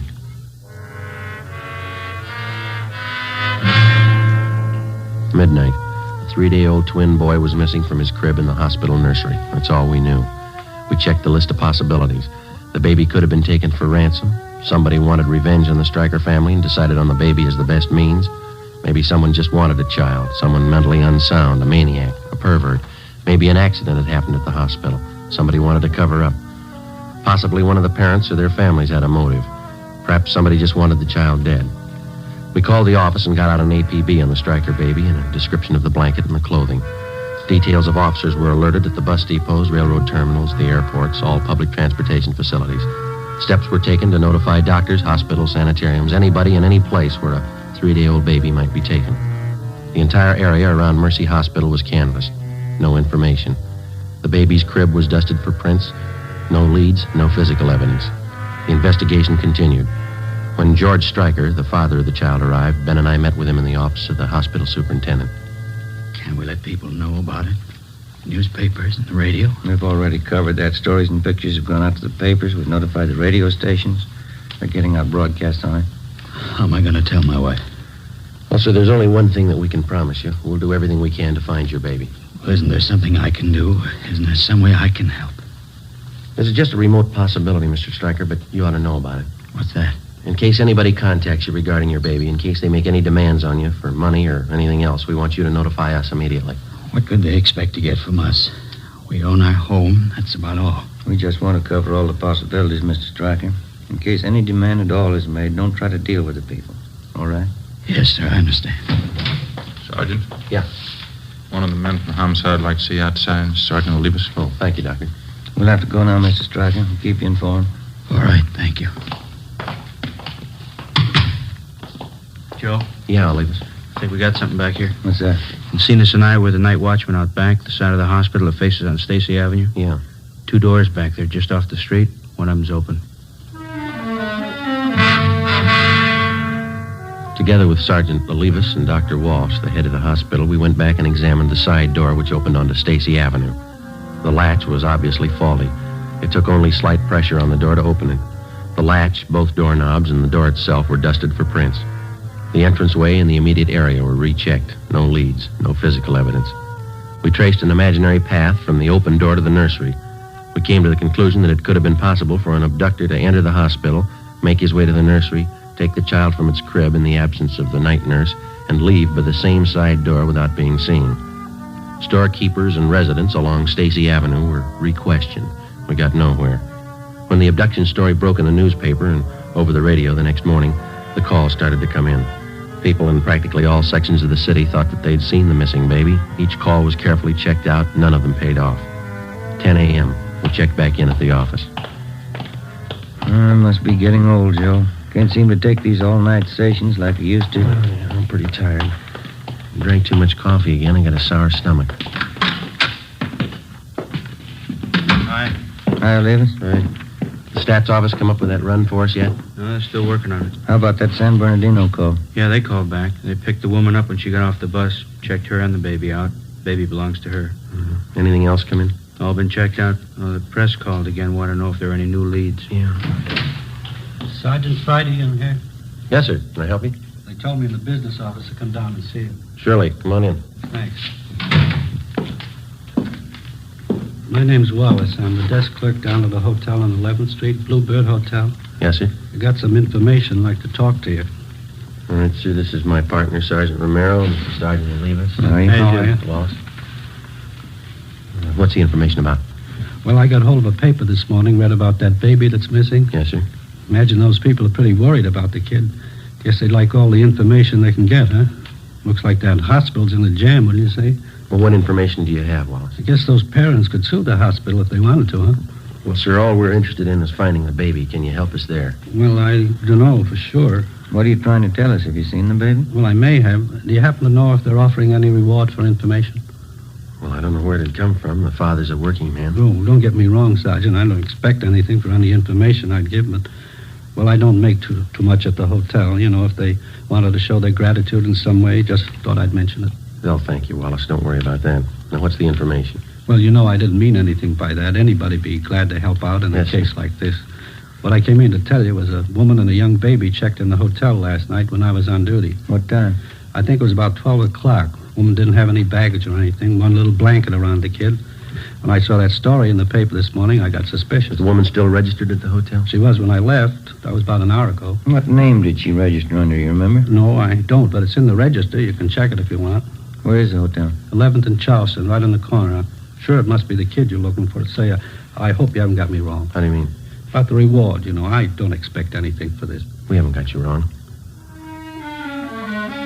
35 a.m. It was still raining. Together with the desk clerk, Wallace, we drove to the Bluebird Hotel on 11th Street. We checked the cards at the desk and found that the woman had registered under the name of Mrs. Harold Parks. The clerk on duty told us as far as he knew she was still in the room with the baby. The room's down this way, Sergeant. Okay. This is the 116. Mrs. Parks. Mrs. Parks. You have a pass key with you, Wallace? Here you are. Thank you.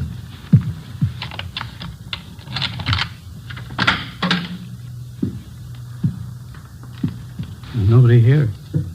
Wait a minute. What have you got? Small blanket. Check the lettering. Mercy Hospital.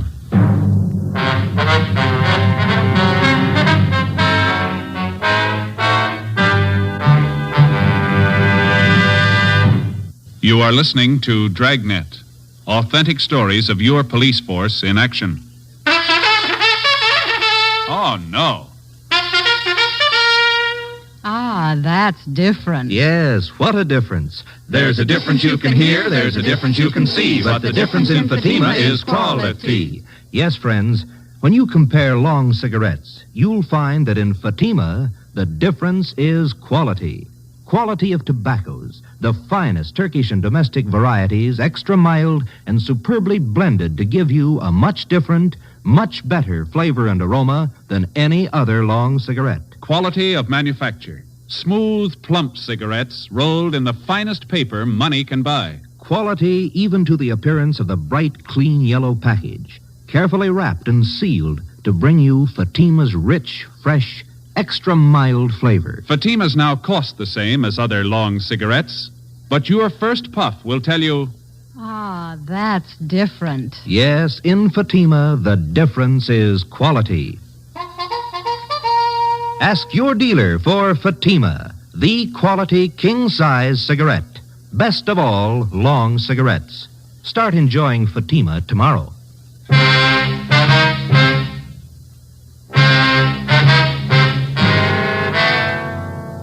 Friday, January 29th, 11 a.m. We were unable to locate the woman who had registered at the hotel under the name of Mrs. Parks. There was no sign of the baby. The blanket we found in the room was identified by hospital personnel as the same type used in the nursery. The room was checked for fingerprints and physical evidence. We found nothing.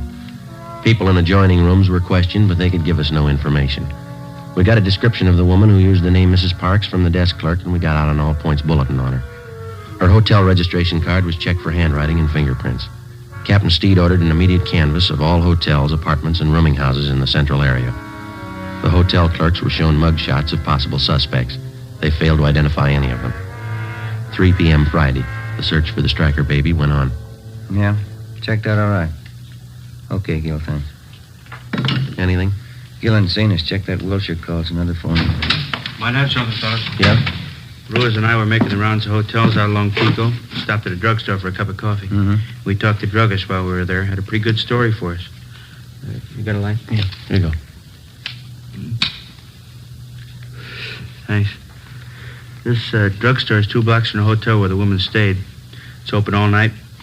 And the druggist told us a woman answering this Mrs. Parks description came in about 1:30 a.m. Bought a whole raft of stuff. Mm-hmm. How do you mean? What kind of stuff? Well, everything for a baby. Bottles, nipples, dextrose, oil powder, all that stuff. Was he sure of the woman's description? He gave it to us before we'd even mentioned what this Mrs. Parks looked like. Right down to the color of her coat. Did she have the baby with her when she bought this stuff? The druggist said no. She even asked him if she could buy canned milk there. Where does it lead? How do you mean? Does he have any idea where the woman came from, where she went? No, but he said if she came back in again, he'd call us right away. He's going to notify the other clerks, too. They'll keep us posted if anything turns up. I get it. Homicide, Friday. My name's Mrs. Lucy. I'm calling about that missing baby in the paper. Am I talking to the right department? Yes, ma'am. Do you have any information on the case? Well, I certainly have. I know where that Stryker baby is right now. Where's that, ma'am? Right next door. The Salazars have him. What makes you so sure? It's perfectly obvious, that's all. It's not their baby. Why do you say that? That baby they have no more looks like Mr. Salazar and Mrs. Salazar than mine do. How do you mean, Mrs. Lucy? It's very simple. Mr. Salazar is dark, quite dark. Dark hair, dark eyes, dark complexion. His wife's the same way. Yes, ma'am. Baby they have is a blonde.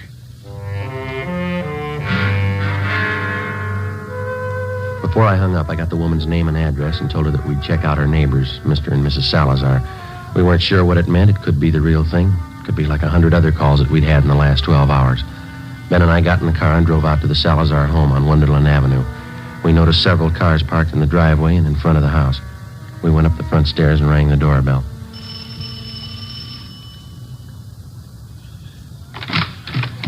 Yes, sir? Come on in, please. We'd like to speak to Mr. Salazar. Yes, sir, that's me. Come on in. Thank you. Come inside. Let me fix you a drink. You're late, huh? No, thank you. We're police officers, Mr. Salazar. I'd like to ask you a few questions. Oh? What's the matter? We making too much noise for the neighbors? No, it's not that, sir. Just like to ask you a few questions. Someplace we can talk. Well, I have to take care of the guests, you know. We have this party here. My son was baptized today, my first son. That's why we're having a party. Yes, sir. We're sorry to interrupt, but this is pretty important. It won't take very long. Well, all right. I guess they can get along for a few minutes. Back here in the kitchen. It's probably the quietest place. Fine. Back this way, officer? Fine.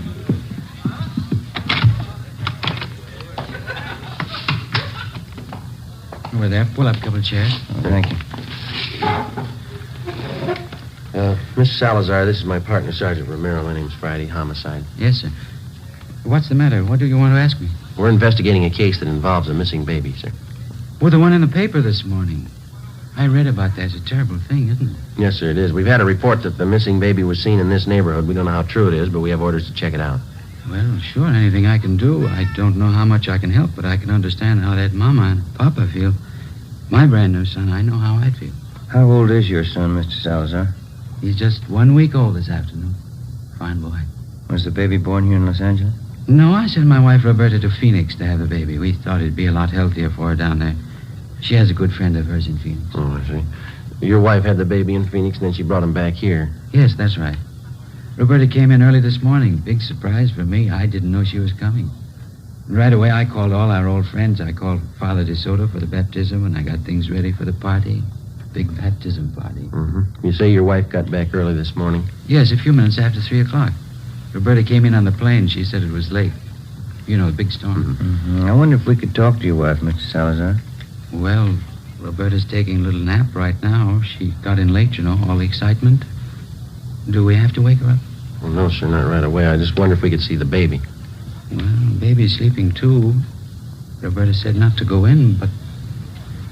Well, if you're real quiet... Yes, sir, we'll be. Okay, he's right back. Over here.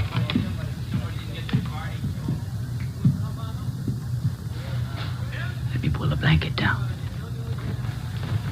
There he is. Big fella, huh? He's blonde. Huh? What do you think, Joe? I think he's got a twin. 5 p.m., Harlan Stahl from Leighton Fingerprints arrived at the Salazar home. The footprint of the missing child taken at the time of birth was compared with the print from the child the Salazars had. The prints were identical. The missing baby had been found. 5:20 p.m., Ben and I talked with Mrs. Salazar in the kitchen of her home. The christening party went on. I don't think I understand what this is all about, officer. What has my baby got to do with all this? You know as well as we do, Miss Salazar. That baby in there, it doesn't belong to you. It's not yours. What do you mean it's not mine? Of course it's my baby. My husband's and mine. I just brought him from Phoenix last night. That's where the baby was born. What are you trying to do to me? That baby isn't yours, Mrs. Salazar. Now, you know that. It was taken from the hospital. How about the truth? You don't know what you're saying. You don't know what you're talking about. It's my baby. He was baptized today. Juan Tomas Salazar. It's my baby. This is a pretty serious matter, ma'am. The baby's footprint has been checked out. The child belongs to a Mrs. Stryker. We want to know how you happen to have him. Because he's my baby. That's why I have him. You don't know what a mistake you're making. He's my baby. I brought him from Phoenix last night. You can ask my husband. He'll tell you. A woman checked in at the Bluebird Hotel on 11th Street about midnight last night, Mrs. Salazar. She had a young baby with her. You fit her description. I didn't go to a hotel last night. The plane landed here from Phoenix. I came right home. The hotel clerk remembers you. He can identify you. So can the druggist when you bought the supplies from him. I bought nothing. The plane landed. I came home. It's my baby. It's my baby. We found the baby's blanket in the hotel room you rented. We have your description from at least 3 people, even the color of the coat you wore last night. You can't take him away. He belongs to me. Me and Frank, you can't take him away, please. You can't. Miss Salazar, why don't you put yourself in the place of the real mother of that baby? How do you think she feels about her baby being taken away? How about it, Miss Salazar? Have a drink, officers, please? For the party? Have a drink, I'll tell you. Tell us what, ma'am? I'm tired. Let me sit down. Yeah. Just for a few minutes. I tell you how it happened. I know you understand. Yes, ma'am. It'll be 11 years next month that Frank and I were married. I don't have to tell you we want a baby. Frank always wanted a baby, but no more than I did. It's what we live for. A baby of our own. Yes, ma'am. Boy or girl, we didn't care. But we didn't have one. For 11 years, we didn't have one.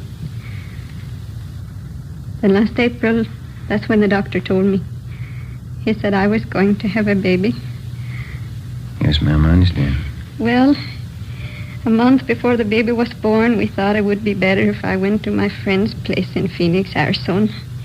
For the winter, you know, it would be warmer there. And Frank thought it would be nicer for me and the baby.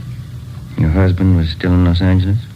Yes, he tried to come to Phoenix, but he had to work, so I had my baby alone. It was a boy. My friend was with me. She'll tell you it was a boy. Yes, ma'am. I kept calling for them to bring my baby. It was a long time I kept calling. Then they finally came, and the doctor, too. And he's the one that told me. Yes, ma'am. He looked just like his father. I know that. But they told me he was dead. I don't remember much after that, Sergeant. I got out of the hospital, then I took the plane, and I came back here. Mm-hmm. It was dark, and it was raining. But I walked around. I walked up and down the streets, thinking, what could I tell Frank? Baby was dead, that's all I could tell him. Then I walked past the hospital. That was Mercy Hospital, huh? Yes, and it was raining. And I could see all those babies inside, warm and in their cribs. And I wanted just one of them. Just one for Frank and me. So I went in the side door and I found the nursery. And when the nurse was gone, I took him and left. My baby. I went to the hotel to keep him out of the rain, and when it cleared a little, I took him home. I took him home to Frank. I took my baby home. That's why you want my baby, isn't it? Because I took him? Because my baby died and I took him? Everything will be all right, Miss Salazar. I think we can straighten it out. Roberta, you talked to the officers? Frank, what do you want me to say? It'll be all right, officers. Won't everything be all right? Yes, sir. I think we can work it out. What could I tell you, Frank? What was there to say to you?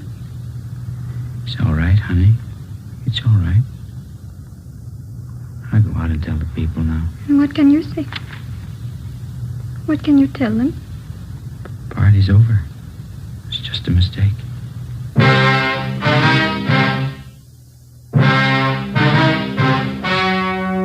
story you've just heard was true. Only the names were changed to protect the innocent. In a moment, the results of the trial. Now, here is our star, Jack Webb. Thank you. Last week, I asked you to write me if your cigarette dealer was out of Fatima's. Well, you did, and we've done something about it.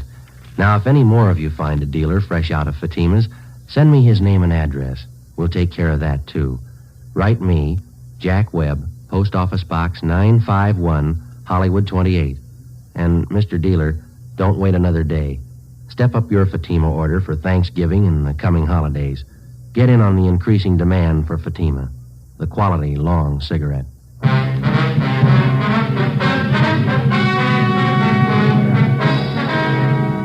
Roberta Salazar was examined by 6 psychiatrists and was ordered to be placed in a state mental institution for treatment.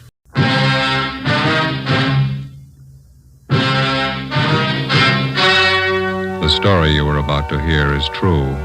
Only the names have been changed to protect the innocent. Fatima Cigarettes, best of all long cigarettes, brings you Dragnet.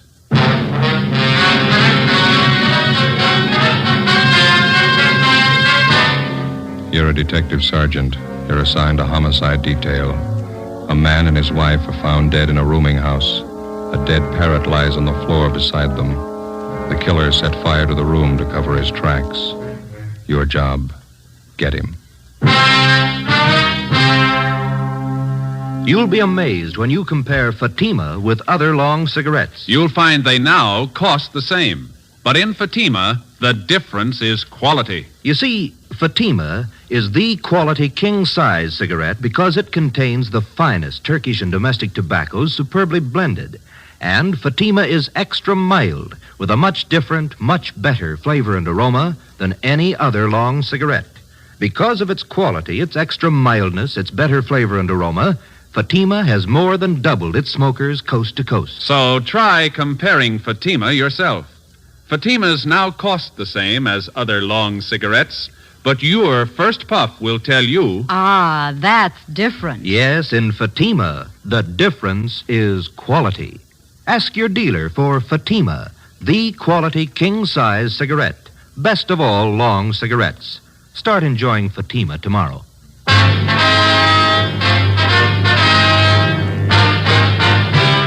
Dragnet, the documented drama of an actual crime.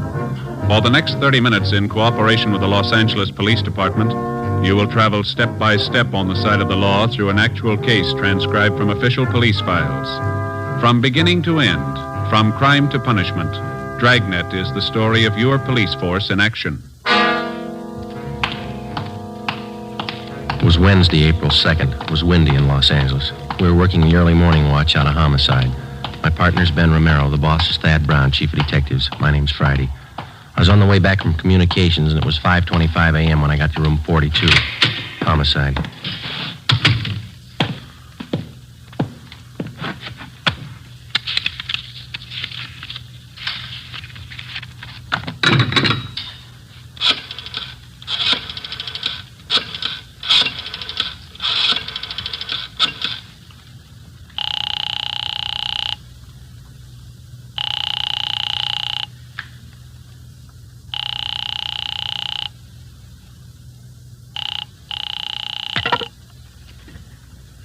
Hello? Is this Miss Jones? Yes, who is it? This is Joe Friday. I'm sorry to bother you, Miss Jones. Is Lee there? Oh, yes, Joe. Just a minute. I'll wake him. Lee. Lee, honey. Lee, it's Joe Friday. He wants to talk to you.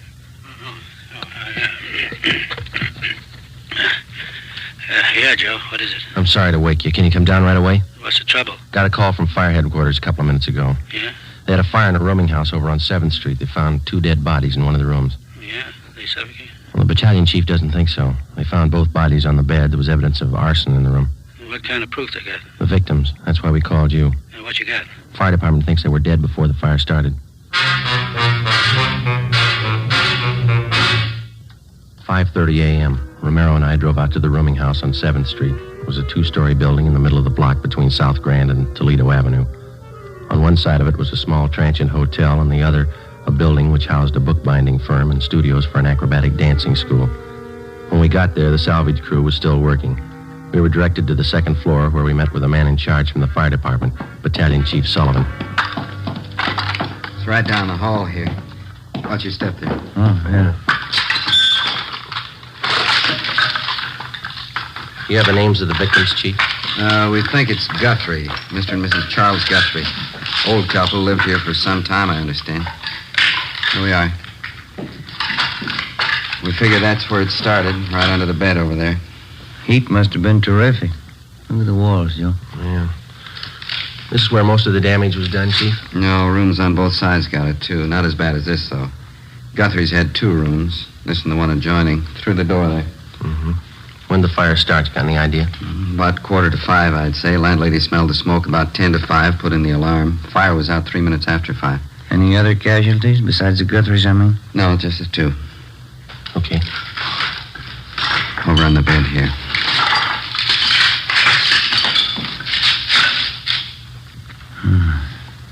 Yeah. One of the worst I've seen. Yeah, it's pretty bad. Ben, you can see from the position of the 2 bodies, doesn't look to me like they suffocated. Mm-mm. No evidence that they tried to get out of the room. Both relaxed. Looks like somebody did them in, then tried to cover with arson, huh? Oh, Chief. Yeah? On the floor there.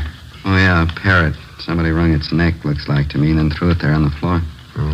There's the empty cage there in the corner, and door's open. Chief? Yeah, Wyatt? Schubert's still talking to the landlady? He hasn't come back. Clyde'd like you to meet Friday and Rebello. No. Sorry, Friday and Romero, homicide detail. This is Clyde Wyatt from the arson squad. Hi, How are you? You want to show him that setup, Clyde? How it was touched off? I'm glad to. You can take a look under the bed there. Tells most of the story. You see directly underneath there? Let me see. What is that, Wyatt? It's pretty charred. Rags and papers. Had a good soaking in kerosene before they were touched off. Strung out all under the bed here. Couldn't miss, huh? Thorough guy, whoever set it up. Most of the carpeting in the room was doused with kerosene, too. This much you can count on. The man who touched it off knew something about timing devices. Want to show him that rig, Clyde? Right here. Yeah? Ordinary electric heater. This automatic timer was connected to it, then plugged in. Heater was placed under the bed right next to the rags and papers. Timer was set probably for about 4:45 a.m. Timer let go on schedule. Heater warmed up. Rags and papers caught fire, then the mattress. You can see the rest for yourself. That timer pretty intricate, Wyatt? The man who put it together was no amateur, as the chief said.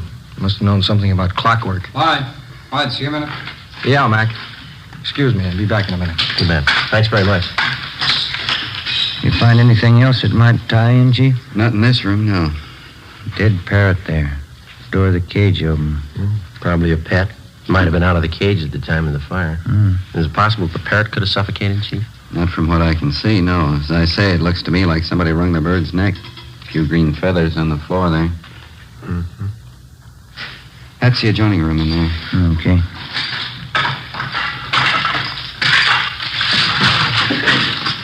I figure the Guthries used it as a sitting room. Yeah. You can see the fire didn't wipe out everything in here. Hey, Joe, come here a minute. Right. This carpet here with a door. Dark stains. Let me see. What do you think? Could be blood. Heavy stains, sure enough of them. Yeah. Looks like more of them by that desk there, and some on the wall, too. Desk drawer's open here. Yeah, I see that. That's about it. You know as much as we do so far. Yeah. We know how the fire was touched off. We're satisfied it didn't kill those two people in there. The boys from Larson Squad talking to the other roomers in the building? Right now, you can check with them. Okay. Well, thank you very much, Chief. I certainly appreciate it. Not at all. The usual breaks, isn't it? How's that? This is Fire Prevention Week. 5:53 a.m. Lieutenant Lee Jones and the crew from the crime lab arrived. Davis, the photographer, Dean Bergman from Leighton Prints. Pictures were taken of both rooms, which made up Mr. and Mrs. Guthrie's living quarters. Photographs of the bodies were taken. Bergman processed for fingerprints. While Lee Jones continued his investigation, Ben and I went down the hall to the landlady's apartment, where we met with Ray Schubert, one of the men from the arson squad. These men are from Homicide Division. Sergeant Friday, Sergeant Romero, Mrs. Stedman, that right? Yes, Clara Stedman. How do you do? I manage the house here. Would either of you care for a cup of tea? No, thank you. I wouldn't care for it. When did you last see Mr. and Mrs. Guthrie, ma'am? Well, now, let me see. Miss Guthrie, I saw her just before dinner last night, a little before 6. I went in to borrow an egg and a cup of flour. She was all right then. Was there anyone with her? No, she was alone. What about Mr. Guthrie? When did you last see him? About 7:30. I looked out my window and I saw him closing up the parking lot. Did the Guthries have any visitors at all yesterday? Do you remember that? Oh, just one I know of. Jack Marshman. He's working for Mr. Guthrie about a year now.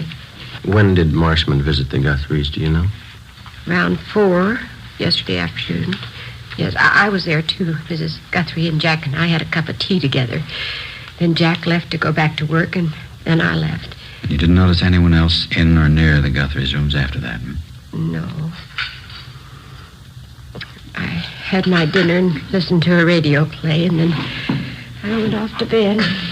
Oh, I know you're upset, Mrs. Stedman, but can you think of anybody who might have wanted to do away with the Guthries? Anybody who had a reason to do them harm? Oh, as far as I know, Sergeant, they didn't have an enemy in the world. I guess I was wrong. It's a terrible, terrible thing. Yes, ma'am. We'll leave our card here with you. All right. If you want to contact us, don't hesitate to call anytime. All right, thank you. Thank you, Miss Stedman. Goodbye, ma'am. Goodbye.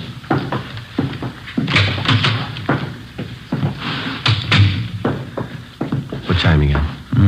6:15. That's pretty early. They ought to be able to post the bodies for us this morning. Say Friday? Oh, yes, Chief. Jones, your crime lab man's looking for you. Thank you. Ben, you called the coroner, didn't you? Yeah, he's on his way over.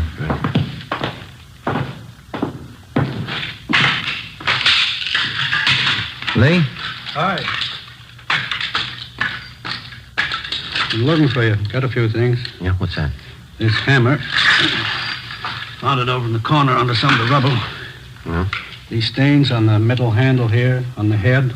Gave it the benzodine test. It's blood. You figure it's a murder weapon? I'll know more when I get the coroner's report. Bergman lifted a lot of nice prints. Blood them all over everything. Yeah. On the handle of this hammer, on that timing contraption over there, the one that touched off the fire, even left some in the next room on that metal box in the drawer of the desk. How do they look? Got good prints from each room. They match.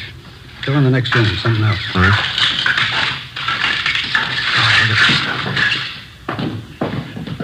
Yeah? Those stains on the carpet by the door, the stains on the carpet by the desk, those on the wall, blood stains, all of them. And you can see here, trail of stains, all leading through the door into the murder room. You figure they were murdered in here, and then the killer took the bodies in the next room and put them on that bed, huh? Then he set fire to cover up. That's my guess. How about the prints on the box in that desk, Lee? Might have been money in the box. Possible burglary? That's an angle. I'll take scrapings from these stains, run a biological precipitant when I get back to the lab. I'll let you know how it comes out. Better start finishing up here. Right, Lee. Thanks very much. Well, looks like we're in fair shape. A hammer, a couple of fingerprints. Righty. Romero? Yeah, Schubert? That fellow that worked for Mr. Guthrie in the parking lot, Jack Marshman, just got here. Did you talk to him? Wyatt and I have him in one of the empty rooms down the hall. Thanks. Which way? Down here. Seems pretty well broken up. He talked to anyone besides you since he got here? No, I told him the Guthries were dead, that's all. He's taking it pretty hard. Which one? Right here.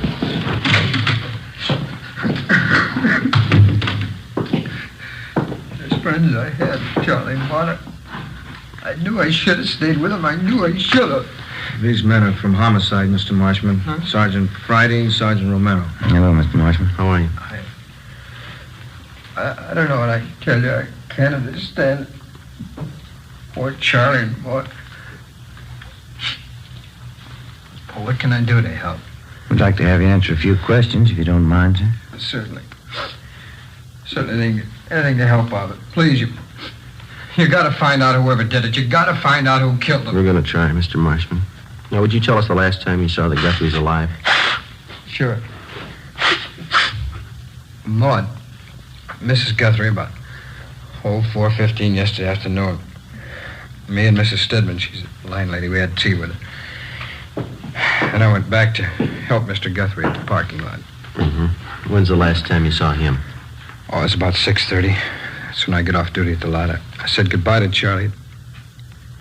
Never dawned on me it was the last time I'd see him alive. I just can't understand. It's such a vicious thing. Charlie and Martin. It's really terrible. Yes, sir. You want to just sit down there, Mr. Marshman? Oh, thanks very much. Ray. Yeah? Are you sure you're the only one who talked to Marshman since he got here? That's right. I met him at the door downstairs. Well, the only thing you told him was that the Guthries were dead. That's all he got from us. Any chance he could have been in the room since the fire? Not a chance. Then how do you know somebody killed him?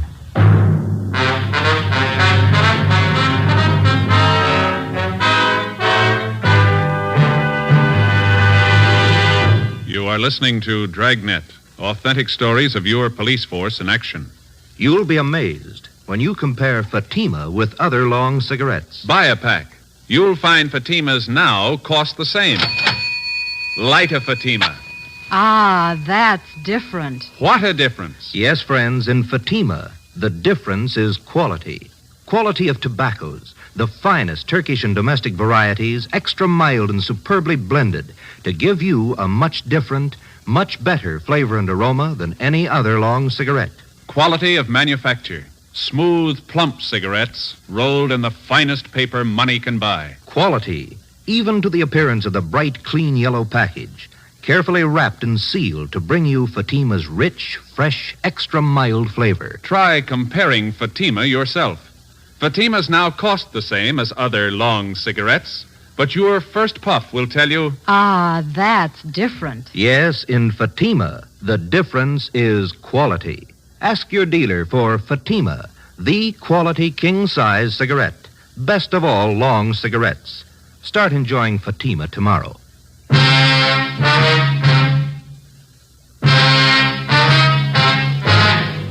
Wednesday, April 2nd, 6:45 a.m. Lee Jones and his men completed their investigation and took their findings back to the crime lab for further examination. The deputy coroner arrived and removed the bodies of Mr. and Mrs. Guthrie to the county morgue. Together with Clyde Wyant and Ray Schubert of the arson squad, Ben and I continued questioning the Guthrie's friend and employee, Jack Marshman. His answers got more confused, and he kept contradicting himself. In some ways, he seemed childlike. In others, a good deal more complex. We strung along. In order to keep up the pretense that he was not a suspect, we asked him to come along with us while we checked his living quarters, a 2-room basement apartment near Olympic and South Flower. We explained it as a routine check. Marshman was calm and self-assured. Well, here it is, officers. You can see for yourself. Yeah, Nice, comfortable place. Oh, I like it. I've been here for about 3 years. Well, this room's where I do my living. Pull-down bed. It's a little gas plate over there. It's handy. Compact. I see. What do you use this next room for here, Jack? Oh, it's my shop. I like to put around. You care to see it? Yeah, okay.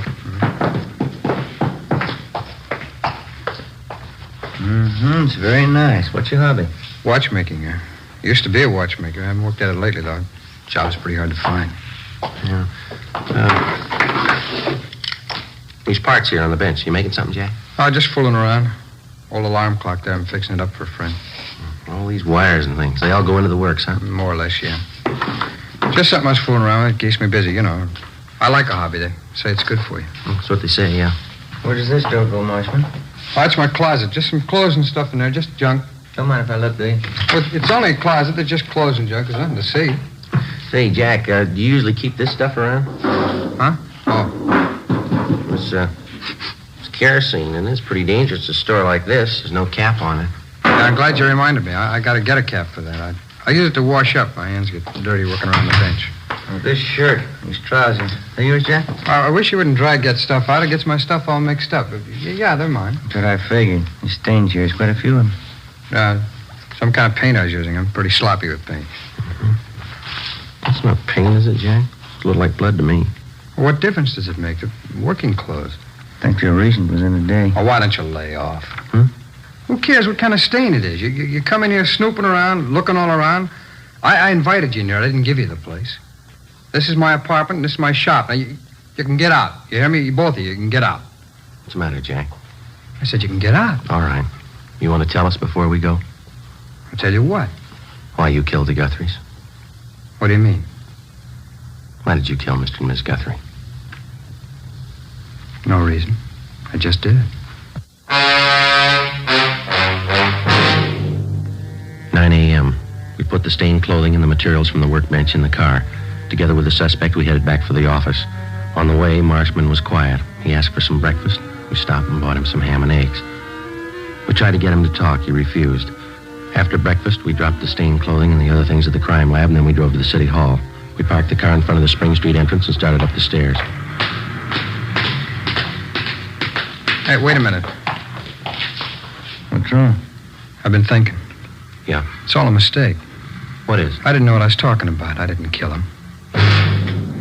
9:47 a.m. Ben and I took the suspect into the interrogation room. We checked him through R&I. He had a record of 2 petty thefts the year before. We went back to the interrogation room and got on the phone. We called latent fingerprints. We made them, Joe. The prints on the hammer, the timing device, and the metal box on the desk. They all belong to Marshman. 10:03 a.m. I called the county morgue. Bodies identified as Mr. and Mrs. Charles Guthrie. Cause of death, Mrs. Guthrie. Multiple depressed fractures of the skull. Subarachnoid hemorrhage. Blunt instrument. Cause of death, Mr. Guthrie. About the same. Compressions of the brain in the occipital area around the brainstem. 10:25 a.m. I put in a call to Lee Jones at the crime lab.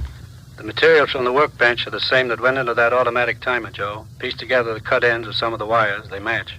How about the stains on his clothes? Human blood. 10:45 a.m. We laid it out for the suspect, step by step. Let me rest a while. I'll feel better. Let me think. We stayed with him. We waited. 11:20 a.m. The suspect opened his eyes. Sergeant? Yeah. I want to talk about it.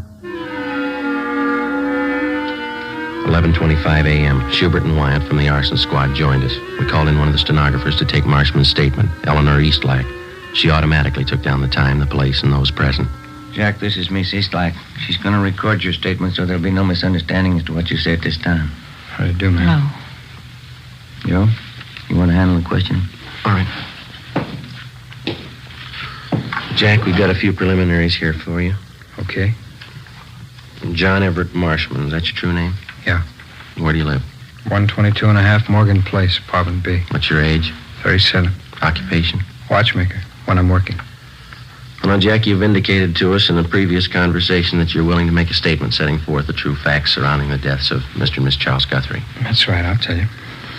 Were you in their home Tuesday, April 1st? That's yesterday. Yeah, that's right, I was. What time did you get there? First time? About 5 minutes to 4 in the afternoon. Mrs. Guthrie was there, and so was the landlady, Mrs. Stedman. We had some tea. Was anybody else present while you were there? No, it's just the three of us. How long did you stay there?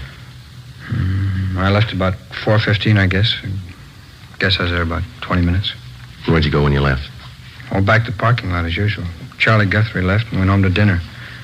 He got back about 6:15. I left at 6:30, quitting time. Where'd you go after you left the parking lot? Went around the block and then back to the Guthrie's place. Why'd you go back there? To get money. Charlie never paid me enough. Picked me up and expected me to work for nothing. All right. Now, in your own words, will you tell us just what happened starting when you entered the Guthrie's apartment the second time? Mrs. Guthrie opened the door and I went in. She gave me a cup of tea and I told her I wanted some money. She wouldn't give me any. I don't know why, but I was mad. I was sick and tired of both of them. They never gave me enough money. Eleanor? I'm getting it, Sergeant. All right, go ahead, please.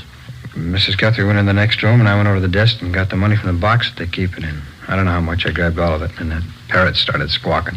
Mrs. Guthrie came running in. She saw me with the money and she says, "Jack." I picked up something and hit her. It was the hammer.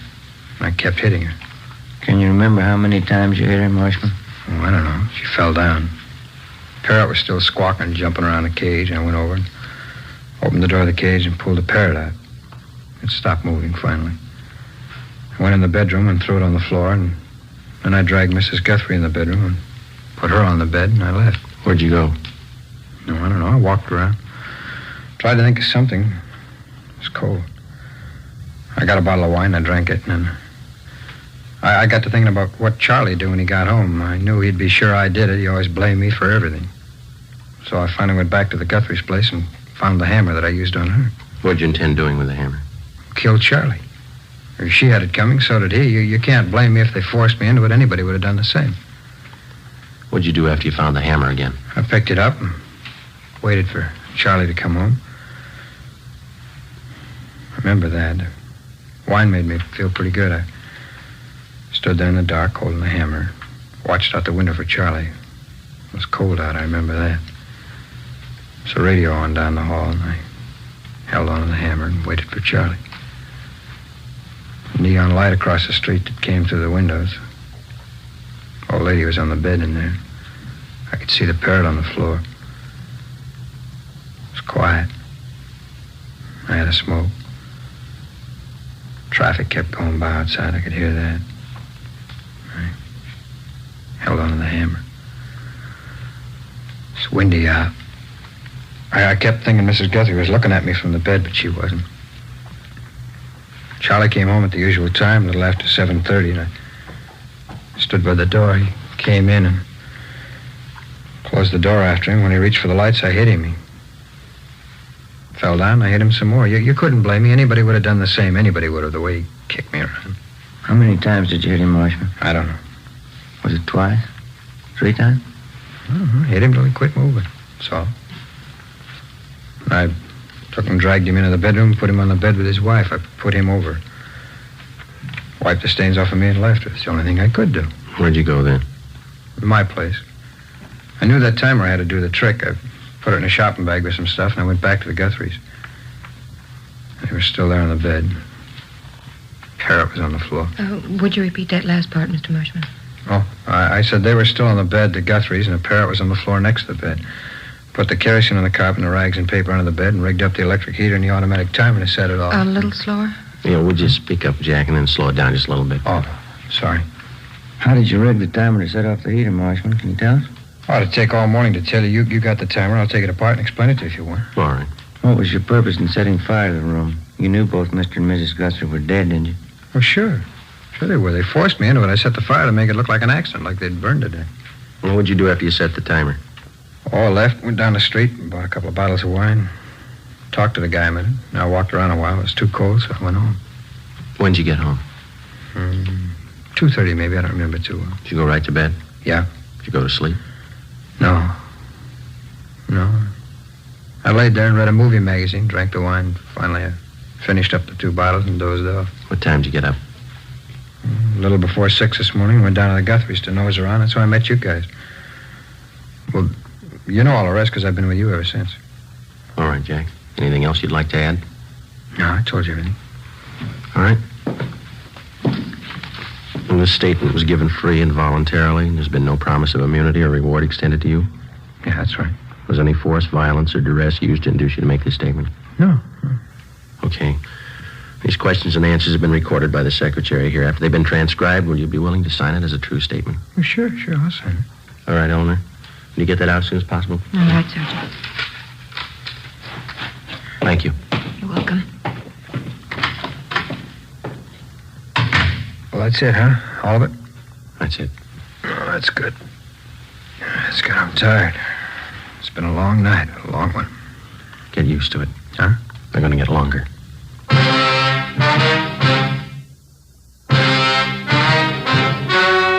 The story you have just heard was true. Only the names were changed to protect the innocent.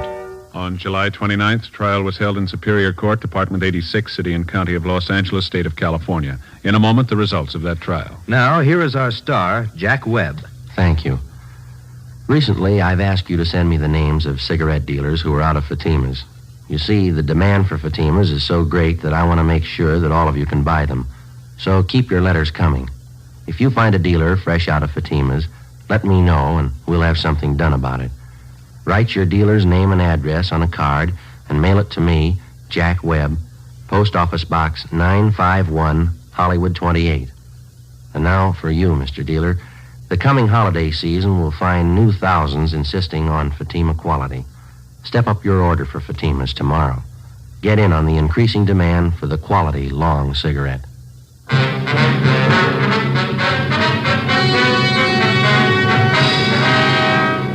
John Everett Marshman was tried and convicted of murder in the first degree, 2 counts, and arson, 1 count. He is now serving a life term in the state penitentiary without possibility of parole.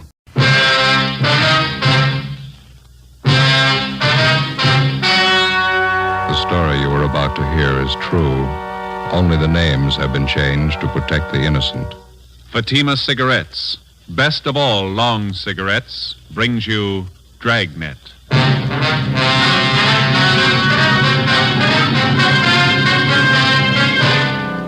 You're a detective sergeant. You're assigned a bunco detail. A gang of petty swindlers has set up operations in your city. They're experienced, cunning. They work fast. Your job, get them. You'll be amazed when you compare Fatima with other long cigarettes. You'll find they now cost the same. But in Fatima, the difference is quality. You see, Fatima is the quality king-size cigarette because it contains the finest Turkish and domestic tobaccos superbly blended. And Fatima is extra mild with a much different, much better flavor and aroma than any other long cigarette. Because of its quality, its extra mildness, its better flavor and aroma, Fatima has more than doubled its smokers coast to coast. So try comparing Fatima yourself. Fatimas now cost the same as other long cigarettes, but your first puff will tell you. Ah, that's different. Yes, in Fatima, the difference is quality. Ask your dealer for Fatima, the quality king-size cigarette. Best of all long cigarettes. Start enjoying Fatima tomorrow.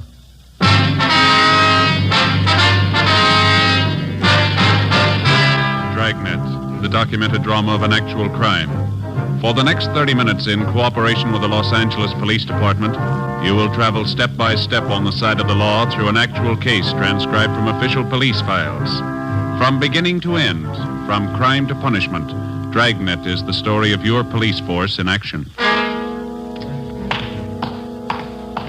It was Tuesday, December 14th. It was cold in Los Angeles. We were working the day watch out of bunco detail.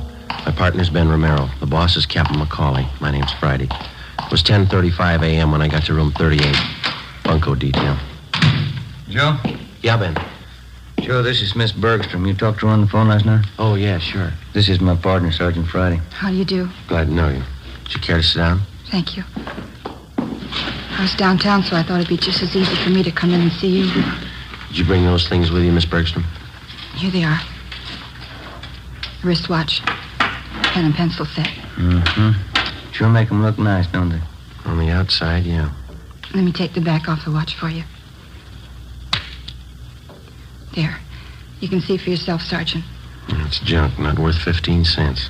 Charged me $48 for that watch. Said it was wholesale. He wasn't making any profit on it. Told me he was doing it because he'd known Harry so well. Watch only ran for a day, then it stopped.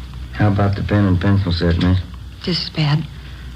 Pen's just a shell, won't even write. Same with a pencil. I paid him $30 for them. Mm-hmm. This engraving on the pen. With love from Harry. That's Harry's boy I was engaged to. That's how the man got me interested to start with. Came to my house and gave them to me. The watch and the pen and pencil. Said Harry had ordered them as presents for me. See? I just had to cry when he brought them. Poor Harry. When did this man come to your home, Miss Bergstrom? Yesterday morning. Guess I should have been more careful, but I didn't think anybody would do a thing like that. What kind of a story did he give you?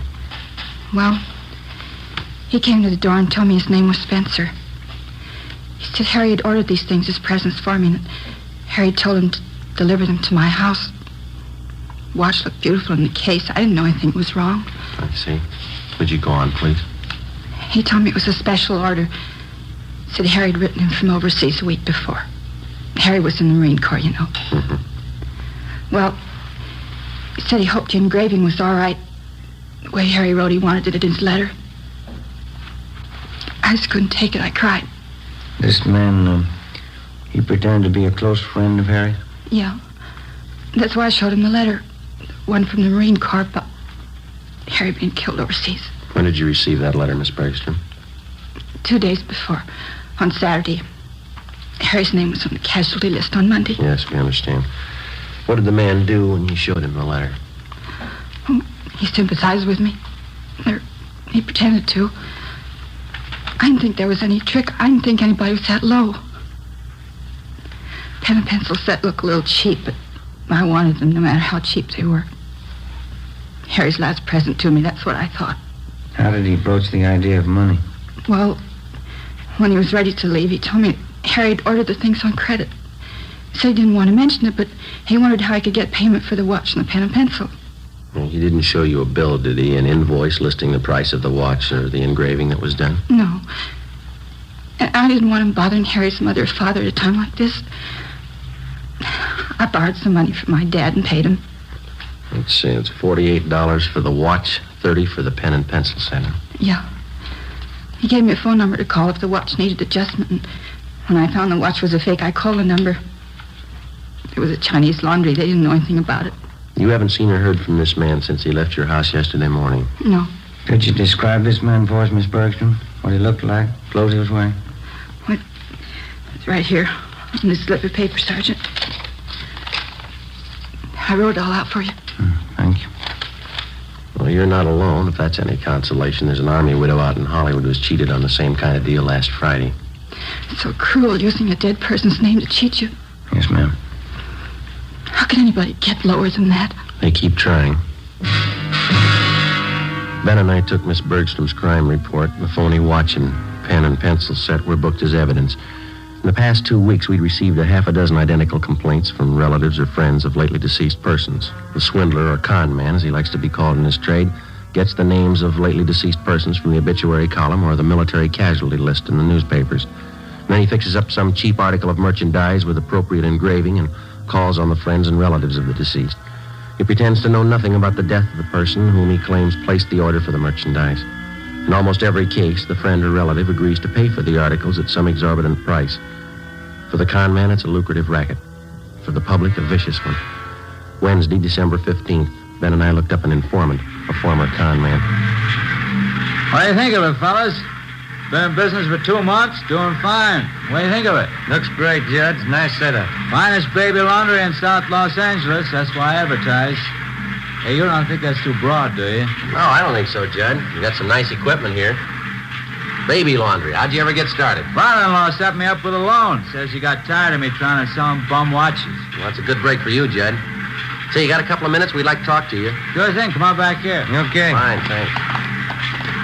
Yeah, I'm squared away, living a solid life. Not bad at all, you know. It surprised me. You ever see any of the old gang, Judge? Not much, no. Some of the old grifters look me up now and then, try to touch me. No go. Hey, here you are.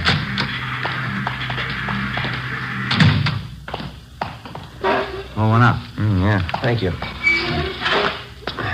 Okay, fellas, what can I do for you? Well, we'd like to know how close you got your ear to the ground, Judd. There's a gang of bunks in town. They're working hard.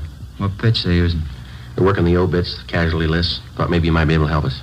I don't know. How long you been going? Last couple of weeks. Had half a dozen reports on them. That's one thing they never could tap me for. Obituary racket. Lousiest racket there is. Can you do anything for us? I heard one little rumble about it. 4 or 5 guys in the con mob. That right? We know that, Judd. Where can we look for them?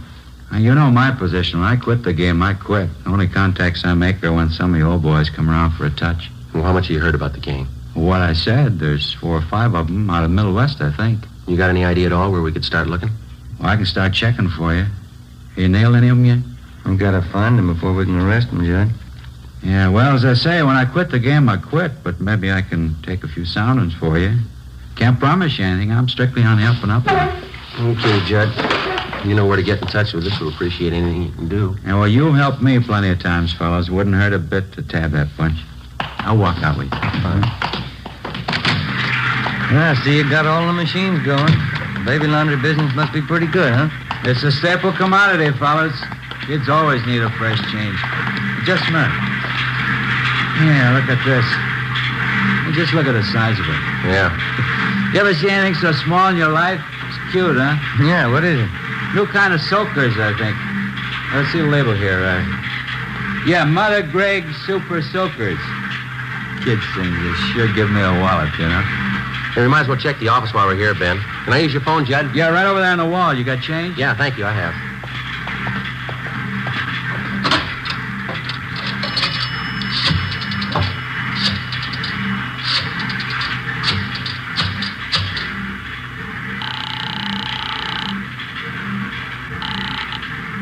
City Hall. 2572. 2572? Bunko fugitive, Brian. Joe Friday, Tom. Anything doing? Yeah, Joe. Think we might have a lead on those bunks working the obituary racket. What do you got? They reached a woman in Highland Park. Where are you? Baby laundry. Oh. Well, it's a Mrs. Westerly. Her daughter was killed in an auto accident. Last night they came around and sold the woman a watch her daughter was supposed to have ordered. Also a necklace and pen and pencil set. $250. Usual junk. Did you talk to this Mrs. Westerly? Yeah, we took the report. The man's description, his M.O., the rest all match up. What's the lead? She watched the man when he left her house. Yeah? He got in a taxi cab. 10:30 a.m. While Sergeants Bryant and Ullery got out a broadcast on the suspect, Ben and I drove to the offices of the cab company where we contacted the special agent. He helped us check the way bills for the preceding night. On the way bill for cab 213, we found the trip listed. Starting point, the intersection nearest the Westerly home. Destination, a hotel on South Flower Street. We went to the hotel and interviewed the desk clerk. From the description we gave him, he identified the man as Fred G. Norris from Minneapolis. At least that's the way he'd signed the hotel register. The clerk told us Norris wasn't in. We had him show us Norris's room. In his suitcases, we found quantities of dime store costume jewelry, monogrammed, and 24 cheap wristwatches and wallets and handbags done in poor quality imitation leather. Also a portable engraving set. The clerk told us that Norris was expected back shortly. We told him to say nothing to the suspect when he arrived. We called the office and arranged for a stakeout at the hotel. Then we drove back to the office. 1 p.m. They told us Norris had been recognized from his description and picked up by Unit 17R on the way back to his hotel shortly before noon. Ben and I joined Sergeants Ullery and Bryant in the interrogation room where they were questioning the suspect. He looked about 40 years old, white, male American, about 6 feet tall, 170 pounds. He would admit nothing. Bryant kept questioning him. You're wasting our time and your own, Norris. Face it. You were playing a rough game and you lost. Now, how about it? You're going to feel pretty silly when you find out you got the wrong guy. Who do you work for, Fred? You can do what you want about investigating me. You haven't a thing to hold me on. There's no use wasting any more time. You got that list of victims? Yeah. These are the ones that tabbed Norris. Thank you. A couple more here, Joe. Thanks, Ben.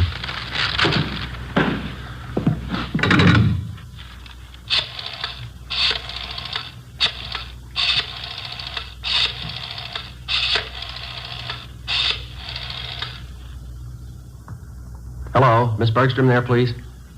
Oh, this is Sergeant Friday, Miss Bergstrom. Bunko detail? Yeah, we picked up a suspect. We'd like to see if you can identify him. Would it be all right if we sent a car out for you right now? All right, fine. Thank you very much. Bye.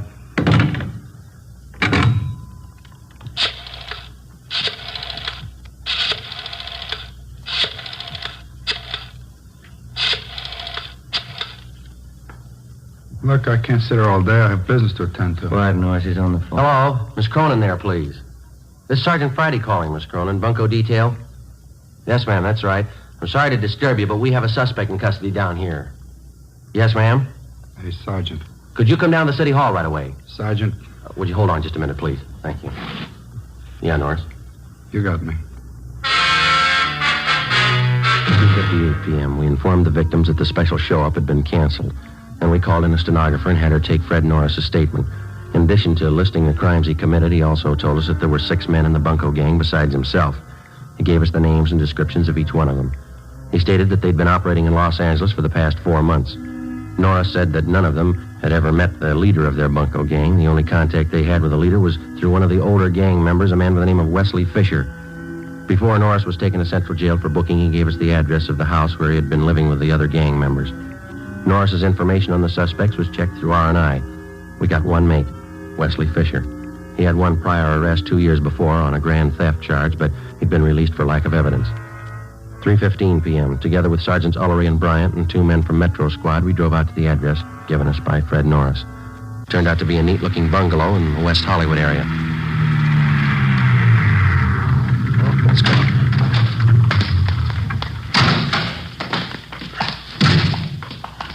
We can take the front door, Joe. Yeah. Say, Tom. Yeah? You want to have Johnson and Brewer cover the back of the place, please? Okay, Joe. Maury and I'll cover the side. Thanks.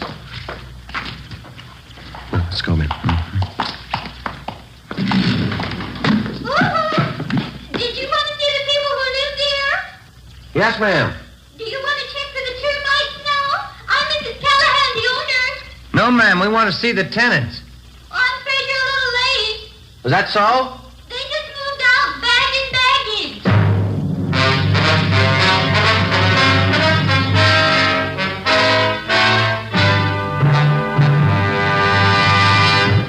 You are listening to Dragnet, authentic stories of your police force in action. You'll be amazed when you compare Fatima with other long cigarettes. Buy a pack. You'll find Fatimas now cost the same. Light a Fatima. Ah, that's different. What a difference. Yes, friends, in Fatima, the difference is quality. Quality of tobaccos, the finest Turkish and domestic varieties, extra mild and superbly blended to give you a much different, much better flavor and aroma than any other long cigarette. Quality of manufacture. Smooth, plump cigarettes, rolled in the finest paper money can buy. Quality, even to the appearance of the bright, clean yellow package, carefully wrapped and sealed to bring you Fatima's rich, fresh, extra mild flavor. Try comparing Fatima yourself. Fatimas now cost the same as other long cigarettes, but your first puff will tell you... Ah, that's different. Yes, in Fatima, the difference is quality. Ask your dealer for Fatima, the quality king-size cigarette. Best of all long cigarettes. Start enjoying Fatima tomorrow.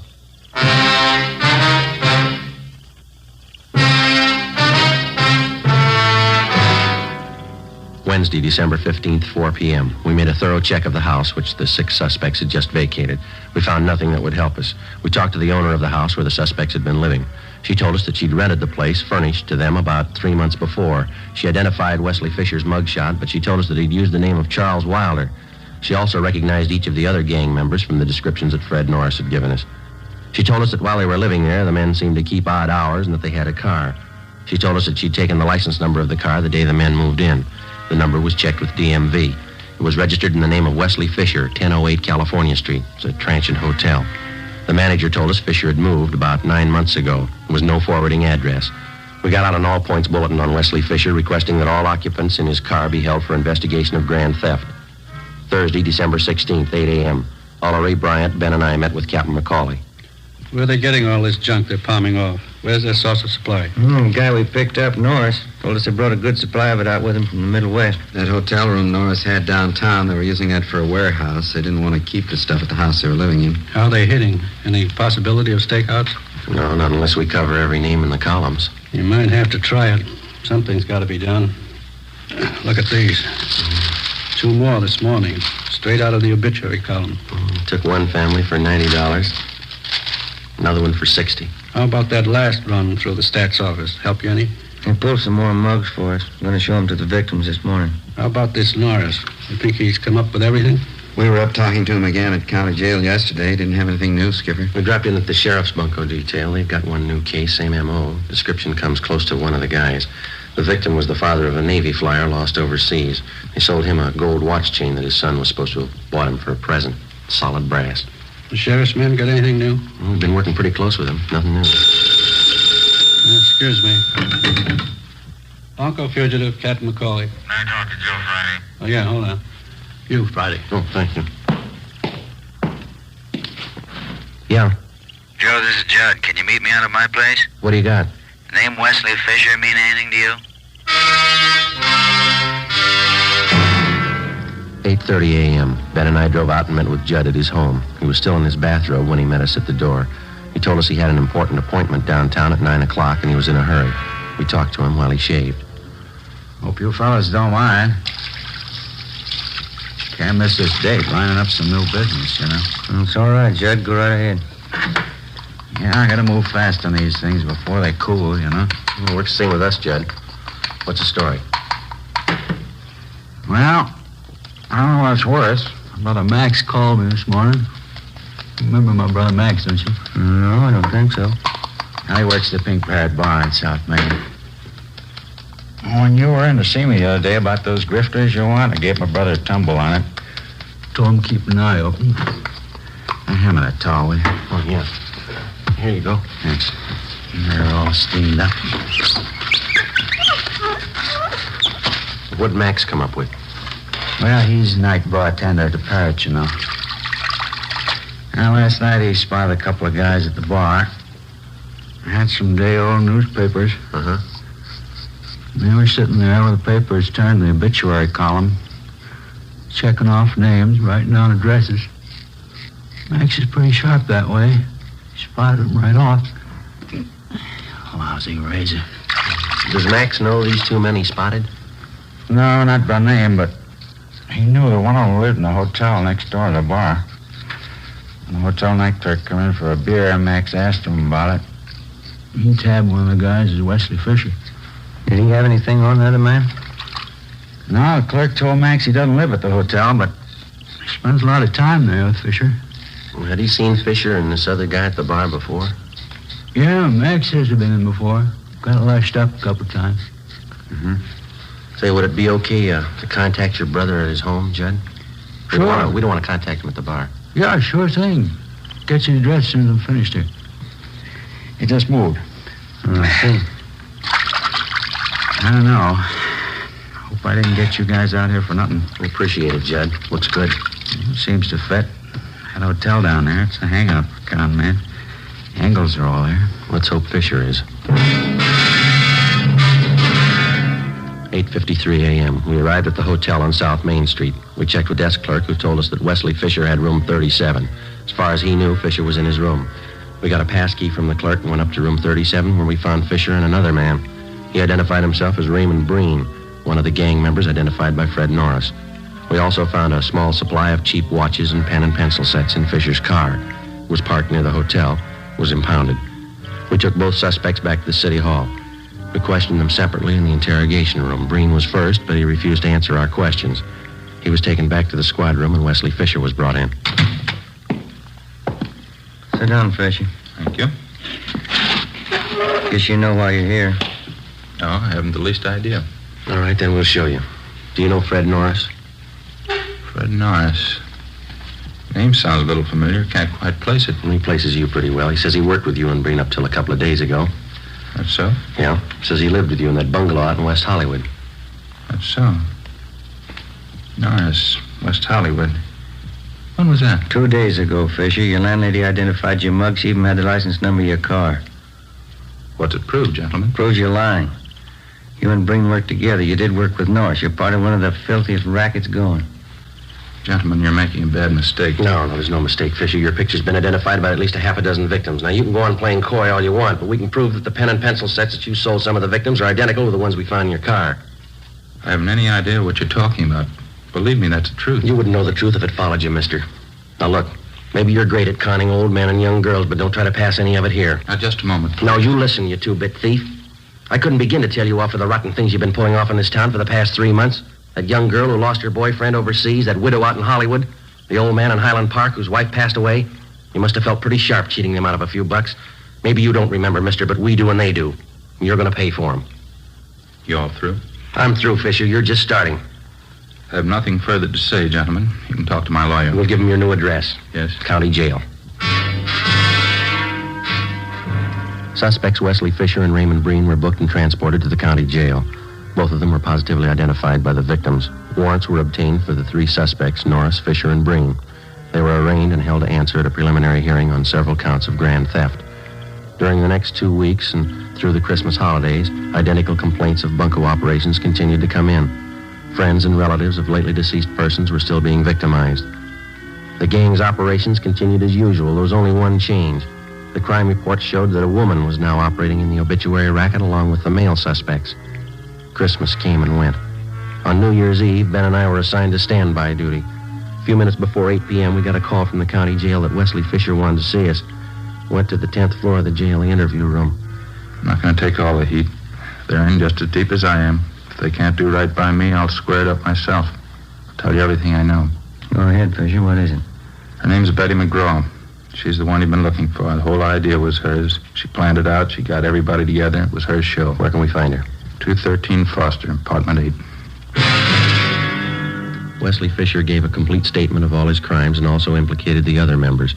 He told us Betty McGraw was his girlfriend. She'd come up with the idea for the obituary racket. She gathered the men together for the job, and it had been planned that she was to stay in the background. In case of trouble, she would furnish aid to the gang members in the form of bail bond money and lawyers. She received a percentage of the take from each of the gang members. We checked her through R&I. She had a criminal history dating back 11 years. We obtained her mugshot. 10:30 p.m. We went out to the address Fisher gave us. A maid answered the door. She told us that the McGraw woman was not there, that she'd gone to a New Year's Eve celebration at a downtown hotel. It was 11:15 when we got there. We identified ourselves to the special officer at the hotel and showed him the mugshot of Betty McGraw. He thought he'd seen her at the main bar. We started looking. Sure do pack 'em in. Yeah. Say, excuse me, please. Can I get through here? Thank you. Sorry, excuse me. Hey, Joe, over this way. I think we can get through. Okay, do you see her yet? No, they're jammed in there. I can't see a thing, but... Hey, wait a minute. Yeah. Can you see down at the end of the bar there? Where? In the black dress? Oh, yeah, that's her. Would you let her through here, please? Excuse me. Sorry. Joe? Right behind you. Is your name Betty McGraw? Is your name Betty McGraw? Sure, I'm Betty McGraw. I don't know you. Who are you anyway? Police officer. We'd like to see you outside. Outside? I'm saying it is. This is where the party is, right here. Let's go, lady, outside. Is there a bar outside? I didn't know there was a bar outside. Okay, Ben. Come on, Lenny. I don't know you at all. I'm not going. I'm not going with you. There it is. Happy New Year! Happy New Year! no use trying to get through this. We'll have to wait. Yeah. Well, Happy New Year, Joe. Yeah, same to you. Maybe next year we'll have it off. I don't know why. I always cry when I hear that song. No reason, I just cry. Yeah? Every year, they play it and I cry. No reason at all. You got one this year, lady. Come on.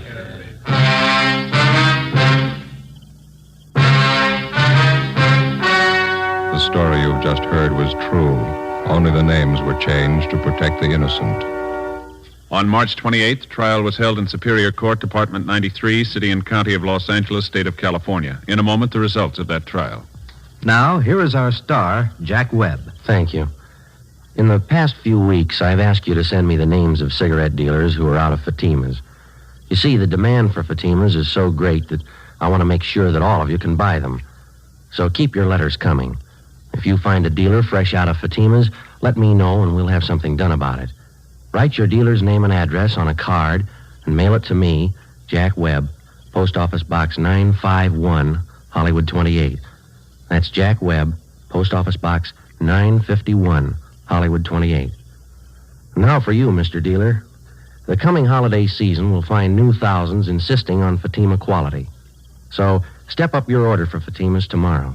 Get in on the increasing demand for the quality long cigarettes.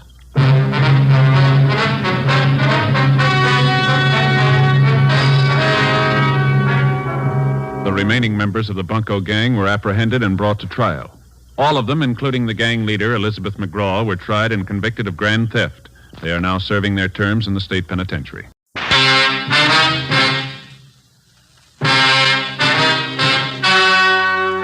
The story you're about to hear is true.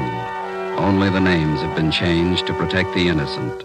Fatima Cigarettes, best of all long cigarettes, brings you Dragnet.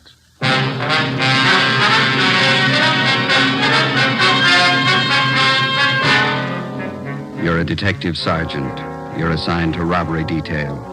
In 4 months, 15 food markets in your city have been held up and robbed. The bandit is well-dressed, well-armed.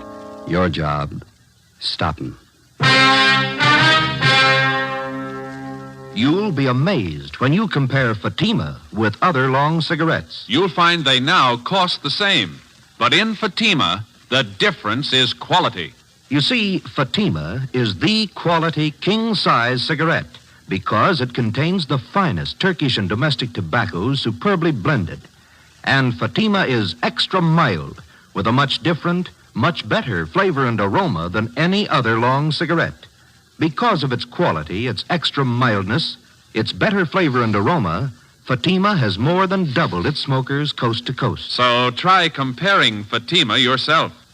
Fatimas now cost the same as other long cigarettes, but your first puff will tell you. That's different. Yes, in Fatima, the difference is quality. Ask your dealer for Fatima, the quality king-size cigarette. Best of all long cigarettes. Start enjoying Fatima tomorrow.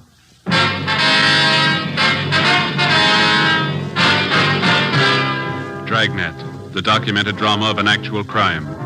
For the next 30 minutes, in cooperation with the Los Angeles Police Department, you will travel step by step on the side of the law through an actual case transcribed from official police files. From beginning to end, from crime to punishment, Dragnet is the story of your police force in action. It was Monday, February 12th. It was cold in Los Angeles. We were working the night watch out of robbery detail. My partner's Ben Romero. The boss is Thad Brown, chief of detectives. My name's Friday. It was 9:48 p.m. when we got to room 25A, interrogation room. Have a chair, Mr. Pollard. Yeah, thanks. Now, what is it that you want to tell us, sir? Well, you have a cigarette, please? Yeah. Here you are.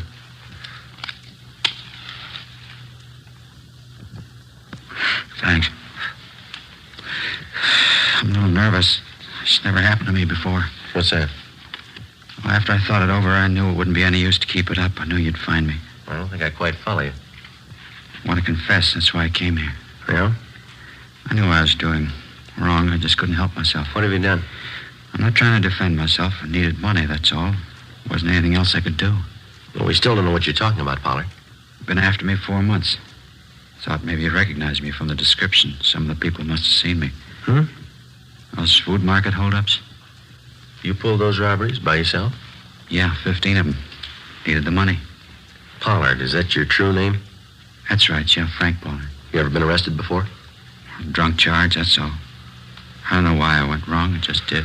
You ever done any big time? No. Well, why do you want to confess? I want to get it off my mind. I want to tell somebody. Everybody. Look, call in the newspapers now. I'll give them the whole story. I'll tell them everything. How many of those markets did you hold up, Pollard? 15. You said you needed the money, is that right? Why? Personal reasons. Now, look, you got a light again. The smoke's out there. Yeah. Here you are. Yeah, thanks. You used pretty much the same routine on all of the holdups, is that right? Yeah, I only pulled one job a week. Figured that was the safest way. Dressed pretty well, like a salesman. Always had a briefcase with me. Is that where you carried the gun? Yeah. Always worked, too. I'd show up at closing time, get the manager in the back room, then pull the heist.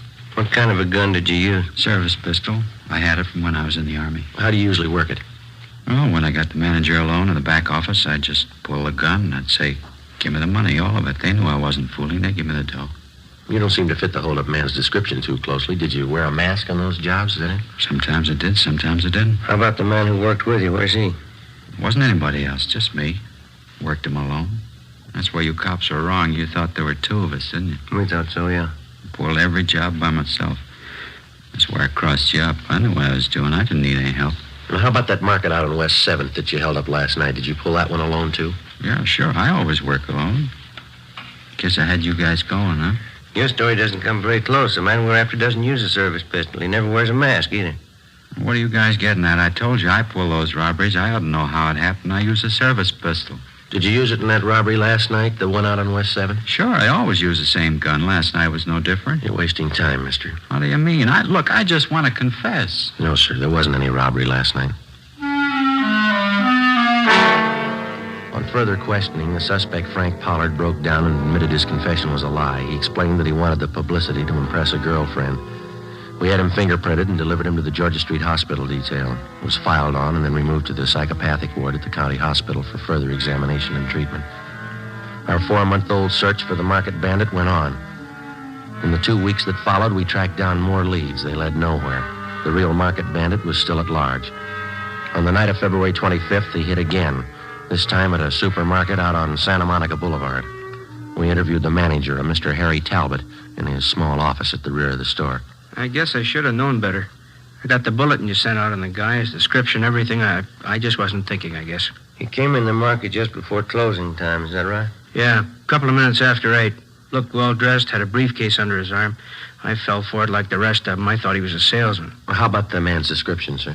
About 5'11", 170 pounds, I guess. Gray suit.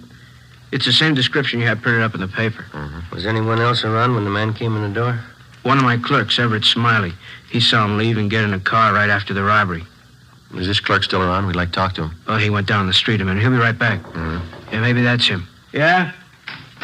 Mr. Talbot, you remember me, Mrs. Bolton? Oh, yes, ma'am. I'd like to ask you a favor, Mr. Talbot, as an old customer. I'm tied up right now, ma'am. Could I see you a little later on? I won't even come in, Mr. Talbot. You see, we're having our annual benefit whist party down at the community church. They were going to have it next Thursday, but I made them put it off another week so we could get some decent prizes. Oh, yes, ma'am. Of course, a lot of our people are good customers of the store here, so I knew you'd be willing to give something to the prize list. Oh, yeah. Shall I put you down for one of the door prizes? Maybe 2 or 3 market baskets full of canned corn, peas, things like that. Yeah, okay, Mrs. Bolton. I'll have Everett fix them up tomorrow. Of course. Well, thank you very much, Mr. Talbot. I'll have my boy Robert pick them up tomorrow. You'll have the baskets fixed up real nice, won't you? Yes, ma'am. I'll take care of it. Well, thank you again. Goodbye. Goodbye, ma'am. Goodbye, gentlemen. Goodbye.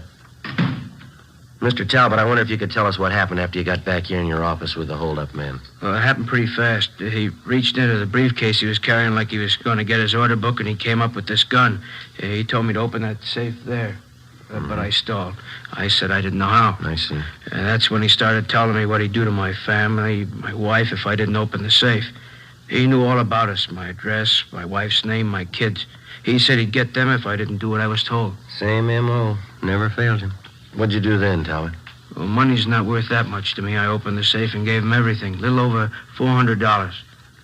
I still don't know how he got that information about my family. Do you have any suspicions at all? No, nobody I can think of. How about the gun he had? Can you describe it? Well, just like you have it listed in that bulletin on him. 38 revolver, blue steel, long barrel. Mr. Talbot. Come on in, Ev. Officers, this is my clerk, Everett Smiley. I'm sorry I forgot your name. Friday and Romero, robbery detail. Hi. No. Hello there. Hey, Mr. Talbot says that you saw the hold-up man leaving the market. Is that right? Yeah, that's right. He walked right out of the store and down the street just like nothing happened. I didn't know anything was wrong till later. Did you notice if the men got in the car? Yeah, I did. Car was parked about halfway down the block. Another guy was driving. Motor was running. Did you catch the license number? No, but it was a brand new sedan. A Pontiac, I think. You shouldn't have much trouble finding it. Without a license number? Well, it's a brand new car. I remember the color. I couldn't forget that. Yeah? Bright red, just like a fire engine. 90% of the time, color identification of a car means nothing. For one thing, a getaway car can be painted in a matter of a few hours, and for another, the color of a vehicle is not listed on the registration slip. It's impossible to check a car through DMV on color alone. But in this case, we figured that we had half an exception to the rule. The car used in the robbery was new, was painted a very distinctive color. We began an immediate canvass of automobile dealers throughout the city. After a day and a half of calling and checking, we found 2 dealers who had sold 2 new cars within recent weeks with fire engine red paint jobs. We got the names and addresses of the purchasers and checked them out. One of them was a Miss Mona Taylor, an ad taker for one of the daily morning papers. I'm sorry to bother you at your work, Miss Taylor. Oh, not at all. Most of it's over for today. What is it you want to know? Well, we understand that you bought a new Pontiac sedan about 3 weeks ago. Is that correct? Yes, I did. If this is about that parking ticket, why, I've already taken care of it. No, ma'am, that's not it. We'd just like to know if you still own that car. Well, I don't own it yet. I'm still paying on it. Color's a bright red, is that right? Yes, it is. Fire engine red. I like bright colors. Well, does anyone else besides yourself drive the car, Miss Taylor? Well, yes, once in a while. I lend it to my boyfriend, Al. Al Daly. I've known him for a long time. Oh, excuse me. Sure. Classified ads, Miss Taylor. Yes, sir. A 2-room apartment? Unfurnished? All right. You got a smoke, Steam, Joe? heat, Yeah, just a minute. I got one. view, Beverly Hills. That's it, thanks. $80. What's that? Yes, sir. Tomorrow morning's edition. Yes, $2.12 for 2 days. Could I have your name, address, and telephone number? Thank you, sir. About this friend of yours, Miss Taylor, this Al Daly. How long have you been lending him your car? Since he got his new salesman's job. He has to make night calls on customers out in the valley, so I let him have the car, usually about once a week. When's the last time that he borrowed the car, miss? 2 nights ago. From Mona Taylor, we got the address of her boyfriend, Al Daly. We located him in a rooming house on South Boulevard Avenue. He admitted he borrowed the Taylor girl's car the night before, but he denied that he drove it anywhere in the vicinity of the robbery. How about your friend, Jimmy Bray? I don't know. I loaned the car, that's all. He gave me $30. Well, that's an awful lot of rental money. Why did he need a car so bad? I don't know. Why don't you ask him? Where's he stay? Bartlett Hotel. 8th and Flower. Mm-hmm. You going over to see him now? That's right. Why? Well, I thought if you were going over there, you wouldn't mind taking this with you. He left it in the car when he brought it back. His briefcase. Let's have a look. What's the matter? What's all the fuss about a briefcase? Joe? Mm-hmm. What is it? Let's see. All right, you got an answer for that, Daly? Sure, a funny place to keep a gun. We took Al Daly downtown where he was held for questioning. We had a stakeout placed on his rooming house. We had both Daly and Bray checked through R&I. No criminal record. The briefcase and the .38 revolver were booked as evidence with the property clerk. There was no record or prints on the gun. The Taylor girl's car was impounded to be checked for fingerprints. 7 p.m., we drove out to the Bartlett Hotel on 8th and Flower. The room clerk confirmed the fact that Jimmy Bray was a registered guest at the hotel. You want to call the office, Joe? Yeah, all right, I'll do it. You got change? Yeah, I think I have. Yeah, okay.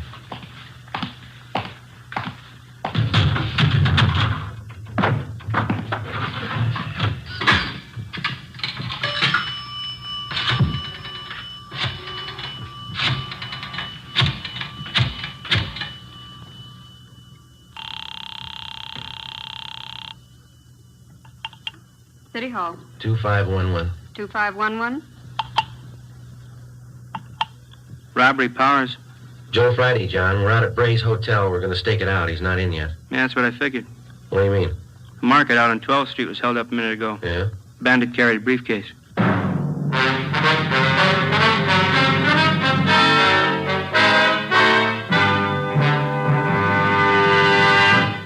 You are listening to Dragnet, authentic stories of your police force in action. You'll be amazed when you compare Fatima with other long cigarettes. Buy a pack. You'll find Fatimas now cost the same. Light a Fatima. Ah, that's different. What a difference. Yes, friends, in Fatima, the difference is quality. Quality of tobaccos, the finest Turkish and domestic varieties, extra mild and superbly blended to give you a much different, much better flavor and aroma than any other long cigarette. Quality of manufacture. Smooth, plump cigarettes rolled in the finest paper money can buy. Quality, even to the appearance of the bright, clean yellow package, carefully wrapped and sealed to bring you Fatima's rich, fresh, extra mild flavor. Try comparing Fatima yourself. Fatimas now cost the same as other long cigarettes, but your first puff will tell you... Ah, that's different. Yes, in Fatima, the difference is quality. Ask your dealer for Fatima, the quality king-size cigarette. Best of all long cigarettes. Start enjoying Fatima tomorrow.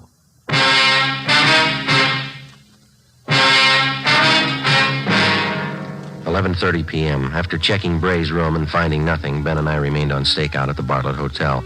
The suspect failed to show up. At midnight, Young and Mackenzie came out and relieved us. We drove back to the office and got the particulars on the holdup of the 12th Street Market.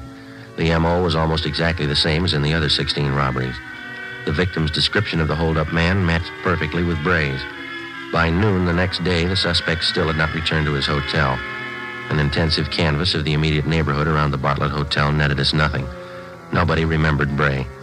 We checked the bars and restaurants that he was known to patronize. No one had any idea where he might be. Details at the airport, railroad stations, and bus terminals were alerted. We got out a supplementary description on our original APB. The sheriff's office was kept advised. 2 days passed. Still no sign. We questioned and re-questioned Al Daly. Either he couldn't or he wouldn't add anything to what he'd already told us about Bray. A series of stakeouts were placed at food markets in areas where Bray had staged robberies previously. A composite picture of the suspect was made up and given wide distribution throughout the city. It all went for nothing. The following Tuesday, March 4th, Bray robbed a neighborhood market in Highland Park of $150. I had to give him the money, Sergeant. He threatened my wife and kids. Said he'd see something happen to them if I didn't open the safe. Did you say he wore gloves, sir? That's right.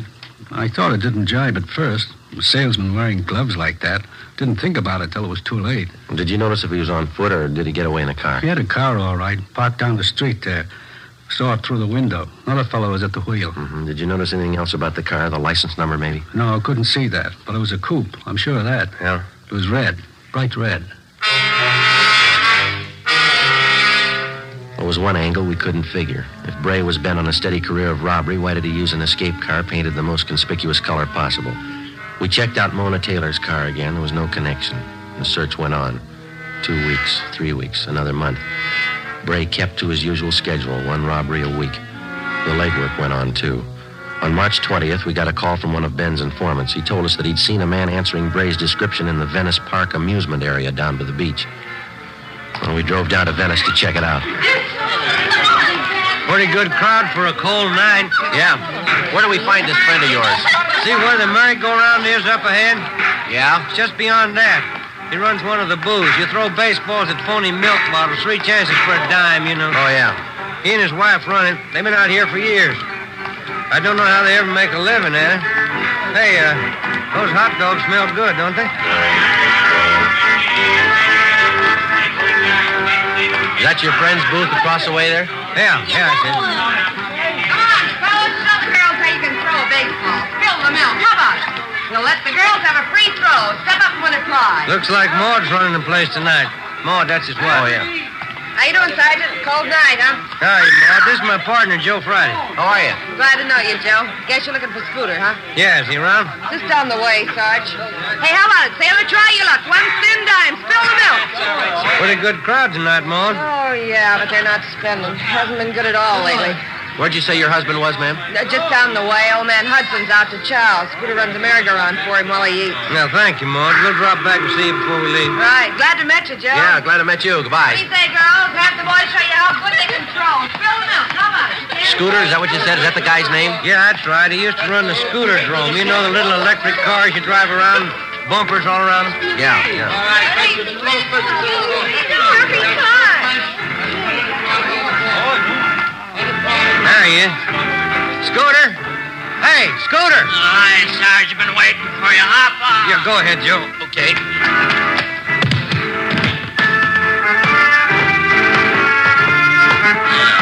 How you doing, Sarge? Good to see you. Scooter, my partner, Joe Friday. How are you? Yeah, glad to know you, Joe. I guess we can talk here as well as any place, huh? Sure.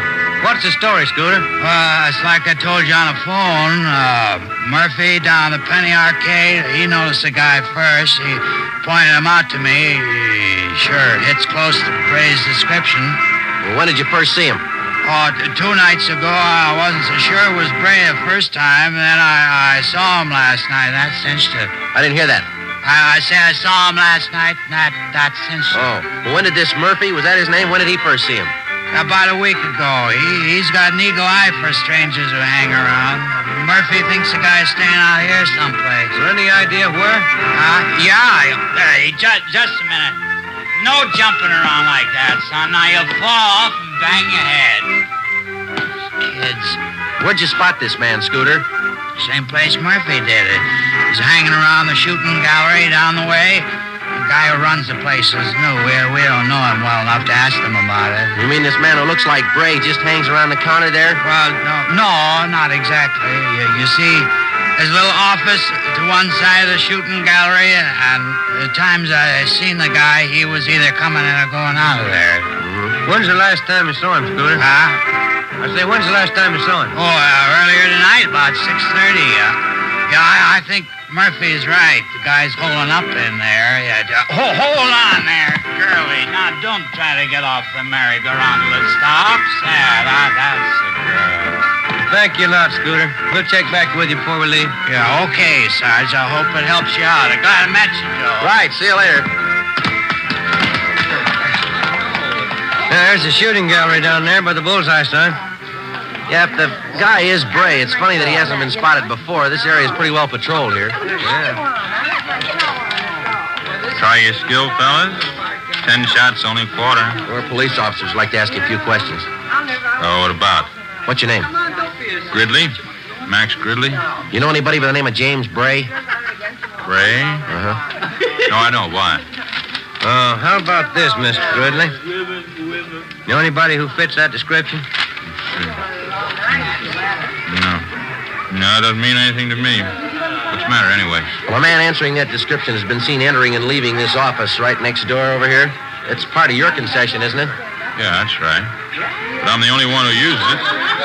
Somebody must have got the wrong slant. Then you wouldn't mind if we looked it over. Routine investigation.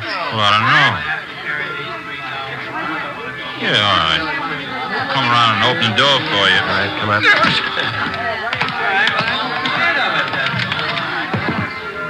It's just a cubby hole, as you can see. Trying to use it as a storage place. Sometimes I have my lunch in here, take a nap once in a while. Looks pretty well lived in. All those clothes are yours, Mr. Gridley? Yeah, that's right. Why? Hey, Mac, how about a load on this thing? Oh, it's a customer. Excuse me a minute. Be right back. Yeah, go ahead. Hey, Joe. Yeah. Over here, have a look. This towel. Yeah. Look at the name stenciled on it. Bartlett Hotel. 9:30 p.m. We advised the shooting gallery operator not to attempt any phone calls. Then I called the office, and Ricketts and Powers came out to help us with a stakeout on the shooting gallery and the adjoining office. Ben and I covered from the Penny Arcade directly opposite the shooting gallery. Ricketts and Powers were staked out 2 doors away at a stand that advertised handwriting analyzed, 25 cents. We waited. Ben munched on a bag of popcorn. 10:30 p.m., no sign of the suspect. 11 o'clock, still no sign.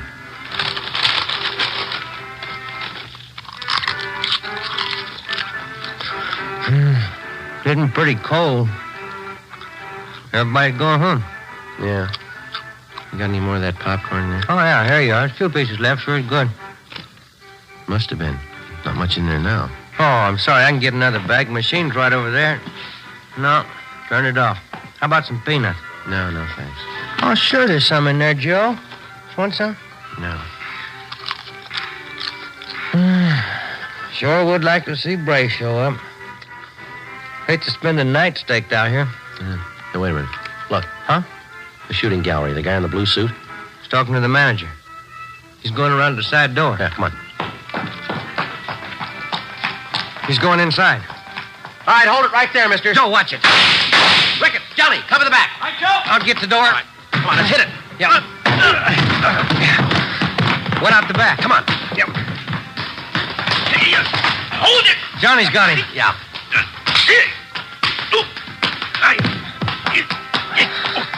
Good. Johnny, you okay? Yeah. It's a rough one. Let's roll him over, huh? Yeah, all right. How about it, Joe? Short, dark complexion, fat. What do you think? I don't know, but it's not Bray.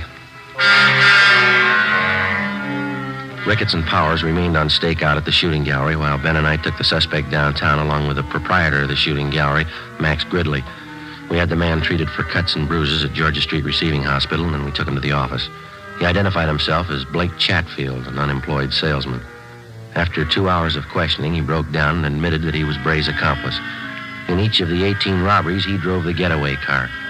He said for the past month, he and Bray had been living in the office adjoining the shooting gallery. He was booked at the New City Jail on suspicion of 211 PC. Max Gridley was held for further questioning. 1:35 a.m. We checked back in at the office. Guess I had too many hot dogs out there. Yeah, what's the matter? Oh, indigestion. Maybe it was the popcorn. Yeah.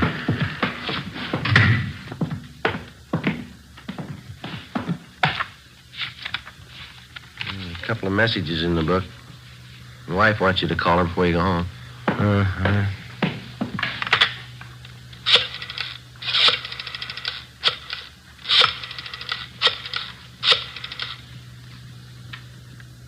Hello, Amy. Yeah, long night, yeah. What? Loaf of graham bread. Well, I'll try. Okay, dear. Yeah, bye. Same old thing. Yeah. I get it. Robbery Friday. Johnny Powers, Joe. Yeah, John. How's it going? Jimmy Bray finally showed. We got him. Any trouble? No. Drove up in a bright red coupe. Couldn't miss him. Mm-hmm. You coming in now? Yeah, just leaving. See ya. Right, John. Bye.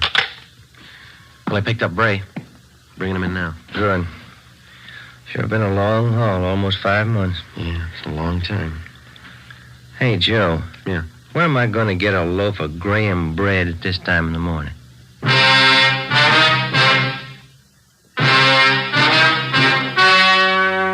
The story you have just heard was true.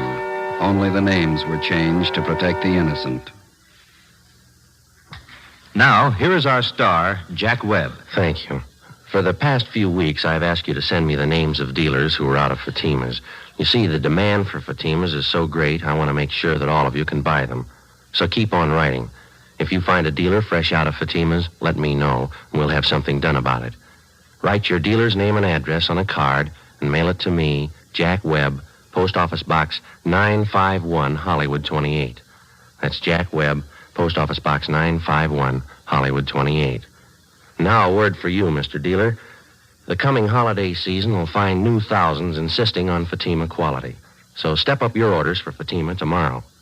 Get in on the increasing demand for the quality long cigarette.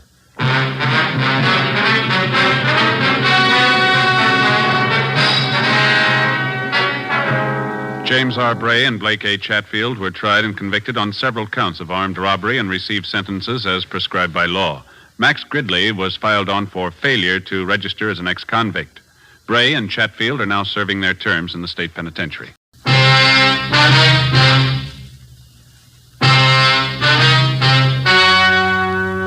The story you are about to hear is true. Only the names have been changed to protect the innocent. Fatima Cigarettes, best of all long cigarettes, brings you Dragnet.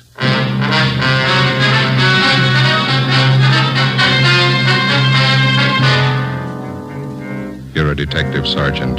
You're assigned to Juvenile Bureau. A pair of fake talent scouts are at work in your city. Their victims, young girls seeking careers in Hollywood. The criminals are vicious and relentless. Your job, get them. You'll be amazed when you compare Fatima with other long cigarettes. You'll find they now cost the same. But in Fatima, the difference is quality. You see, Fatima is the quality king-size cigarette because it contains the finest Turkish and domestic tobaccos superbly blended. And Fatima is extra mild with a much different, much better flavor and aroma than any other long cigarette. So try comparing Fatima yourself. Fatimas now cost the same as other long cigarettes, but your first puff will tell you... Ah, that's different. Yes, in Fatima, the difference is quality. Ask your dealer for Fatima, the quality king-size cigarette. Best of all long cigarettes. Start enjoying Fatima tomorrow.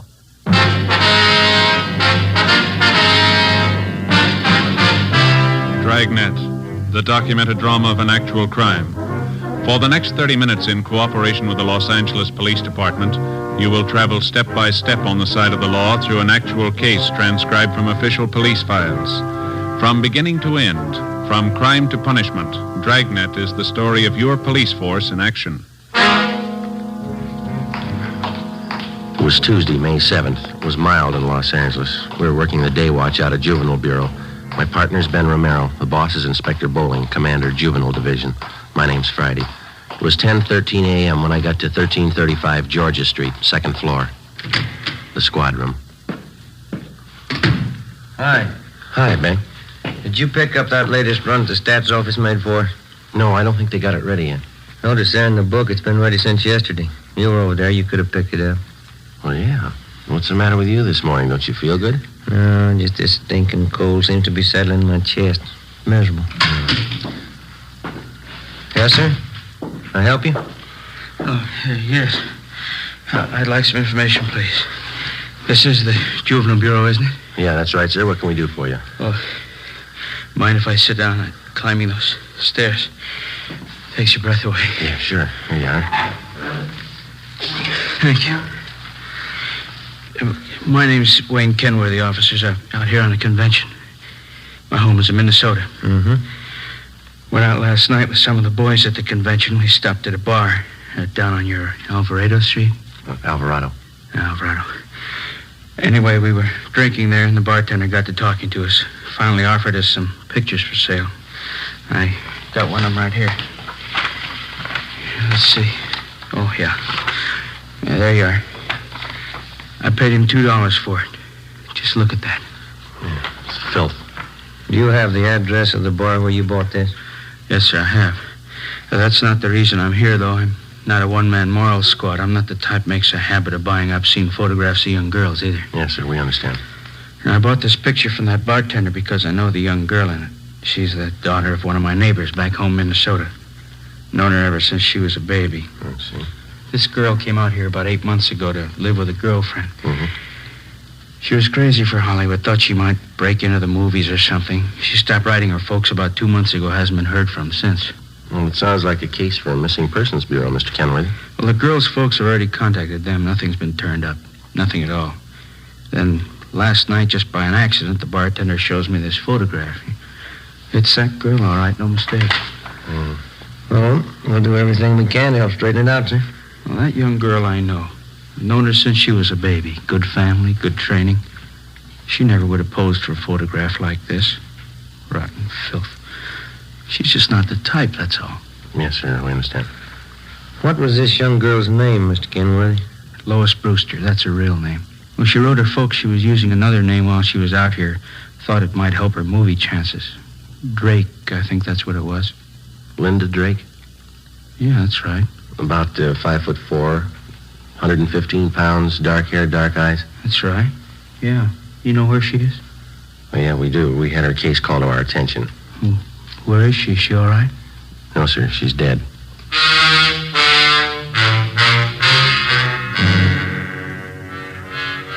Two days before Mr. Kenworthy walked into Juvenile Bureau, the body of a young girl had been washed up on the shore just below the beach town of Venice. Apparently, she'd taken her own life. The girl was a brunette, attractive, not more than 17 years old. There was no identification on the body except for a rent receipt found in one of the pockets of a cotton jacket that the girl had been wearing. The rent receipt was made out to Linda Drake. It was signed R.L. King, 876 Peoria Avenue. The address was checked out, and R.L. King was found to be the girl's landlady. After identifying the body, she told investigating officers that Lois Brewster, alias Linda Drake, had lived at her rooming house with a girlfriend for about 6 months. The girlfriend's name was Joyce Fowler. The landlady went on to explain that the two girls had moved out about a week before without leaving a forwarding address. The Fowler girl had said that she would call back for any mail that might be delivered to the Peoria Avenue address. There had been no other leads to the dead girl's background or identity until her former neighbor from Minnesota, Mr. Wayne Kenworthy, showed up. Later that day, Ben and I met with Inspector Bowling and briefed him. Dirty, rotten business. I'll buy that. How far have you gotten with it? Check the dead girl's prints with the missing persons bulletin. It's Lois Brewster. We notified the girl's parents in Minnesota. They're coming out to claim the body. It's pretty tragic. She's an only daughter. 17 years old. Same old story, we figure, Skipper. Some phony talent scout grabbed her and showed her the bright lights, got her to pose for those pictures one way or another. They can make a teenage girl go one of 100 directions after that. This one ended up on a beach. That's all I care about now. How about the girlfriend Lois Brewster was living with? Joyce Fowler? No word so far. Well, what about it? Any ideas? Well, it pretty much depends on finding this Joyce Fowler. There's no background on her. We got out on all points. How about phony talent scouts? Cheap modeling schools, photographers? Check out that angle. We put 4 of them away in the past 6 months. Another half dozen are being watched. We can start double-checking them tomorrow. Now, how about that picture that old fella Kenworthy brought in? Any lead there? We gathered a dozen samples just like it. One's as bad as the other. They're all printed on the same quality photographic paper. There's no markings of any kind on them. There's a common type of paper. All right, then get on the distribution angle. Stay on it. Every rotten bum that peddles this trash, and get them. I want them right up the line. Distributors, wholesalers, guy that prints the pictures, guy that takes them, every lousy one of them. I still can't figure. What's that? Well, the Brewster girl is a good home there, good training. She knew right from wrong. Kids don't forget that in a hurry. That might have been her trouble. How do you mean? She remembered it.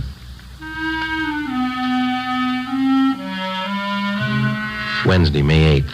6 teams of men from Juvenile Division, working in conjunction with the Detective Bureau, started the drive against the obscene literature and photography traffic. Within 2 weeks, more than a dozen wholesalers, distributors, and small-time peddlers had been apprehended and were awaiting prosecution. But we still had failed to uncover any new leads in the Lois Brewster case.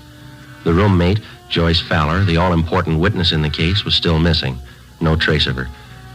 The dead girl's parents arrived in the city, claimed the body, and took it back to Minnesota for burial. The drive continued. Another week passed. On May 29th, on a tip from a usually reliable informant, Ben and I checked out a small photographic studio on Sunset Boulevard, operated by an Emil Joseph Martin. He was sullen and uncooperative. We checked through his files. Just what I told you. A few special shots I keep filed away just for laughs. Once in a while, a friend drops in. I print one of them up for him. Yeah. Hold that one up to the light. Some of them are nice-looking dolls, huh? I print one up for my friends once in a while. What kind of friends do you have? What? How about this negative here, Martin? Do you mind printing this one up for us now? Sure, officer. My compliments. How many copies you want? One's enough. If you say so. Let's see. Yeah, one of the best. I'll print it up right now. This way.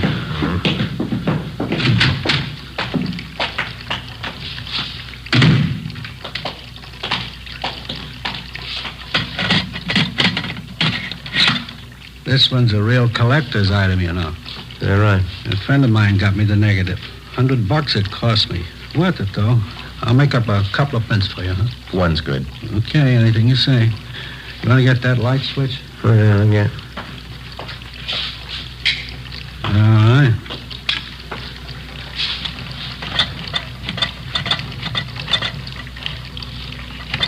Yeah, beautiful negative. Yeah, you picked a good one, all right. Yeah, get the paper in here.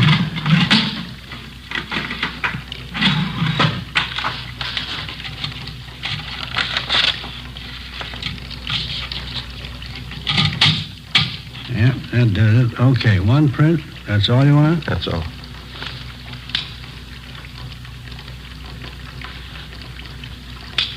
Okay, let's put it in the soup.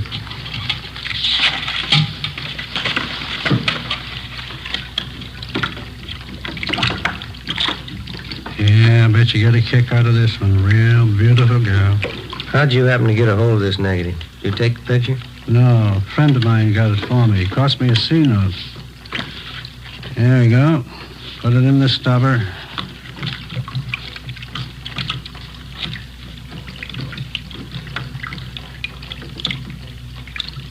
There we go.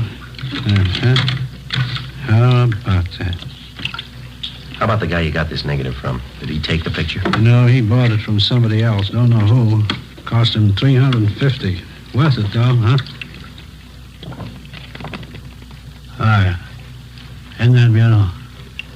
We've seen her before. Oh, that's so, you know her? Only from her pictures. Oh. Of course, you understand I didn't take the picture. I just bought a negative, that's all. You couldn't tag me for that, could you? We're going to try, mister. Get your coat. Oh, no. Wait a minute now, officers. I'm small fry in this operation. You know that. You want the big fish, right? We want all of you. You know who they are? Well, some, maybe. Must be worth something to you. Well, you know better than that, Martin. If you cooperate, we'll mention it in our report. That's all we can do. No promises. Not a very good offer. You're not in a very good position. Yeah. How about it? All right, I'll tell you. Emil J. Martin was booked at City Jail for violation of 311 PC. His file of lewd photographs and negatives were impounded and booked as evidence. With the help of information which the suspect had given us, we were able to round up 3 wholesalers and another distributor of obscene books and photographs. Each one of them was questioned thoroughly. We ran into the same old routine. They denied knowing anything about the man who was masterminding the racket or where he was operating from. The Lois Brewster case dragged on. No progress. In virtually every case of tracing the lewd pictures to the point of production, the investigating officers were able to link the small-time peddlers to their distributor and the distributor to the wholesaler. Well, that's where it stopped, a dead end. Beyond that, nobody knew anything about the operation of the racket. Stakeouts were set up at locations where sales and deliveries of obscene material were known to have been made. Nothing happened. The drive stalled. Thursday, June 11th. Well, now, Joe? Yes, Gibber? First piece of news, the policewoman just called it in. Yeah? Lois Brewster's girlfriend, Joyce Fowler. Yeah? She's been found.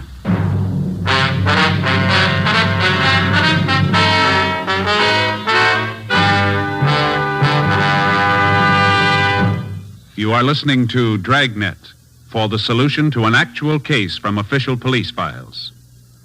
Now, here's a real solution to many of your Christmas shopping problems. If your friends smoke long cigarettes, give the best of long cigarettes. Give king-size Fatima. You see, Fatimas now cost the same as other long cigarettes. But in Fatima, the difference is quality. Quality of tobaccos. The finest Turkish and domestic varieties, extra mild, and superbly blended to give smokers a much different, much better flavor and aroma than any other long cigarette. Quality of manufacture. Smooth, plump cigarettes, rolled in the finest paper money can buy. Quality, even to the appearance of the distinctive royal blue Fatima gift carton. Christmas wrapped and carefully sealed to ensure Fatima's rich, fresh, extra mild flavor. Remember, Fatimas now cost the same as other long cigarettes. But in Fatima, The difference is quality. So this Christmas, give your friends the best. Give Fatima the quality king-size cigarette. Best of all, long cigarettes.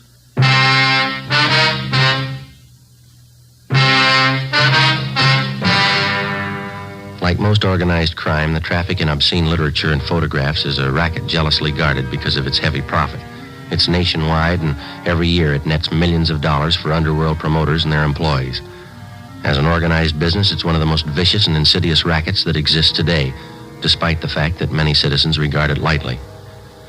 Thursday, June 11th, 10 a.m., Ben and I met with policewoman Paula Johnson.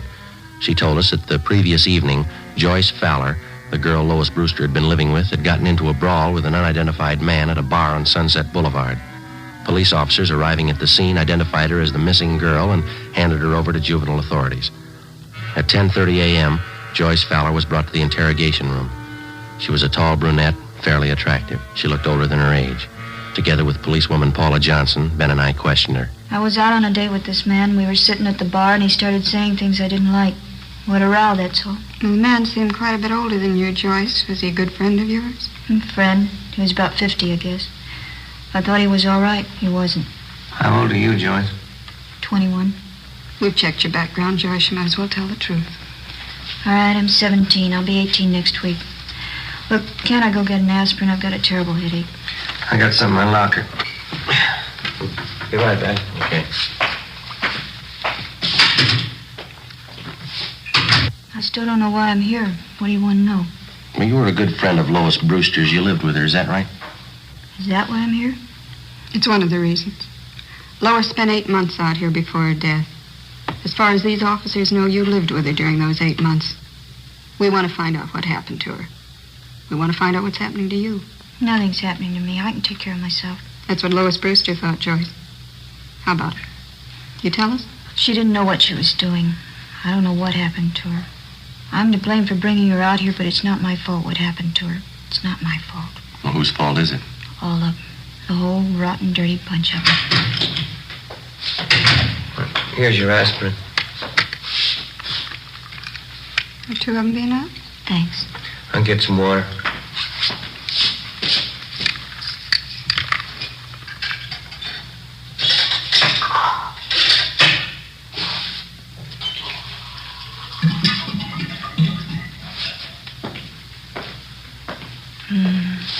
Is something wrong, Joyce? Don't you feel well? I'll be all right. All right, here you are. Thanks.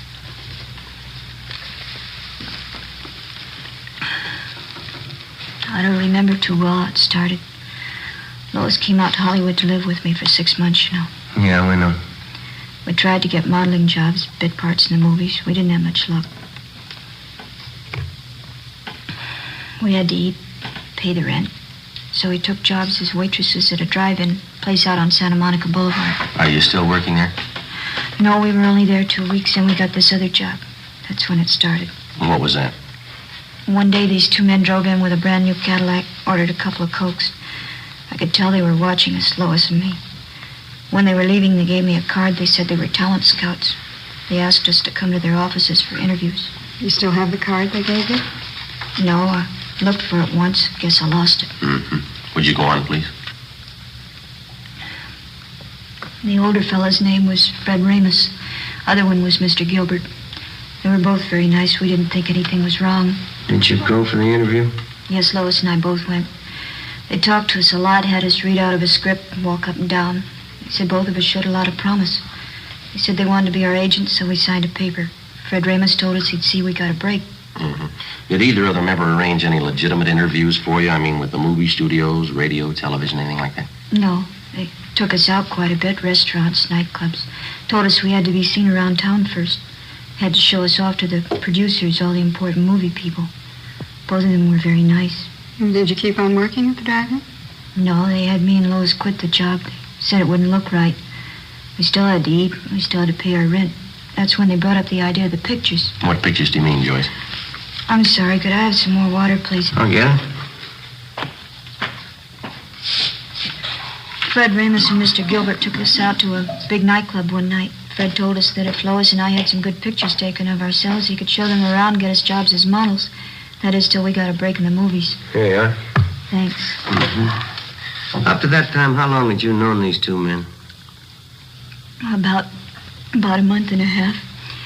I didn't see anything wrong in it, so Lois and I went to this photographer's studio with Mr. Ramus, and we had our portraits taken. Regular pictures. Oh, excuse me, Joyce. Did both of these men know how old your girls were? We told them the truth. We were both 17. Mm-hmm. Well, what happened after that? Mr. Ramus came back and said he'd found an advertising agency that wanted to buy pictures of Lois and me. He said we'd get $20 apiece every time we posed. For portraits? No, for posing in bathing suits, pajamas, things like that. They were supposed to be for magazine ads. In about a week, he brought us to his office and said the agency wanted us to pose without clothes, without anything. He said he'd pay us $40 for that. Oh, go on, George. They showed us lots of pictures of models like that. They talked about it all the time. We kept saying no, both of us, Lois and I. Did you ever agree to pose for the kind of pictures they wanted? You can't agree to something you don't know about. I don't know how it happened, but it did. Mr. Gilbert and Fred Ramus, they kept taking us out. We used to drink quite a bit with them. Went on for weeks, I guess. One night there was a big party. We drank. Lois and I got separated. I still don't know what happened. I see. Next morning, we both woke up with headaches. Fred Ramus came and showed us the pictures. I felt dirty all over. I don't know how it happened, I swear it. Lois began to cry. I hit Mr. Ramus. I slapped him. And what does Mr. Ramus tell you? He pretended to be very nice about it. Said he'd pay us well if we go on posing for pictures, the kind he wanted. If we didn't, he said he'd wreck any chance we might have in Hollywood. Said he'd see that the pictures got out. Threatened to send copies to our families, our friends back home. Didn't you think of going to the police? We talked about it. We were afraid of the publicity, the newspapers. We just kept going on, doing what he said. It's like a nightmare. Kept getting worse. We kept getting in deeper. Sergeant, you have that envelope? Yeah. Yeah.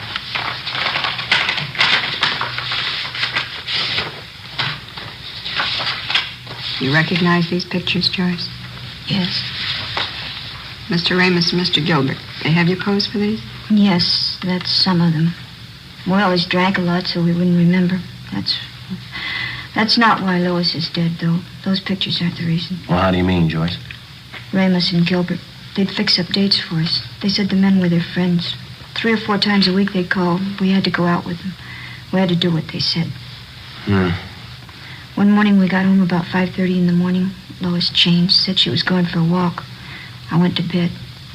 She left a note. I never saw her again. I see. Romero? Oh, yeah, just a minute. It's that long-distance call we placed to your home, Joyce. Sure am. Oh, thanks. Hello? Yeah, it's me, Joyce. Yeah, it was just a mistake. Yeah. How's Uncle Henry? Swell. No, it's all right. Don't you worry. Yeah, all right. I'll write you tomorrow. Yeah, bye. Thanks for placing the call, Sergeant. You're welcome. Glad to do it. Anything else you want to know? Yeah, there's just one more thing. Do you still have that note that Lois Brewster wrote before she died? No, I lost it. I remember what it said, though. Yeah. It said, I'm sorry. It was signed Lois. That's all.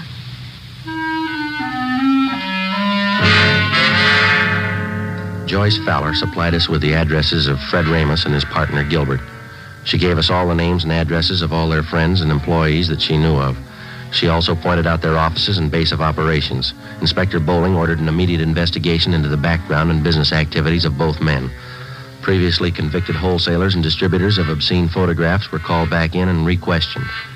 We finally completed the missing link in the supply line from the peddler to the producer. 5 former workers for Ramos and Gilbert fingered them as head men controlling the racket. Their offices and studios were raided and their files seized as evidence. On June 18th, Fred Ramus and his partner, Harold Gilbert, were placed under arrest. What's the pitch, Sergeant? What's this all about? I think you know, Mr. Ramus. Oh, you can't tag me on those pictures. You want to get your hat? It's artwork, legitimate artwork. My lawyer can prove that. He better be good. You bet he is. You know, I'm kind of surprised at you cops taking the word of somebody like that Fowler girl. She doesn't know what she's talking about. She's a psycho. Is that right? Why, sure. I tried to do something with her and that girlfriend of hers. I even signed up as her agent. They were hopeless. You've got quite a stack of negatives here. Pictures of both of them, 17-year-olds. They're just candid shots, Spicy for my private collection. There's nothing wrong in that. I figured I'd give the girls a break, let them earn a few bucks. Yeah? Look, I couldn't have treated those girls better. I took them around, showed them the town. Both psychos. I never did trust them. Well, that's the big difference, Ramus. Huh? They trusted you.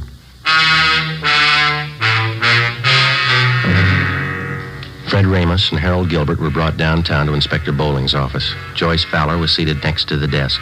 Gilbert was brought in. She identified him. He was taken out and held for booking. All right, bring in the next one. All right, come on.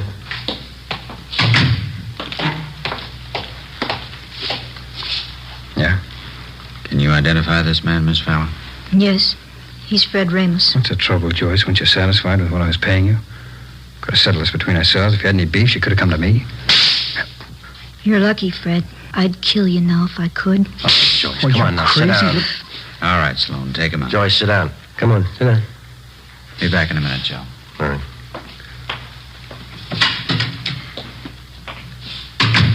I'm sorry. Doesn't do any good. Are there any more? No, that's about all. You've helped quite a lot.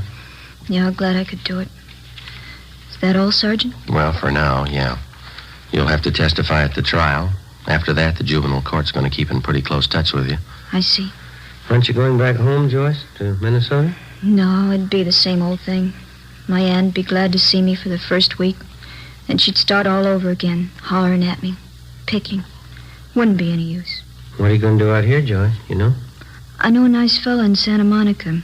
He's going to get me a job at a brand new drive-in. Cute uniforms.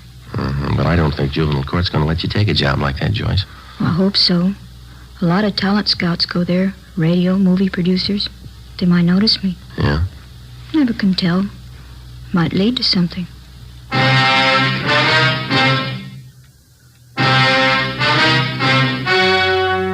The story you have just heard was true. Only the names were changed to protect the innocent. On October 4th, trial was held in Superior Court, Department 91, City and County of Los Angeles, State of California. In a moment, the results of that trial. Now, here is our star, Jack Webb. Thank you. To get year-round thanks for the gift that you give this Christmas, why not give Fatimas to every long cigarette smoker on your list? Their first pack of extra mild Fatimas will have them convinced, like I am, that in Fatima, the difference is quality. And Christmas Fatimas come in a distinctive royal blue slip-over jacket that makes a perfect gift just as is. Remember, Fatimas now cost the same as other long cigarettes, but in Fatima, the difference is quality. Give Fatimas, the quality king-size cigarette, to every long cigarette smoker.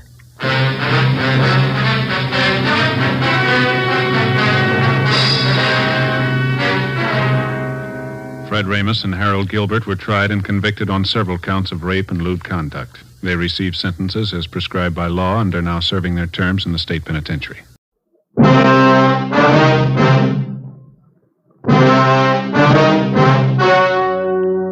The story you're about to hear is true. Only the names have been changed to protect the innocent. Fatima Cigarettes, best of all long cigarettes, brings you Dragnet.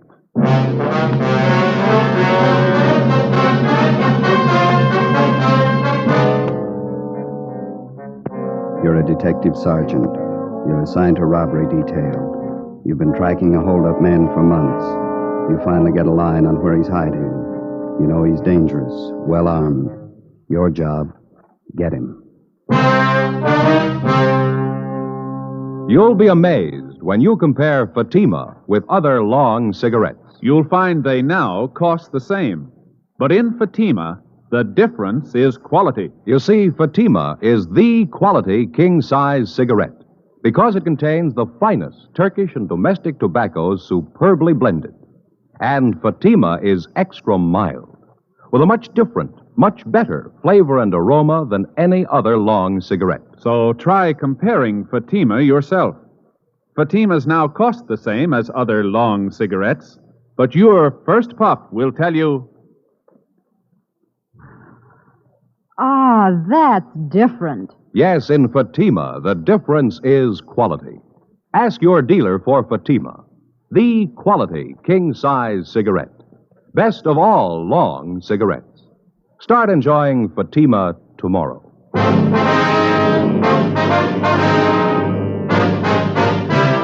Dragnet, the documented drama of an actual crime. For the next 30 minutes, in cooperation with the Los Angeles Police Department, you will travel step by step on the side of the law through an actual case transcribed from official police files. From beginning to end, from crime to punishment, Dragnet is the story of your police force in action. It was Wednesday, March 18th. It was cold in Los Angeles. We were working the night watch out of robbery detail.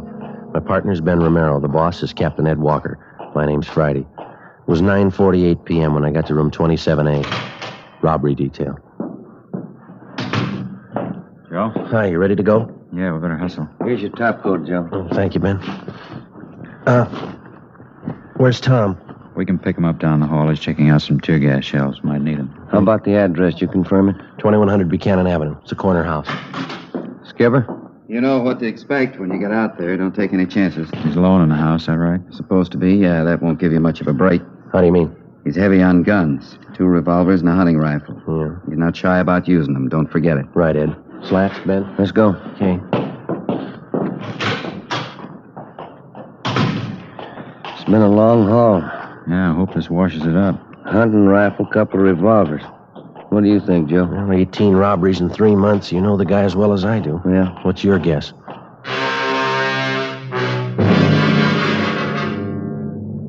His name was Hoffman, George R.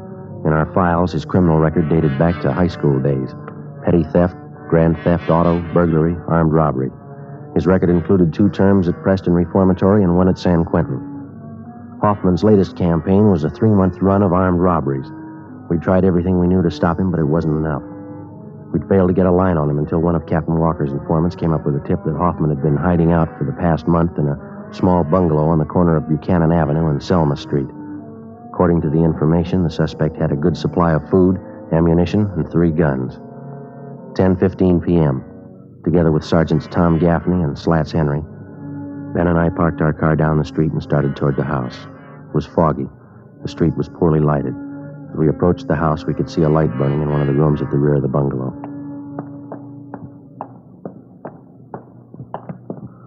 The light in the back room, George, just went out. Yeah. Slats, you and Tom want to cover the back? Right. Let's go, Tom. Be careful. Yeah. All right, Ben. Easy, huh? Wait a minute, Joe. Curtains in that corner room. I thought I saw him move. Tom, get out! Come on, Ben, the front door. Yeah, come on. Come on, hit it. Yeah. Come on, hit it again. Yeah, all right. Come on. They got it blocked or something. Something piled against it. Come on, once more. There we are. Watch the furniture, Joe. Yeah. That front room's clear. Joe! In the back! Come on. Went out the side window. Where'd he go? Across the street. Got him pinned down behind that car there. He's in the car. All right, let's go for the tires. All right, Hoffman, give it up. Cover this end, Slats. Right. Ben, that hedge across the street, you see it? Yeah, okay. All right, let's run for it. Come on. You okay, Joe? Yeah. Hoffman, you haven't got a chance. Throw out your guns. Okay, Ben, give it back to him. All right! I'm coming out! Throw out your guns. Throw them in the street. Here they are!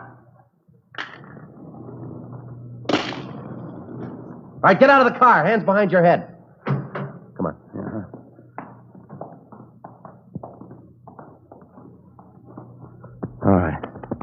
All right, hands behind your back now. Slats, Yeah? you want to get our car? Right, Joe. Who told you? Who gave you the tip?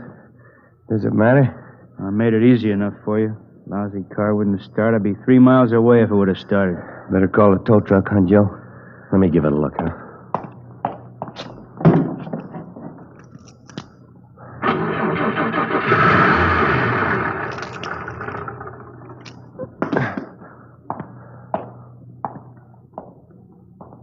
Lousy luck, that's all it is.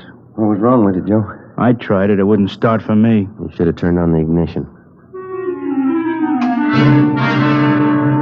George Hoffman was taken downtown and booked on suspicion of robbery. At a special show-up, he was identified by more than a dozen of his robbery victims. Between his arraignments and his preliminary hearings, we worked together with the district attorney's office in lining up witnesses and preparing the evidence against the suspect. We figured we had an airtight case. Hoffman's trial in Superior Court was set for May 14th.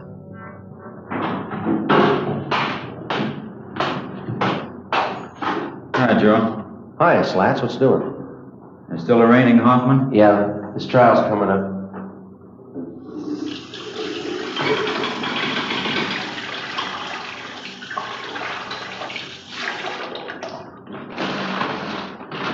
Hey, what happened to your eye? Yeah, how about that? I'll never live with that down. Yeah, come here, let's see.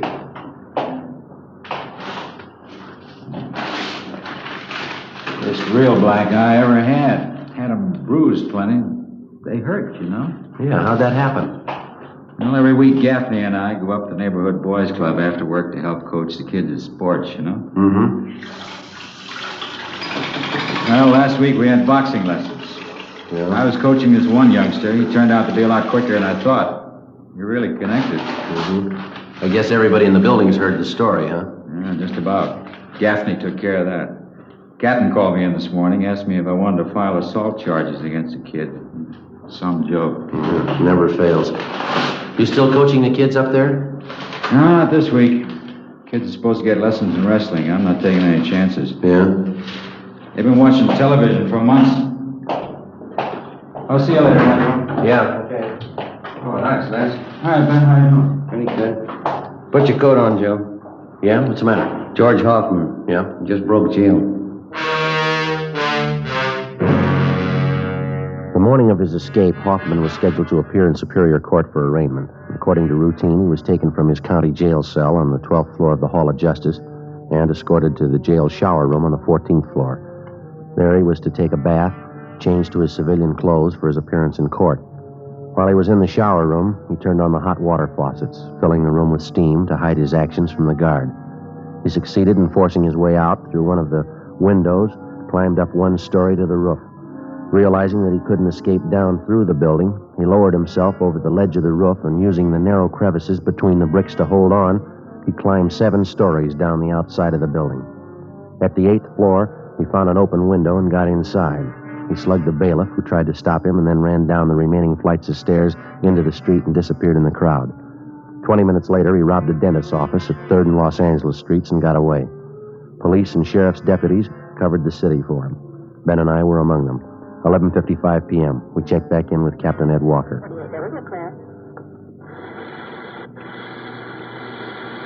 KGPL, Los Angeles.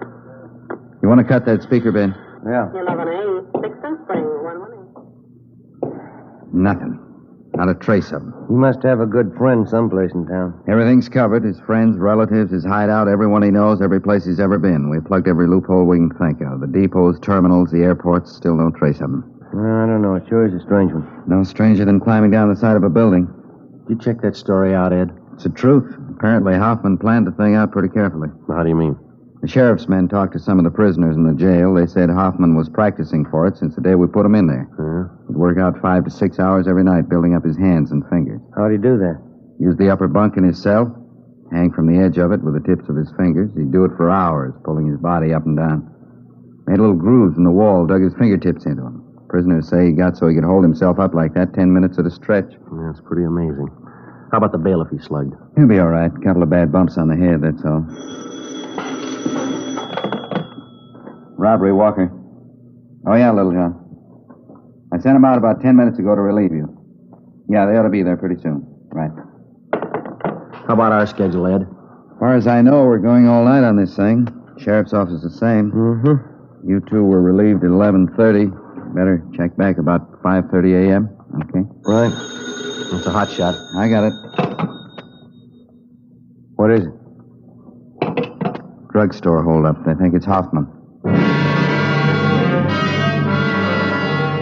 The scene of the holdup was the Rex Lake Pharmacy on the corner of Pico Boulevard and Pine Lake Street. The victim, a Mr. Clarence Geringer, told us that the holdup man had entered through a rear door, slugged him, and escaped on foot with his overcoat and about $150 in cash.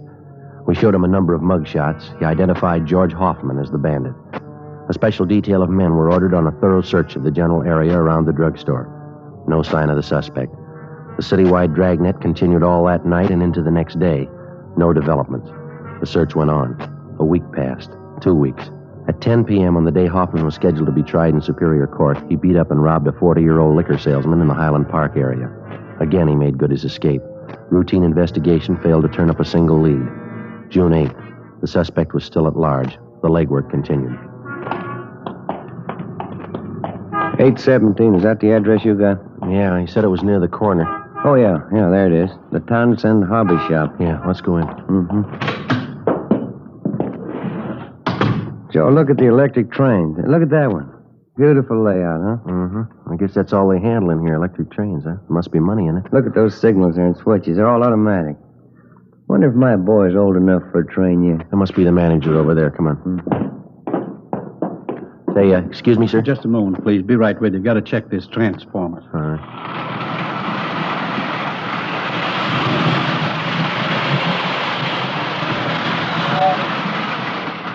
Uh-huh. Automatic coupling on the tanker car looked out of kilter. My mistake. Now let's see, Jim.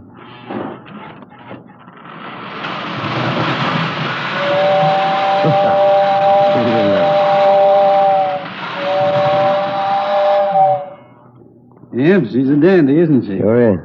I'm sorry, gentlemen. Have to keep up our maintenance on the rolling stock.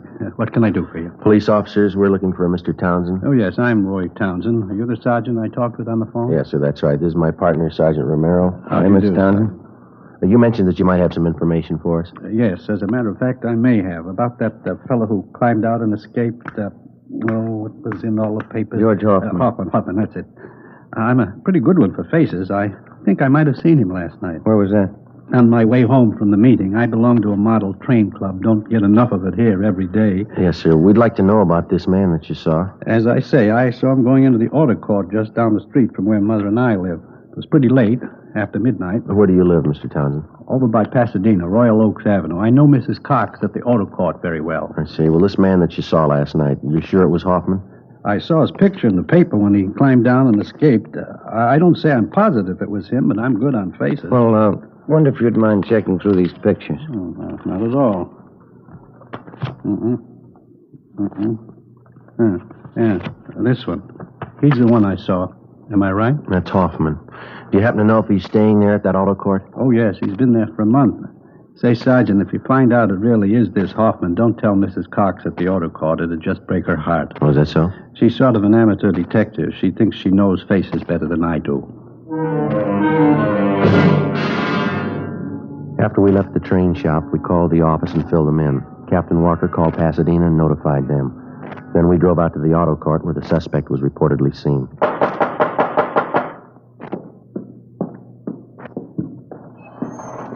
Yes, you want something? Yeah, are you Mrs. Cox? Yes, I'm the manager here. If you want lodgings, we're filled up. You might try the Golden Eagle straight down the street there. Police officers, Miss Cox. Do you have a Mr. Hoffman staying here? Hoffman? No, I don't. Got a Hoffmeyer, though. You sure that's not it? Well, would you look at this picture, ma'am? Recognize it? Well, yes, but his name's not Hoffman. It's Kane. Number 23. He's not in, though. Left this morning. Oh, is that so? Yes, won't be back for another hour.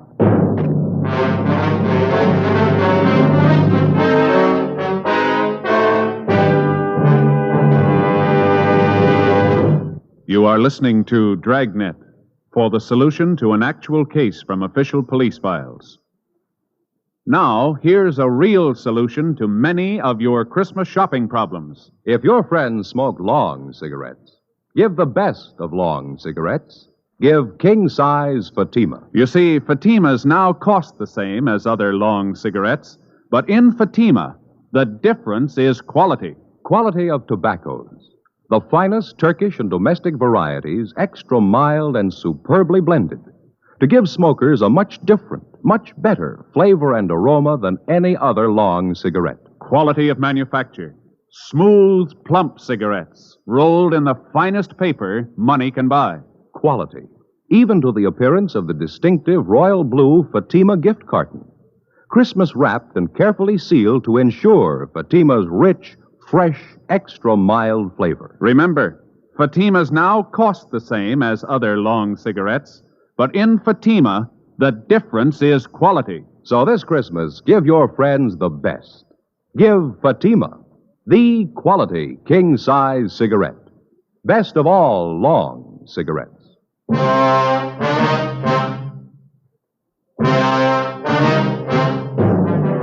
Before going on stakeout at the auto court where George Hoffman was registered, Ben put in a call to the office. The owner of the court, Mrs. Cox, gave us a pass key to cottage number 23 where the suspect was staying. We advised her to say nothing to Hoffman when he returned. We went to cottage 23 and waited. An hour passed. Hoffman failed to show. Another hour went by. Still no sign of him. Well, what do you think? You got me, I don't know. More than an hour overdue. No chance it could have been tipped. Well, I don't see how. Mrs. Cox is the only one who knows we're here. There's no reason for her to warn him. I don't know. His things are all here. His clothes. Well, we've had longer waits than this. Relax, huh? Yeah. Hey, wait a minute. Can you see who it is? Man, coming from next door. Joe? Okay, I'll cover you. Open it. Oh, your new telephone directory? Oh, yeah, thanks. Anything wrong? No, there's nothing wrong, thanks. New phone book. Yeah. We waited another hour. George Hoffman still had failed to appear.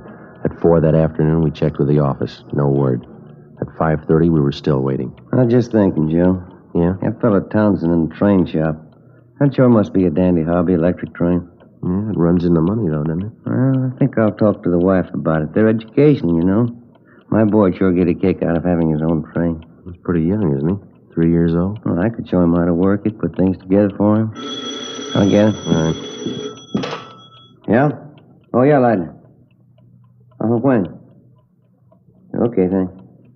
What's doing? Skipper just got a call from Pasadena. Yeah? They picked up Hoffman 10 minutes ago.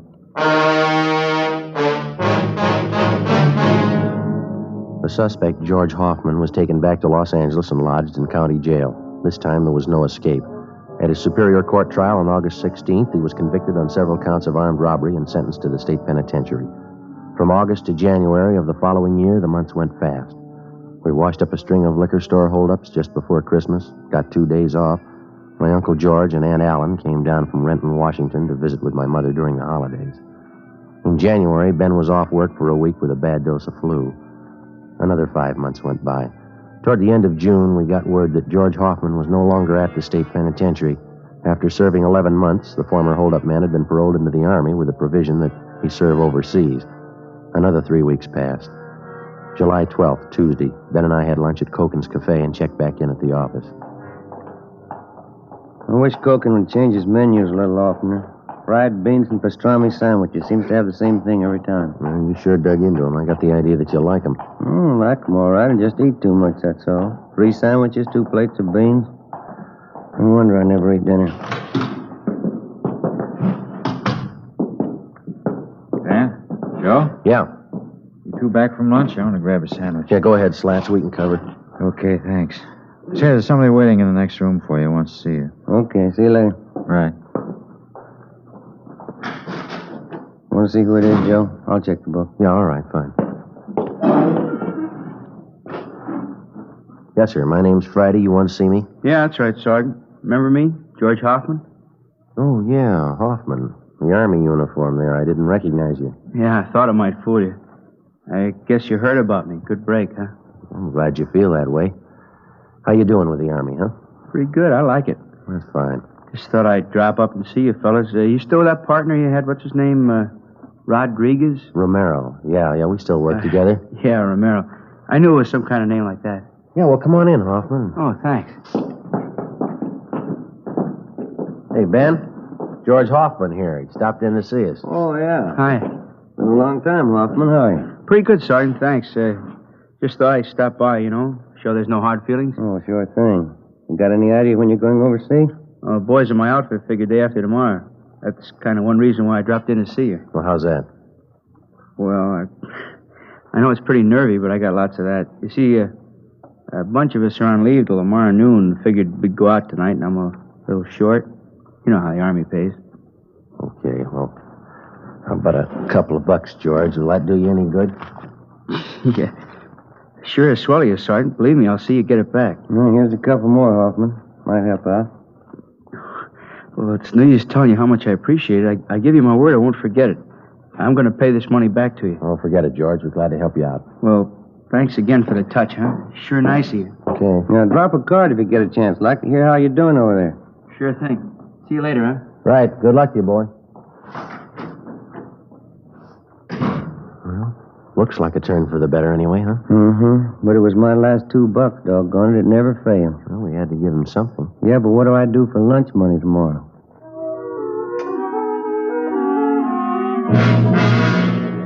2 p.m. We drove out to the Wilshire district to interview a robbery victim.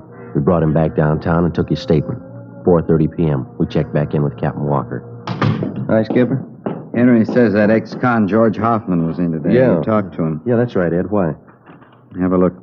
Thanks. The MP's left about 20 minutes ago. Swell. Your $2 went for nothing, Ben. Hoffman's wanted. Huh? Broke out of Army prison 10 o'clock this morning. Together with the Army authorities, local officers joined in the citywide search for George Hoffman. At 10 o'clock that night, a food market on Santa Fe and Rialto was robbed and the proprietor beaten. From our mug shots, the victim identified Hoffman as the holdup man. Shortly after midnight, a drugstore on Crenshaw was held up. Hoffman was again tabbed as the suspect. The next 2 days, the search was intensified. No leads. 2 more days went by. Late Saturday morning, we got a hurry-up call from the detail on duty at the Union Station. Hoffman had been reported in the vicinity. Ben and I drove down to the depot to check with the officer in charge, Slats Henry. Spot him, Joe? No, let's have a look back by the ticket counters, huh? Yeah, there he is over by the phone booth. Come on. Hi, Slats. Hi. Looks pretty good. What's the story? One of the newsboys up the street gave us a tip. About an hour ago, a guy gave him $1 to come down here and buy a ticket for him. Ticket to Phoenix. Yeah? Kid came in, bought the ticket, went back up the street and gave it to the man. Mm-hmm. We showed the kid a bunch of mug shots. He picked out Hoffman's. Yeah, he's not wearing his Army uniform, huh? No, brown suit, dark blue overcoat, no hat. That's what the kid told us. Any idea which train he was taking for Phoenix? Not exactly. He asked when the first train for Phoenix was. The newsboy told him 3:35. Mm-hmm. 10 minutes to 12 now. You got enough men to handle it, Slats? Everything's covered. Only one thing lacking. Yeah? Hoffman.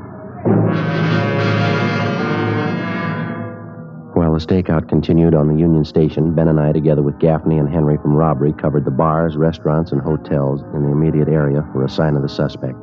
2:30 p.m. What do you think? Well, we better head back down for the station, see what's doing, huh? Yeah, okay. I'd like to have a dime for every mile we've logged on this case. Yeah.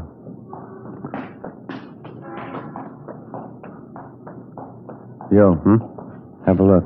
Where? Across the street, dark blue overcoat. Same build as Hoffman. I'll bet on him. Come on. He spotted us. Yeah, that's Hoffman. Come on. Well, pick it up. I lost him, Joe. Where'd he go? Turn down First Street. Come on, hurry. Across the street, Ben. Watch the traffic. Where'd he go? I see him. That antique store on the corner. He ran in there. Come on. There he is. All right, Hoffman. Out of the way, mister! All right, hold it right there, Hoffman. I'm coming out! Move! What's it, Joe? I said I'm coming out, you hear me? You're going the hard way, George. Come on, drop it, drop it!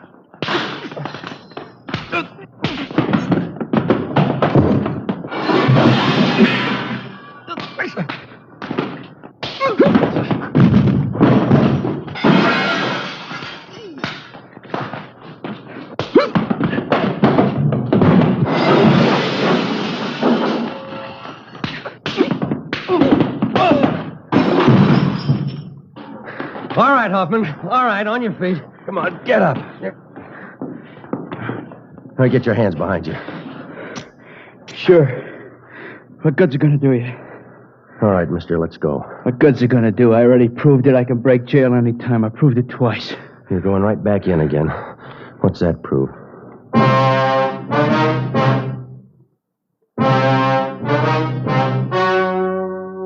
The story you have just heard was true. Only the names were changed to protect the innocent. On October 8th, trial was held in Superior Court, Department 89, City and County of Los Angeles, State of California. In a moment, the results of that trial. Now, here is our star, Jack Webb. Thank you. To get year-round thanks for the gift you give this Christmas, give Fatimas to every long cigarette smoker on your list. Their first pack of extra mild Fatimas will have them convinced, like I am, that in Fatima the difference is quality. And Christmas Fatimas come in a distinctive royal blue slip-over jacket that makes a perfect gift just as is. Remember, Fatimas now cost the same as other long cigarettes, but in Fatima the difference is quality. Give Fatimas, the quality king-size cigarette, to every long cigarette smoker.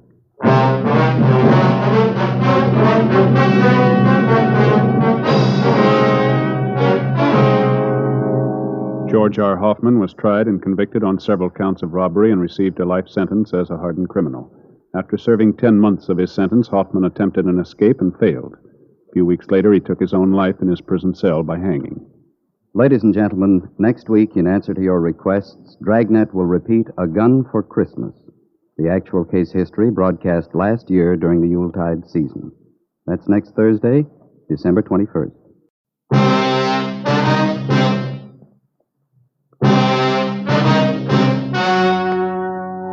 The story you're about to hear is true. Only the names have been changed to protect the innocent. Fatima Cigarettes, best of all long cigarettes, brings you Dragnet.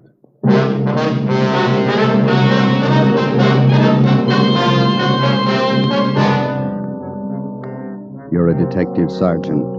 You're assigned to homicide detail. A small boy is reported missing from his home. His age, 9 years. Foul play is suspected. Your job, find him.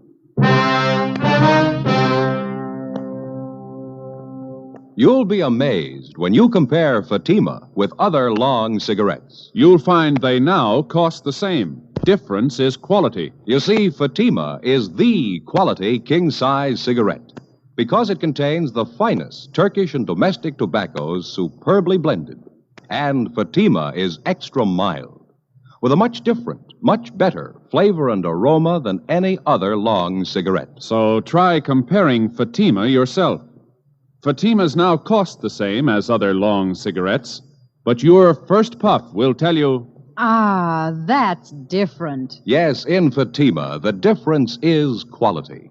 Ask your dealer for Fatima, the quality king-size cigarette. Best of all long cigarettes.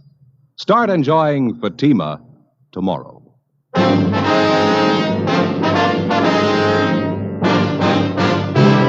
Dragnet, the documented drama of an actual crime.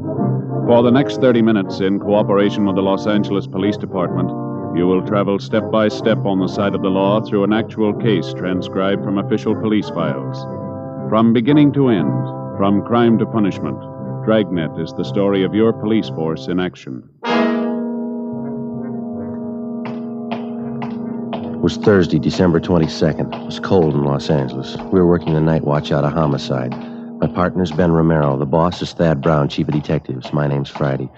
I was on the way into work, and it was 3:55 p.m. when I got to room 42. Homicide. Hi, Joe. Ben? Well, here's the file on the Webster case. Have all the follow-ups been made? Yeah. I'll get it. Homicide, Friday. This Levinson unit, 113J. Got something for you. Yeah, Harry, what's doing? Doherty and I are out here on Collis Avenue, 4656, trying to track down a 9-year-old boy. Yeah, what's the story? The kid's missing, suspicion of foul play. How long's he been gone? About 2 hours. Looks like a job for homicide. How'd he figure? The kid was last seen playing in the backyard of his home. Yeah? We checked over the yard. Did you find anything? Bloodstains, lots of them. They look new. Ben and I left a message for Chief of Detectives Thad Brown. Then we went over to the crime lab, picked up Lieutenant Lee Jones, and drove out the Arroyo Seco Freeway to Collis Avenue. was an average neighborhood. Number 4656 was a one-story green stucco residence situated on the corner of Collis Avenue and Harrison Drive. Beyond the backyard was attractive undeveloped land covered with scrub oak. Harry Levinson from Highland Park Juvenile was waiting for us in front of the house. It's back this way, fellas. Coming, Lee? Till I get my bag. Who notified you that the boy was missing, Harry? The mother said she went out to do some Christmas shopping about 11 this morning, left the boy home. Mm-hmm. She came back about 2 this afternoon. He was gone. What's the name? Johnstone. The kid's name is Stanley, 9 years old. Mm-hmm. Was this gate open like this when you got here? Yeah, I haven't touched a thing. I hear the stains over here, Lieutenant Jones, along the edge of the walk. See? Yeah. Let me see. Yeah, quite a few stains, huh? Yeah. Looks like it might be blood. Try some benzodine on him.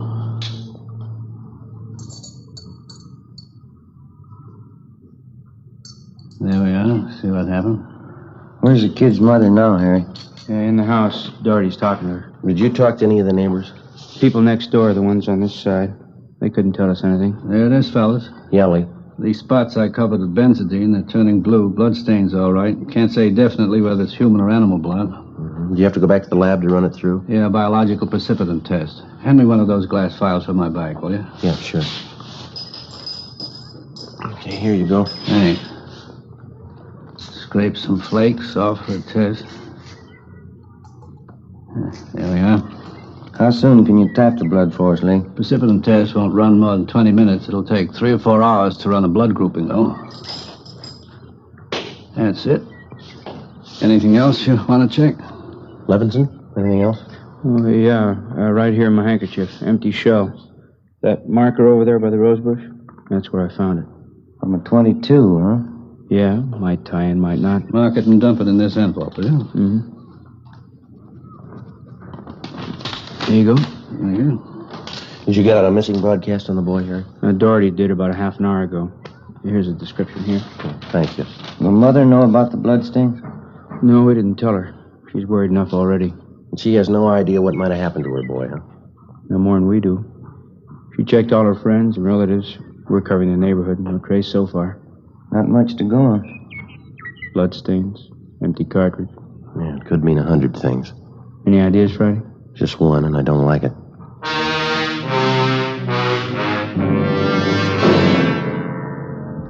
"4:30 p.m. Thursday, December 22nd. The neighborhood search for 9-year-old Stanley Johnstone continued. Lee Jones went back to the crime lab to start the precipitant test and the blood grouping. Levinson and his partner Doherty from Highland Juvenile stood by. We called Chief of Detectives Thad Brown, and he ordered up a special detail to aid in the search for the missing boy. Ben and I questioned the boy's mother, Mrs. Ruth Johnstone, a woman in her early 40s. She seemed fairly calm under the circumstances. Miss Johnson, is your boy Stanley in the habit of wandering off without telling you where he's going? No, he's not in the habit of wandering off, but he has done it before. Well, when was the last time, Miss Johnstone? You don't have any children, do you, Sergeant Friday? No, ma'am, I'm not married. Well, there comes a time in every young boy's life when he feels that it's time to leave home, go out on his own. Usually happens somewhere around 8 to 10. I think I know what you mean. I have a boy. Well, then you know how it is. My husband and I scolded Stanley one afternoon after school, and he was quite put out about it. Thought George and I were unfair. Packed a few of his things and left. Well, how long was he gone? Oh, no time at all, about 2 hours. I was worried about him, but my husband said to leave him alone. Said every boy had to go through that stage. Mm-hmm. Well, then you think that he's run away from home again this time? Yes, I think so. He's been gone about 4 hours now, and I have a funny feeling about it. Did you and his father have some misunderstanding with the boy recently? Well, that's just it. We haven't. I don't mind telling you now that we're talking about it. I am getting worried. Well, is there any place around that he might like to visit, a hobby shop, playground, someplace he might be? Yes, there's Jensen's model shop, Little Shannon Burroughs, but I've already called there, and he hasn't been seen all day. I've called all his friends, and they have no idea where he is either. Well, we'd like a list of all of his friends and the places that he was known to frequent. Yes, all right, I'll give them to you. Where do you suppose he is? Where's your husband now, Miss Johnson? At work. George works for the city. He's a fireman. What house is he stationed at? Engine Company 12. He's working the A platoon. He'll be home tomorrow morning. I haven't told him Stanley's gone. Well, is there any chance that the boy might be down at the firehouse with his father? No, he seldom goes down there anymore. No, I don't think he's there. I'm awfully worried. May I call my husband? Well, certainly. Go right ahead.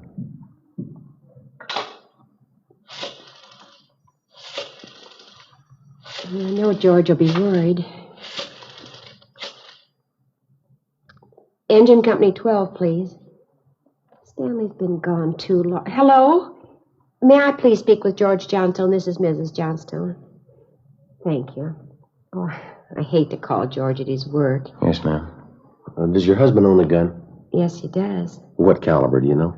What's a .45 automatic? He got enough. George? This is Ruth. George, is Stanley down there with you by any chance? Oh. No, I can't find him anywhere. He wasn't here when I came home from doing my shopping. There are 2 policemen here. No, I said there are 2 policemen here. No, dear, I'll call you if we don't find him soon. All right, dear. Yes, you too. Goodbye. I didn't think he'd be with George. That .45, is that the only gun in the household? Yes? Why are you asking about guns? Has anything happened that you're not telling me about? No, ma'am, just routine checking. We'll have to take a look at that .45 if you don't mind. Maybe I should tell you we do have another gun in the house, but it's all wrapped up. George bought it for Stanley's Christmas present. What if we could see it, please? Yes, well, will you have to unwrap it? Yes, ma'am, I'm afraid so. It's in the closet. I think I can reach it. We had to hide it. Let me see. Well, here's the paper it was wrapped in. Stanley must have found it. It's gone. You see, here's the gift card and the box the gun came in, the rifle. I wonder if I could look at that box, ma'am. Thank you. How about it, Joe? .22 caliber. Thursday, December 22nd, 5:15 p.m. It was getting dark. The search for the missing boy continued. We checked the list of Stanley Johnstone's friends. None of them or their parents had any idea of his whereabouts. We talked with Levinson again. He'd been in touch with the detail combing the neighborhood. They'd found nothing. We went down to Collis Avenue and 10th Street, service station on the corner. 1 nickel, Joe? No, I got one. Will you watch for Thad? Yeah. Okay.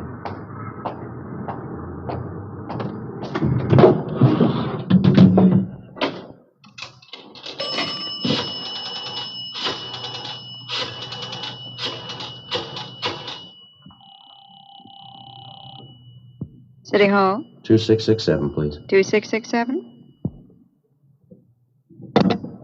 Crime Lab, Jones. Hi, Lee. Joe Friday. Yeah, Joe. Any sign of the Johnson kid? No, not yet. How are you coming? Finished the precipitant test. It's human blood. Yeah? Working on the blood group now. Do you know what type the Johnson boy has? Well, I didn't want to upset his mother. Thought I'd wait till the last thing. We're in the neighborhood. Check with the family physician. That way you won't disturb her. Yeah, I figured on that. Just a minute, Lee. Yeah. Yeah, babe. Lost just pulled up. Okay. Thad Brown's out here now. I'll check you later, Lee, huh? Right, Joe. Right, bye. Bye. Oh, this way, Jim. Gentlemen, how's it going? We just checked with Lee Jones. Yeah, I know. It's human blood. What do you think? We talked with the boy's mother, Mrs. Johnstone, found a gun missing. Yeah? Caliber's the same as the empty casing Levinson found. It's .22. You said the gun was missing? Yeah, the Johnstones were going to give it to the boys a Christmas present. They had it hidden, but it's gone. Any idea who took it? Well, they left the Christmas wrapping behind. I think it was the kid. .22 rifle, huh? 9-year-old boy. When are they going to learn? First, it's carbide cannons on the 4th of July. The city issued ordinance after ordinance. A few thousand kids around the country had to lose their eyes, fingers, hands before their parents would give us their full cooperation to outlaw them. I know what you mean. Sure you do. You and every other cop in the country became the heavies trying to clamp down on them. It's always the same story. This time it's guns for Christmas. Well, I know what you're thinking, but we're not sure yet. Listen, Friday. There's a city ordinance against giving a gun to a kid. You know that. Yeah, I know that. There's a missing boy and a missing gun. There's blood on the ground and an empty shell. That's enough for me. Well, we're going to stay with it. Something's got to break. Yeah? I hope it's not the hearts of that kid's parents. Hi, Chief. Been looking for you, Friday. What do you got, Harry? Found the gun. New .22 rifle. I'd say it's been fired recently. Where'd you find it, Levinson? Back up there in that scrub oak behind the Johnstone house. Mrs. Johnstone identified it. Buckley took it down to the crime lab. Thanks, Harry. Miss Johnstone okay? Pretty sick now. Doherty came up with something else. What's that? There's another one missing. An 8-year-old boy. 6:30 p.m. We talked with Officer Doherty about the other missing boy. He told us that his name was Stephen Moorheim, 8 years old. His family had just moved into the neighborhood. It seemed that no one besides the Moorheim family knew that the boys played together. Mrs. Moorheim told us that Stephen told her that he was going out to play that he'd be home by 6 o'clock for dinner. She told us that he was an unusually prompt boy and almost never overstayed his playtime. We got a description of the Moorheim boy and put out a missing broadcast. We called the Johnstones family doctor. He told us that Stanley's blood was type O. At 7 p.m., we talked again with Mrs. John Moorheim. Are you sure Mrs. Johnstone doesn't know where the boys are? She has no idea, Mrs. Moorheim. Oh, this is terrible. Just awful.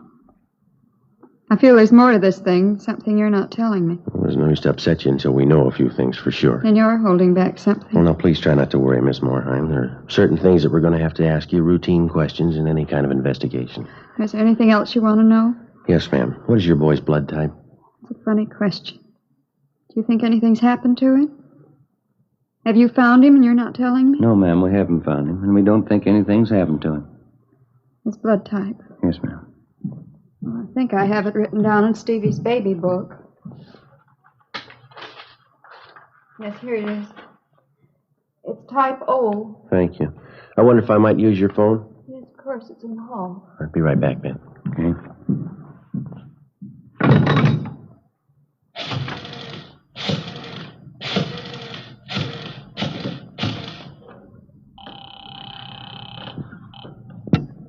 City Hall. 2667, please. 2667? Crime Lab, thank you. Hello, Ray. This is Joe Friday. Is Lee there? Just a minute, Joe. Take two, Lee.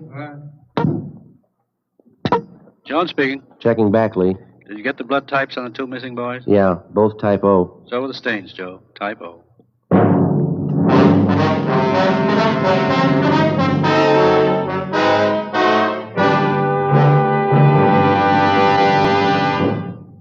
'You are listening to Dragnet for the solution to an actual case from official police files.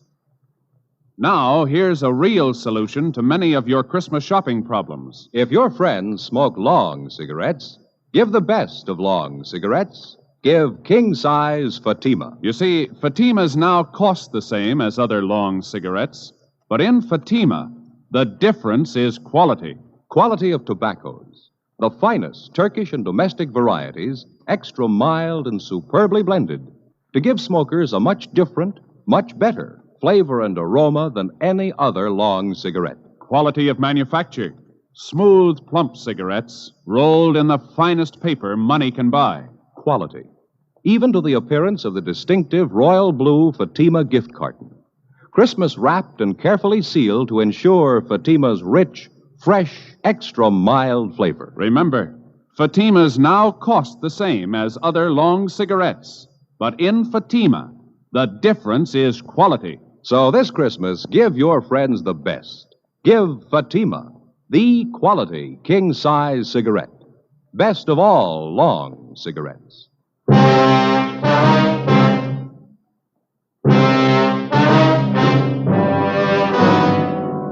8 p.m., Thursday, December 22nd. Still no sign of either of the missing boys. Chief of Detectives Thad Brown went back to headquarters to direct the search from there. We dispatched another detail of 50 men to aid in the hunt for the missing youngsters. 8:30 p.m. It was getting colder. The citrus growers were warned to expect a freeze. We went up the block to see Mrs. Johnstone. Her husband had quit work early and returned home. We talked with him. He could tell us nothing more than we already knew. We still had not informed either of the families about the bloodstains in the empty cartridge casing, which had been discovered in the backyard of the Johnstone home. It was more than possible that they had a right to know about our findings, but Ben and I felt there was no cause to add to the distress of the two families at this time. If the two missing boys were found alive and well, then the bloodstains in the cartridge would be of no concern to the relieved parents. At 8:40 p.m., Ben and I left the Johnstone house and went to the home of Mr. and Mrs. John Moorheim. Miss Moorheim, you said your husband worked at a market? Yes, he telephoned about 15 minutes ago, said he was closing up right away. He'll be here any minute. Do wish Stevie would call, come home. It's so cold out tonight. All he had on was a thin cotton jacket. We'll try not to worry. We're doing everything we can. He'll be all right. Stevie's father's such a sensitive man. He and the boy are so close. I know he's terribly upset. Now, you're sure there's no place that you might have forgotten, someplace where the boy might be? No place. No. If anything's happened to the boy, it'll just kill John. Now, you sit still. I'll get it, Miss Moorheim. Joe? Yeah, Harry. The Johnstone kid, he's been found.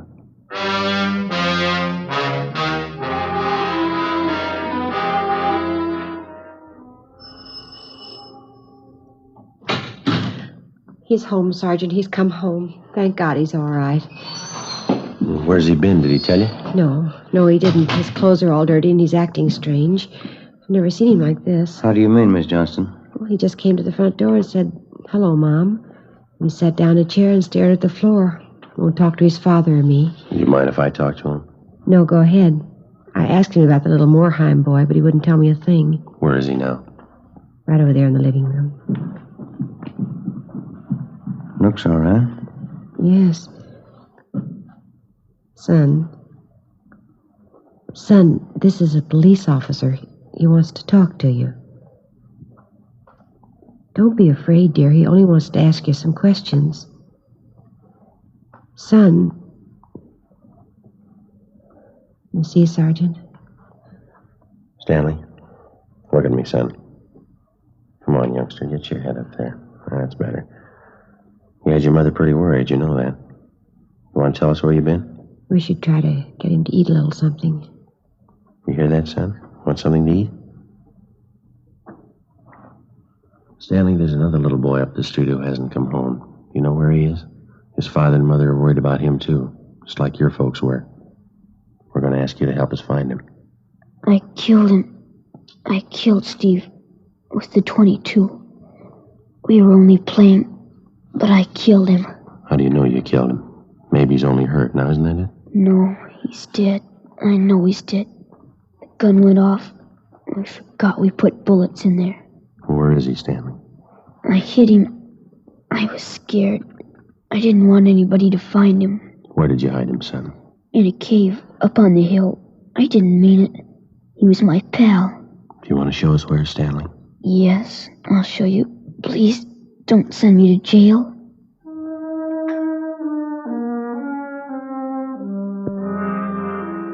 "9:15 p.m., Thursday, December 22nd. 9-year-old Stanley Johnstone led the way up the hill behind the backyard of his home. He showed us the wagon he moved the body in. His father came along with us. About 50 feet from the crest of the hill, the boy pointed to a thicket of scrub oak. There we found a small cave holding the body of Stephen Moorheim. There was a single bullet wound in his chest just below his heart. He was dead. We covered the body. Stanley, how did it happen? I knew my folks were going to give me the gun for Christmas. I knew where it was, and I got it. There was a box of bullets with it. Were you pointing the gun at Stevenson? No, sir. No, sir, I wasn't. It was Steve's turn to play with it. I was chasing him. Tripped over that stump there, and he fell. Gun hit him in the stomach, and it went off. Well, why do you think you killed him if you're telling us the truth? I'm telling the truth. Honest, that's the truth. Well, I believe you, son, but why do you think you killed him? It was my gun. Stevie'd still be alive if I didn't go and get it. Should have waited till Christmas. It's all my fault. Well, where have you been all this time? In the cave with Steve. Well, what were you doing in there, son? I was praying. I was praying for God to make him alive again.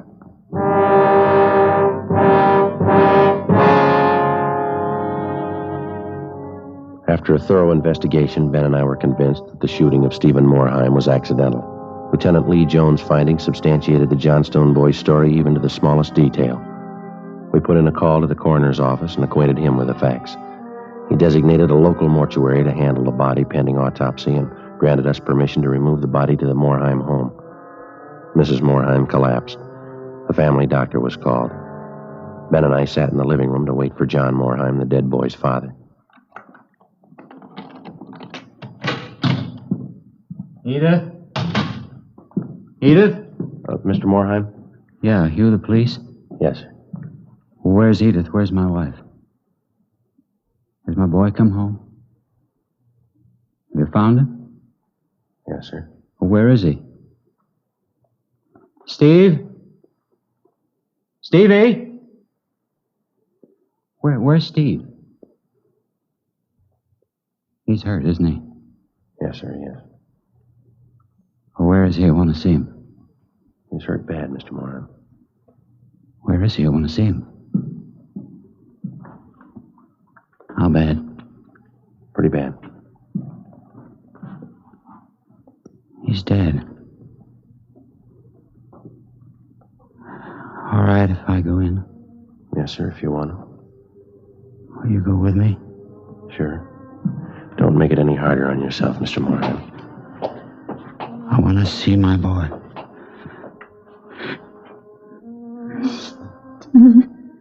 Mr. Moorheim.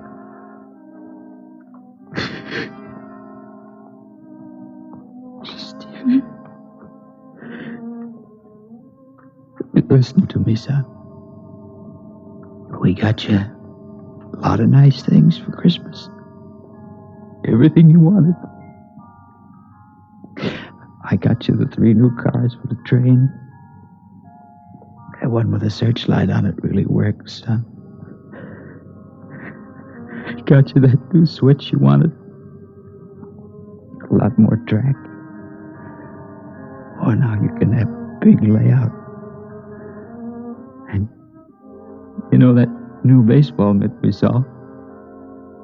I got it for you. The cowboy outfit you want. I got it. Mr. Moorheim. Come on, Joe. What happened? It was an accident. He was playing with a Johnstone boy up the street. Playing with a gun. It went off. What was the other boy's name? Stanley Johnstone. It was an accident. Mr. Moorheim, where are you going? I want to see that boy.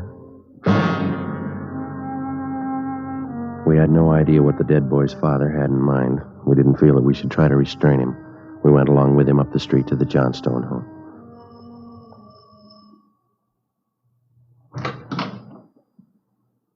I'm Stevie's father.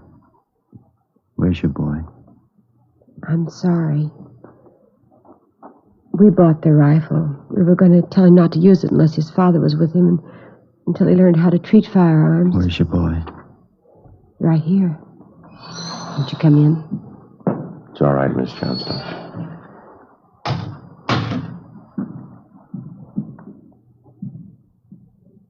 You're the boy that was with Stevie? Yes, sir. What's your name? Stanley. I know it wasn't your fault, Stanley. Wonder if you'd do something for me. Yes, sir. I've got a lot of nice presents for Stevie. I know he'd want you to have them. I want to give them to you Christmas Eve. Mom? I think that'd be a fine idea, son. Come on, Ben.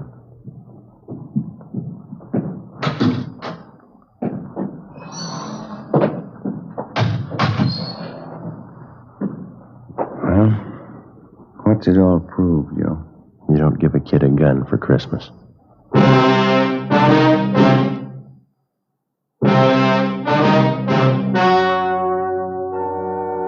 The story you have just heard was true. Only the names were changed to protect the innocent. On December 24th, 1948, a coroner's inquest was held in the county morgue, city and county of Los Angeles, state of California. In a moment, the results of that inquest. Now, here is our star, Jack Webb. Thank you. To get year-round thanks for the gift you give this Christmas, give cartons of Fatimas to every long cigarette smoker on your list. Christmas Fatimas in the special royal blue slip-over jacket make a perfect gift just as is. And to my friends who sell Fatimas, the retail dealers and the wholesale distributors all over America, to each one of you, a special season's greeting. And to everyone, a Merry Christmas.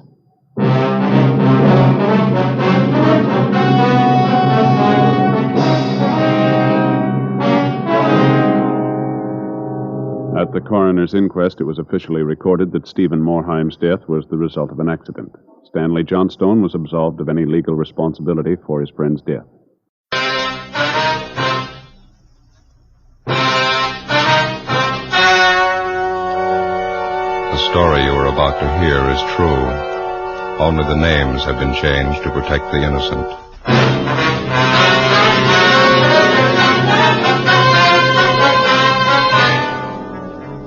You're a detective sergeant. You're assigned a missing persons detail. A wealthy businessman in your city drops from sight. There's no trace of him. There's no apparent reason for his disappearance. Your job, find him.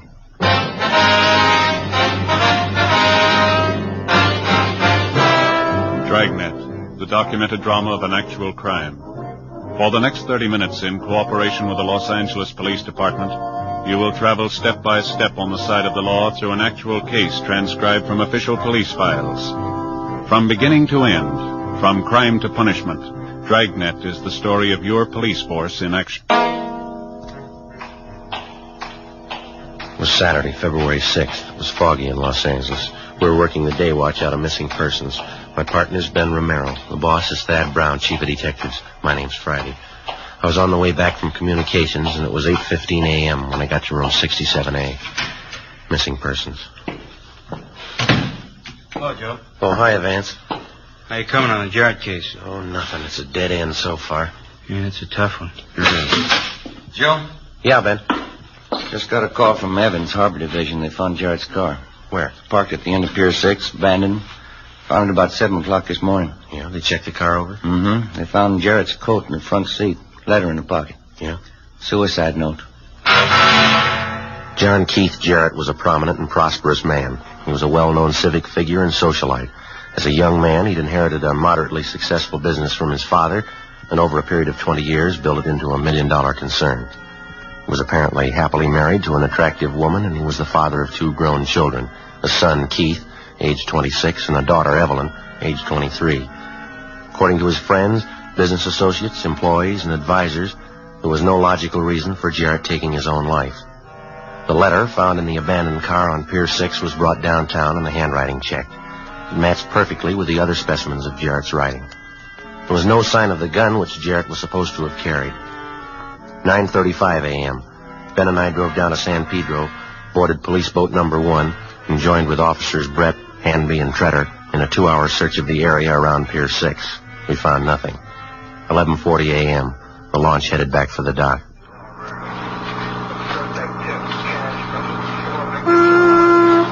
I can't make it out. Not a trace. Well, it might take a little time. Pretty fair chance that the tide swept the body out of the area. It'd still turn up. This fog's not helping much. Yeah. Maybe I'm just ornery this morning, Joe. I sure can't buy this thing the way it stands. I'll put in with you there. Jarrett disappears Thursday night after work. His car doesn't turn up till this morning. If he made up his mind to jump off the pier, why'd he stall around an extra day and a half? I don't know. How about Miss Jarrett? When's she due back? She's flying in late tonight from Sacramento. We can check her in the morning. Now, looks like we're just about in. Yeah. Well, the crime lab ought to be through checking the car, huh? Yeah, just about, yeah. These boys on PD1 sure can handle this thing, can't they? Sure can. Well, I'm going to call in from the phone on the dock. You want to stand by here a minute? Okay, watch your step there, Joe. Slippery. Yeah, all right.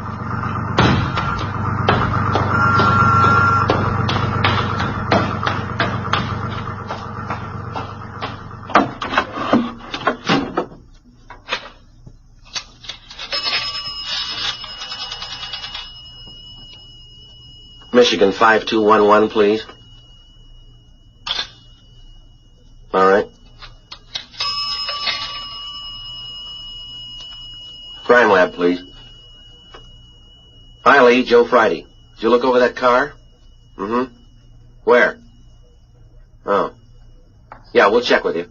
Right, thanks.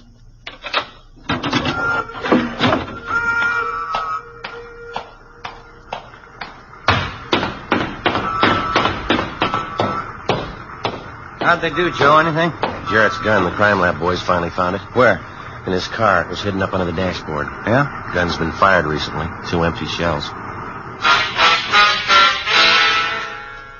How the recovered gun might tie in with Jarrett's disappearance and the suicide note, we had no idea.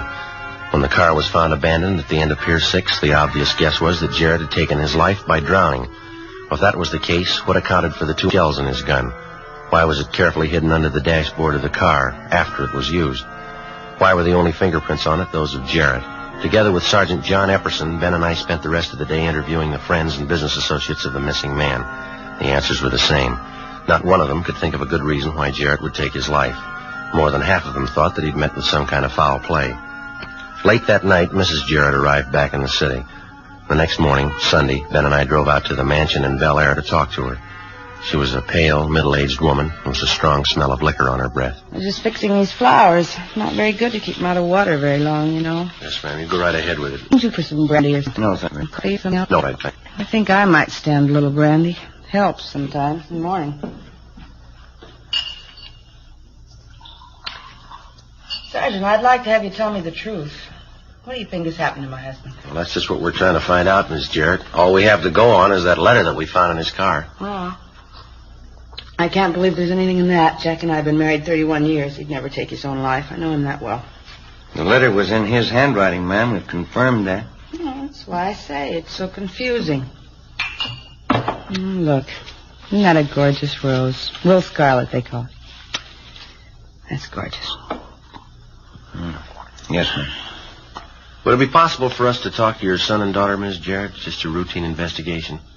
Well, I'd rather not have Keith or Evelyn brought into this, if you don't mind. Are you sure you wouldn't care for some brandy? No, thank you. Thank you. I don't mean to sound arbitrary, ma'am, but this case isn't exactly trivial, and I'm afraid that your son and daughter will have to be brought into it sooner or later. Well, it can't be helped, I guess. If you like, I'll give you their addresses. Keith lives in Hollywood, and my daughter Evelyn has an apartment near Malibu. Either one married? Both single now. Evelyn's been divorced. Mm-hmm. Any trouble between you and your husband? I mean, any recent arguments? Yeah? Not recent, no. We didn't get along too well, that's all.